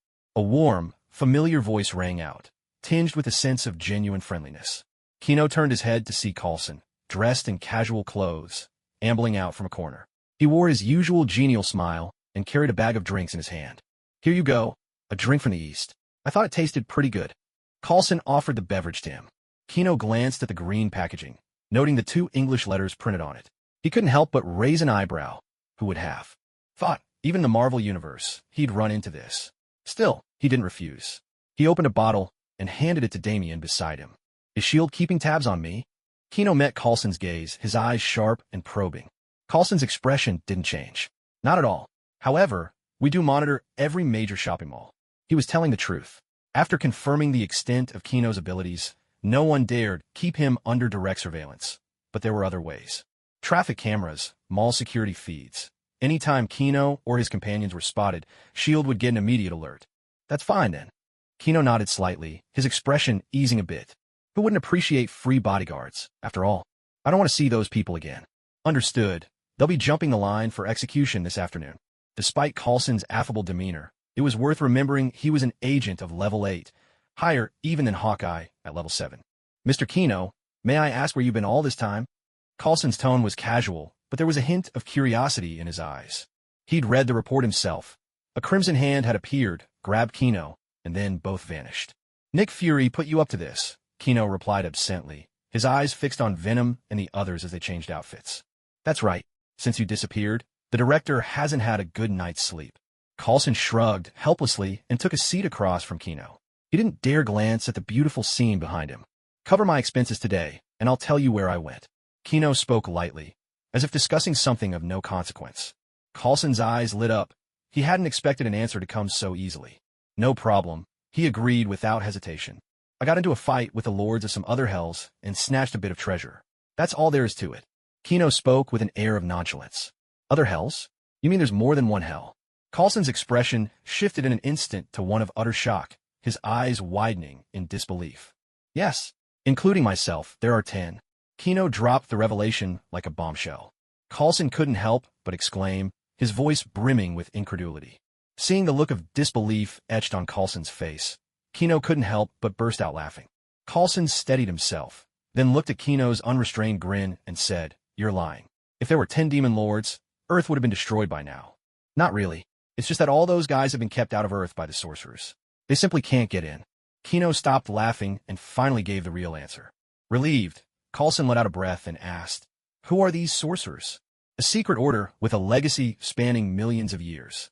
Most of them act without desire for fame or profit, standing guard against those demon gods to keep them from invading Earth. Compared to your shield, they're the true guardians of this world. There was a trace of respect in Kino's eyes. Carlson looked at Kino in silence. His gaze said it all. Then how did you get in? I'm different. I got connections. Kino raised his brows, though he still wondered why the Sorcerer Supreme hadn't shown up by now. Still, it seemed like his presence was being tacitly allowed. And where are they? Carlson was about to ask more, but Kino had already risen from the sofa and was making his way out. I've answered your questions. The rest, I'll leave to you. Give my regards to Nick Fury, and wish him a good night's sleep for me. Watching Kino stroll off with his entourage in tow, Carlson let out a wry chuckle. A good night's sleep? With all these mysteries left hanging, he'd be lucky to get any sleep at all. Sir, what should we do with these? The plainclothes agent from earlier reappeared, pointing to a pile of clothes. Pay for them and have them delivered to the manor's gates. Coulson replied, resigned. But we don't have enough cash on us, the agent said, looking troubled. I'll handle it. It finally dawned on Coulson. These were all luxury items, with the cheapest piece costing thousands of dollars. He'd have to file for reimbursement with S.H.I.E.L.D. later. The thought made him sigh. Meanwhile, Kino and his group continued to visit other shops, watching fashion shows and buying things as they pleased. They had no shortage of money, but nothing felt quite as satisfying as spending someone else's. After browsing to their heart's content, they found themselves back at the restaurant from last time. Gathered around the table, they enjoyed exquisite desserts. Pamela, gazing out at the street, remarked with contentment, "What a beautiful day." No sooner had the words left her lips than a massive sandstorm swept past the window with a roar, blotting out the sunlight in an instant. Kino and the others could only look at her in speechless silence. "This has nothing to do with me," Pamela protested, looking utterly innocent. At the same time, a white figure flashed past the window. "Is that Gwen?" A tremendous sandstorm raged down the street, finally coming to an abrupt halt right beside the armored bank truck. "What on earth is that?" One of the guards shouted in terror, but before he could finish, a violent wave of sand struck him, knocking him out cold. Another guard fumbled for his radio and shouted, "Armored truck under attack, requesting immediate backup." Within the swirl of the sandstorm, the grains coalesced, gradually forming the figure of a towering man dressed in a green striped shirt. Flint Marco revealed himself. He strode into the armored truck, grabbed 2 bags stuffed with cash, and turned to leave. Suddenly, sirens wailed as several police cars raced onto the scene, blocking off the intersection. "Put down the money." The officers jumped out, guns drawn, and aimed at Flint Marco, their faces tense and grave. "I don't want to hurt you. Stand aside," Flint called out, his voice sharp with warning. With a command, a hail of bullets crackled through the air, tearing through Flint's body, yet instead of blood and flesh, only a rain of sand fell away. "I said stand aside." Flint's arm instantly transformed into a mass of sand, and with a powerful swing, he sent a torrent of sand flying like a storm of bullets, whistling through the air. The officers' faces drained of color. They scrambled for cover behind their cars as the sand slammed into the metal with a relentless barrage. Seizing the moment while the police stayed hidden, Flint spun on his heel, ready to escape down a different street. Just then, a white figure dropped from the sky. In a flash, webs shot out, latching onto the money bags in Flint's hands. With a sharp tug, the loot was wrenched away. "Sandman, that doesn't belong to you." The white figure landed gracefully. "It was Ghost Spider, Gwen. Give me back my money." Flint roared, his eyes blazing with fury. The police gunfire had already left him seething, and now Spider-Man's interference pushed him to the brink. With a furious bellow, Flint charged at Gwen, unleashing a surging wave of sand under his control. Gwen leapt nimbly, dodging with dancer-like agility as she fired webs in rapid succession, trying to restrain him. "You're committing a crime, Sandman," Ghost Spider called out. "I just need the money," Flint bellowed. "This world's never been fair to me. I have to fight for myself." The chase erupted into a fierce battle right on the city street. The police watched from the sidelines, tense and hesitant to intervene, well aware that their weapons seemed powerless against Sandman. The sand and gravel gathered together, forming a massive fist that came crashing down toward Ghost Spider. As Gwen ran, her mind raced with possible strategies. She knew she couldn't let Flint escape. If he got away now, he'd only keep committing crimes. Suddenly, she spotted a construction site not far ahead, and an idea sparked in her mind. Ghost Spider deliberately led Flint in the direction of the construction site. Flint, single-mindedly focused on reclaiming his stolen money bag, failed to notice Ghost Spider's intentions and chased after her relentlessly. The moment they entered the construction zone, Ghost Spider began swinging between stacks of building materials on her webs, making full use of the environment. Flint's sand attacks became much less effective here, his movements hampered by the maze of obstacles. He roared in frustration, smashing and demolishing everything in sight as he tried to flush Ghost Spider out from her hiding place. "You can't run forever," Flint shouted. Ghost Spider concealed herself behind a massive steel beam, quietly watching Flint's every move. Seeing that Flint's attention was fully fixed on searching for her, she seized the moment to fire webs, lashing together several heavy construction materials. As Flint drew near, Ghost Spider gave her web a sharp tug. In an instant, the bundled materials crashed down toward Flint. He had no time to dodge and was buried beneath the heavy debris. Phew! Finally dealt with him, Ghost Spider sighed in relief. But just as she thought it was over, the crushed mound of sand began to stir. To her shock, Flint forced his way out from beneath the rubble, looking even more furious than before. "You've really made me angry now." In a heartbeat, Flint transformed into a colossal sandstorm, his body swelling into a whirling, towering cloud of dust that surged toward Gwen, threatening to swallow her whole in its wrath. All right then, let's see how you handle this. Gwen raised her hand, and the emerald ring on her ring finger glimmered with a flash of light. Suddenly, a gale erupted around her. Out of nowhere, a mighty tornado spun up, its force awe-inspiring and unstoppable. No, no. Within the swirling sandstorm, Flint struggled desperately to pull himself together.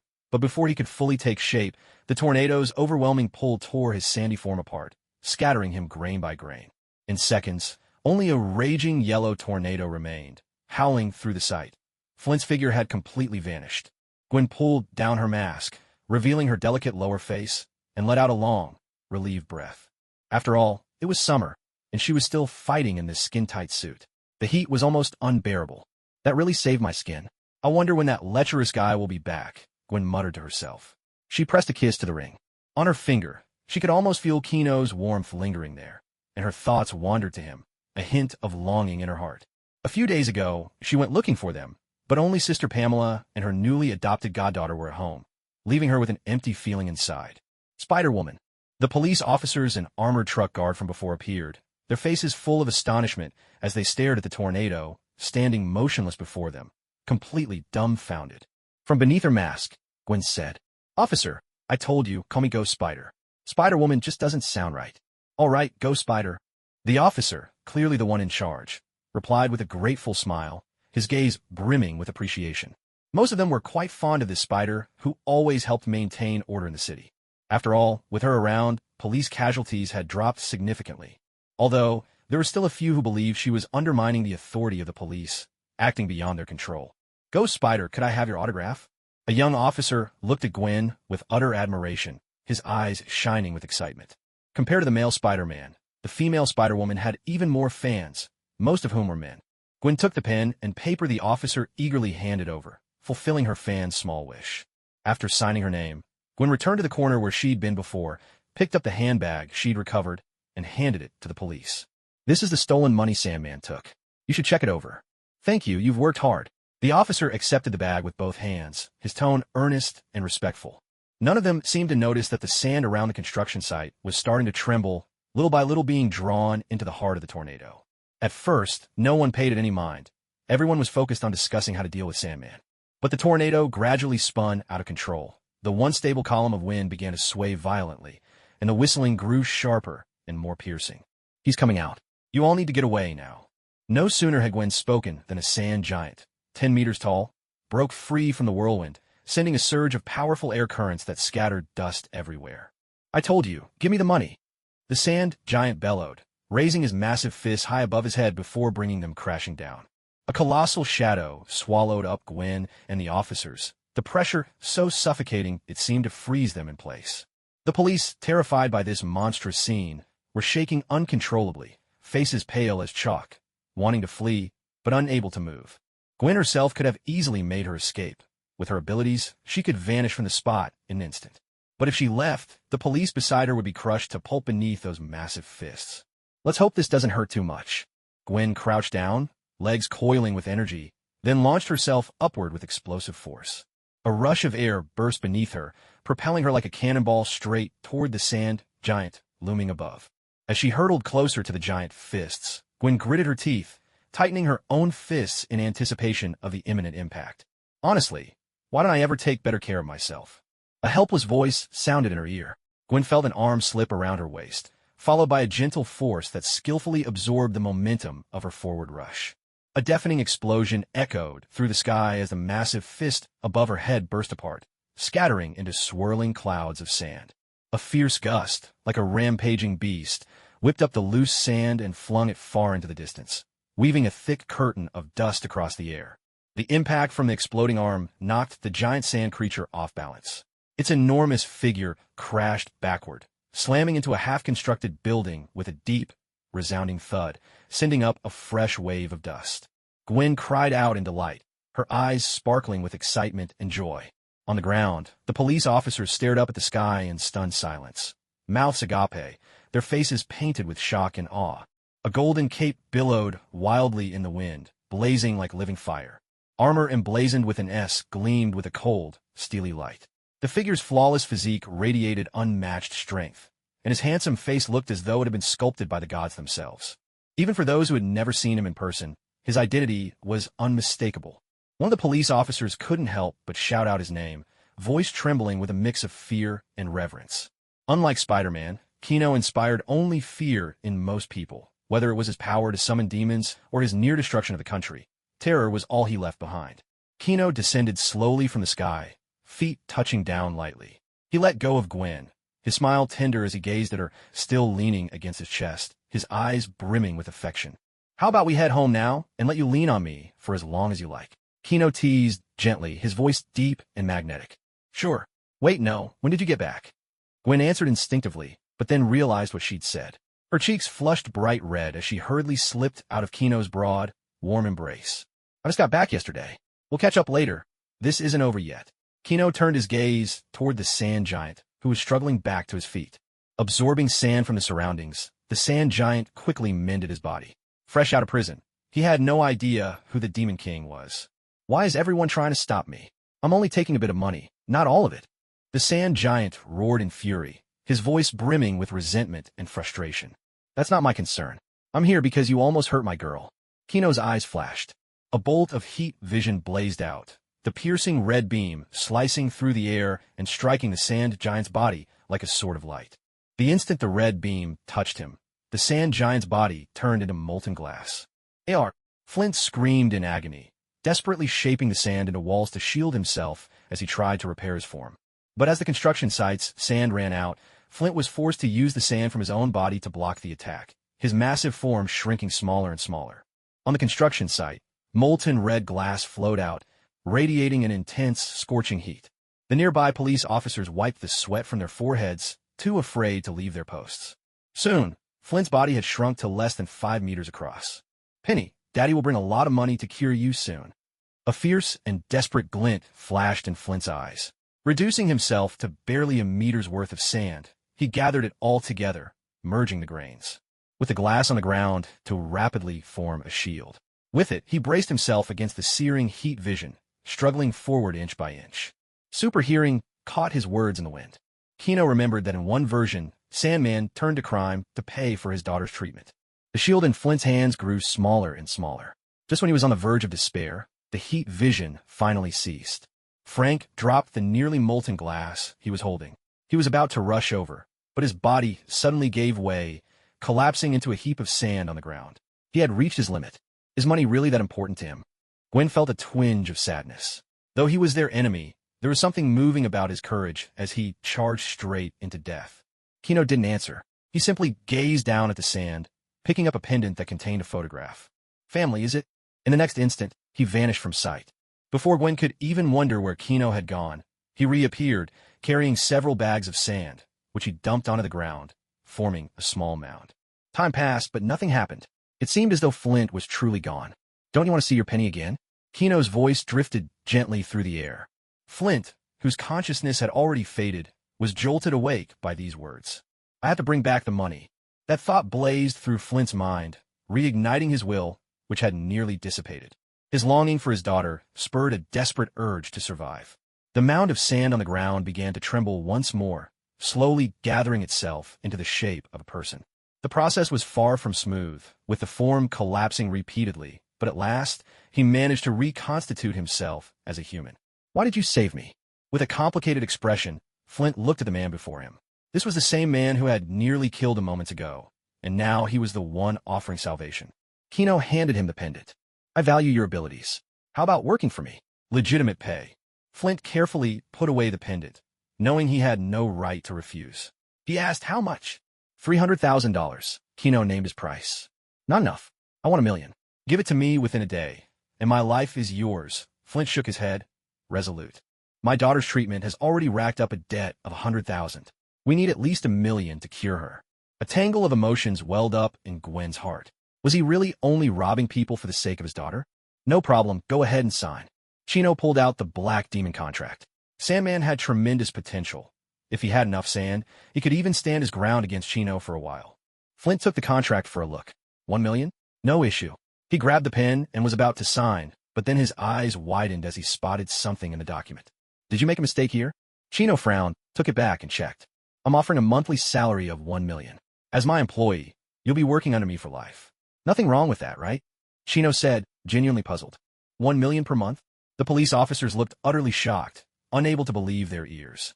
Where on earth did such a generous soul come from? Wait, Chino, do you even have that kind of money? Gwen couldn't help speaking up either.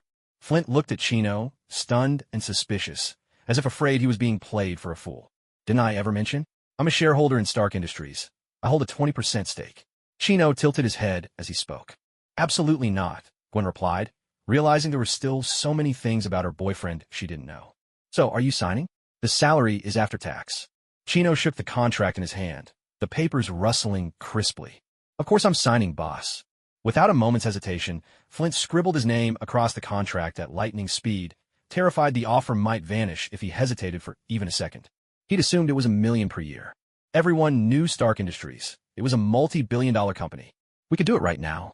Just give me your account number, Chino said, pulling out his phone, planning to have Lei Xiao Gu transfer the money. Boss, I just got out of prison. My ID and bank accounts are all frozen. Could you pay me in cash instead? Flint scratched his head, sounding a bit embarrassed. Chino's gaze drifted to the 2 duffel bags of stolen cash on the ground. There was certainly plenty of ready cash. But then a slender figure stepped in, blocking his view. That won't do. And if you recruit him as your subordinate, he'll still have to pay for the damage he just caused. Gwen stood with her arms crossed in front of her chest. If it weren't for the fact that Flint hadn't killed anyone this time, she would have sent him straight back to prison without a second thought. I was just looking. I never said I'd take it, Chino said helplessly, shifting his gaze away, only for it to settle on Gwen's graceful form. In her skin-tight suit, Gwen's delicate curves were perfectly outlined. Her slender waist could be encircled with a single hand. Her long legs were straight and strong, and her shapely figure radiated a captivating allure. What are you looking at? Gwen asked shyly, turning aside to avoid his gaze. But her movement only accentuated the enticing curves of her back, making her look even more elegant and graceful. It's nothing. I was just thinking about getting you a new suit. Chino met Gwen's gaze without a hint of shyness, his look bold and unapologetic, as if to say, why should I be afraid to look at my own girlfriend? Gwen grew flustered under the heat of his stare, her cheeks warming. She darted behind him and with both hands turned his head firmly toward Flint. Stop staring. Take care of his problem first. Gwen scolded, her voice soft yet admonishing. So you mean, once I'm done, I can stare all I want? Chino's lips curled into a mischievous grin. No, that's not what I meant. Gwen stamped her foot in exasperation. Flint kept his head bowed, hardly daring to breathe. Anxiety gnawed at him. He had nearly attacked the boss's girlfriend just moments ago. Chino called out toward the doorway, his voice ringing clear. Carlson, give me a hand here. Carlson strode in with his usual composure, clearly having overheard the exchange. Chino, what do you need from me? Don't play coy. I want his record wiped clean. I'll answer one of your standard intelligence questions in return, Chino replied, rolling his eyes in mock annoyance. Done. In 10 minutes, Flint Marco's criminal record will be erased. He'll be just another law-abiding citizen. Carlson answered without hesitation.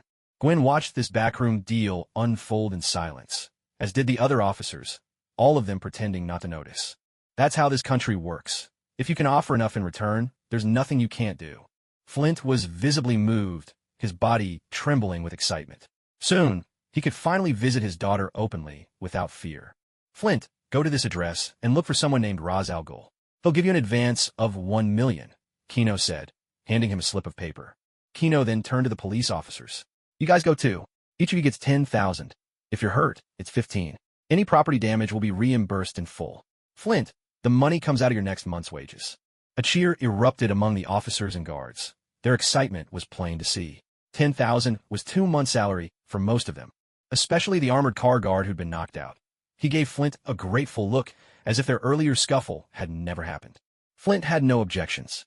With 1 million about to land in his lap, what was a little deducted pay? Will this do? Chino asked Gwen, smiling brightly. It's just okay, Gwen replied, though the corner of her mouth curled up beneath her mask. Head to the GGSH restaurant. Pamela and the others are there. I'll join you soon, Chino said.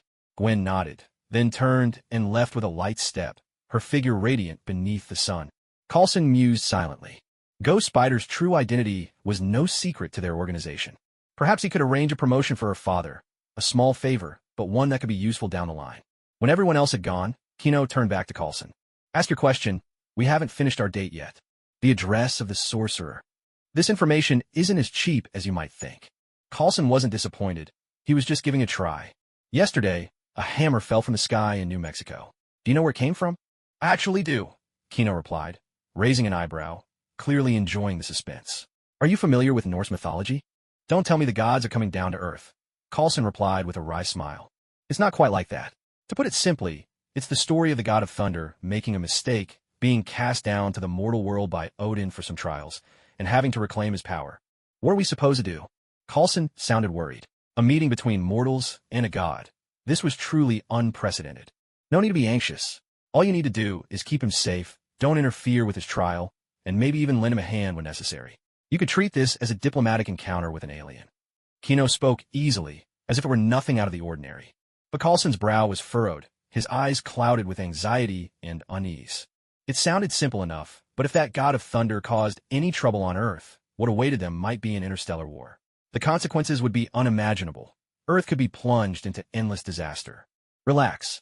Nick Fury's got experience with situations like this. Just report it to him.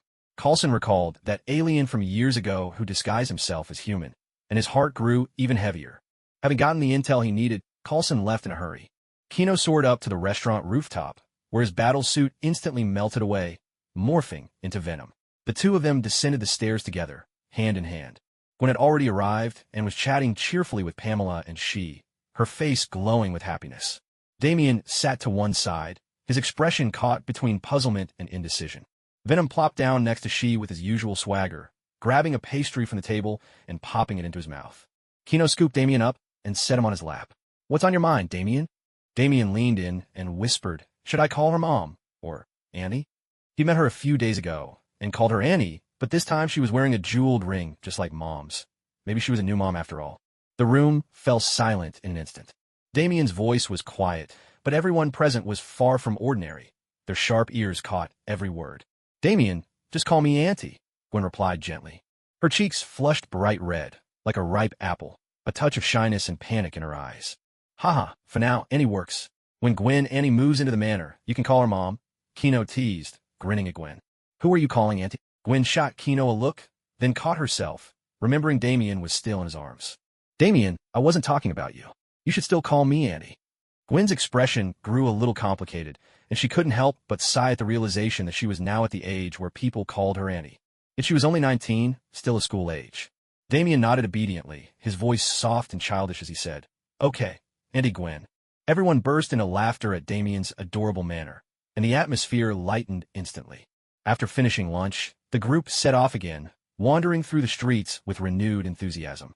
This time, Gwen joined them, along with a S.H.I.E.L.D. agent trailing behind to settle their bills.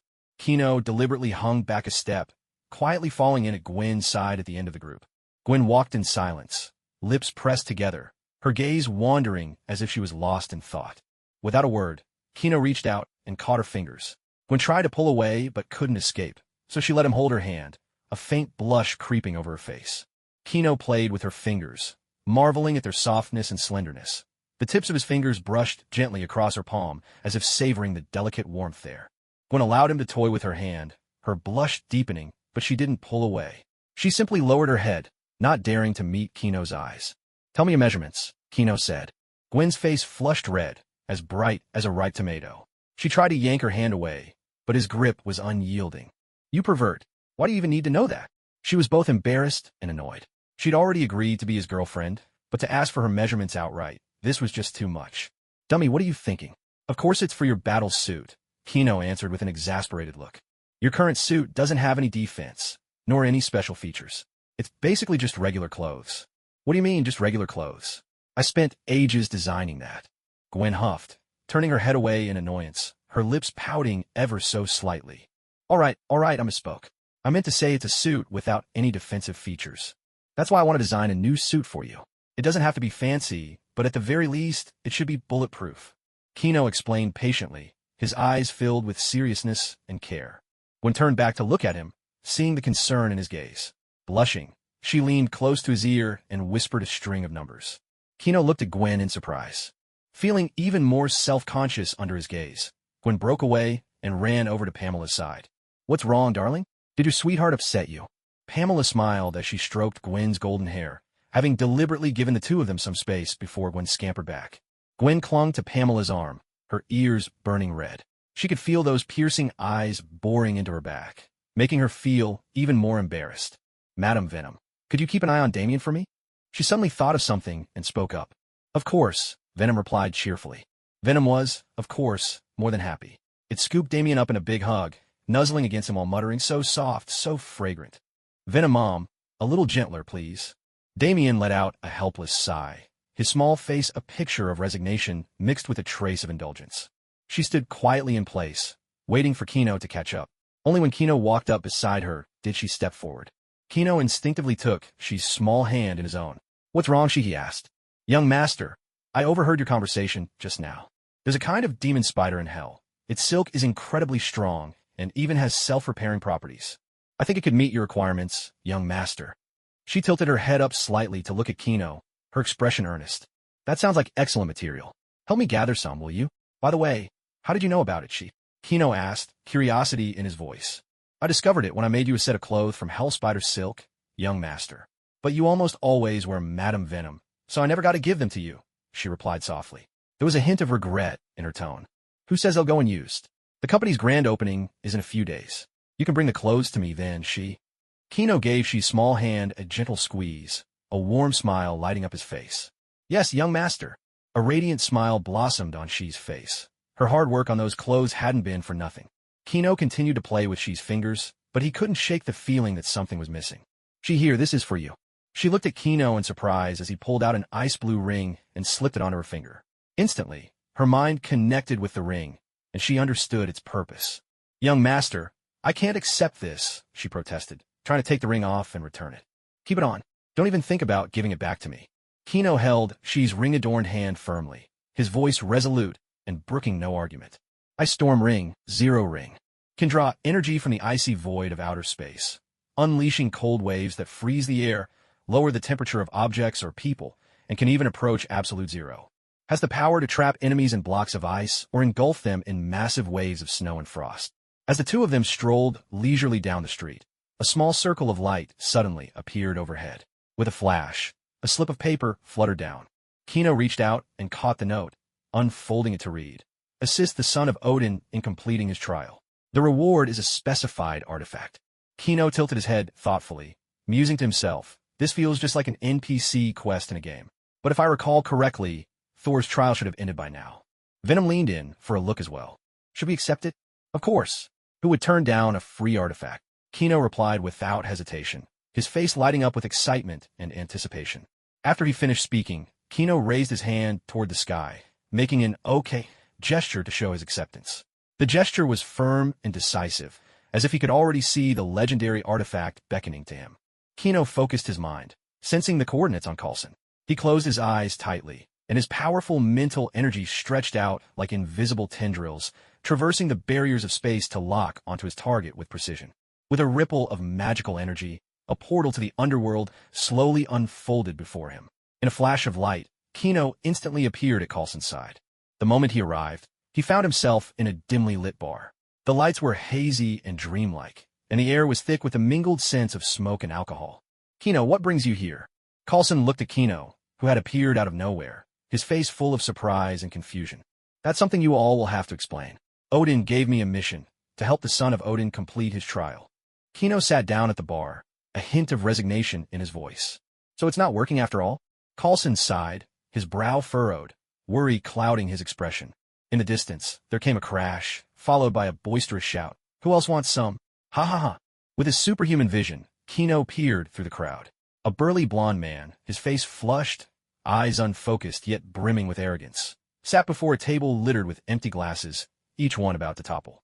As the crowd parted, a strong man dragged away someone who had passed out from drinking. Then, a bearded man grabbed the blonde's hand and raised it high. I declare the winner of tonight's Bacchus contest, Thor. Thor. Thor. The crowd erupted in deafening cheers, the atmosphere so wild and electric it felt like the roof might be blown right off the bar. Kino narrowed his eyes. If he wasn't mistaken, that referee was Crossbones. What's more, the bartenders, the DJ, the dancers, even many of the patrons, all were S.H.I.E.L.D. agents. With his keen perception, he easily spotted the handguns hidden subtly on their bodies. Only a few were genuine customers, oblivious to the tense undercurrents, still lost in their own revelry amid the boisterous chaos. "Hello, could I get 2 glasses of chocolate milk, please?" Kino called out to the bartender. "Kino, I want to try what alcohol tastes like," Venom said, curiosity in her voice. "Make her a chocolate liqueur," Kino instructed the bartender, turning to him. "Certainly, sir. But we're out of milk at the moment. It'll take some time to buy more." The bartender nodded in response. As a S.H.I.E.L.D. agent, he naturally recognized Kino. Once the drinks were finally served, Kino spoke up. "Coulson, what's going on? This plan doesn't seem like your style." Coulson gave a wry smile and began to explain in detail. "After we received word about you, all of S.H.I.E.L.D. took this matter extremely seriously. Personnel were stationed throughout various locations in the small town, keeping a close watch on everyone passing by, until one day, a blonde man appeared, someone for whom there wasn't a single record in the national database. Naturally, someone was sent to strike up a conversation. After Thor said he was searching for his hammer, he was taking a look for it, but their efforts failed, leaving him deeply dispirited. SHLD's strategy was to pose as friendly locals and invite him for a drink, but that's where things went awry. The man developed a taste for alcohol and ended up spending every day at the tavern. They didn't know how to handle him. If they tried to use force, who could say whether, once his powers returned, he might harbor resentment against Earth? And so they found themselves stuck in a dilemma. Coulson explained all this while shaking his head in resignation, the worry lines on his face growing deeper. There was a clear look of anxiety and unease in his eyes, making it obvious just how troubled he was by the whole affair. Chino furrowed his brow, his expression turning grave. "Have you come across a scientific team before this?" "No. After we received your message, we expelled all outsiders from the town. Now, apart from the clueless locals, only S.H.I.E.L.D. agents remain," Coulson replied. Chino hadn't expected that he himself might be part of the reason for this situation, and couldn't help but feel a sting of regret. In the original timeline, during Thor's confusion after being exiled to Midgard and his later failure to lift the hammer, there had always been a woman by his side. Now, with her gone, he could only drown his sorrows in drink.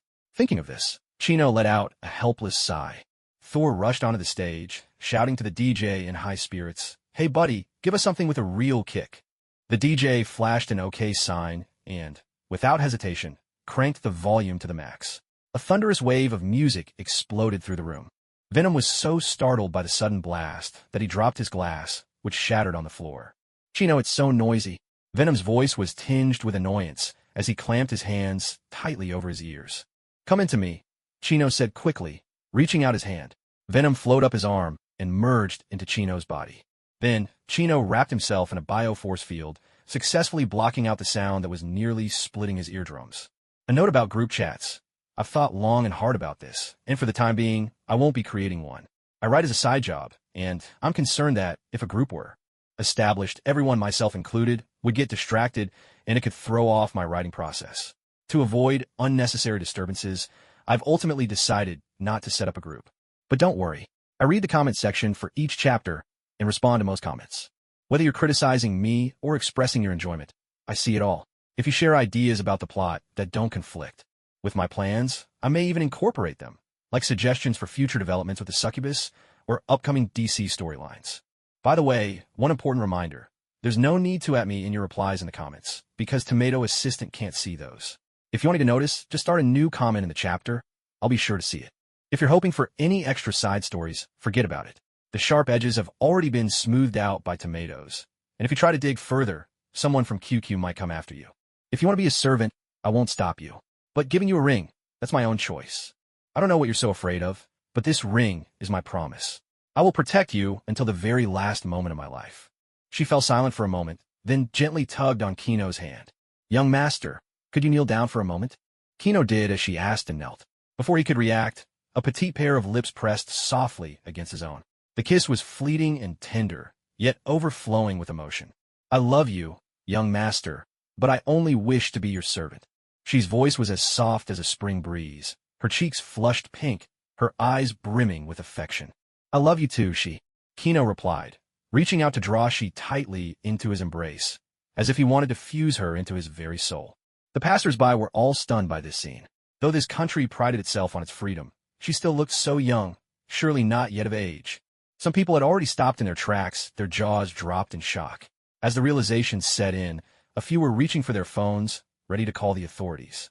Several burly men, faces twisted in anger, marched over, cracking their knuckles as if getting ready to teach Kino a lesson. What are you all standing around for? Run! Gwen darted over, grabbing Shi and Kino and pulling them along in a mad dash. Pamela and Venom, carrying Damien, hurried close behind. Ah, isn't this fun, Damien? Venom, stop laughing. We're about to get surrounded. And so, Kino and his companions, each with their unique charm, raced wildly down the street, their antics laid bare for all to see. Gwen led the charge, holding tight to Shi and Kino's hands, while Pamela and Venom, cradling Damien, struggled to keep up.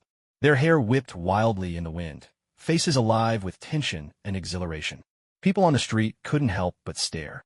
Some gaped in disbelief, others whipped out their phones to snap photos, while a few pointed and whispered animatedly from behind. In that instant, they were the most dazzling spectacle on the entire street.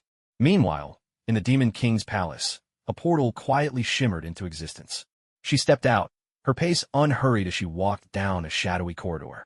The eerie blue flames danced along the stone walls, casting flickering patterns over her delicate features.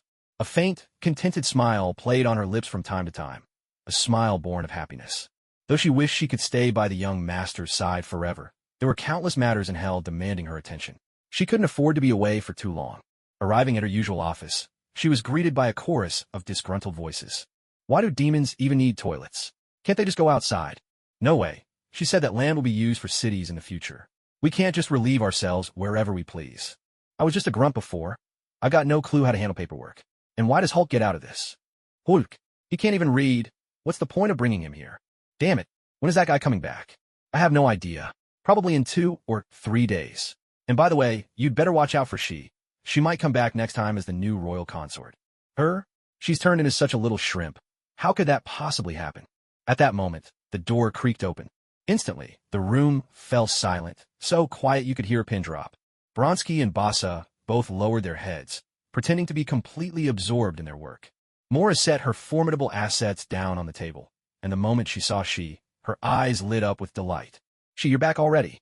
MHM, leave the rest of the work to me. Mora quickly stepped aside, relief flooding her voice. Thank goodness. If I had to look at these words any longer, my head would have exploded.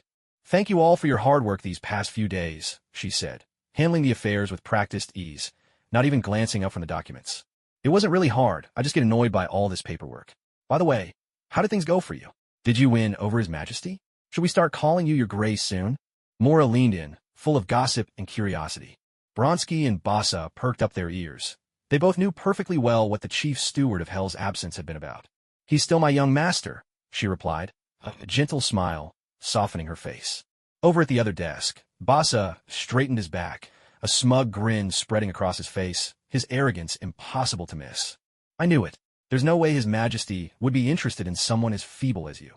His gaze practically burned with open hostility. He made no attempt to hide his deep dislike for She. Even after being defeated by Chino, he would never dare lay a finger on She. In his eyes, she was someone who only managed to win by exploiting her authority in hell, not someone worthy of any respect. Meanwhile, Bronsky simply sat quietly processing the files, as if the storm of conflict around him had nothing to do with him. After all, the chief steward of Hell's status didn't seem likely to change anytime soon. She, for her part, seemed completely unaffected by Boss's taunts. She continued her work methodically, her movements calm and steady, as though she hadn't heard a word he said. Suddenly, Mora spun around, her eyes flashing with a devilish fierceness as she glared at Bassa, looking for all the world as if she might tear him apart then and there. She strode quickly to She's side, and wrapped her arms tightly around her, pressing her ample chest against She's head like a soft, comforting pillow. It's all right, She. There's always next time, Mora said gently. If you want, you can use my body as a reference. Humans seem to be especially fond of me. His Majesty couldn't take his eyes off me at first, either. She nuzzled She lightly, trying to comfort her friend in her own way. The two of them had been together since their days struggling in hell, as weak and insignificant as ants. Back then, She, in order to protect the two of them, willingly acted as a scout for those powerful demons, enduring frequent bullying in exchange for meager protection and the scantest scraps of food. As for Mora, being a healing demon, she would always tend to She's wounds whenever she was battered and bruised, pulling her back from the brink of death time and again. Once, when the former Demon King chose her to appear before the new ruler, Mora had no intention of going. She feared the unknown dangers that lay ahead. But she clung to a sliver of hope and decided to take a chance. Amidst the crowded road, Countless formidable demons squeezed them from all sides, yet she never gave in. She kept changing her appearance, trying everything to catch the new Demon King's eye. It wasn't until the very last moment, just as she was about to give up, that Kino called her name. By a stroke of luck, she was granted the authority of hell. The first thing she did upon her return to the underworld was to use that newfound power to pin down every demon who had ever bullied her and Mora. Like a goddess of vengeance, she lashed out at her tormentors, unleashing years of pent-up resentment. For all of this, she harbored a deep and abiding gratitude toward Kino, an emotion akin to the devout reverence of a believer for their deity. When it came to love for Kino, Shi's heart was a tangled web of emotions. Love bloomed inside her like a radiant flower, each petal inscribed with her adoration. A seed planted the moment Kino illuminated her dark world like a brilliant star in the abyss of hell. Yet fear shadowed that love, cold thorns entwining the blossoming flower. She was afraid this love would prove as fragile as a soap bubble, afraid her feelings would seem insignificant in Kino's eyes, and even more terrified of losing the hard-won warmth she had found. Lost in this whirlpool of conflicting emotions, she felt adrift. So she chose to become a servant. For as long as she was a servant, she would never be cast aside. She shook her soft hair, her voice gentle, yet carrying an unmistakable resolve. Mora, becoming a servant. That is my wish. Mora sighed in resignation, knowing that Shi's decisions were never easily swayed. Basa scoffed, a note of disdain in his voice. Since you're back, I'm leaving. Take your time with whatever you're doing. He jerked his chin toward Bronsky. Kid, you're coming with me. Let's have a sparring match. A competitive glint flickered in his eyes. Bronsky's face fell at once. Now that Basa was his combat instructor, and she was the chief steward of hell, neither was someone he could afford to offend. Mora, flushed with anger, was just about to speak when she interjected. Bronsky, you may go. You've worked hard these past few days. Her words were like a soothing balm, and Bronsky let out a long sigh of relief. Barca's smug grin barely lasted a moment before Shi's cool voice cut in. Barca, you're in charge of the demon restroom issue. Why should I? Are you going to try to threaten me with those hell privileges again? Barca erupted in fury, a twisted sneer flashing across his face.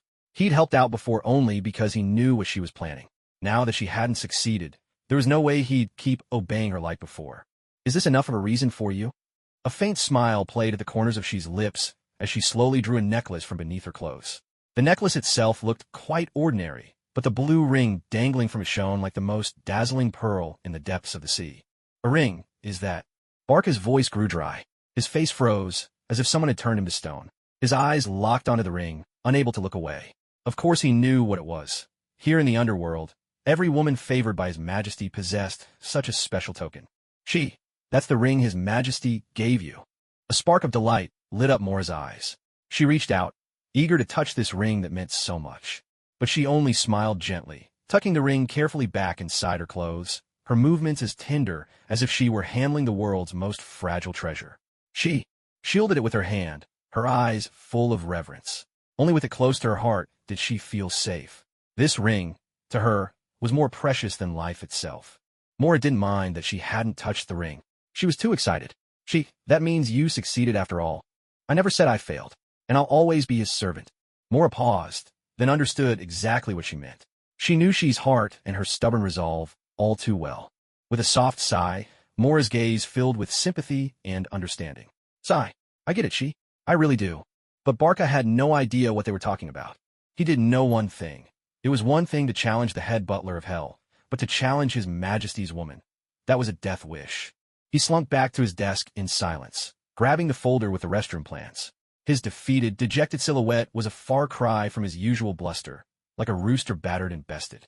Bronxy hurried after him, desperate to help and eager to avoid any more trouble. His footsteps echoed with anxious urgency. Mora, however, couldn't care less about them. She was far more interested in Shi's romantic secrets. Shi, tell me how you did it. His Majesty really likes you. He does. He especially likes to hold me. How thrilling. On this very day, Kino arrived before a towering skyscraper. The magnificent building sparkled under the sunlight, its glass facade reflecting blinding brilliance. A demon-shaped emblem hung high above, marking the place unmistakably. He strode inside with steady steps. The spacious, sunlit lobby was attended by a beautiful blonde at the front desk. The instant she saw Kino, awe and reverence flickered across her face, and she dropped to one knee. Greetings, Chief. At present, Every member of this organization hailed from the Assassin's League. They were highly trained, strictly disciplined, and obeyed only Kino's commands. Take me to see Lei Xiaogu. Yes, Chief. The receptionist replied respectfully, rising smoothly to her feet and leading Kino toward the elevator. At one side of the elevator, she deftly opened a concealed set of buttons. With a quiet press, the elevator began a slow descent. The upper floors were just a facade, meant for peripheral employees. The real heart of the headquarters lay underground, where the true core of power resided. As the elevator doors slid open, Lei Xiaogu was already waiting, bowing in deep respect. Master, Lei Xiaogu greeted with a slight bow. How are things progressing with the company? Kino asked as he stepped out of the elevator. All facilities and factories are prepared, ready to begin production of a serum and to launch the press conference at any time, Lei Xiaogu replied. Good. Let's go see how Dr. Banner is getting along, Kino said, giving a satisfied nod. He couldn't help but think that Lei Xiaogu was indeed reliable, remarkably efficient. The two of them made their way to a laboratory, its entrance crowded with people, most of whom bore some form of disability. Kino didn't disturb them. Instead, he walked to another window to observe from a distance.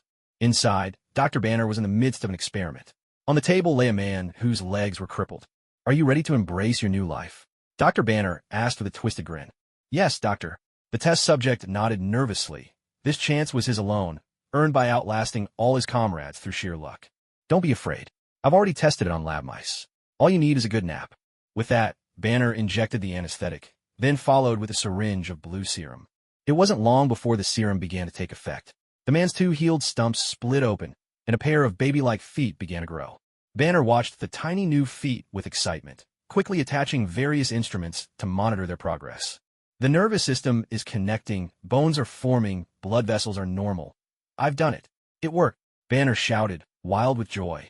Outside the window, onlookers erupted into frenzied cries. Doctor, it hurts so much. Are those my new feet? The subject gasped, jolting awake as he stared in disbelief at his regenerated limbs. Banner frowned. The serum's effects had overpowered the anesthetic. The cacophony of pain and astonished shouting grated on Banner's nerves. As the man writhed and howled while fixating on his new feet, Banner rummaged around the table and grabbed a heavy iron rod. Doctor, what are you doing? The man on the table turned as pale as a sheet, his voice trembling with fear. Aren't you in pain? The anesthetic doesn't work on you, so we'll have to manage the pain physically. Don't worry, you won't die. Probably. Banner approached him, swinging an iron rod in his hand, his expression rather menacing. Wait, doctor. I can tough it out. The man's eyes went wide with terror, and he hurriedly pleaded for mercy. Really? Banner eyed him skeptically. Really? The man nodded frantically, cold sweat beading on his forehead. If Banner hit him with that rod, his brains would probably splatter everywhere. Banner hesitated for a moment, then finally set down the rod. At that moment, the noise from outside grew louder.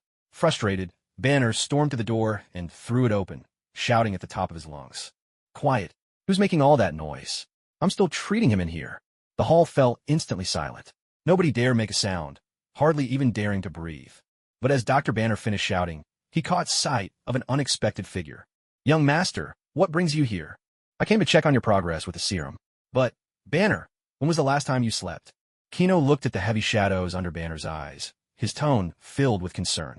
Sleep? I got 2 hours of rest 38 hours ago. I feel great. Even if I drop dead, I'll revive in top form. Banner shrugged it off, unconcerned. No wonder he's been so irritable lately, Kino thought, shaking his head in resignation as he glanced at the wounded and disabled men nearby. What's their story? Young master, they're the new recruits Frank brought in. Because of their injuries, they're unfit for training, so he sent them to me as test subjects. Worried Kino might be offended by the idea of human experimentation, Banner quickly added. They all volunteered for this, and my experiments are perfectly safe. There's no risk of death. The recruits hurried to speak up as well. That's right, young master, Dr. Banner's telling the truth. We all volunteered. Exactly, young master. If there's even a chance at recovery, we're willing to take the risk. We trust Dr. Banner, and we trust the organization will give us a new life. One by one, their voices chimed in, each man eager to declare his willingness. The urgency in their words made it clear they were ready for anything. They had known from the start who they were working for. The Demon Lord, so what? For the chance to work, even to sell their souls, as long as it meant having whole bodies again, there was nothing they wouldn't do. They'd endured enough. Wives who'd betrayed them, lovers who once swore eternal devotion, only to turn away coldly when faced with their broken bodies, leaving nothing but indifferent backs retreating into the distance. Their parents' sorrow, those eyes brimming with helpless pain, stabbed at their hearts time and again. And then there were the taunts from friends and relatives, the biting ridicule still echoing in their ears. The children's scorn, those sons and daughters once cherished as treasures, now looked at them with nothing but disgust and fear in their eyes. What did it matter if they had served their country and achieved great deeds?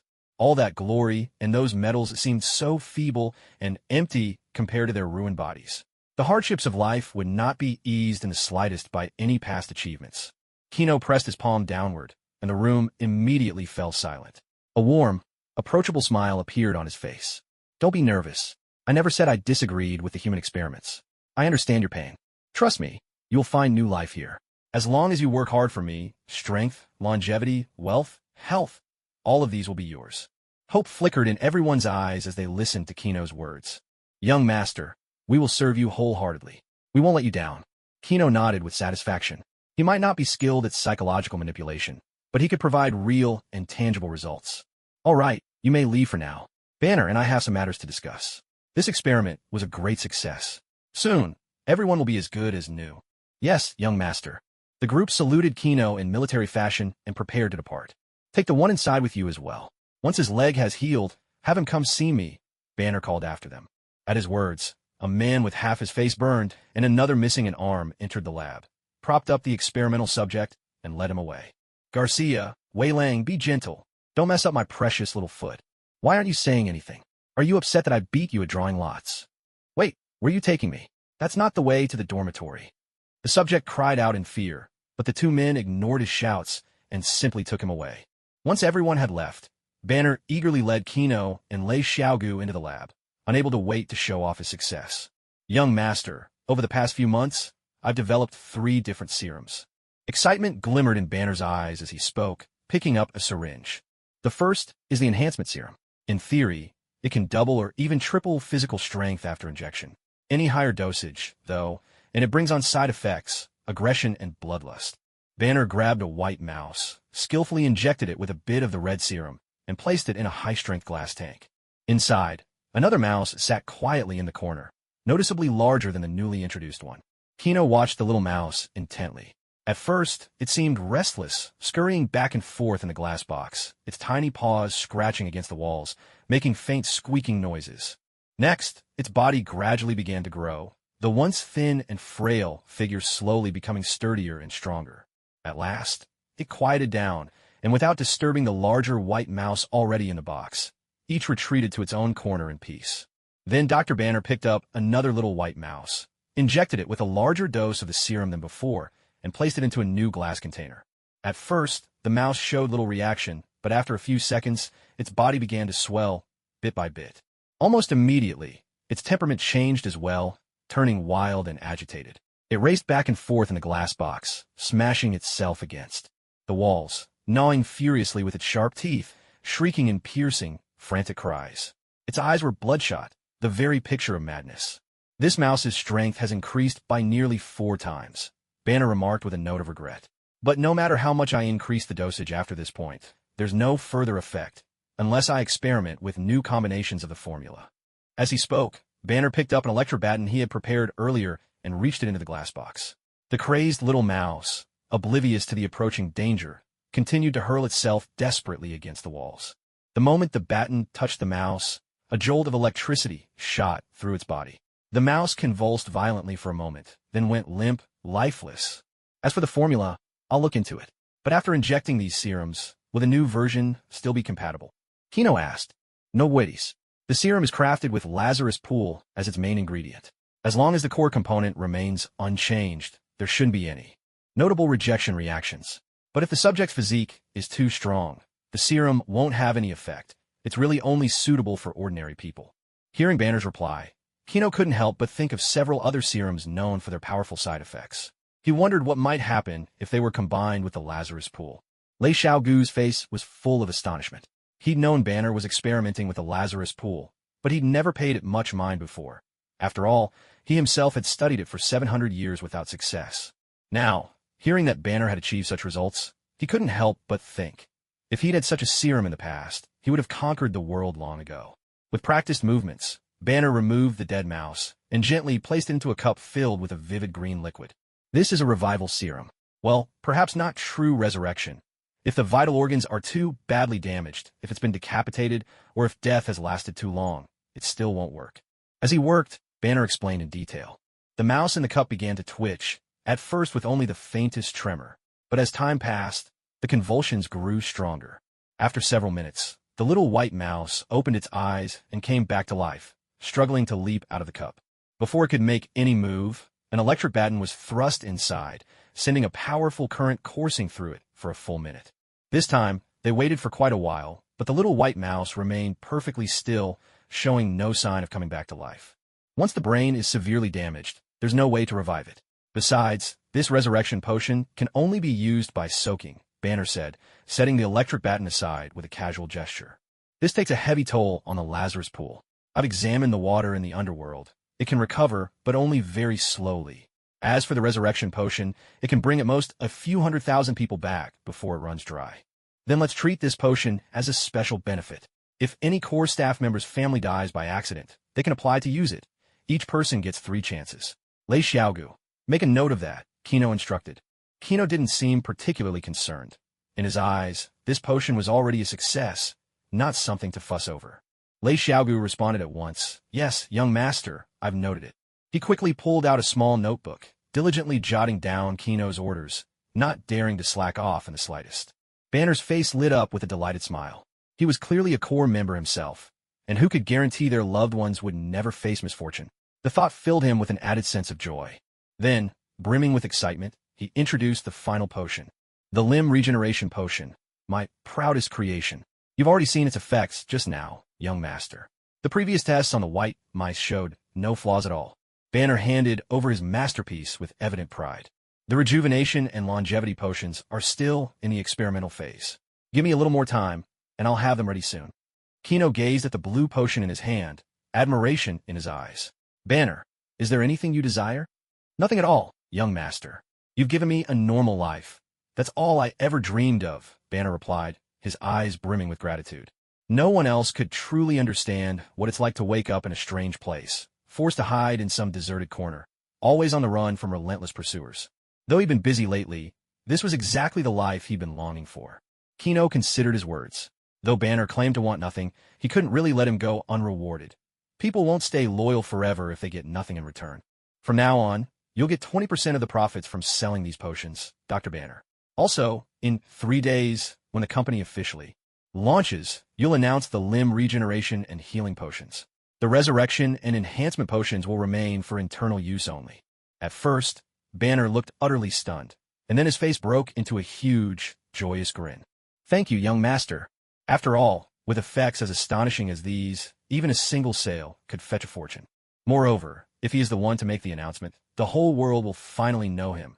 Not as the uncontrollable, destructive Hulk, but as the remarkable Dr. Banner, forever remembered in the annals of history. He could almost see himself already, standing beneath the spotlight, basking in endless praise and admiration. That would be the crowning moment of his life. So take this time to rest well and prepare to make your debut in the best possible way. Yet Banner seemed completely oblivious to Kino's words, wholly absorbed in his own world, still muttering the lines of his speech under his breath. Seeing this, Kino could only shake his head and smile wryly. He began to tour the laboratory with growing curiosity. This enormous lab, for now, was the domain of Dr. Banner alone, toiling away in solitude. Once the official unveiling took place, it would be time to start recruiting more people. Constantly working Banner so hard like this did prick at Kino's conscience a little. As he glanced around at the various instruments and equipment, Kino silently started planning the next steps in his mind. Suddenly, his eye was drawn to a large jar sitting on one of the tables. Intrigued, he went over for a closer look. Inside was something that looked like creamy white lard, its surface gleaming ever so slightly. Unable to resist, Kino leaned in and took a sniff. A faint, fresh scent drifted up. Banner, what is this? Kino turned and asked. Called out of his thoughts, Banner replied. Young master, these are the impurities I filtered out while making the resurrection and limb regeneration serums. I'd hoped to see if I could repurpose them into some kind of healing salve, but it didn't work out. All it does is make the skin a bit paler and smoother, nothing else. Kino glanced at his own hand, already quite fair. He looked at Lei Xiaogu's hands next. The bronze-colored skin was rather rough, so any change should be obvious. Lei Xiaogu, put your hands in and soak them. Yes, master. Lei Xiaogu promptly rolled up his sleeves and slowly dipped both hands into the jar. Minutes ticked by. After 10 minutes, Lei Xiaogu pulled his hands out and washed them clean. The corners of his eyes twitched in surprise. His hands looked as soft and fair as a woman's, even giving off a faint, healthy glow. Compared to their previous roughness, it was as if they belonged to a completely different person. An unexpected bonus indeed. Kino asked excitedly. Banner, how much of this stuff can you make? A lot. Just a small vial of serum can produce several large jars of it. Young master, are you thinking of selling this? Banner replied, a note of puzzlement in his voice. Exactly. Who knows, the money from selling this might outstrip what we'd make from the other serums combined. Don't be fooled by the size of this jar. It can be diluted. Lei Xiaogu's skin showed such dramatic results after only 10 minutes. Even at a 10th or a 20th of the concentration, it would still work wonders. 3 days from now, Banner, you'll help introduce this jar of cosmetics. Well, young master, what shall we call it? Let's call it youth. As word spread that the Demon Group was about to hold a press conference, all manner of factions caught wind of the news. That Demon King is starting a company? What's he planning to sell? Demons from hell. Ha ha ha. The Demon King, you say? Raven, go and investigate. For now, let's just observe. The Demon King's power is not something we can oppose. Beneath this veneer of calm, the world's undercurrents churned. Every faction schemed in secret, quietly preparing for the unknown upheaval the press conference might bring. Meanwhile, Kino remained oblivious to the stir his company's announcement had caused among the various powers. He was entirely absorbed in other affairs. The next morning, gentle sunlight spilled over the entrance of an elementary school in New York. A cluster of beautiful women had gathered there, all attention fixed on a little girl. Damien, it's your first day of school today. Be sure to listen in class, and if you don't understand something, ask the teacher. Also, take this. It's a seed from my carefully cultivated carnivorous plant. If anyone bullies you, throw this at them and let it eat them up. As Pamela spoke, she tucked a small bag of seeds into Damien's pocket, her eyes full of concern. My sweet little darling, come home early, okay? Venom Mommy will miss you. Venom hugged Damien tightly, nuzzling her again and again, unable to hide her reluctance to let go. Miss Damien, take this, an obsidian dagger. It's razor sharp, can even cut through steel. Keep it for protection. She solemnly placed the dagger into Damien's small backpack. Frank, listening to the string of wild instructions from behind, felt a cold sweat bead on his forehead. He couldn't help but mutter inwardly, it's just the first day of school. Isn't this a bit much? Indeed, Frank had no special tasks today, so he'd resumed his butler duties. By now, the women had all bid their farewells to Damien. At last, it was Kino's turn. He and Damien stared at each other, big eyes meeting little ones, neither quite sure what to say. Well, just study hard, and if you can't manage that, at least eat well and don't go hungry, okay? Kino awkwardly squeezed out these words, sounding a bit stiff. Okay, I understand, Godfather. Damien nodded earnestly. Seeing this, Frank nodded as well, thinking, finally, some advice that sounds halfway normal. But Kino still seemed uneasy. He crouched down, rolled up Damien's pant leg, and drew a demon's sigil on her calf. I'll seal the demon in there. If you're bullied, just shout demon, and a bodyguard will appear to protect you, but don't use it unless you have to. Kino reminded Damien with a note of gravity. A demon? Images of those powerful beings flashed through Frank's mind. He had no idea which one it might be, but knowing the young master's temperament, it was certain to be someone formidable. And with the young master, you could always count on things being taken to the extreme. Frank couldn't help but grumble inwardly. Was it really appropriate to give a child such a summoning method? Weren't they worried the young lady, not knowing any better, would treat summoning like a game and simply call up anything on a whim? Frank gazed at the peaceful elementary school before him. This place carried his own cherished memories of childhood. It was where he'd arranged for Damien to enroll, and it had once been his alma mater. But now, all he could feel was unease. Unbidden, his mind conjured up terrible images. Visions of the school blown to pieces by rampaging demons, clouds of smoke billowing everywhere, and children's terrified screams piercing the chaos. Today, we're welcoming a new classmate. Please introduce yourself, said the teacher from the podium. My name is Damien Wayne. Her voice was clear and carried a touch of icy pride. Whispers and murmurs immediately spread among the seated students. She's so pretty. I saw her get out a fancy car this morning. She must be super rich. Damien, for her part, was sizing up her future classmates. In her eyes, they all seemed so weak and childish. Seeing that Damien had nothing more to say, the teacher pointed to a seat by the window and said, Damien, take that seat for now. We're about to begin class. Without a flicker of emotion, Damien walked over and sat down. She listened as the teacher droned on at the front of the room, while a nearby boy kept trying to strike up a conversation, chattering away non-stop. Damien found it all unbearably dull. She'd already learned all this before. Why does father want me in a place like this? Ordinary life is so boring. I'd rather be training. Damien frowned slightly, frustration and confusion flickering in her eyes. At last, the bell rang for recess. Ignoring the classmates eager to talk to her, Damien headed straight for the restroom. After washing her hands and stepping back out, she found a group of tall boys blocking her way. "What do you want?" One boy, looking down his nose at her, said, "Why did you ignore me when I talked to you in class?" "Because it was during class," Damien replied calmly, thinking to herself that these classmates weren't just childish, they were downright foolish. "I don't care. From now on, whenever I speak to you, you'd better answer, or I'll get my big brother to beat you up." The boy threatened, his friends behind him cracking their knuckles for effect, trying to look intimidating. But to Damien, they looked more like a bunch of overexcited snow foxes, all bark and no bite. She silently sized up their formation, mentally noting, full of holes. And, judging by their slack muscles, she figured it would take less than 10 seconds to deal with them. Still, at least something interesting has finally shown up. With that thought, Damien let a subtle smile curl his lips, a trace of excitement flickering beneath the surface. To pass the time, he figured he'd spend 30 seconds taking them down. Just as Damien was about to make his move. "Nathan, are you picking on your classmates again?" A sharp voice rang out, and a stick came swinging from behind, landing squarely on a few of the boys and sending them scattering in a panic. A girl in an orange hoodie wielded a broom with impressive vigor, twirling it with the flair of a seasoned fighter.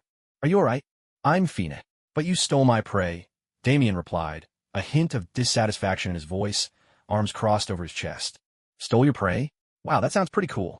Hi, I'm Chin Xiaoyu, but you can just call me Xiaoyu." With a radiant smile, Xiaoyu tossed the broom aside as if it were nothing. Damien replied coolly, then turned and walked off toward the classroom without another word. She had already decided to ask her godfather for permission to leave school. There was no point wasting time on people she'd never see again. Damien was already calculating how to broach the subject with Kino. But Xiaoyu, unfazed by Damien's coldness, was determined to befriend this aloof and intriguing classmate. "I transferred here just half a month ago. I used to go to school in the East. I saw you getting out of a luxury car today, and you had a butler with you. Is your family super rich?" "Oh, and your last name is Wayne, just like Batman in the comics." "What did you just say?" Damien stopped abruptly, turning to look at Xiaoyu, his eyes filled with surprise and confusion. To hear the name Batman in this world, Damien was genuinely taken aback. "Bruce Wayne, the Dark Knight from the comics. Haven't you read them?" Xiaoyu looked at Damien with wide, curious eyes. Suddenly remembering something, Xiaoyu continued, "Oh, right. This country banned comic sales a while ago. I was hoping to read the latest issue, but it never came out. That was Kino's fault. After S.H.I.E.L.D. suspected that the Demon King could draw power from comic books, they'd imposed a sweeping ban on DC Comics, just in case any authors created another world-ending character. Even those authors have been arrested on charges of tax evasion and thrown in jail." "Do you have any comics?" Damien asked. "I'll pay for them." Xiaoyu grinned. "So you like comics too? No need to pay. I've got some in my backpack. We can read them together during lunch break." "Thank you." Outside the Demon Group headquarters, crowds surged. Reporters brandished their cameras and microphones, while people from all walks of life gathered, each with their own agenda. Inside, the building was lavishly decorated, the lights dazzling and bright. As time passed, the press conference officially began. Tony and Pepper had arrived as well. Kino also spotted Logan, who was being stopped by security for smoking. He was surrounded by other companions, most notably a man sitting in a wheelchair. Professor X sensed Kino's gaze, looked over, and gave a slight nod. Kino nodded back in acknowledgement, but silently thought to himself, "Venom, if you sense any force trying to invade my memories, eliminate him at once." On stage, Kino was dressed in a black suit, walking confidently towards the podium. He cleared his throat, swept his gaze over the audience, and began to speak. "Distinguished guests, welcome to the Demon Corporation's press conference. Today, I stand before you, immensely proud to present our company's latest achievements. These results are not only the product of our team's tireless effort, but also a testament to our unwavering commitment to the future." Kino paused.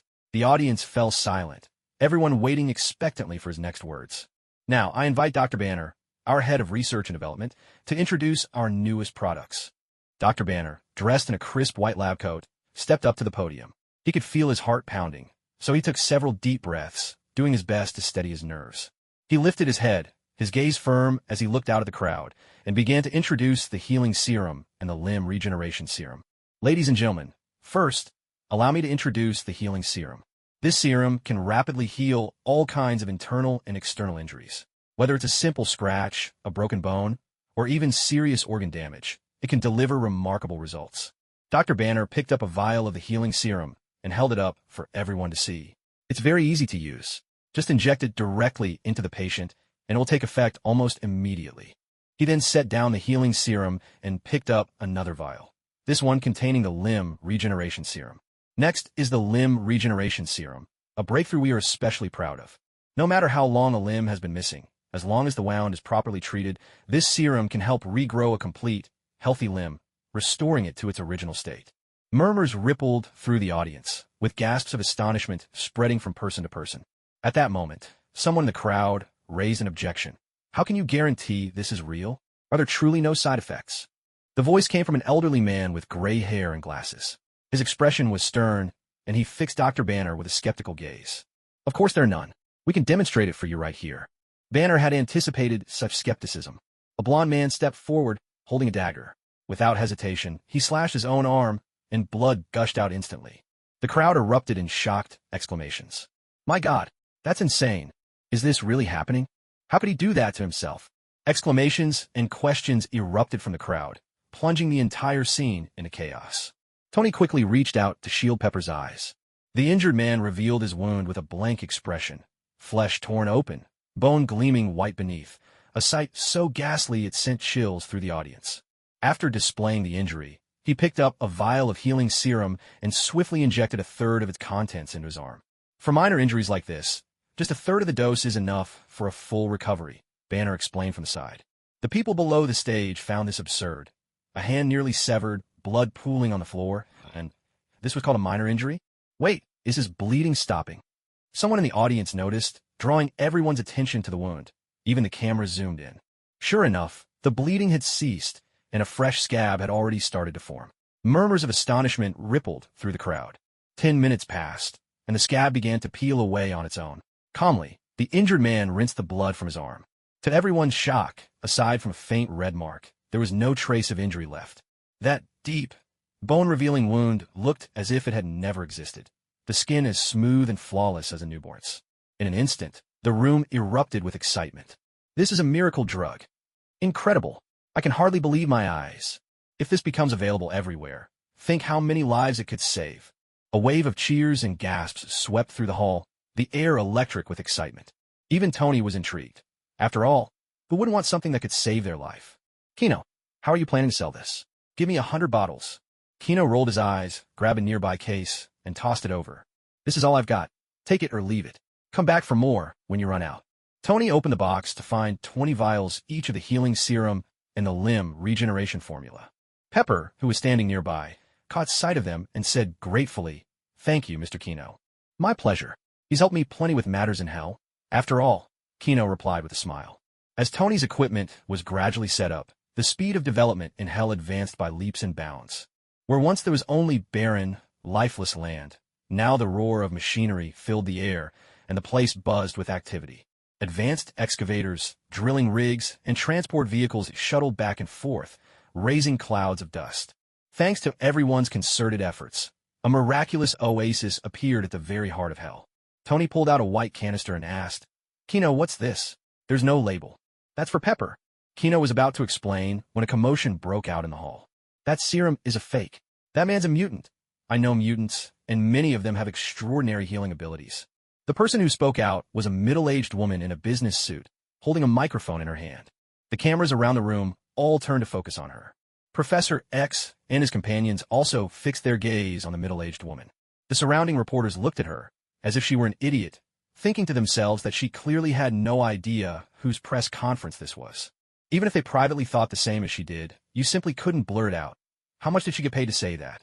The middle-aged woman wore an expression of utter confidence. Of course she knew. After all, the Demon King, the mastermind behind the demonic invasion, was present. She had done her homework. The Demon King had only ever made a single public appearance, and that so-called demon invasion hadn't resulted in any casualties. Much ado about nothing. And with so many people present, how could anyone possibly kill all the reporters? Doing so would make it impossible to blend into human society ever again. Banner began to explain, regarding this, we can conduct a test on the experimental subjects to confirm. The middle-aged woman immediately seized on his slip, pressing, so, you're saying there's currently no way to prove this person isn't a mutant? Banner was momentarily at a loss for words. I'd like to ask, Dr. Banner, have these drugs of yours been tested on humans? She pressed relentlessly. Yes, but they were all, Banner tried to clarify. Tony cursed inwardly. Once you admit to human testing, no matter the reason, public opinion will turn against you. And another thing, Dr. Banner, I question whether you're truly the inventor of these drugs. The woman continued her attack. The healing serum was invented by someone else, but the limb regeneration formula was indeed my work. As soon as those words left his mouth, every camera in the room swung to Banner, and the reporters below frantically took notes. Banner grew agitated. He hadn't anticipated this turn of events. Beads of sweat dotted his forehead, his face flushed, and his hands unconsciously clenched and released. Banner, let me handle things from here. Kino stepped onto the stage. Sorry, young master, I messed up the press conference. Banner spoke in a voice heavy with disappointment, his head bowed, guilt written all over his face. Not at all. This is just a minor hiccup, Kino said, patting Banner reassuringly on the shoulder and giving him an encouraging look. Don't dwell on it. I'll take care of the rest. Kino turned to face the audience, his gaze calm, yet piercing. That look sent a chill through the middle-aged woman's heart, though she forced herself to appear unafraid and raised her voice. What's wrong? Did I strike a nerve? Are you angry enough to kill me now? People nearby quietly edged away from her. Kino shook his head, his expression unruffled. Not at all. I'm simply here to answer your earlier questions. The middle-aged woman flashed a triumphant smile. She guessed right. He didn't dare resort to violence.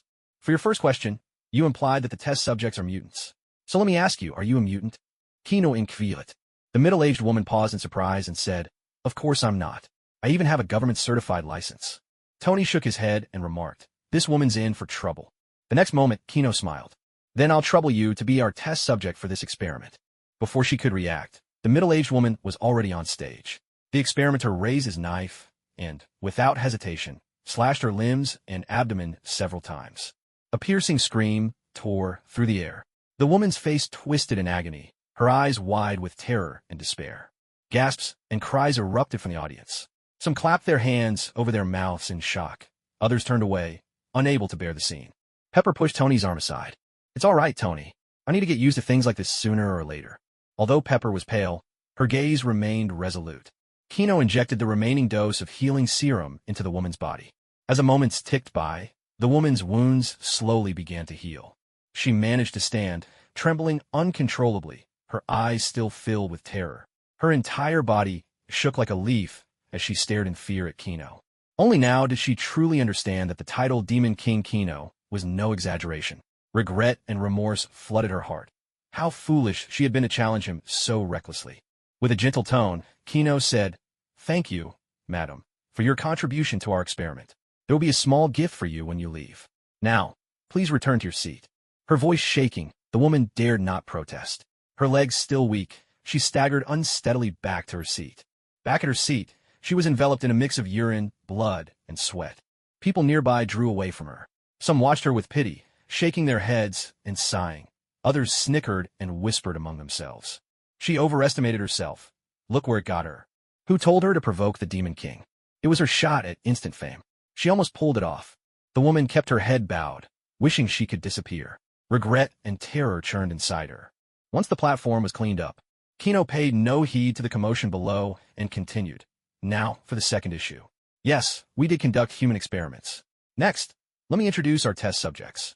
As soon as Kino finished speaking, a group of people with twisted, broken bodies appeared from backstage. Some had misshapen limbs, others bore disfigured faces, their scars shocking to behold. A hush fell over the crowd. Everyone was left speechless by the scene before them. These people are heroes of this nation. They risked life and limb for their country. In a line of duty, they faced countless dangers and lost their healthy bodies, enduring untold suffering. Yet they never complained, never gave up.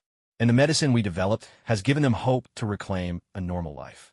Kino paused, then continued. They volunteered for these trials not just for themselves, but also in the hope that in the future, others like them won't have to endure the same suffering. This is the original intent behind our human trials. The participants began to speak up, one after another. That's right, we all volunteered. Without this medicine, we would have already taken our own lives, said a man who had lost the lower half of his body. My wounds ache every single day. I can only get through by relying on painkillers. I'm only 25. Another participant choked out, his face marked by burns, his voice trembling on the verge of tears. This medicine is our only hope. My injuries aren't as severe as theirs. I just want to see my child again, said a middle-aged man who had lost his sight. Tears filled the eyes of the reporters in the audience, blurring their vision. Yet their hands remained steady, faithfully recording every moment with their cameras. Deeply moved, their pens raced across their notebooks, eager to capture these stirring words and scenes, to share them with even more people.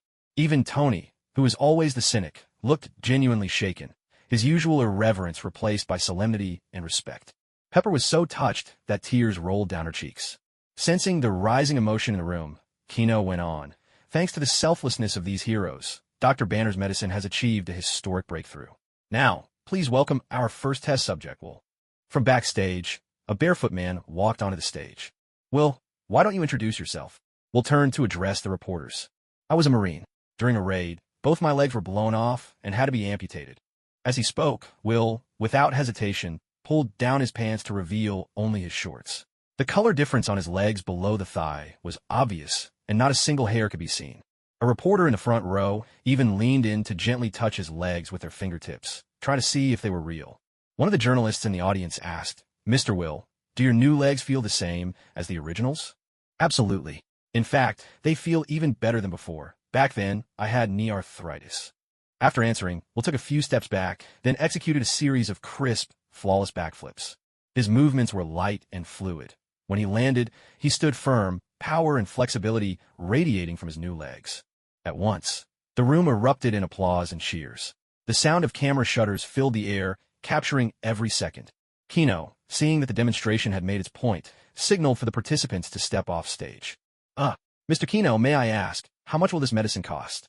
One reporter nearly stumbled over his words, a bead of sweat trickling down his forehead. Don't be nervous. In fact, I quite like being called the Demon King. Kino glanced at him with a relaxed smile before continuing. The price for each bottle of the limb regeneration potion is $5 million. A stir ran through the reporters below. Even considering the miraculous effects of the potion, this price was exorbitant, and the majority of people with disabilities lived in poverty. Kino went on, but knowing that most people could never afford such a sum, we've come up with an alternative. Disabled individuals only need to pay $50,000, and loans are available for the purchase. The condition is that each person can only buy it once, and the injection must be administered on-site. Thank you so much, Demon King. A male reporter stood up, his voice trembling with emotion as he continued. My wife was a ballet dancer. A year ago, she lost a leg. She's been drowning in sorrow every day, looking at old photos of herself dancing. Your proposal has given our family new hope. The reporter bowed deeply to Kino on the stage, and the audience followed with looks of heartfelt gratitude and admiration. Kino said, Now, let's move to the third question. It's true that the healing potion was invented by someone else, but he is no longer with us. Dr. Banner has since taken over the research.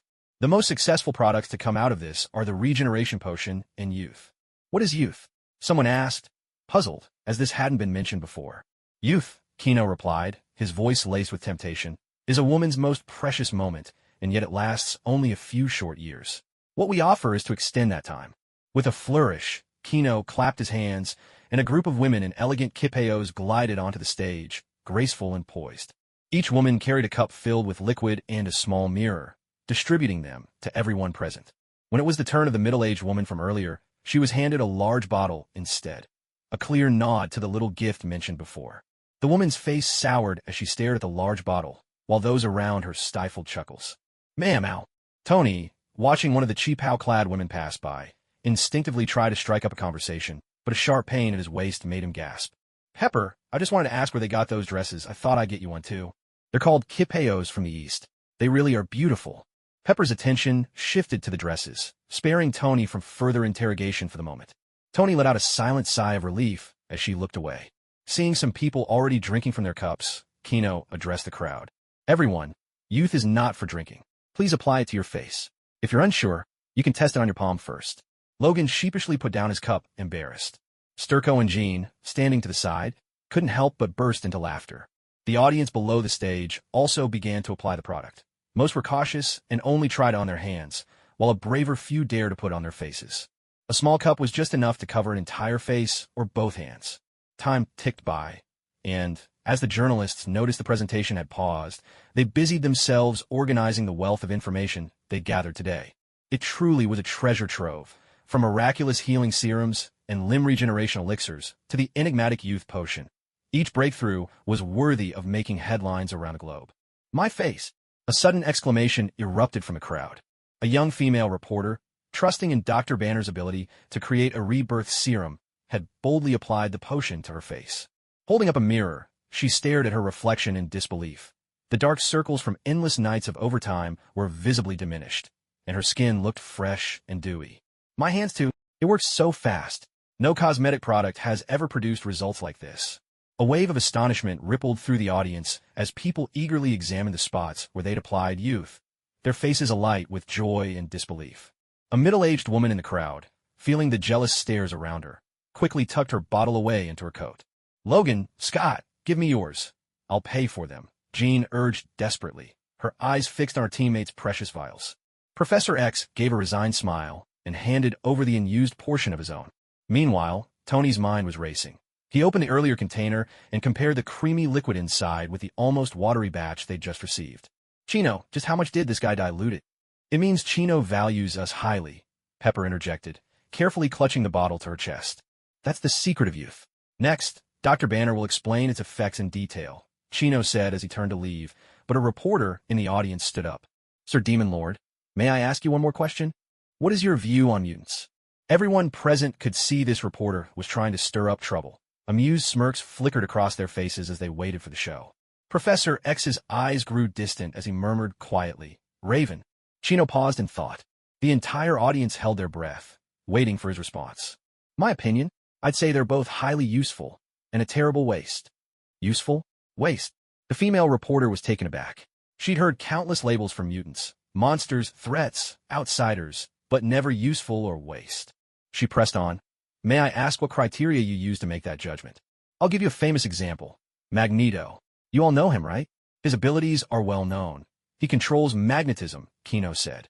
"But have you ever thought about what someone like that could actually do? Acts of terror, hijacking missiles. Just imagine it for a moment." Kino's gaze swept over the audience. "I know magnetism is one of the 4 fundamental forces of the universe. It has countless uses. But Magneto only ever learned to manipulate metal. He really ought to go back to school," a somewhat knowledgeable reporter remarked. A chorus of laughter rippled through the crowd in response. Only the female reporter watched him with a cold, unyielding stare. "Are you all idiots? Who asked you about that?" Kino replied, exasperated. The hall fell silent. "Do you even realize what controlling metal means? It means he could single-handedly build skyscrapers as easily as a child stacks toy blocks. In fact, if he dared to be innovative, he could cast aside all traditional styles and create an entirely new architectural vision of his own, floating towers, mobile buildings.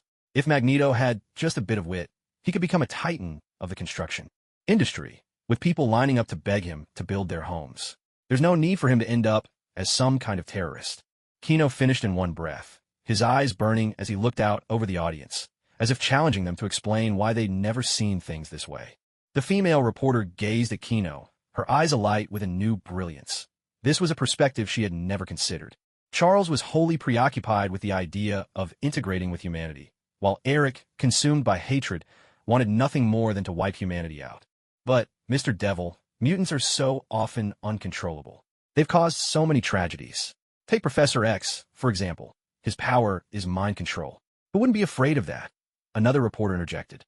"The reasons for society's rejection of mutants go beyond the smear campaigns of certain organizations or those in power. Some mutants truly bring disaster upon themselves. Most discover their powers in adolescence or even childhood, a time when the brain is ruled by hormones and self-control is virtually non-existent. It's true. I hate that kind of power as well. If I ever caught someone trying to invade my mind, I wouldn't hesitate. I'd kill them on the spot, no questions asked." Kino glanced calmly toward a shadowy corner. "Professor, that guy." Scott bristled, his fists tightening involuntarily. "He's not wrong, Scott. Who wouldn't hate that kind of ability?" Logan replied, arms crossed over his chest. "Logan, I knew you'd side with the devil," Scott shot back, annoyed. "Scott, it's all right. He's just reminding me. There's no malice in it." Professor X remained utterly composed, his expression serene and his voice as gentle as ever. What mattered most to him was what Kino would say next. The female reporter's eyes dimmed slightly. Indeed, the mutant community had its own deep-rooted problems, ones that no individual could solve alone. So why not just separate from humanity? Separate? Where would we go? Kino replied. Mutants have all sorts of extraordinary powers, controlling the weather, creating water, manipulating the earth, growing plants. All of these are the makings of an oasis. And with Magneto's abilities, building a city of steel in the middle of the desert wouldn't be difficult at all. That's true. The female reporter's eyes sparkled, as if she glimpsed a new ray of hope. All it would take is to separate from the rest. Professor X fell into deep thought. This was a third path, one that lay outside both his own philosophy and Eric's. All right, let's move on with the press conference. Seeing there were no more objections, Kino stepped down from the podium. The truth was he had originally wanted to draw the mutants into hell itself, but that intention was far too obvious, so he shifted his suggestion to the desert instead. It sounded simple, but was far from easy to achieve. Right now, the mutants were a scattered, disjointed multitude. Aside from Professor X's school and Magneto's Brotherhood, there was also the Hellfire Club, led by the White Queen. Beyond these, countless smaller groups existed, none willing to bow to another. Success would only come if every mutant united as one. But that was an impossibility. Only if the mutant community as a whole suffered a crushing blow would he have the chance to step in as a savior. Kino returned to his seat. Tony quietly reminded him, Kino, it's not just their powers that make people fear mutants. There are all sorts of conflicts of interest, too. Your speech today, coming down on the side of mutants, will upset a lot of people. I don't care. Let them be upset, as long as they stay out of my way. Otherwise, I won't hesitate to show them what a real demon invasion looks like. Kino's eyes flashed with a cold, ruthless glint. I'll warn them, Tony replied helplessly, though he doubted it would help. No one would dare cross Kino openly, but the scheming behind the scenes would only increase. At that moment, a maid in a cheap how arrived. Leader, someone is here to see you. I know. Take them backstage. Kino already had an idea who it was. He turned to Tony and Pepper and said, Tony, Pepper, I'll excuse myself for a bit. You're going to be busy from now on, Tony said with a shrug. Goodbye, Kino, Pepper said with a gentle smile.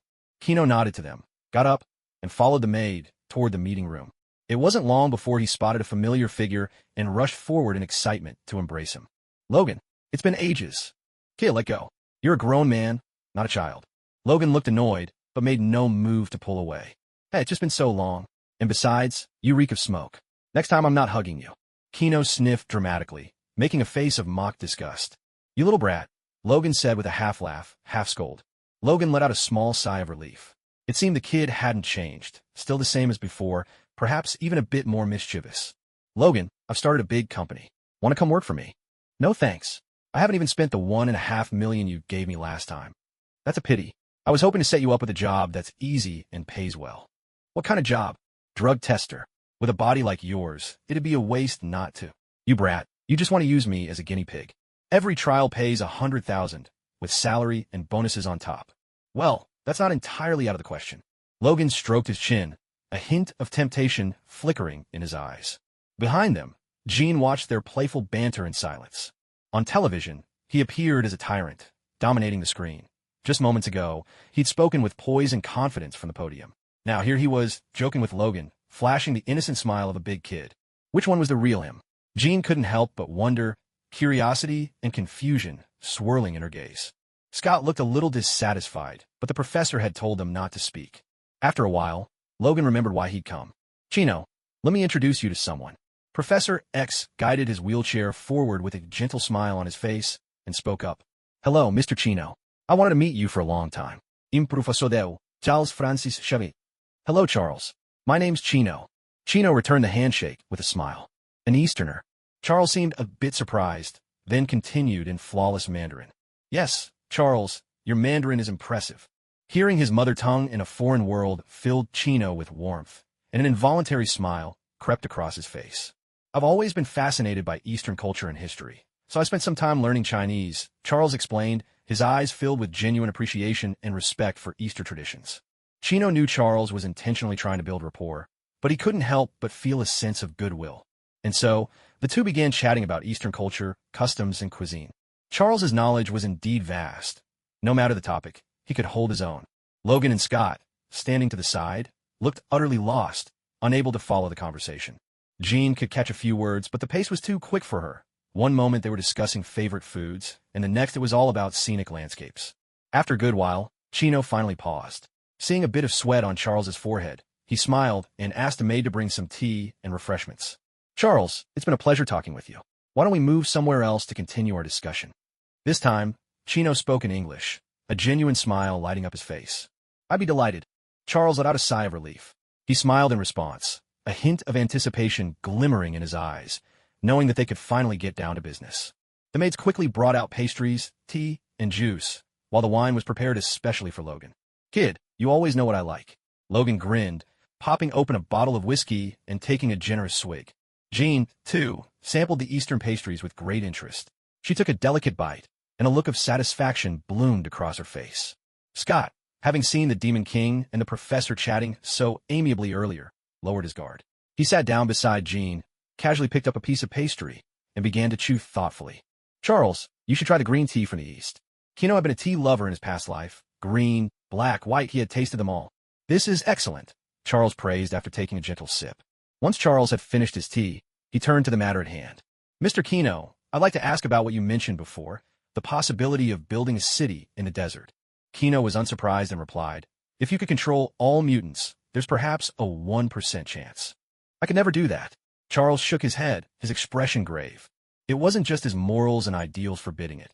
If he ever tried, neither humans nor mutants would forgive him. All the trust he'd worked so hard to earn over the years would vanish overnight. In that case, the chance drops to at best 1 in 1,000, or not at all. Kino's words were cold and blunt, sparing Charles no comfort as he laid out the harsh reality. Building a city in the desert, the simplest part is money. Can you afford it? The food, water, and sanitation for tens of thousands of people, the materials to build homes.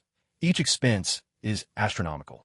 And this world's nations would never allow mutants to unite. Every mutant organization has the shadow of a nation manipulating things behind the scenes, yours included. I'm not like that. I'm only cooperating with the government in hopes that we can integrate peacefully into human society.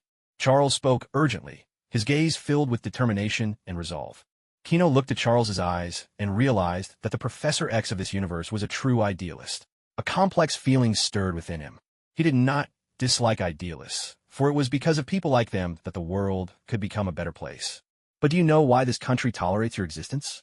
You, the world's most powerful telepath, do you really not know that, in secret, the government is capturing mutants to study weapons capable of wiping them out in one blow? The only reason the X Academy still stands is because they fear you might turn and drag humanity down with you. Kino's words were like sharp blades, cutting straight to the core of Charles's heart. Charles fell silent, the brightness in his eyes dimming to a dull gray. He had always known the truth. He'd just been running from it, deceiving himself all along. All this time, he had hoped that the X-Men's efforts could help humankind accept mutants to change how they were seen. But now, being so bluntly exposed by Kino, he felt a wave of helplessness and despair. Logan lost interest in his drink. Though his memories were missing, his time at Xavier's had been relaxing. He was well aware of the professor's subtle care and concern. The click of high heels echoed through the room. Scott stared in shock at Jean, who was acting so out of character. "So, in your view, the only right path is Magneto's, to wage war on humanity?" Jean strode up to Kino, her hair rising with a surge of energy. "Jean, calm down." Charles snapped out of his daze, noticing her agitation. He moved to reinforce the psychic seal. "Wait, Charles." Kino raised a hand to stop him. He hadn't expected to stir the Phoenix Force, but chose to answer her question. "Of course not. Magneto's path leads only to ruin. If he dares to start a war, I'll be the first to stop him, permanently." Kino's eyes were icy, his presence radiating a chilling, intimidating force. The company had only just begun, with recruitment yet to start. If war broke out, global resources would become scarce. How could the Paradise Project continue? Jean's aura faltered in an instant. She knew the extent of the Demon King's power. If the Demon Army joined forces with humanity, mutants would face only extinction. Then what are we supposed to do? Are mutants just doomed? Jean couldn't hold back her tears any longer. The fierce and commanding woman from moments ago now seemed so small and fragile, her tears falling endlessly like pearls from a broken strand. Oh. Kino's composure slipped, and he rubbed his temples, feeling a headache coming on. Can't bear to see a beauty in tears. Go comfort her, and the harem gains another tonight. Venom's voice echoed in his mind. You're more than enough for me, Kino replied silently, sighing with resignation. There is a way. Jean looked at Kino through tear-filled eyes, hoping for a perfect solution. The reason mutants are so restrained is because you lack a king, someone strong enough to stand equal to the world's powers and command all mutants. Charles, you're too soft-hearted, not suitable. Magneto is blinded by hatred, only knowing how to fight. There were two suitable candidates before, but you managed to get them killed. Kino crossed his arms over his chest. Charles understood who he meant, the Black King and Apocalypse. But if either had succeeded, the world would have plunged into endless conflict. Their ideals and methods were wrong. They would have brought endless disaster, Charles retorted. But you can't deny, they could have given mutants a safe haven. These two men had different goals, yet they both clung to the belief that mutants should reign supreme. Charles fell silent, for he had to admit that Kino had a point. The Black King and Apocalypse were both incredibly powerful, and the X-Men's victories over them owed much to luck. If it were them leading the way, perhaps mutants' fate could truly be changed. But so what? Even if a mistaken path brings temporary gains, it ultimately leads to ruin. With furrowed brows, Charles was caught in a deep inner conflict. Jean, on the other hand, gazed at Kino in a trance. Here stood someone with the power to rival nations. Wasn't this exactly what they needed? A spark of hope ignited in her heart. So what about you? Can you become our demon king? Jean's sudden question broke the silence. Kino was momentarily stunned, thinking to himself, my plan isn't even ready, and she's practically offering herself up. Did you already have her wrapped around your finger? She's working with you so well. Venom's voice echoed in his mind. You've been with me this whole time. If I'd recruited someone, you'd know, Kino retorted inwardly. Professor X also watched Kino, lost in thought. Here was someone ready-made for the role, an Easterner, no less, perfectly neutral, without a shred of prejudice against mutants, and even open to friendship. What's more, he was immensely powerful, and since the demon invasion incident, there had been no repercussions, as if it had never happened. The professor's eyes brimmed with both hope and scrutiny, as if he were weighing all the pros and cons. Scott was still trying to figure out why Jean was acting this way. Logan, for his part, thought it wouldn't be so bad if the kid became his boss. It's not every day you find such a generous employer. Kino sank into contemplation, searching for the right words. His brows knitted, eyes deep with thought, his mind whirred with possibilities. Jean saw his hesitation and assumed he was unwilling. After all, who would take on the world for the sake of a group of strangers? You said yourself that mutant abilities could be used for creation. At our Xavier school, we have all kinds of powers, weather control, laser eyes, energy shields, so many more. We can help you make a fortune. She spoke with urgency, her eyes bright with hope, longing for Kino to agree. But I'm not a mutant. They won't accept me, Kino replied, a trace of difficulty on his face. That doesn't matter. As long as you protect us, mutants will follow you. Professor, isn't that right? Jean looked to Professor X, her gaze pleading. Yes, I can't speak for all mutants, but the students and staff at Xavier School will stand behind you. Charles had made up his mind. The other three paths had led nowhere, and now, at last, a real chance had appeared. It was worth a try. He looked at Kino with unwavering resolve, as if placing all his hopes upon him. Kino was nearly bursting with laughter inside. This was practically being handed to him for free. He was just about to reluctantly agree, feigning difficulty.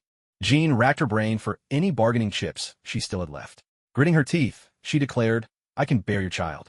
In the future, your child can inherit the throne as the king of mutants. It will be the same. The moment these words left her mouth, everyone present was utterly stunned. Logan, in the midst of taking a drink, spat his liquor clear across the room.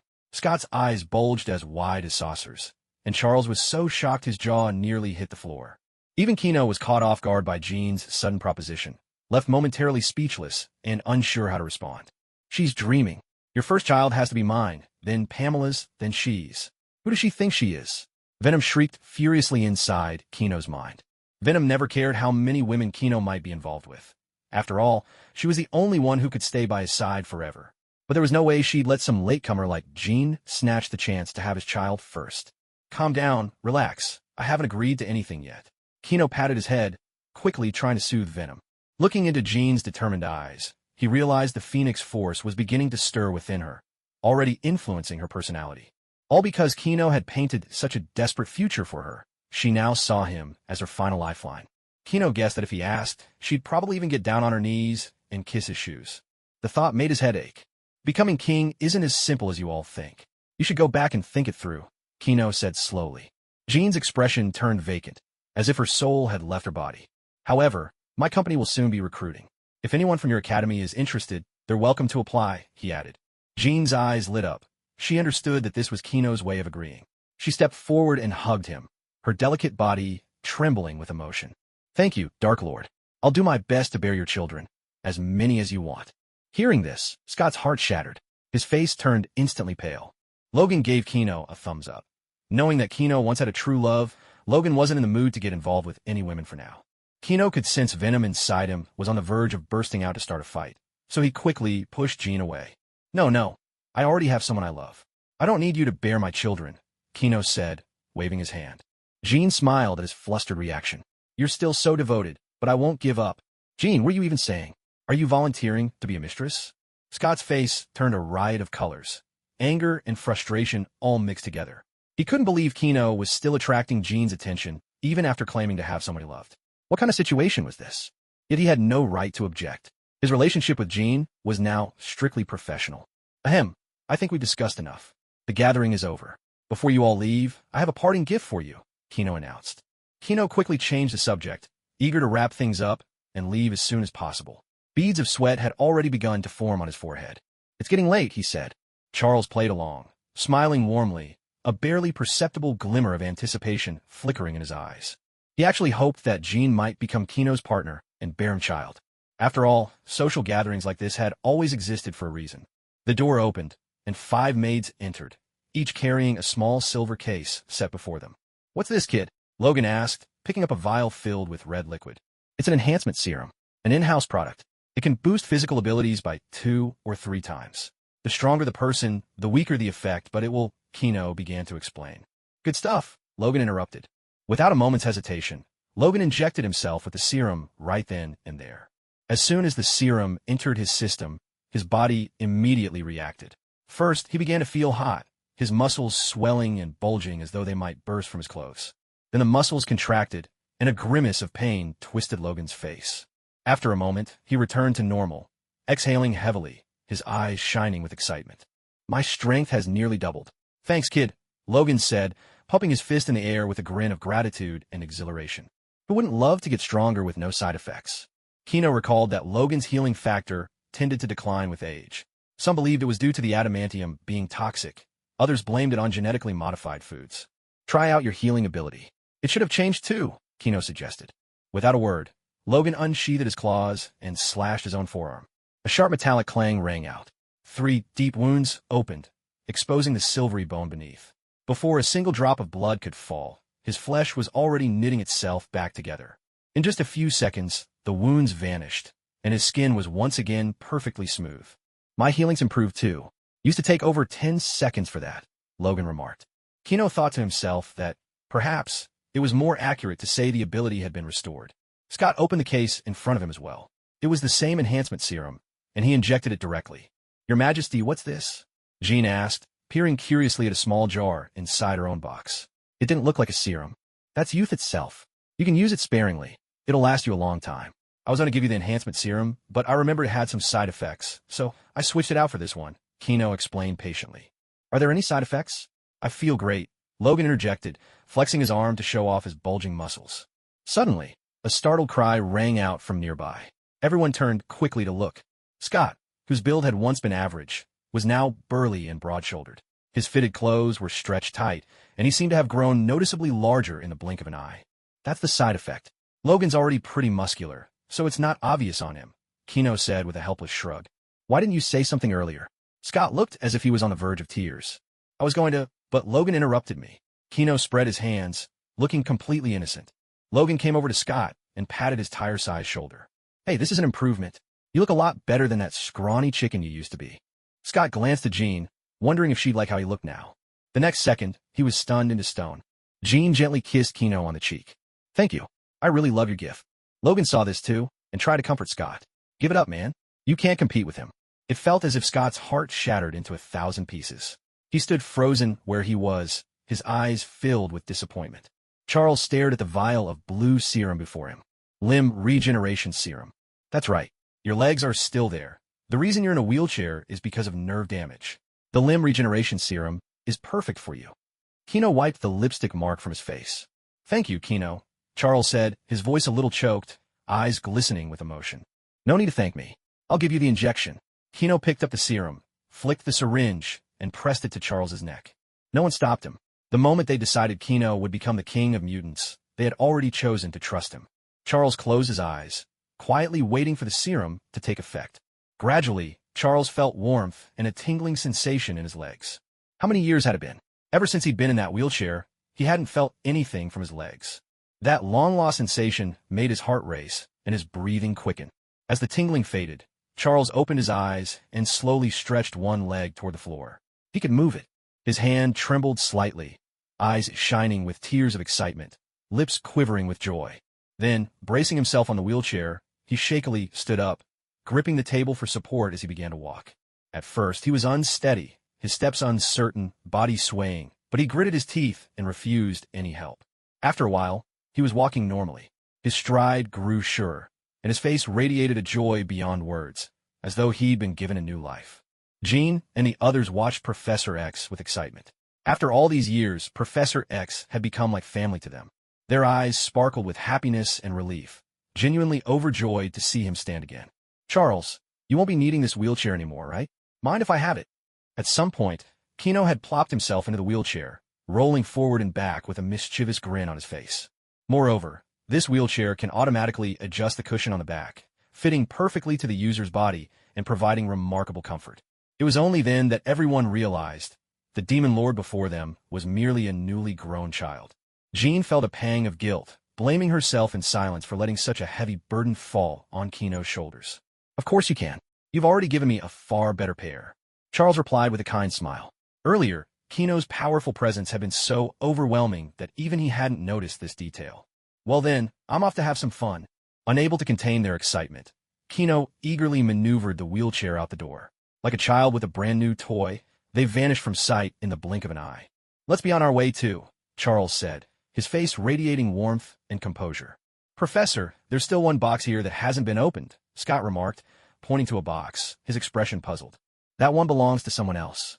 With that, Charles pushed open the door and stepped out, the others following him one after another.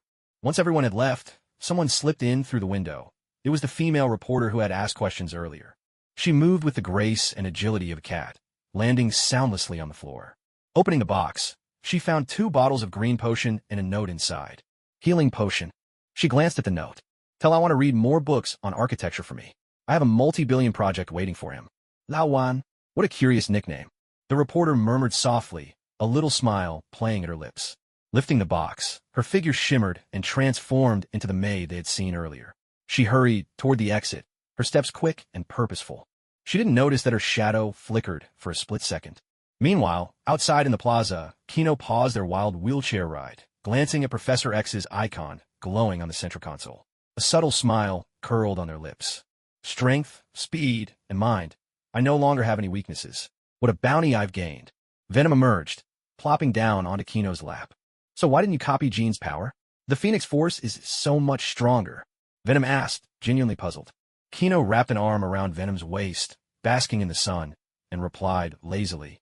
The Phoenix Force is a pure energy being, merely residing within Jean. There's a good chance we wouldn't be able to copy it, and we might even alert her, which could make Charles and the others wary of us. It's just not worth the risk. It's not a loss anyway. That girl's bound to end up in your harem sooner or later. Then the Phoenix Force will be ours to use. Venom chuckled mischievously. No one can predict the future. Let's just go with the flow. For now, what matters most is solidifying and expanding our current strength to face whatever crises may come our way. At that moment, the shadow behind Kino suddenly deepened to an inky black, stretching out before him, its surface rippling like disturbed water. An assassin dressed in a black ninja outfit appeared before him in a half-kneeling position. The shadow seemed to come alive, strange and mysterious, as if it possessed a will of its own. Leader, the target has left, the assassin reported, his voice low and respectful, echoing clearly across the empty square. Good. You've done well. Once you locate her base, your mission will be complete, Kino replied calmly, his expression unchanging. Yes, leader, the assassin answered. In the next instant, his body melted seamlessly back into the shadow, vanishing as though he had never been there, leaving only the patch of darkness gradually returning to normal. Every member of the Assassin Alliance chose to forge a pact with the Shadow Demon, granting them this uncanny power. It was a force both eerie and formidable, allowing them to slip freely through the world of shadows. Assassination and infiltration became effortless, as if they were ghosts in the dark, silent, invisible, impossible to guard against. The only drawback was in the daylight, when any shift in the shadows could easily draw attention. The entire Demon Syndicate served as the main stronghold of the Assassin Alliance. It was a fortress of vigilance, riddled with traps and layered with countless interwoven shadowy powers. With only a single shape-shifting ability, not even Batman himself could hope to sneak in or out undetected. As the reporters departed, a storm of public opinion quietly began to brew. By the next day, newspapers were flying off the shelves, and the internet buzzed with news about the Demon Syndicate. Everywhere people looked, traditional media or emerging online platforms, the topic dominated the headlines. At the center of it all was youth. Countless people waited in anticipation for its release. Some even tried to find insiders who could smuggle it out early, and desperate buyers clamored from every corner. Meanwhile, Dr. Banner found himself thrust into the spotlight. He was even given a new nickname, Dr. Youth. He became the focus of everyone's attention, revered and pursued by all. Recently, Dr. Banner's schedule had grown frantic. He flitted from one award ceremony and social gathering to another, endlessly courted by those hoping he would develop a drug to extend human life. It was said his appointments were booked out 3 months in advance, and he moved tirelessly from one event to the next, enjoying every moment. However, with the release of the drug, the medical and cosmetic industries suffered unprecedented shockwaves. The stock market reeled as if struck by a massive earthquake, related shares plummeting into a sea of red. No one knew how many business owners and investors lost everything in the turmoil, some driven to the rooftops in despair. Their hatred for Banner and the Demon Syndicate ran deep. They cursed them through gritted teeth, blaming them for every misfortune. Meanwhile, in a lavish but oppressively tense conference room, something was brewing in secret. What are we going to do? We're already facing losses before sales have even started. If we really launch this, we'll all be out on the streets. A portly man roared, his face quivering with rage as his jowls shook. A demon lord should stay in hell collecting souls, not come to the human world to take our money. Is he out of his mind?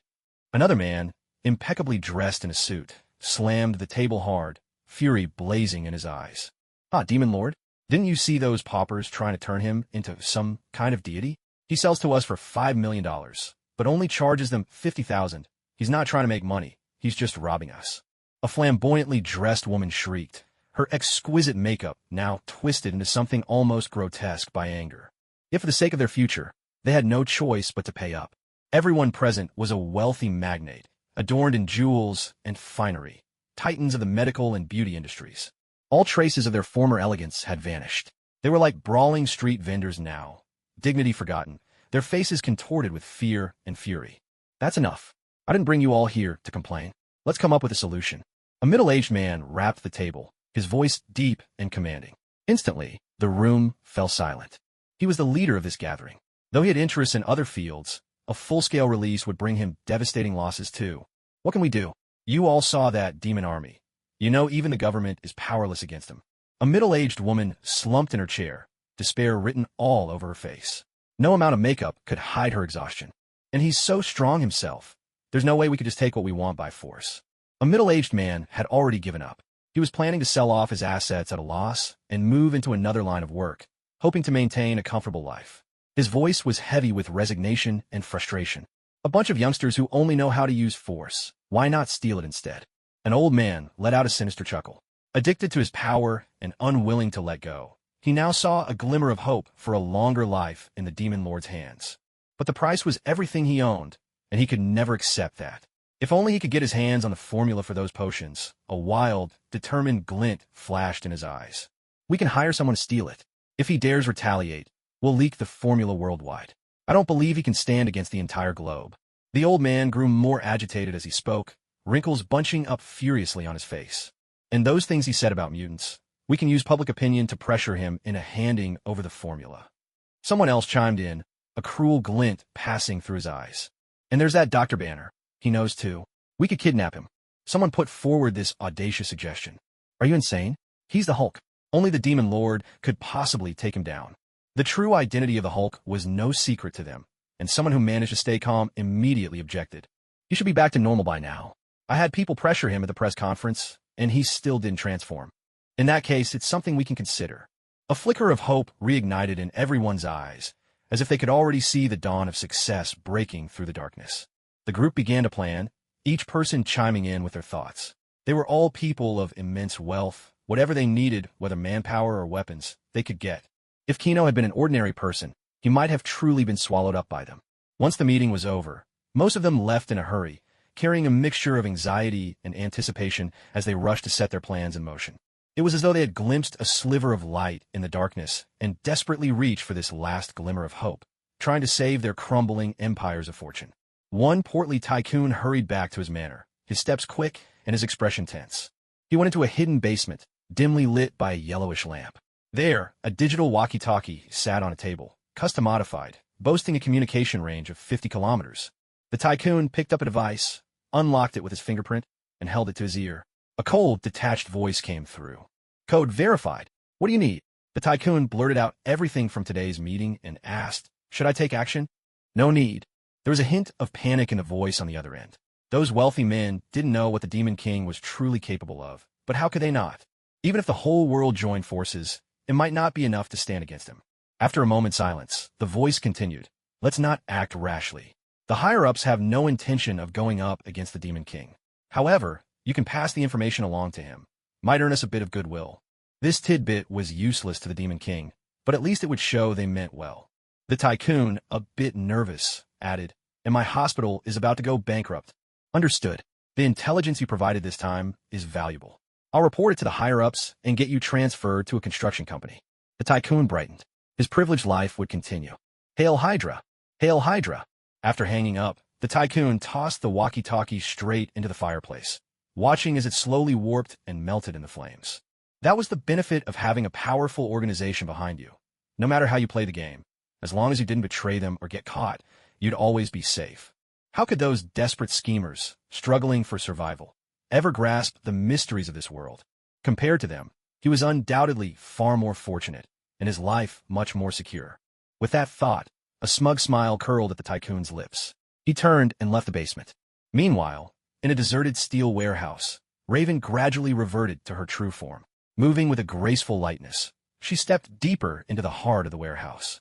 This was the Brotherhood's temporary base. Raven arrived at a high platform, where a figure in a steel helmet was quietly gazing out at the sunlight, lost in thought. "Eric, I'm back." Raven's voice broke the silence.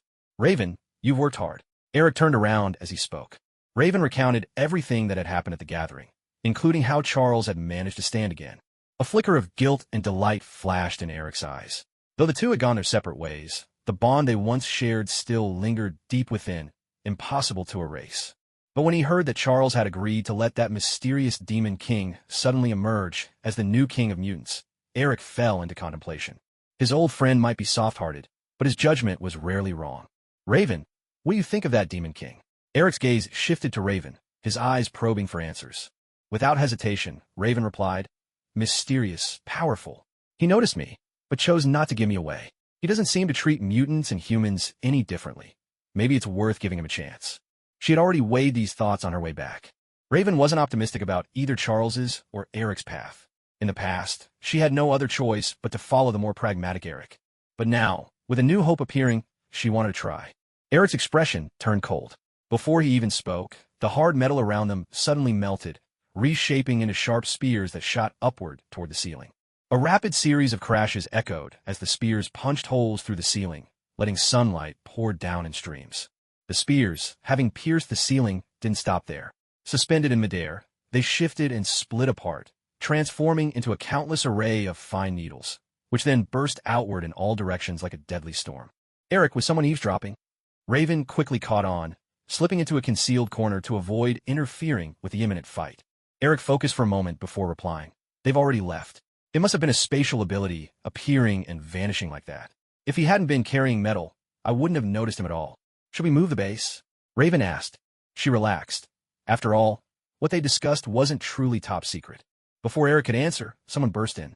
First to arrive was a burly man with golden hair and beard.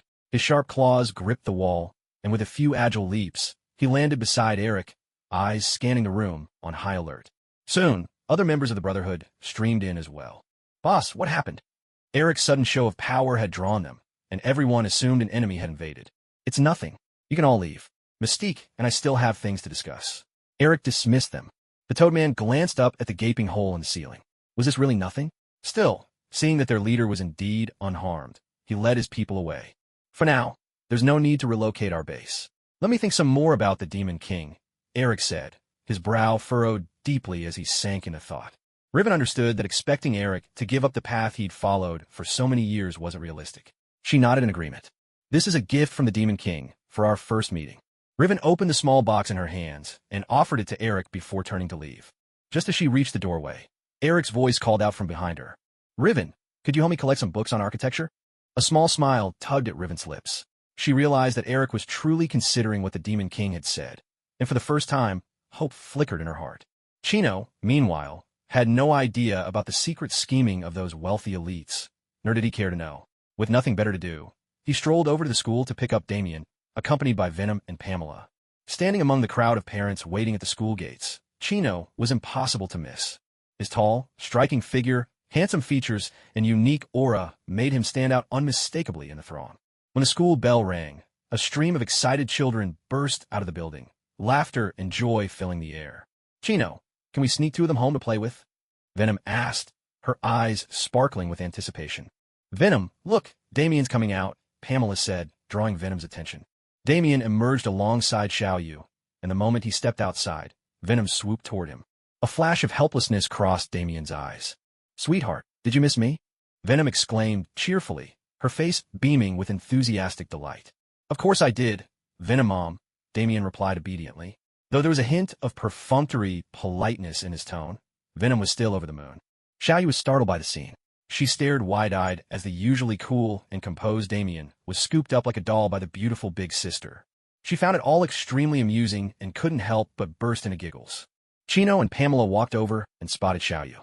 Chino crouched down and extended his hand, a warm smile on his face. Hello, young lady. Are you Damien's friend? Xiaoyu looked up at this handsome big brother, a hint of surprise in her eyes. Then she reached out her small hand to shake his. Yes, I'm Damien's best friend, she answered in her clear, innocent voice. Impressive.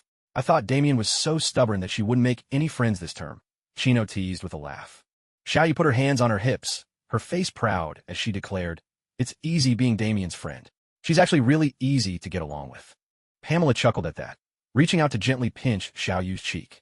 You're adorable, Xiaoyu. Where are your family? Uncle Long is probably still on his way. He's always late. Are you Damien's older brothers and sisters? Xiaoyu blinked her lively, bright eyes as she spoke. We're not, actually. We're a godfather and godmother, Kino explained with a gentle smile. That's so cool. Just like the mafia in the movies. Xiaoyu cried out in excitement, her little face overflowing with wonder and admiration. Just then, Damien had been set down on the ground. Do you want to come over to our place and play? Venom fixed her gaze on Xiaoyu, eyes shining with anticipation. She felt the scent on Xiaoyu was even more enticing. Maybe next time. Xiaoyu glanced at the beautiful older girl, feeling inexplicably nervous, and took a small step back without realizing it. Xiaoyu, where are you? A call rang out at that moment. That's Uncle Long Damien, everyone goodbye. With that, Xiaoyu dashed off in the direction of the voice. My little cutie. Venom pouted, disappointment written all over her face. I didn't even get a hug. It's your own fault for scaring her, Kino said with a helpless shake of his head.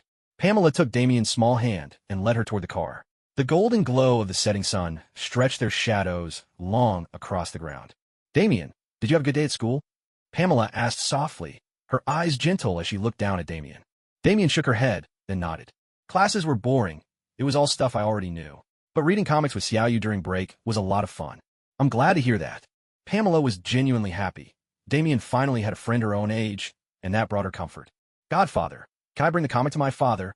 Damien hesitated for a moment, then asked cautiously, What comic is it? Kino was curious. This one, Batman. Damien pulled a comic book from her backpack and handed it over, her eyes shining with anticipation. Kino glanced at it and nodded. Of course. I'll collect the other related comics for you, and when the holidays come, I'll take you back to give them to him. Thank you, Godfather. Damien carefully put away the comic book. It was a gift from Xiaoyu. Kino didn't mind. Although this world also had DC Comics, it was nothing like the entertainment-driven world of his previous life. Here, DC Comics mostly chronicled the personal stories of Batman, Superman, and a few others, Rarely did they have crossover events, and the Justice League was completely absent. Not to mention, S.H.I.E.L.D. had already shut down the DC company. In Kino's eyes, gathering these comics for Bruce would at most let him understand the powers and origins of heroes from another world. It wouldn't affect him personally. Still, Kino couldn't help but wonder, with a mischievous glint in his eyes, how Bruce would react to receiving a gift from his own daughter. Suddenly, Kino's phone vibrated. He glanced at the screen, a new text message. The message was densely packed with information about various plans targeting him, all orchestrated by the Hydra organization. It even listed specific times and the exact number of people involved, leaving nothing vague. At the end, there was a note. Hydra sends their regards, Your Majesty the Demon King. Kino raised his eyebrows in amusement. Hydra certainly knew how to read the situation. He should find time to bring them under his control. Such a useful organization would be a shame to see destroyed. As for whether they were an evil group, well, whatever else could be said, S.H.I.E.L.D. owed most of its years of world-saving achievements to them. Night had fallen, shrouding the city in darkness. The headquarters of the Demon Group loomed ahead. At this moment, a squad of mercenaries, clad in black tactical gear and armed to the teeth, was stealthily approaching the mysterious and dangerous building. Yet among this team, one figure stood out like a sore thumb. Oh, are you all dying to know why I'm dressed so brightly? Let me tell you, soon my costume will be splattered with the blood of my enemies. The flamboyant character suddenly spoke up, as if showing off to some invisible audience. Shut your mouth, you idiot Deadpool. Keep your voice down. And who are you even talking to? A burly, bald man in the group hissed in a low, angry tone. If it weren't for Wade's impressive combat record, he would never have allowed such a lunatic to join the mission. Obviously, I'm talking to my fans. Deadpool whispered back. Then, turning his head, he winked at the imaginary camera beside him and muttered softly, Call me an idiot, will you? Just wait. When this is over, I'll swing my big sword and polish that bald head until it shines like a mirror. The bald man ignored him, telling himself to just endure it. $5 million each for this job. Once it was done, he'd make sure Deadpool didn't walk away. Meanwhile, in the shadows of the Demon Group's lair, several pairs of eyes quietly opened, silently observing their every move. Oh, Deadpool suddenly shuddered. I've got this weird feeling, like that time I went to the bathroom and got stared down by a cockroach. Of course, that little pest won't be crawling on top again anytime soon. He muttered with a disgusted expression. Following the others, Deadpool made his way smoothly to the top-floor laboratory. There wasn't a soul in sight. It looked as if the entire organization had clocked out for the night. The lab was filled with vials of green potion, each with a formula pinned beneath it. The place was littered with technical jargon, enough to make anyone's head spin. Healing potions? This is almost too easy, the bald man muttered, surprised. But looking at all those vials, he didn't care. It was all money to him. He grabbed a bag and started stuffing it full. Deadpool didn't waste any time either, his hands moving swiftly to join in. Don't take it personally, little boss. I have to say, your security system is as good as useless. But for the sake of our old friendship, here's the deal. Once I get my payment, I'll return the formula for the serum. As for these vials, let's call them a little bonus for my trouble. Deadpool muttered to himself with excitement. After all, these serums were as good as cash, and, on the black market, they could fetch 10 times their worth. There would always be buyers. While all the mercenaries were busy stuffing the serums into their packs, a shadow on the floor rippled ever so slightly, but not a single person noticed. Once the lab had been thoroughly ransacked, a sense of unease began to creep in among them. Still, what did it matter? Expecting them to ignore the mountain of wealth in front of them was simply impossible. After escaping from the Demon Group, everyone finally breathed a sigh of relief, their nerves loosening for the first time. According to plan, they hurried toward the delivery site. A secluded warehouse awaited them. There, an elderly tycoon appeared, flanked by 4 bodyguards. Do you have the goods? The tycoon asked in a chilling tone. We do. Where's the money? The bald man replied warily. In this line of work, trust was a luxury no one could afford.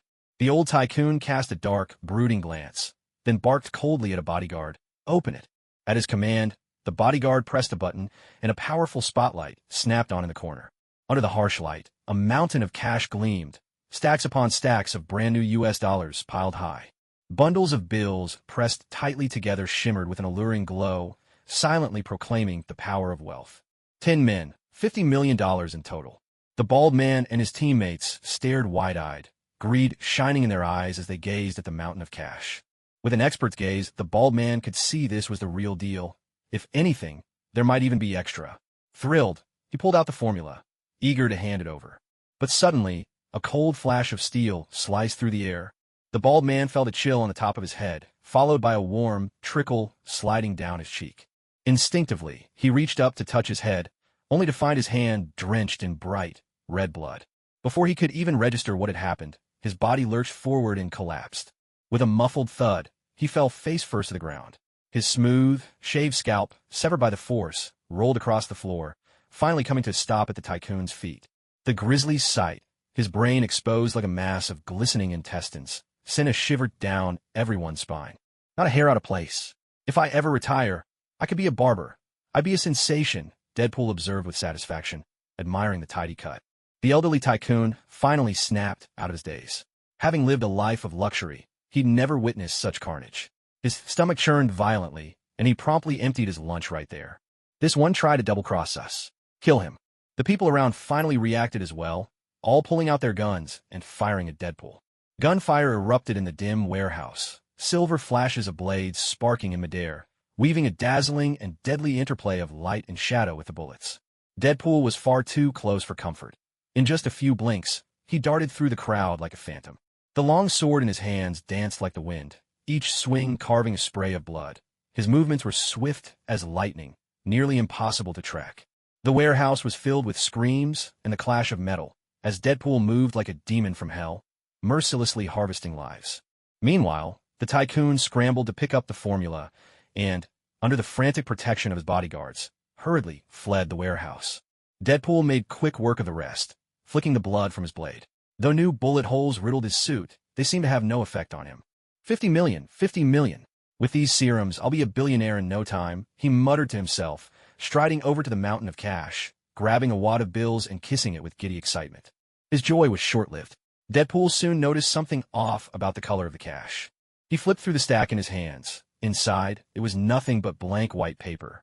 Only the first bill was real. The rest were all fakes. Son of a, it's all fake. Deadpool cursed furiously. The very next second, a burst of fire flared before his eyes. A thunderous explosion rocked the air, flames soared toward the sky, and waves of heat rolled across the warehouse, instantly engulfing Deadpool. Outside, the tycoon watched the warehouse burn, a smug smile curling at his lips as he wiped his mouth. A bunch of paupers dreaming of riches. Go ask the devil for money in hell. Though there had been some hiccups, the result was unchanged. He glanced down at the formula in his hands, and suddenly, a spark of wild joy lit up his murky eyes. With the serum formula and Dr. Youth on my side, money and immortality will all be mine. Ha ha ha.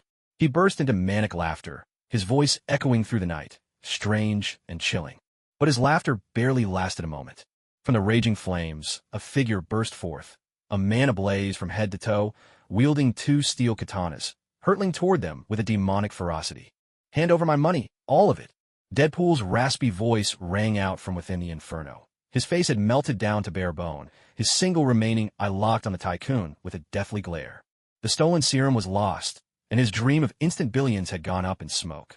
This old man was now the person Deadpool hated most in the world, bar none. Kill him. Kill him now. The tycoon, heart pounding in terror, screamed at the top of his lungs. All four bodyguards drew their pistols and, without hesitation, opened fire at the charging Deadpool. Deadpool didn't flinch. Bullets tore through his body, blooming into sprays of blood, and some even flung off chunks of mangled flesh.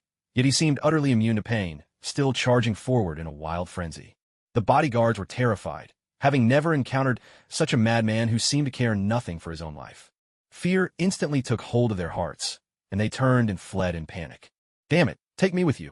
The tycoon cursed, leaning heavily on his cane as he struggled to run as well. He was used to battling in the boardroom, dealing in dirty tricks and underhanded schemes. He had never faced such terror in person. But now, it was far too late to escape. For blowing up my money, huh? Deadpool was suddenly right in front of him, a twisted grin on his face.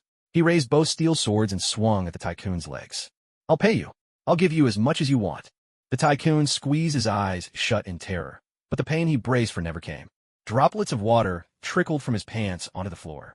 Shaking, the old man slowly opened his eyes to see a man in ninja garb standing before him, a headless corpse at his feet. Before the tycoon could speak, "Come with us," the ninja said coldly. "Who are you with? Do you have any idea who I am? How dare you speak to me like that?"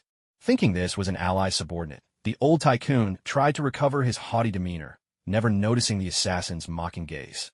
At that moment, two more assassins in similar attire emerged silently from the shadows on the ground. Number 1. The 4 who tried to escape have been dealt with. Number 2. Take this tycoon back to base. Number 3. Clean up the bodies. Only now did the old tycoon realize these assassins who had saved him were not on his side at all. "Who are you people?" he shouted in terror. Number 2 stepped beside him, seized his shoulder without a word, and began to sink with him into the shadows. "Wait, I have a lot of money. No matter what they're paying you, I'll double it. No, triple it. 5 times as much." The tycoon's cries grew hoarse, his voice trembling with pure despair and fear. He struggled desperately, but all his former power and influence meant nothing now. His past arrogance crumbled, helpless against this looming fate. As the shadow began to swallow his head, Number 1 spoke coldly. "His Majesty the Demon King asked me to pass on his thanks for your generous contributions." Regret and terror filled the tycoon's eyes. He tried to scream, but only muffled whimpers emerged, until at last he was swallowed completely by darkness. Watching the tycoon disappear, Number 1 seemed to understand why the boss wanted him to deliver that message. "Hey, buddy, mind flipping me over? I really don't want to be licking dust off the floor. Who knows what kind of filth is down here?" Number 1 looked down at the head on the ground, astonished. How could a decapitated head still be alive? He nudged it over with his foot and saw that the face and eyes, previously blown apart, had already regenerated. The face, however, was now riddled with pits and scars, as if it had been scoured with acid. "Oh, thanks.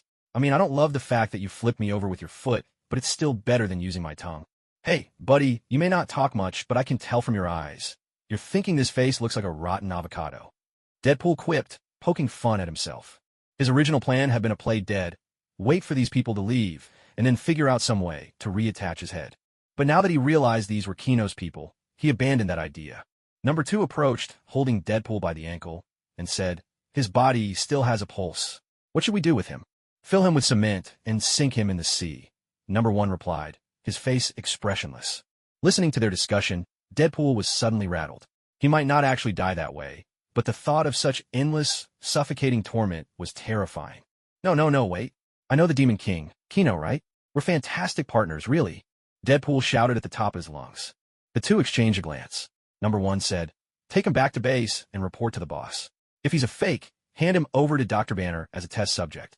Number 1 cradled Deadpool's head in his arms, and together they slowly melted into the shadows. "Hey, easy there. This skin just regenerated, super tender and sensitive, you know? And man, your arms are so warm, they remind me of my mom." Deadpool's babble swirled around Number 1's ears, and he couldn't help but twitch at the corner of his eye. He swore to the Demon King. If this guy dared to deceive him, he'd save the body for experiments and send the head to the bottom of the sea. Elsewhere, in a hidden safe house. "Dr. Banner, thank you for your cooperation. I'll escort you back to the banquet now." An assassin spoke, his tone full of respect for Dr. Banner. Dr. Banner watched the kidnapper sink into the shadows and shook his head in resignation. "I've had enough of this game. Take me back to the lab." At first, the excitement had been a novelty. The banquet, the beautiful women, the flattery from the movers and shakers of every field. But soon, all he ever heard was, "How's your research coming along? Any side effect from the drug? Would you consider joining our company? Interested in taking on apprentice?" It was all so transactional, so tedious. He found it utterly exhausting. Nothing compared to the satisfaction of breakthroughs in the lab. And it had been ages since he'd seen Betty. He wondered how she was doing. That thought flickered through Dr. Banner's mind, tinged with a complex emotion he couldn't quite name. The next day, the Demon Group acquired a massive share of the beauty and pharmaceutical industries at rock-bottom prices. At the same time, a few more homeless vagrants appeared on the streets. Kino hadn't killed them. Instead, he thoughtfully treated their wounds with healing potions and nursed them back to health. Compared to death, perhaps living on after losing everything was the greatest punishment for these once greedy souls. The once crowded boardroom of the Rich Men's Alliance now had several empty seats. Some people never returned. What are we going to do? Toby and Al have already been dealt with by the Demon King. Just a few days ago, I saw Billy begging on the street. One wealthy man muttered from a corner, his face pale and his voice trembling. "If all else fails, maybe we should go and apologize to the Demon King. He's willing to sell those potions to the commoners at such a low price. Surely he'll forgive us." "Yes, that's right. Worst case, we could just hand over a few companies to the Demon King. He'll probably want those." The room was abuzz with anxious voices, each person speaking over the other, their tones thick with fear and uncertainty.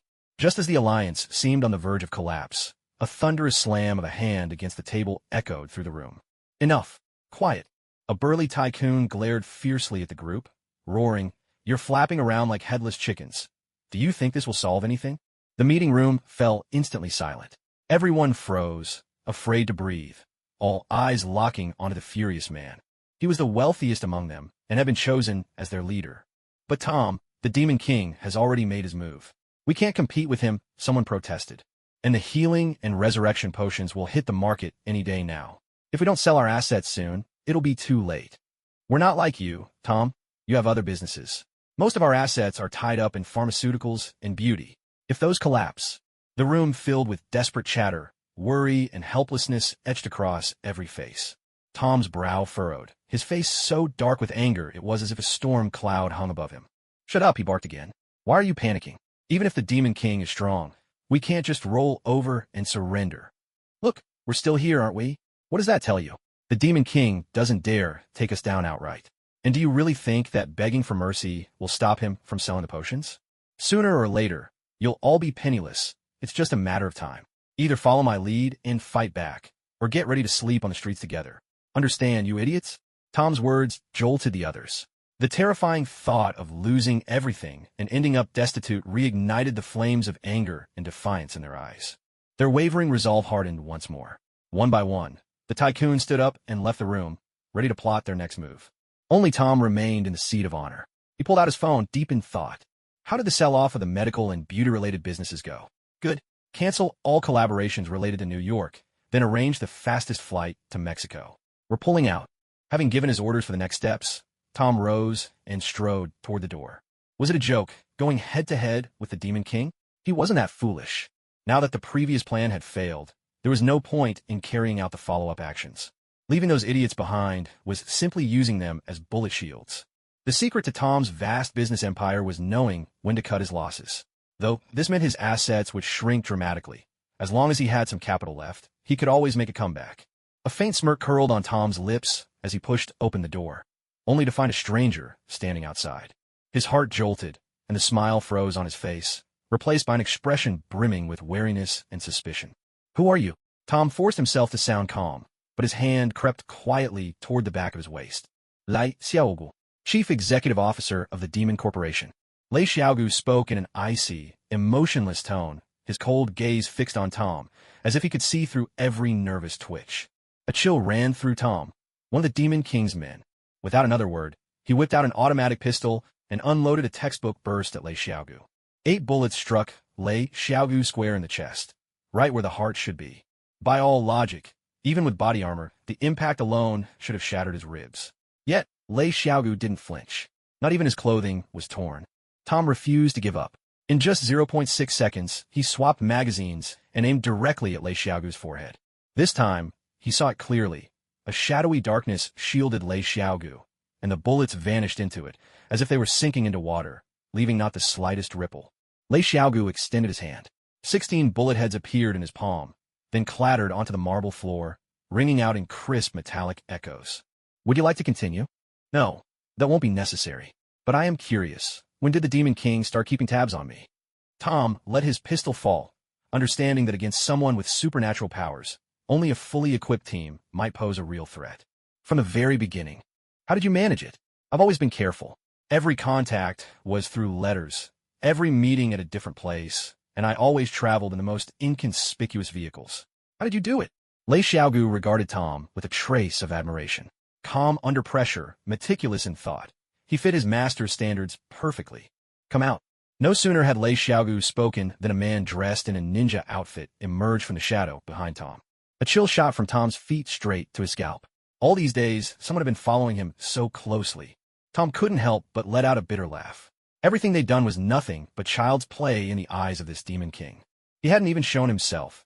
Just a few subordinates were enough to have them running in circles.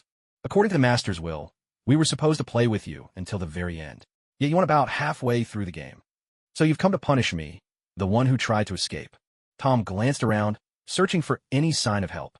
Even when facing someone with supernatural powers, he refused to give up his struggle. "No, this game can end ahead of schedule. The master's true intention was to choose the best performer among you as his subordinate. So you chose me."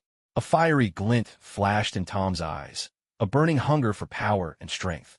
Sometimes, surrendering in the face of a formidable enemy is the wiser choice. Sign your name. Lei Xiaogu produced a pre-prepared demon contract. Tom didn't even glance at the words. Instead, he stared straight into Lei Xiaogu's eyes. Can I gain superpowers too? Of course. There are hundreds of different abilities at your disposal. And if you achieve something truly remarkable in the future, even immortality isn't out of reach. Then I really have only one choice. Tom pulled a dagger from his coat and slashed his finger. Using his blood as ink, he swiftly scrawled his name onto the contract. I pledge my loyalty to His Majesty, the Demon King. His voice rang out, firm and resolute. Ambition for the future blazed in his gaze. Meanwhile, Kino sensed the completion of the contract. With Lei Xiaogu's abilities, whatever he set his mind to, he accomplished flawlessly. It was thanks to Lei Xiaogu that the company had found its footing so quickly. His contributions were undeniable. Kino asked what reward he wanted. Lei Xiaogu answered that he wished only to become stronger and return to the Assassin's League. Just then, Hyder sent over a list of the wealthy elite's movements. Kino let Lei Xiaogu pick one as his deputy to help manage company affairs. Kino and Venom made their way to the Demon Corporation's headquarters. As they passed a beachside park, they saw a burly man playing in the sand with a small child. The man was tall and powerfully built, yet his face was gentle as he watched the child, guiding her hand by hand to shape the sand into a perfect castle. The little girl giggled, her tiny hands busy scooping and patting the sand, her face alight with innocent joy. Sunlight bathed them, painting a scene of warmth and happiness. As Kino entered the park, Flint caught sight of them. The little girl called out in a sweet, childish voice. "Hello, Penny." Kino greeted her softly, his smile warm. "Flint, how is Penny's illness?" "She's recovered, though she's still a bit weak and needs some time to regain her strength." "In that case, visit Lei Xiaogu soon and ask for a healing potion. It'll speed up her recovery." "Boss, I haven't really contributed much," Flint said, a trace of guilt in his voice. His eyes were downcast. He had expected to be dissected and studied, yet all they had done was a simple checkup of his body. He was arranged a job as a security guard, spending his days playing with his daughter around Devil Tower, with weekends off every week. With the generous salary, even Jenny's attitude toward him had softened noticeably. Kino smiled, finding it all quite understandable, and gestured toward the towering building behind them. "Flint, you haven't fully realized the importance of your job. This is our Devil Tower. For now, things are calm, but in the future, we'll attract the attention of countless enemies. I can't be here every day, so I need your skills to protect this tower, and one day, perhaps even this entire city." Flint gazed up at Devil Tower, its shining facade glimmering in the sunlight, and an unprecedented sense of purpose stirred within him. "Boss, I promise you, as long as I'm alive, no one will lay a hand on this building." His eyes were resolute, and his voice rang with conviction. "Good. I believe in you." Kino patted him on the shoulder, his gaze filled with trust and encouragement. Just as Flint's fighting spirit flared, a sudden shriek from his daughter rang out behind him. He spun around anxiously, only to see the boss's wife scooping his daughter into her arms, playfully nuzzling her. Little Penny giggled uncontrollably as she was tickled. Frank finally relaxed. If it had been a man, he would have thrown a punch and flattened him. Kino spoke up. "Flint, Penny's about school age now, isn't she? It's not good for her to always be by your side without meeting kids her own age." "Yeah, she was sick before, so we kept putting it off. Now she's better, but I'm worried about bullying at school." A trace of worry crossed Flint's face. He'd been bullied himself and knew how painful it could be. "Let's have her in the same class as my goddaughter. I'll follow whatever you decide, boss." Flint had always trusted his boss's judgment, knowing that every decision was made with careful thought and for everyone's benefit. After chatting a bit more about what Penny would need for school, Kino left, taking Venom with him. "Goodbye, Penny." "Bye, Venom." Flint hugged his daughter, watching her wave reluctantly after them. In that moment, he was sure his daughter needed friends her own age. "Penny, would you like to go to school?" "Daddy, what's school?" "It's a place where you can make friends and play together." "Then I want to go to school, Daddy." Penny's big eyes sparkled with anticipation as she spoke. Flint gently tousled her hair, smiling. "Then Daddy will get everything ready for you." Kino and Venom headed to Banner's lab, and even before they reached the door, they could hear a commotion inside. "Doctor, you have to help me. I'm not a doctor, but you can call me Dr. Banner." "All right, Dr. Banner. Is there any hope for me? If not, please help me donate my little brother. He hasn't had his fair share of fun yet." "Shut up. You're not dead, so what's there to donate? And besides, who would even want that thing?" "But, Dr. Banner, I can't feel my body anymore. I'm probably paralyzed. And that was my rotary turbojet Armstrong cannon. I've had it for 20 years, and it's still as good as new." Kino shook her head helplessly and pushed open the door to walk in. Banner was holding an iron rod, apparently about to smash something, but when he saw Kino and Venom step inside, he set it down. "Young master, madam, you're here." "Banner, how is he?" Kino asked. Banner adjusted his glasses and began to explain the results of his night-long research. "This guy's body is quite unique. Cancer cells and a healing factor coexist, and they've reached a certain balance that gives him remarkable regenerative abilities. But since the healing factor is foreign and hasn't been integrated through genetic adjustment, it's basically forcefully fused into his genes. That's why the healing factor and the cancer cells are constantly battling, causing severe disfigurement as a side effect." Kino looked over at Deadpool lying motionless on the lab table, completely naked except for a white cloth covering his lower half. A metal needle was piercing into his neck, meant to suppress the nervous system's healing. "Wade, aren't you going to greet your fans?" "Wade, that sounds like the name of a really handsome guy. Probably some big celebrity. I mean, I'm flattered you call me that. But I'm Deadpool. Sorry, you got the wrong guy." Deadpool rambled on, his mouth running wild with nonsense, the usual devil-may-care look on his face, but his eyes betrayed pain and embarrassment. Venom tilted her head. "Anyone who talks that much nonsense has got to be Wade, that freak." "Hey, little lady, you've never even met Wade. How can you say he's a freak?" Wade glanced at Venom, making sure he hadn't seen her before. "So, does this jog your memory?" As Venom spoke, her appearance shifted back to her original form.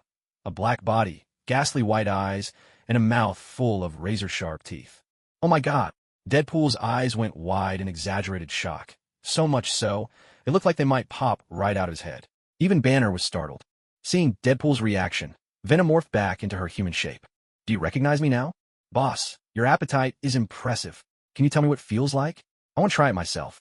Deadpool's gaze was complicated, equal parts curiosity, amazement, and even a hint of admiration. "So you're not denying your Wade this time," Kino teased. "That's right, it's me, Wade. Your old idol. Just a few days after we parted ways, I was diagnosed with cancer. After a series of torments, I managed to survive, but my whole body turned into this mess you see now. I'm stuck with this face, so messed up, I don't even dare go home. Damn Francis. I have to find him and get my face back to the way it was. Oh, by the way, remember those Stark stocks you told me to buy? They crashed hard at first, scared the hell out of me. My heart was pounding like crazy. But then they shot up, and I made a killing off them." Deadpool seemed to have opened the floodgates, rambling on, his face flipping between anger and delight, his train of thought bouncing all over the place. "Out of the blue," Kino chimed in. "You made a killing, so why are you here stealing from me?" Deadpool froze for a second, then shot back stubbornly. "Well, I was planning to squeeze out some commission money, but that old bastard blew up both the serum and the cash. Just thinking about it hurts. How about working for me instead?" "No way. Boss, you're generous and all, but I have to find Francis. If I can't get my face back, Vanessa will leave me." Deadpool spoke rapidly, determination and a longing to be restored flickering in his eyes. "That's impossible," said Dr. Banner. "What did you say?" Deadpool's expression slowly faded. "Restoring your appearance just isn't possible. The only reason you're still alive is because your self-healing factor and the cancer cells in your body have reached a delicate balance. If that balance ever breaks, you'll either die from the cancer or your healing power will go wild and turn you into a lump of flesh. At least, I don't believe anyone who conducts experiments that crudely could possibly have." Banner's words were cut off by a harsh outburst. "That's crap. You're just saying that because you don't have the skills. Francis told me he could turn me back to normal." "That's right. I'm going to find him right now. I'll prove you wrong. I can change back." Deadpool roared, and to everyone's surprise, his body, which had just had its nervous system blocked, slowly sat up. His eyes were bloodshot, veins bulging on his forehead, his anger so intense it looked like he might tear everything around him apart. Restoring his appearance was the one thing keeping him going. Now, someone was telling him it was impossible, snuffing out his last spark of hope. There was no way he could accept that. "No way," Banner muttered in disbelief, hurrying over to check the instruments. According to the analysis, the metal spike that had severed Deadpool's entire nervous system had been pushed out of place by the regrowing tissue, and a third of his nerves had already repaired themselves. Deadpool yanked the metal spike from his body and tossed it aside. He grabbed the white sheet covering him, wrapped it around his waist, glanced at Kino, and walked out without looking back. That resolute figure, walking away without a backward glance, seemed fueled by a reckless madness. Just as Deadpool was about to step out the door, "I can restore your appearance," Kino spoke up. Deadpool froze mid-step, turned his head to look at Kino, but said nothing. 10 minutes. That's all it takes." Kino's voice was calm and certain. A devil's contract appeared in Kino's hand, the paper emanating a mysterious, shadowy glow. It was a pact imbued with Shi's power. Sign it, and you'll be restored. Deadpool took the contract and, without a moment's hesitation, scrawled his name across it. After all, things couldn't possibly get any worse. The contract vanished the instant he signed it, dissolving into thin air. Deadpool felt a new power stirring in his mind, and a flash of excitement lit up his eyes. As he activated the ability, the scars and pits on his skin began to heal at a speed visible to the naked eye. Where his skin had once been rough and ravaged, it now became smooth and flawless. Hair began to grow, too, from a few sparse strands to a thick, lush layer, spreading rapidly like wild grass in spring. In just a few seconds, Deadpool was restored to his former self, even boasting a more perfect physique than before. He stared at his own body in disbelief, running his hands through his thick hair. Catching sight of his handsome reflection in the polished wall, he was beside himself with excitement. Oh, holy crap, boss, I love you to death. I don't even know how to thank you. Wade, overcome with emotion, threw his arms around Kino. I'm not into guys, especially not naked ones, Kino said with a look of disdain, pushing him away. Deadpool's eyes sparkled with mischief as his appearance shifted once more. His body grew slender, curves blossomed, and the scarf he'd wrapped around his lower half slipped to the floor. Dr. Banner was left utterly dumbfounded by the spectacle. How about this, then? If it's you, boss, I wouldn't mind giving you my first time. This is my favorite body ratio. Pretty awesome, right? With that, Deadpool, now a stunning beauty, sashayed and posed, showing off her figure from every angle. Banner's nose started to bleed at the sight, while Kino simply closed his eyes, speechless. It wasn't as if he'd never seen a woman before. He certainly wasn't desperate. And besides, someone nearby was about to lose her temper. A woman, fine. But now a man dares to compete with me? Do you think I'm dead? Venom, enraged, morphed into battle form. Her eyes widened, blazing with fury. With a sudden punch, she sent Deadpool flying. Deadpool's body crashed into the steel wall with a heavy, bone-jarring thud. But Venom wasn't satisfied yet. She charged forward, grabbed Deadpool by the leg, and began smashing him into the ground over and over, like a relentless game of whack-a-mole. Each slam echoed with a thunderous roar, leaving deep craters in the floor. Dust billowed, and the surrounding equipment trembled violently, threatening to fall apart at any moment. Banner cowered in the corner, trembling as he whispered to Kino, "Boss, aren't you going to stop this?" Kino gave a helpless sigh. Forget it. Let Venom vent a little. She's been in a bad mood these days. He honestly hadn't expected Venom to change so completely. She even had to deal with her period now, which caught him entirely off guard. Banner understood, and with a touch of pity, glanced at the already mangled Deadpool, thinking to himself, serves you right for running your mouth. He remembered how Betty used to act in times like this, and couldn't help but shiver. It was even scarier than the Hulk. The commotion quickly drew the attention of others.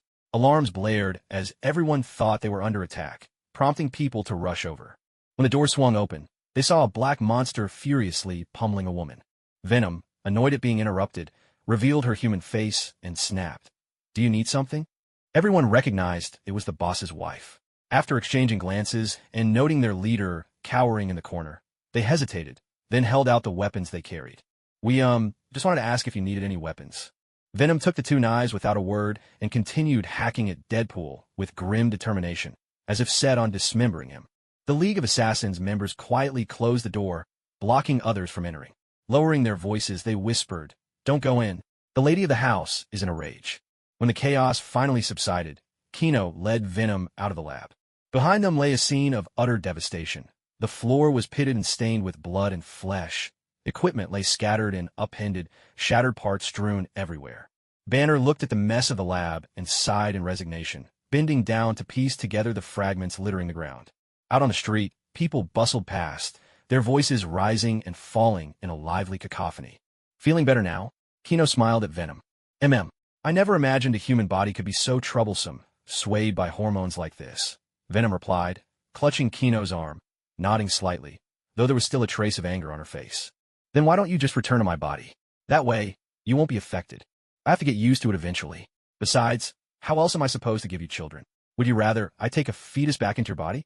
That would make you the one giving birth. Want to try it?" Venom teased, her voice playful. She couldn't help but laugh at her own joke, her smile dazzling in the sunlight. "No, I'll leave that responsibility to you," Kino replied, shaking his head, though his face was lit with an indulgent grin. Sunlight poured over the towering headquarters of the Devil Corporation, where today's job fair was about to begin. Hey folks, good morning. I'm Wade. You might know me as Deadpool, but you can call me Handsome if you'd like. At the entrance of an office, Deadpool stood in an ostentatious suit of red, armored like a comic book hero, greeting job applicants with infectious enthusiasm. His trademark, mischievous grin stretched across his face as he rattled off quips nonstop. Hey there, beautiful. Join us, and I promise, every day will be full of surprises. Handsome, don't hesitate. Let's conquer the world together. The people coming in for interviews eyed this lively character with curiosity.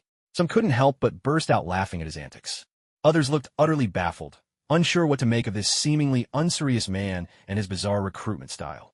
A few, clearly unimpressed, ignored Deadpool's enthusiastic welcome altogether and strode straight inside. After his recovery, Deadpool hadn't left. Instead, he found himself a job here. Francis wasn't in any rush these days. He'd take his time searching. Kino had bought an apartment complex nearby to use as staff housing, and Deadpool had even brought Vanessa to live with him. Vanessa was delighted that her man finally had a respectable job. Inside the office, Tom looked nervously at the person beside him and asked, "Boss, is it really okay to have him as our receptionist? Won't this hurt our company's image?" "Relax, Tom. You're one of us now. Besides, I'm practically the Demon King who almost hacked the nation. What kind of image do you think we have?" Kino joined them, lounging back in the boss's chair with a look of utter ease. "And down the line, this company will be full of mutants, aliens, demons. If we can't handle Deadpool, we might as well not bother at all." Kino continued, his tone carrying a hint of indifference. "Understand, boss." Tom realized he needed to adjust his old mindset from when he was in charge. Still, being the right-hand man to a leader wasn't half bad. He ran the company's day-to-day operations. The boss wouldn't interfere unless it was to ensure the outcome he wanted. Superpowers, extended life, resurrection after death. So long as he didn't cross the boss's bottom line, anything was fair game. Thinking of all this, Tom's anxiety gradually faded, replaced by a new resolve and confidence in his eyes. He silently vowed to do his best for Kino, to live up to the trust and privileges he'd been given.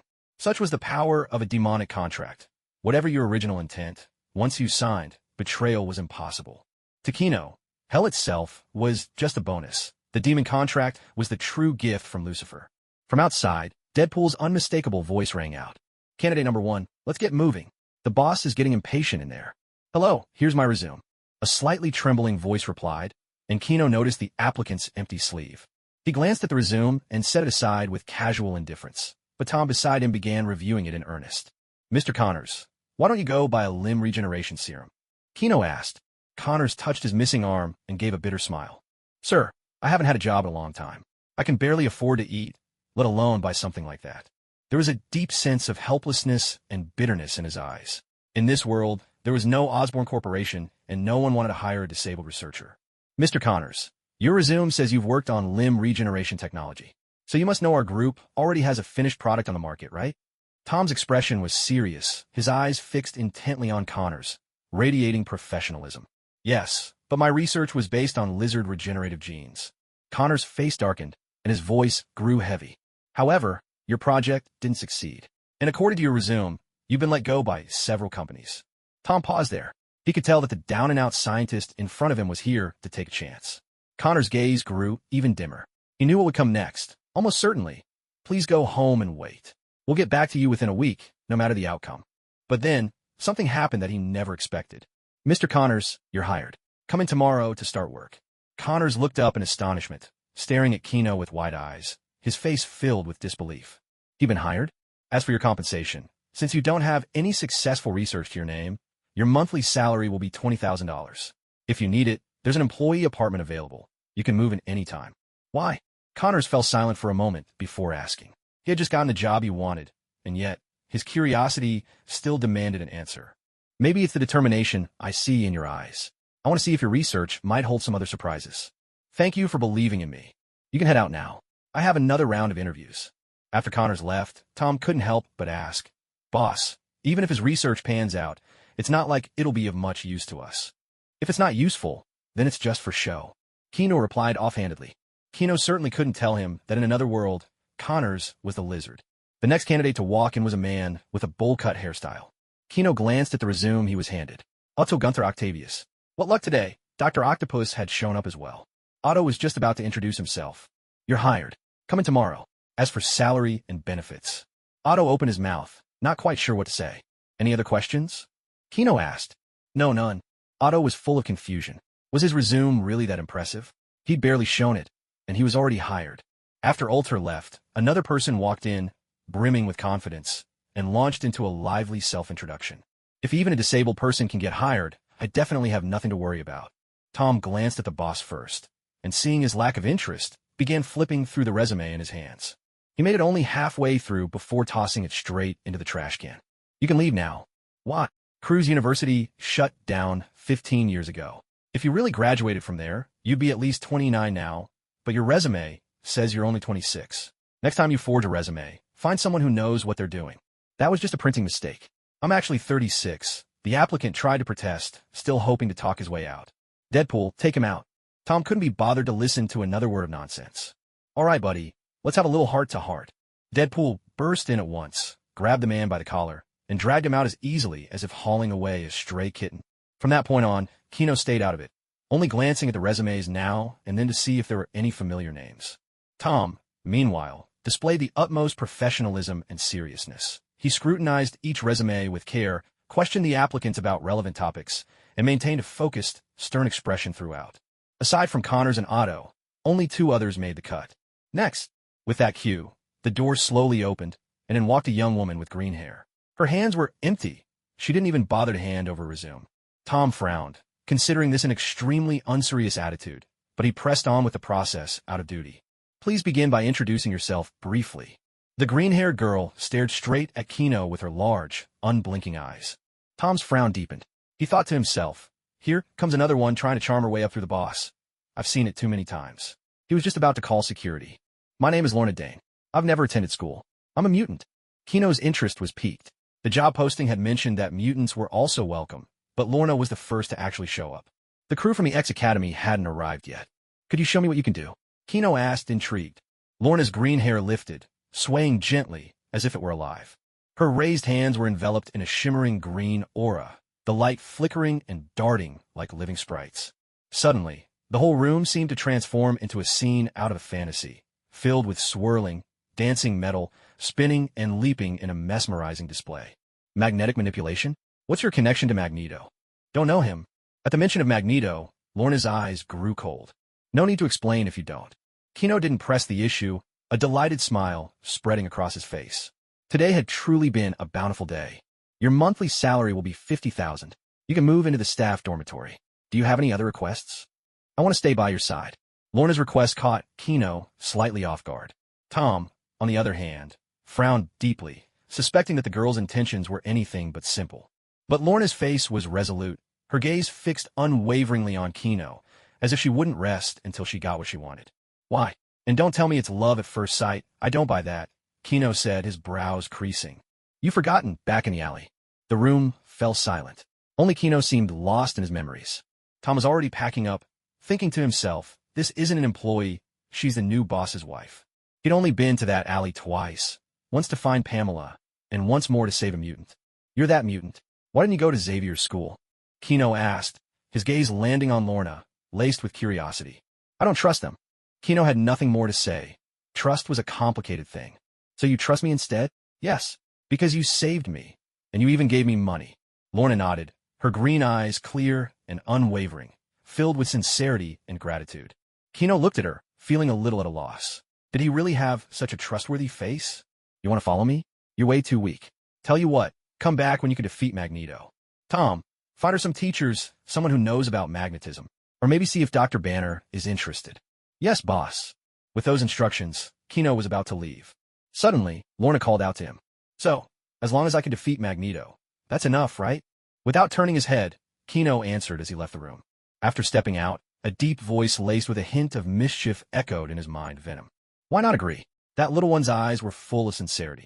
But I can't just fall for everyone who likes me. I'm not some kind of playboy. That wouldn't be fair to any of you. Kino replied in his thoughts, a flicker of helplessness crossing his face. I wouldn't mind, you know.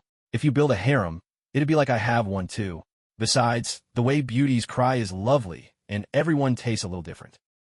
Kino listened to the lecherous voice in his head, speechless. Thanks to his memories, Venom had become interested in both men and women. In fact, if Kino weren't male, Venom would probably prefer women even more. Thankfully, Venom's gender was fixed as female. Otherwise, Kino would have been deeply unsettled at the thought of another man living inside his body. The thought sent a chill down Kino's spine. He quickened his pace, trying to shake off these chaotic ideas. Meanwhile, Nick Fury was reading through the mission report submitted by Coulson, a satisfied smile spreading across his face. Gaining the friendship of Thor. Now, there's an opportunity to bring him into the Avengers Initiative. Both his own combat power and his knowledge of extraterrestrial matters are invaluable to Earth. Nick Fury gave a slight nod, silently calculating his next moves. His single eye gleamed with shrewdness and determination. There was a knock at the door. Director, according to our intel, Professor X is bringing part of the X-Men team to New York. Estimated arrival, 4 o'clock this afternoon, a serious-looking agent reported. Did they notify us in advance? Nick Fury's expression grew grave. Yes, sir. They reported the reason as starting work at the Demon Corporation. The Demon Corporation again. Let them through. Just hearing that name made Nick Fury's head ache. He rubbed his temples, his brow furrowed in frustration. It was the first time he'd faced such an exasperating target. Officially, thanks to the Demon Corporation's release of healing and youth-restoring drugs, many high-ranking officials had greenlit their activities, hoping they would soon develop a longevity serum. In terms of public reputation, their affordable limb regeneration medicine had saved countless families. If Chino wished, his statue could easily replace that of God. As for military power, Nick Fury had seen the previous footage. Regardless of whether Captain Marvel could defeat him, even if she could, Chino was never alone. He commanded a demonic army. If Fury dared to make a move, the entire nation could be destroyed. Then there was his Avengers Initiative. Banner and Tony were crucial, yet now they'd been poached. At least he was thankful that Thor hadn't gotten involved. Otherwise, his plans would have collapsed entirely. Nick Fury drew a deep breath, feeling unprecedented pressure and helplessness. He paced back and forth in his office, searching for a solution. Chino hadn't done anything to threaten the world. In fact, he made significant contributions. But to place an entire world's safety in the hands of one man's goodwill. The thought weighed heavily on Nick Fury's mind. Such uncertainty is like a bomb, ticking away, but you never know when it will explode. He muttered to himself, unconsciously clenching his fists. Inside a city bus on the highway, several X-Men members were chatting as they sat in their seats. Jean, my dear sister, can't you share some of your youth with me? A striking beauty, with white hair and dark skin, leaned against Jean's shoulder. Ororo, didn't you already buy the youth serum? Jean replied. Ororo rolled her eyes at that. That stuff isn't even close to yours. With yours, you see results as soon as you put it on. I've been using mine for nights, and still don't get the same effect. Who knows how many times that Demon King's diluted it. And it cost me $500 for a single jar. Worse than dealing with a crook. Ororo grumbled, her face full of indignation. Jean furrowed her brow, her expression turning serious as she said, Ororo, show some respect to the king. You have to remember, he carries the hopes of all mutants on his shoulders. My bad, Jean. Ororo quickly raised her hands in surrender, flashing a charming, conciliatory smile. Truth be told, she actually had a good impression of the Demon King, despite never meeting him. She was just a little resentful about how the two youth serums stacked up against each other. Jean reached in her bag and took out the youth serum that Chino had given her. Scoop a little out. If you mix it with your own serum, the effects should be much better. Thanks, bestie. Ororo grinned, unable to hide her excitement. She eagerly opened her half-used serum and reached right into Jean's with a quick swipe. Stop right there. I said just a little. That's right, just a smidge. A teeny bit. You've taken half, Ororo. Come on, aren't we best friends? Not anymore. Oh, how heartbreaking. To make it up to me, let me take just a little more. Ororo, you're about to see me angry. Watching the two women bicker in front of him, Scott shook his head helplessly. He'd already spoken to the professor about his feelings and moved on. Sitting nearby was a man with blue skin, pointed ears, and sharp fangs. Nightcrawler, Kurt Wagner. His hands were clenched tightly together, his body trembling ever so slightly with a mixture of nerves and anticipation etched across his face. I wonder if the Demon King will accept me. If there will be others like me there, Kurt Wagner murmured softly, his eyes filled with anxious hope for the unknown. Scott said, don't let the title Demon King scare you. Honestly, he's a good person. I know. He's saved so many families. God will bless him. Kurt replied earnestly, nodding with sincere devotion.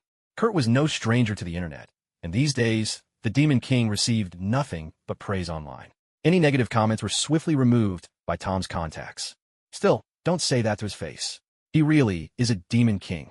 Who knows if he's on good terms with God, Scott said with a shake of his head. Sorry, I didn't mean anything by it, Kurt said, lowering his head. Beast, Hank, his blue fur quivering as he moved, adjusted his glasses after submitting their report. Charles, are you sure this excuse is going to work? It'll be fine, Hank. We're just a group of job-seeking mutants, Charles replied with a warm smile. Sure enough, moments later, the computer chimed with a notification that their application had been approved. The Demon King's influence is as great as you say, Charles. I'm starting to believe you, Hank said in astonishment, his fur bristling with excitement. When Charles and his team arrived in front of the Demon Corporation's headquarters, he gazed up at the building, his mind awash with emotion. He knew this meeting would be pivotal for the future of all mutants. Everyone, don't be nervous. We're here to seek cooperation, Charles said gently, reassuring the group. Everyone nodded in agreement and followed Charles into the building. Inside the lobby, the modern decor and high-tech equipment dazzled the eye. A woman in professional attire approached them. Welcome to Demon Corporation, everyone. I'm Ellie, your receptionist. Please follow me. The leader is waiting for you, Ellie said with a friendly smile. Charles and his group followed Ellie to a conference room. Inside, Kino was already seated, awaiting their arrival. Venom sat beside him. With his newfound psychic abilities, Kino no longer needed to be on guard against Charles. Welcome, everyone. It's a pleasure to see you. This is my partner, Venom, Kino said warmly. Venom turned his gaze to Jean, and Jean looked back at him. Professor X returned the smile. Mr. Kino, it's wonderful to see you again. We're here today to discuss the future of mutants. Kino surveyed the visitors. Aside from the familiar faces, there were a few newcomers. Beast, Nightcrawler, Storm. All of them impressive talents. Charles, aren't you going to introduce your new friends? Kino asked. Of course, Charles replied. This is Hank. Many of the advanced technologies at the X Academy are his creations. Hank stepped forward, bowing slightly in polite greeting. Hello, Mr. Kino. His voice was deep, resonant, and full of charisma, with blue eyes that sparkled with intelligence. Hello, Mr. Hank, Kino responded with an appreciative smile. Yet another technological genius. This is Kurt, Professor X continued. His ability is teleportation. He's been eager to meet you. Hello, Mr. Demon King, Lord. Oh, sorry, Kurt stammered nervously, fumbling his words. Don't worry, Kino reassured him gently, his face kind. Your appearance feels oddly familiar. Perhaps you and my demons would get along. Yes, I'd really like to meet them, Kurt replied, excitement shining through his sense of alienation in this world. There will be a chance, Kino promised. When Charles and Kurt finished their exchange, Charles introduced the final member. This is Storm Ororo. She can control the weather. Ororo stepped forward and asked, Demon King, if I become one of your people, can I truly buy youth? Kino paused in surprise, then nodded. Of course. You'll receive a vial every month. Generous boss. I like you more and more, Ororo replied, her eyes lighting up with delight. Once everyone was seated, Logan glanced at the drinks on the table, then shot Kino a look of camaraderie, true brotherhood. At that moment, Charles began, Mr. Kino, let's talk about the future of mutants. Kino nodded and said, Charles, I've been thinking about this as well, and I have two possible solutions. The first is to wait for the right moment. Yes, thanks to your efforts, the mutant's reputation is not as bad as it once was, but it's still not enough. What we need now is a crisis that threatens the whole world, a disaster that only we can stop, so we can save the world. But we've done that a few times already, and it hasn't really changed people's prejudice against us. Charles let out a quiet sigh, a shadow of worry crossing his face. The incidents with the Black King and Apocalypse were enough to endanger global security, Charles said, his eyes reflecting memories and deep thought. But people's attitudes barely shifted despite everything. It's not that those events weren't significant enough to change things. It's that too few people truly knew what happened. Apart from a handful of government leaders, the public didn't know the real story. They just thought it was some infighting among mutants. Even when you saved the world, people believed it was simply your duty. Many of you were there on the front lines, but after everything was over, do you remember how the news reported it? Kino's gaze swept over everyone in the room, pausing on each face. In the Apocalypse incident, the news only mentioned the destruction and casualties, and all they said was that mutants were to blame. Everything else was glossed over. Scott's face grew somber. The name Alex Summers weighed on his heart like a heavy stone, and every time he remembered, it pierced him with pain. Ororo's expression darkened as well, and she lowered her head. She'd been an accomplice in that event. Even though she'd come to her senses in time, her mistake was like a scar, one that would never truly heal.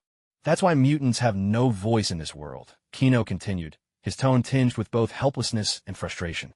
And with Magneto constantly launching terrorist attacks, it's no wonder the public can't stand you. His expression became one of exasperated disappointment, as if he wished things could be different. "It's all Magneto's fault for always working against us," Hank burst out, his blue face flushed with anger. If he didn't keep orchestrating those extreme attacks, mutants wouldn't have such a hard time. Charles couldn't defend his old friend. He bowed his head slightly, his features written with helplessness and a hint of bitterness, lips pressed together in silence. "That's not the whole story. Everything has two sides. Yes, Magneto's actions are extreme and destructive, but in a way, he's forced those in power to be more cautious when dealing with mutants. His threat makes them think twice before acting too recklessly. That wariness has bought us some peace, at a terrible cost, no doubt, but it's kept us from being completely crushed." The mutants present also recalled their battles with the Brotherhood. Scenes of those fierce confrontations flashed through their minds. Both sides, by some unspoken agreement, had a bottom line: no mutant would be killed. Charles steadied himself. "But world crises don't just happen whenever we want. How long do we have to wait?" "Very soon. At most, it will happen within a year." Chino's tone was resolute. Not long ago, he too had sensed that enormous surge of energy. Thor had already returned to Asgard, and in a year, the alien invasion would arrive. Chino tilted his head slightly, as if sketching out that thrilling, earth-shaking battle in his mind. "I can feel it. An enormous storm is coming, and that will be the opportunity for mutants." Upon hearing Chino's words, everyone was filled with both hope and a touch of anxiety. They hoped that perhaps, in this crisis, mutants might truly find a chance to change their destiny. But they also worried about how much destruction and sacrifice this unknown disaster might bring. Charles asked, "Mr. Chino, I'd like to know what the other plan is."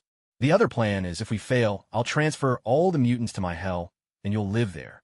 At these words, everyone present couldn't help but draw a sharp breath. Tales and descriptions of hell instantly sprang to their minds.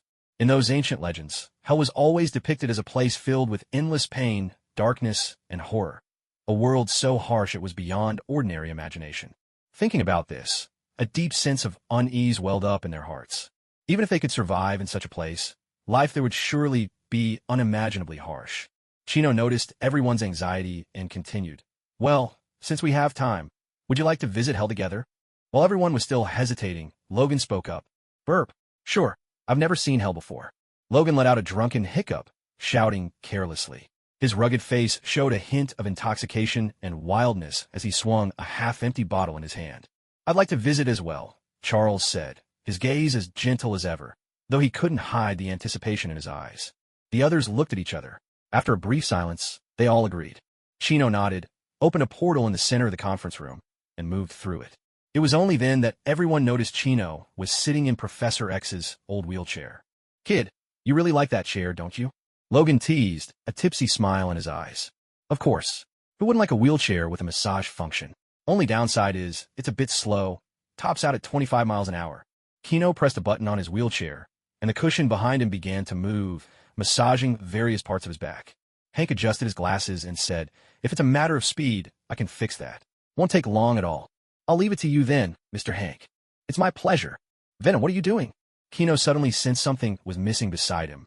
Turning his head, he saw Venom and Jean locked in a silent staring contest. Hearing Chino call her name, Venom couldn't help but blink. "Chino, it's all your fault. I lost the blinking contest," Venom complained with a playful pout. "When did you two even start this competition?" With a helpless sigh, Chino rubbed his forehead, his face a picture of amused exasperation. "No wonder things have been so quiet today. She started it.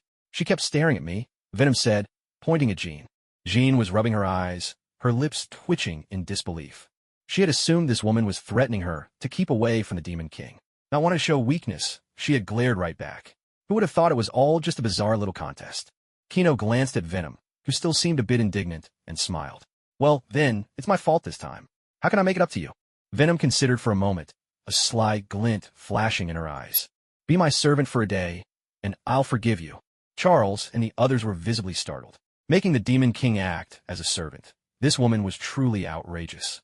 No ruler would ever tolerate such humiliation. Scott's eyes widened as if he couldn't believe what he was hearing. Hank's glasses nearly slid off his nose in shock. Logan froze with his bottle mid-air, mouth agape. Jean furrowed her brow, clearly worried by Venom's boldness. "It would be my honor, your majesty." Chino rose and gave a slight bow, unfazed by the astonished looks from Charles and the rest. His tone was gentle and sincere, as if, in that moment, The whole world had narrowed down to just him and Venom. Kino's gaze was as tender as spring water, focused entirely on Venom, his eyes brimming with affection and care, as if she were the most precious treasure of his life. Being a servant was nothing. He had knelt behind Venom countless times already. Besides, every night Venom devoted herself to serving him, indulging his every whim. It was only fair that now Kino would serve her. Venom beamed at Kino's reply, a triumphant smile lighting up her face. That's more like it, she said with a satisfied huff. Charles and the others watched Kino and Venom's exchange, filled with surprise and curiosity. Jean gazed at the two as they disappeared through the portal, her eyes glimmering with envy, a longing for the kind of beautiful connection that lay between them. Immediately, she followed closely behind without a moment's hesitation. Charles smiled knowingly, thinking how rare it was to have a king so tolerant and understanding toward his beloved. As they stepped through the portal, a fresh breeze swept over them. Charles and his companions stared in astonishment at the scene before their eyes, hardly able to believe what they were seeing. Was this really hell? They found themselves standing on a street paved with black stones, flanked by lush green lawns on either side. The grass was so vibrant and tender, it gleamed like polished emeralds. Spread out before them was a city steeped in the rich atmosphere of the Middle Ages, unfolding like an ancient and mysterious painting.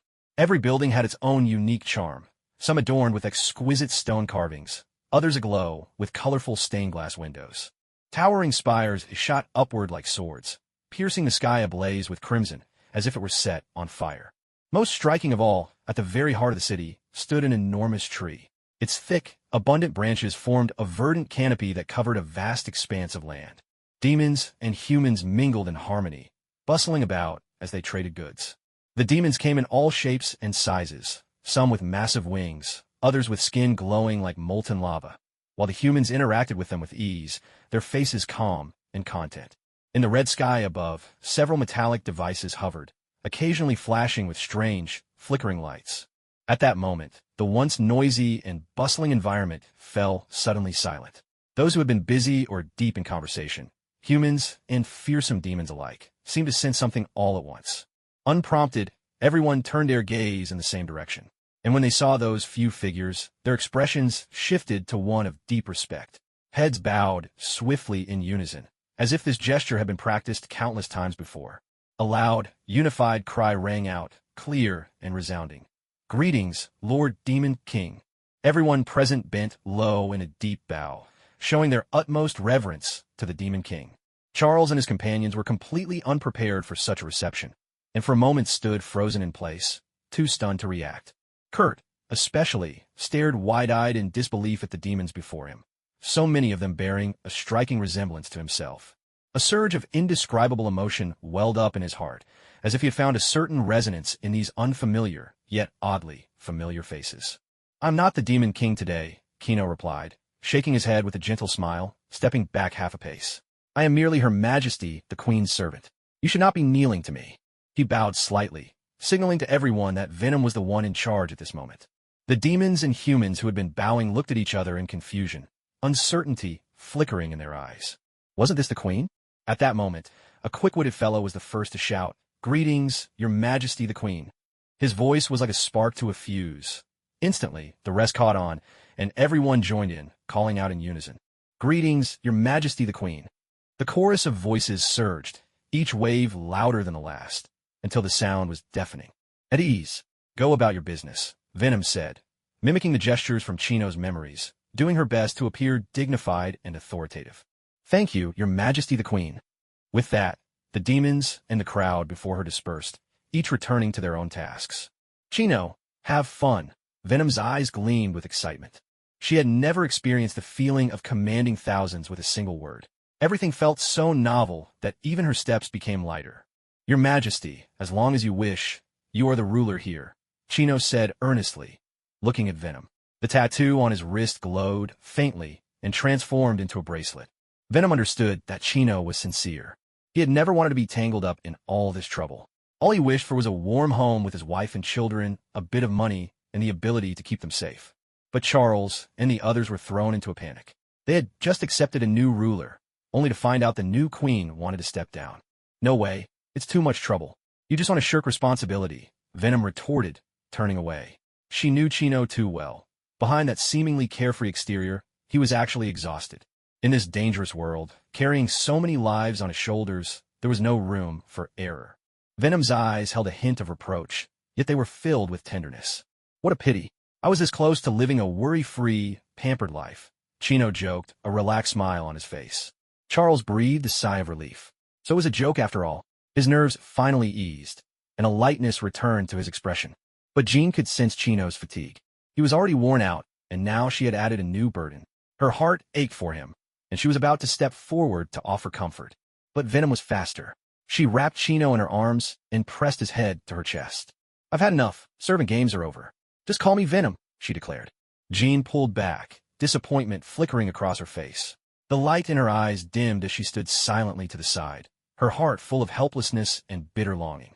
Charles and the others, understanding the moment, tactfully turned away to admire the cityscape. Only Aurora noticed the change in Jean's demeanor. She quietly walked over and placed a gentle hand on Jean's shoulder, speaking softly, "What's wrong, Jean?" Jean pressed her lips together and lowered her head, her voice subdued. "It's nothing. I just feel like I'm always a step behind." Aurora sighed gently, trying to comfort her. "Don't think that way. There'll be other chances." Jean nodded slightly, but the sorrow in her eyes was hard to dispel. Kino held Venom's slender waist tightly, nuzzling into her embrace, breathing in her scent like a child seeking comfort. Energy restored. "As I thought, without you, Venom, I just can't seem to get motivated to do anything." Venom let go of Kino and straightened the front of her shirt. "Is that so? Am I your pick-me-up now?" "No, you're my life itself. As long as you're by my side, I'm invincible." Kino smiled, gazing at Venom with a tenderness and focus that seemed to etch her image deep into his heart. Though it was merely a heart conjured by her shifting form, Venom couldn't help its rhythm skipping a beat, a flush of red blooming on her cheeks as she scolded him, half in jest, half in shyness. "All you ever do is whisper sweet nothings." Jean watched Kino and Venom's exchange, unable to tear her eyes away for a long while. At first, she had only approached Kino for the sake of mutant survival. But as she learned more about his power, his kindness in selling affordable medicine to save others, and his unconditional devotion to Venom, her feelings began to shift quietly within her. She found herself longing for that same deep, affectionate gaze to fall upon her, wishing that his gentleness and care could pause for her as well. Unconsciously, she clenched her fists, biting her lip ever so slightly, a tangle of yearning and inner conflict surging within her. A voice echoed in her mind. "You could do it. You could take Kino for yourself. You could. You have the power." "No, I can't."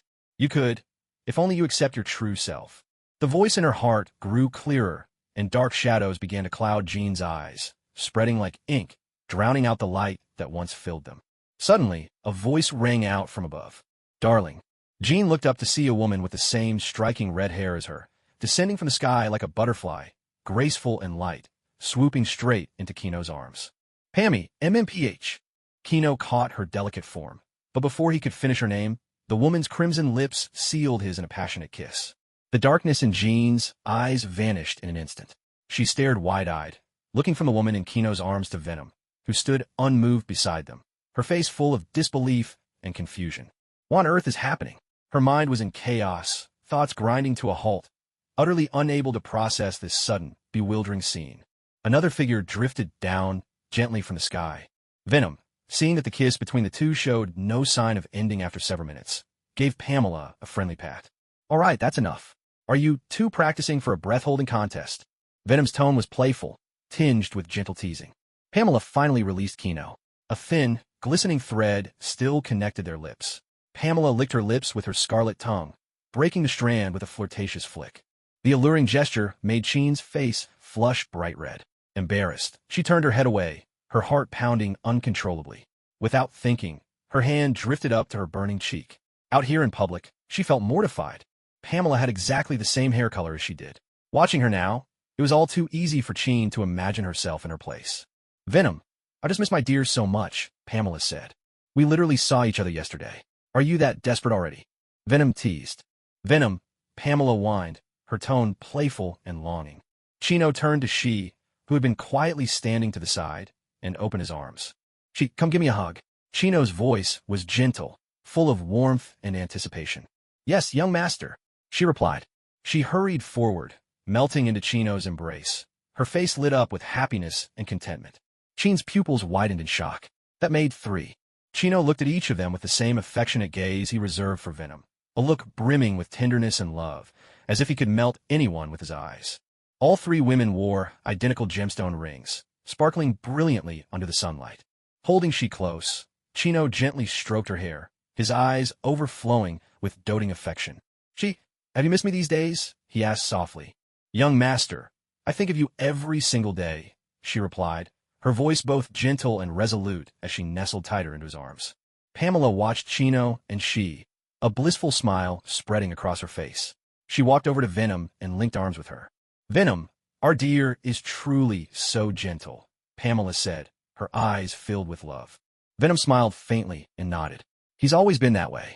Charles, let me introduce you. These 2 are also my beloveds, Pamela and She, Chino announced, holding She's dainty hand, his face beaming with happiness and pride.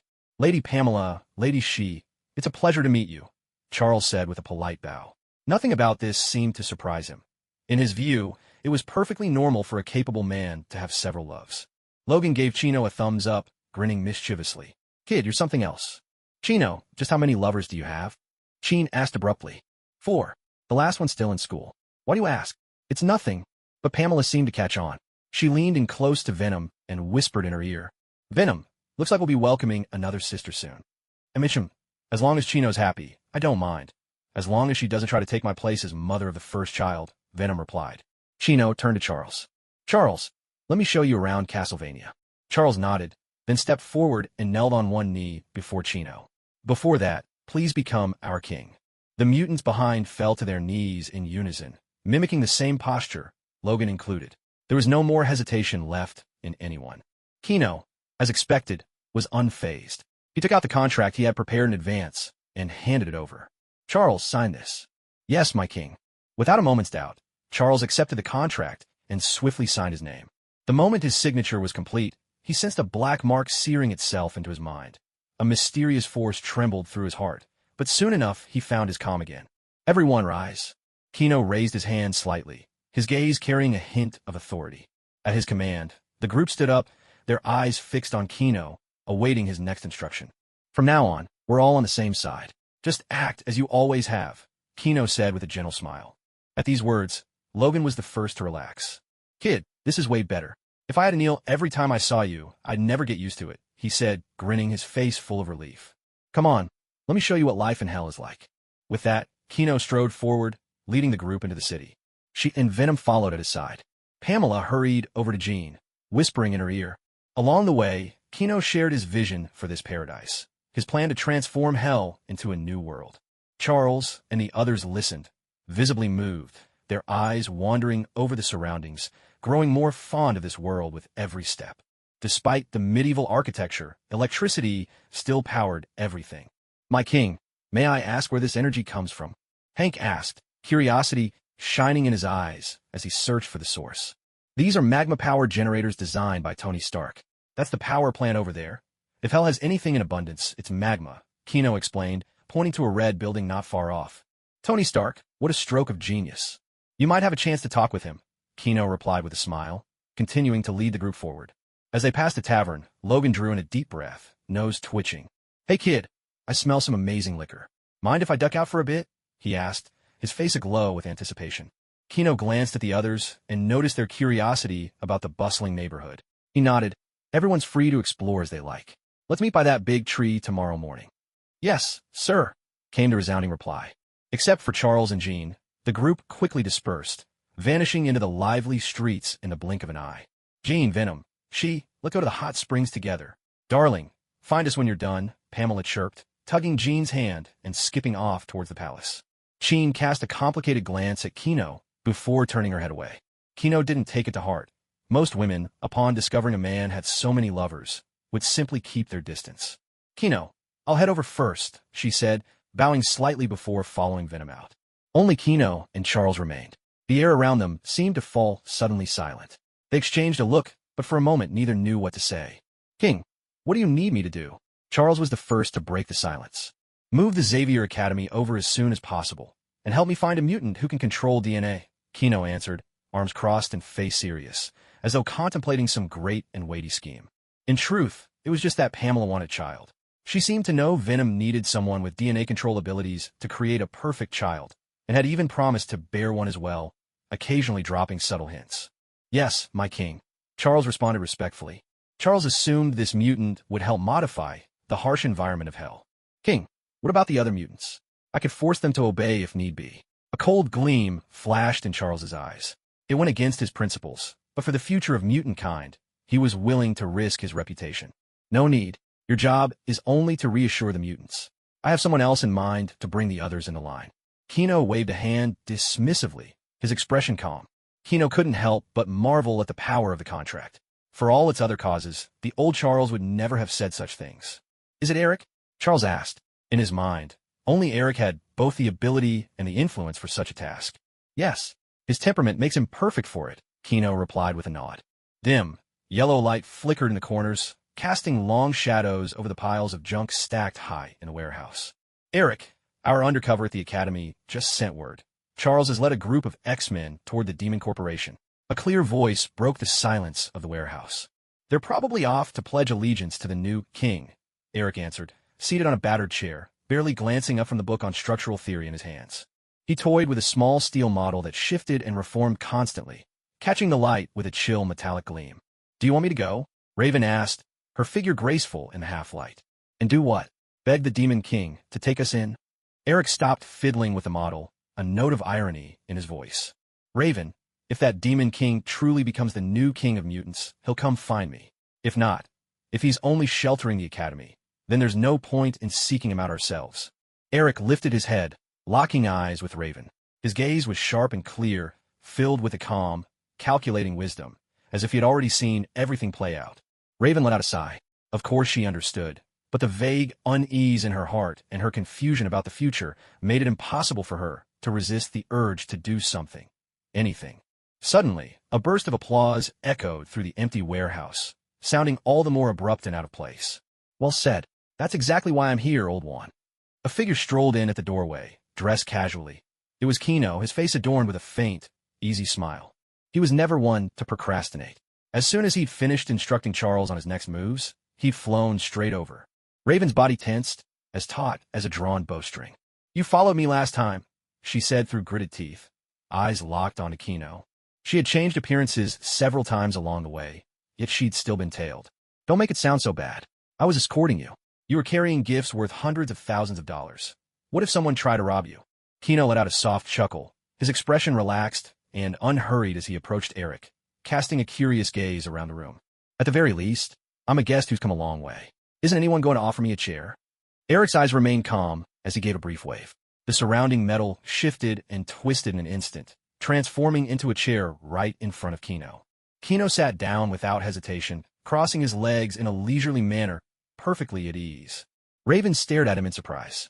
He knew full well the extent of Eric's power, yet he dared to sit in that chair. Was it because he trusted his own power, or was he truly fearless in the face of Eric? What about my men? Eric's voice was icy as he spoke. Even if his men had been outmatched, they shouldn't have been silenced so thoroughly. It's late. I'll let them have a good night's sleep. Eric glanced at Raven, and she caught his meaning at once. She turned and headed for the door. If a fight broke out, her powers would be of little help and might even hinder Eric. At the same time, Eric stayed on high alert, his power simmering below the surface. Kino made no move to stop Raven from leaving. Instead, he picked up a book from the table and began to flip through it. From theory to design, old one. How are you coming along with these books? Kino asked without looking up. Only halfway through. The structures inside are impressive. I've learned a lot about manipulating and shaping metal from them. Eric's voice was low and steady, but his eyes never left Kino, watching his every move. Impressive. At your age, still eager to learn new things. Kino's casual praise made Eric's eyelid twitch. He shot Kino a glare and retorted, I'm not even 50 yet. Who says I'm old? Just then, Raven returned, giving Eric a quick nod. Her gaze toward Kino was tinged with awe. He'd knocked everyone out cold, and not a single one had managed to react. Eric's expression softened as well. As long as no one had been killed, he could let it go. Demon King, what are you doing here? Eric looked straight at Kino and asked. Just call me Kino, or King if you like. As for why I'm here, I've come to recruit you. Kino put down the book he was holding and crossed his arms over his chest. Recruit me? If, under your rule, mutants will be in a position of power, then I'll agree. Eric spoke, his eyes burning with longing and determination. That's impossible. Under my command, only I stand above. Every other person is equal. There are no distinctions. Kino refused without the slightest hesitation, his tone firm and leaving no room for negotiation. Eric's face darkened instantly. He fixed his gaze on Kino, his eyes filled with resentment and anger. Equality? Umph. After all these years of oppression from humans, how many of our fellow mutants are still lying on laboratory tables, being experimented on? You expect us to abandon our hatred just because you say so? Is it even possible? Eric's voice was cold and sharp. Kino, too, felt the humans had gone too far, but what could he do? After all, he was human himself. I'll make sure the president releases those mutants from the labs. As for asking you to let go of your hatred, I know that's unrealistic. Tell me the source of your pain. Let me try to make amends. Eric's expression softened a little, but he responded with scorn. Make amends? Unless you can bring my wife and daughter back to life. His eyes turned bloodshot in an instant, and tears glimmered in their corners. The pain cut so deep that his whole body trembled involuntarily. Resurrect them? Let's give it a try. No sooner had Kino finished speaking than Eric, still reeling from the words, saw Kino rise and reach for his shoulder. You insolent brat. Fury twisted Eric's face, veins bulging on his forehead. With a thought, he manipulated the metal on his body, causing himself to float backward. All around, steel chairs and railings rose into the air under his control, hurtling toward Kino with unstoppable force. A deafening cacophony of metal clashing erupted. Raven clutched her ears in pain, shock spreading across her face at the scene before her. The metal crashed into Kino, throwing off a shower of sparks. Shards of metal exploded in every direction, scattering like fireworks. For a moment, the warehouse blazed with dazzling light and sharp, piercing sounds as metal sliced through the air. Eric's expression changed, his eyes wide with shock. The fragments of metal flying through the air suddenly melted, forming intricate shapes that hovered before shooting toward Kino like deadly arrows. This time, it wasn't just a brute force attack. The metal pieces combined and transformed. In the blink of an eye, Kino was trapped inside a towering iron box, 3 meters high. The box fit together perfectly without the slightest gap, forming an impenetrable cage that locked Kino tightly inside. I'll keep you locked up for 3 days to teach you a lesson. Eric let out a cold snort, his face twisted with anger. He had no intention of killing Kino. After all, the new king of mutants would ultimately be beneficial for their kind. At this moment, Eric stood with his arms folded across his chest, his gaze fixed intently on the massive iron box. His expression had softened just a touch, as if he were waiting for Kino to finally surrender and beg for mercy from inside. Impressive. You've managed to put your book knowledge to use so quickly. But if you think this is enough to hold me, you're mistaken. Kino's muffled voice resonated from within the iron box. Suddenly, the iron box began to tremble, as though an unstoppable force was hammering away from inside. It's pointless, Eric started. I used Eastern rebar for the material. The box is a reinforced frame structure, and under my control, unless you can muster thousands of tons of... He couldn't finish. Before his eyes, cracks snaked across the surface of the iron box, vanishing and reappearing in a constant struggle. Eric poured every ounce of his power into repairing the box, thick beads of sweat streaming down his brow, his face turning a deep shade of red from the effort. Raven, noticing the change, didn't hesitate for a second. She dashed out the door without looking back.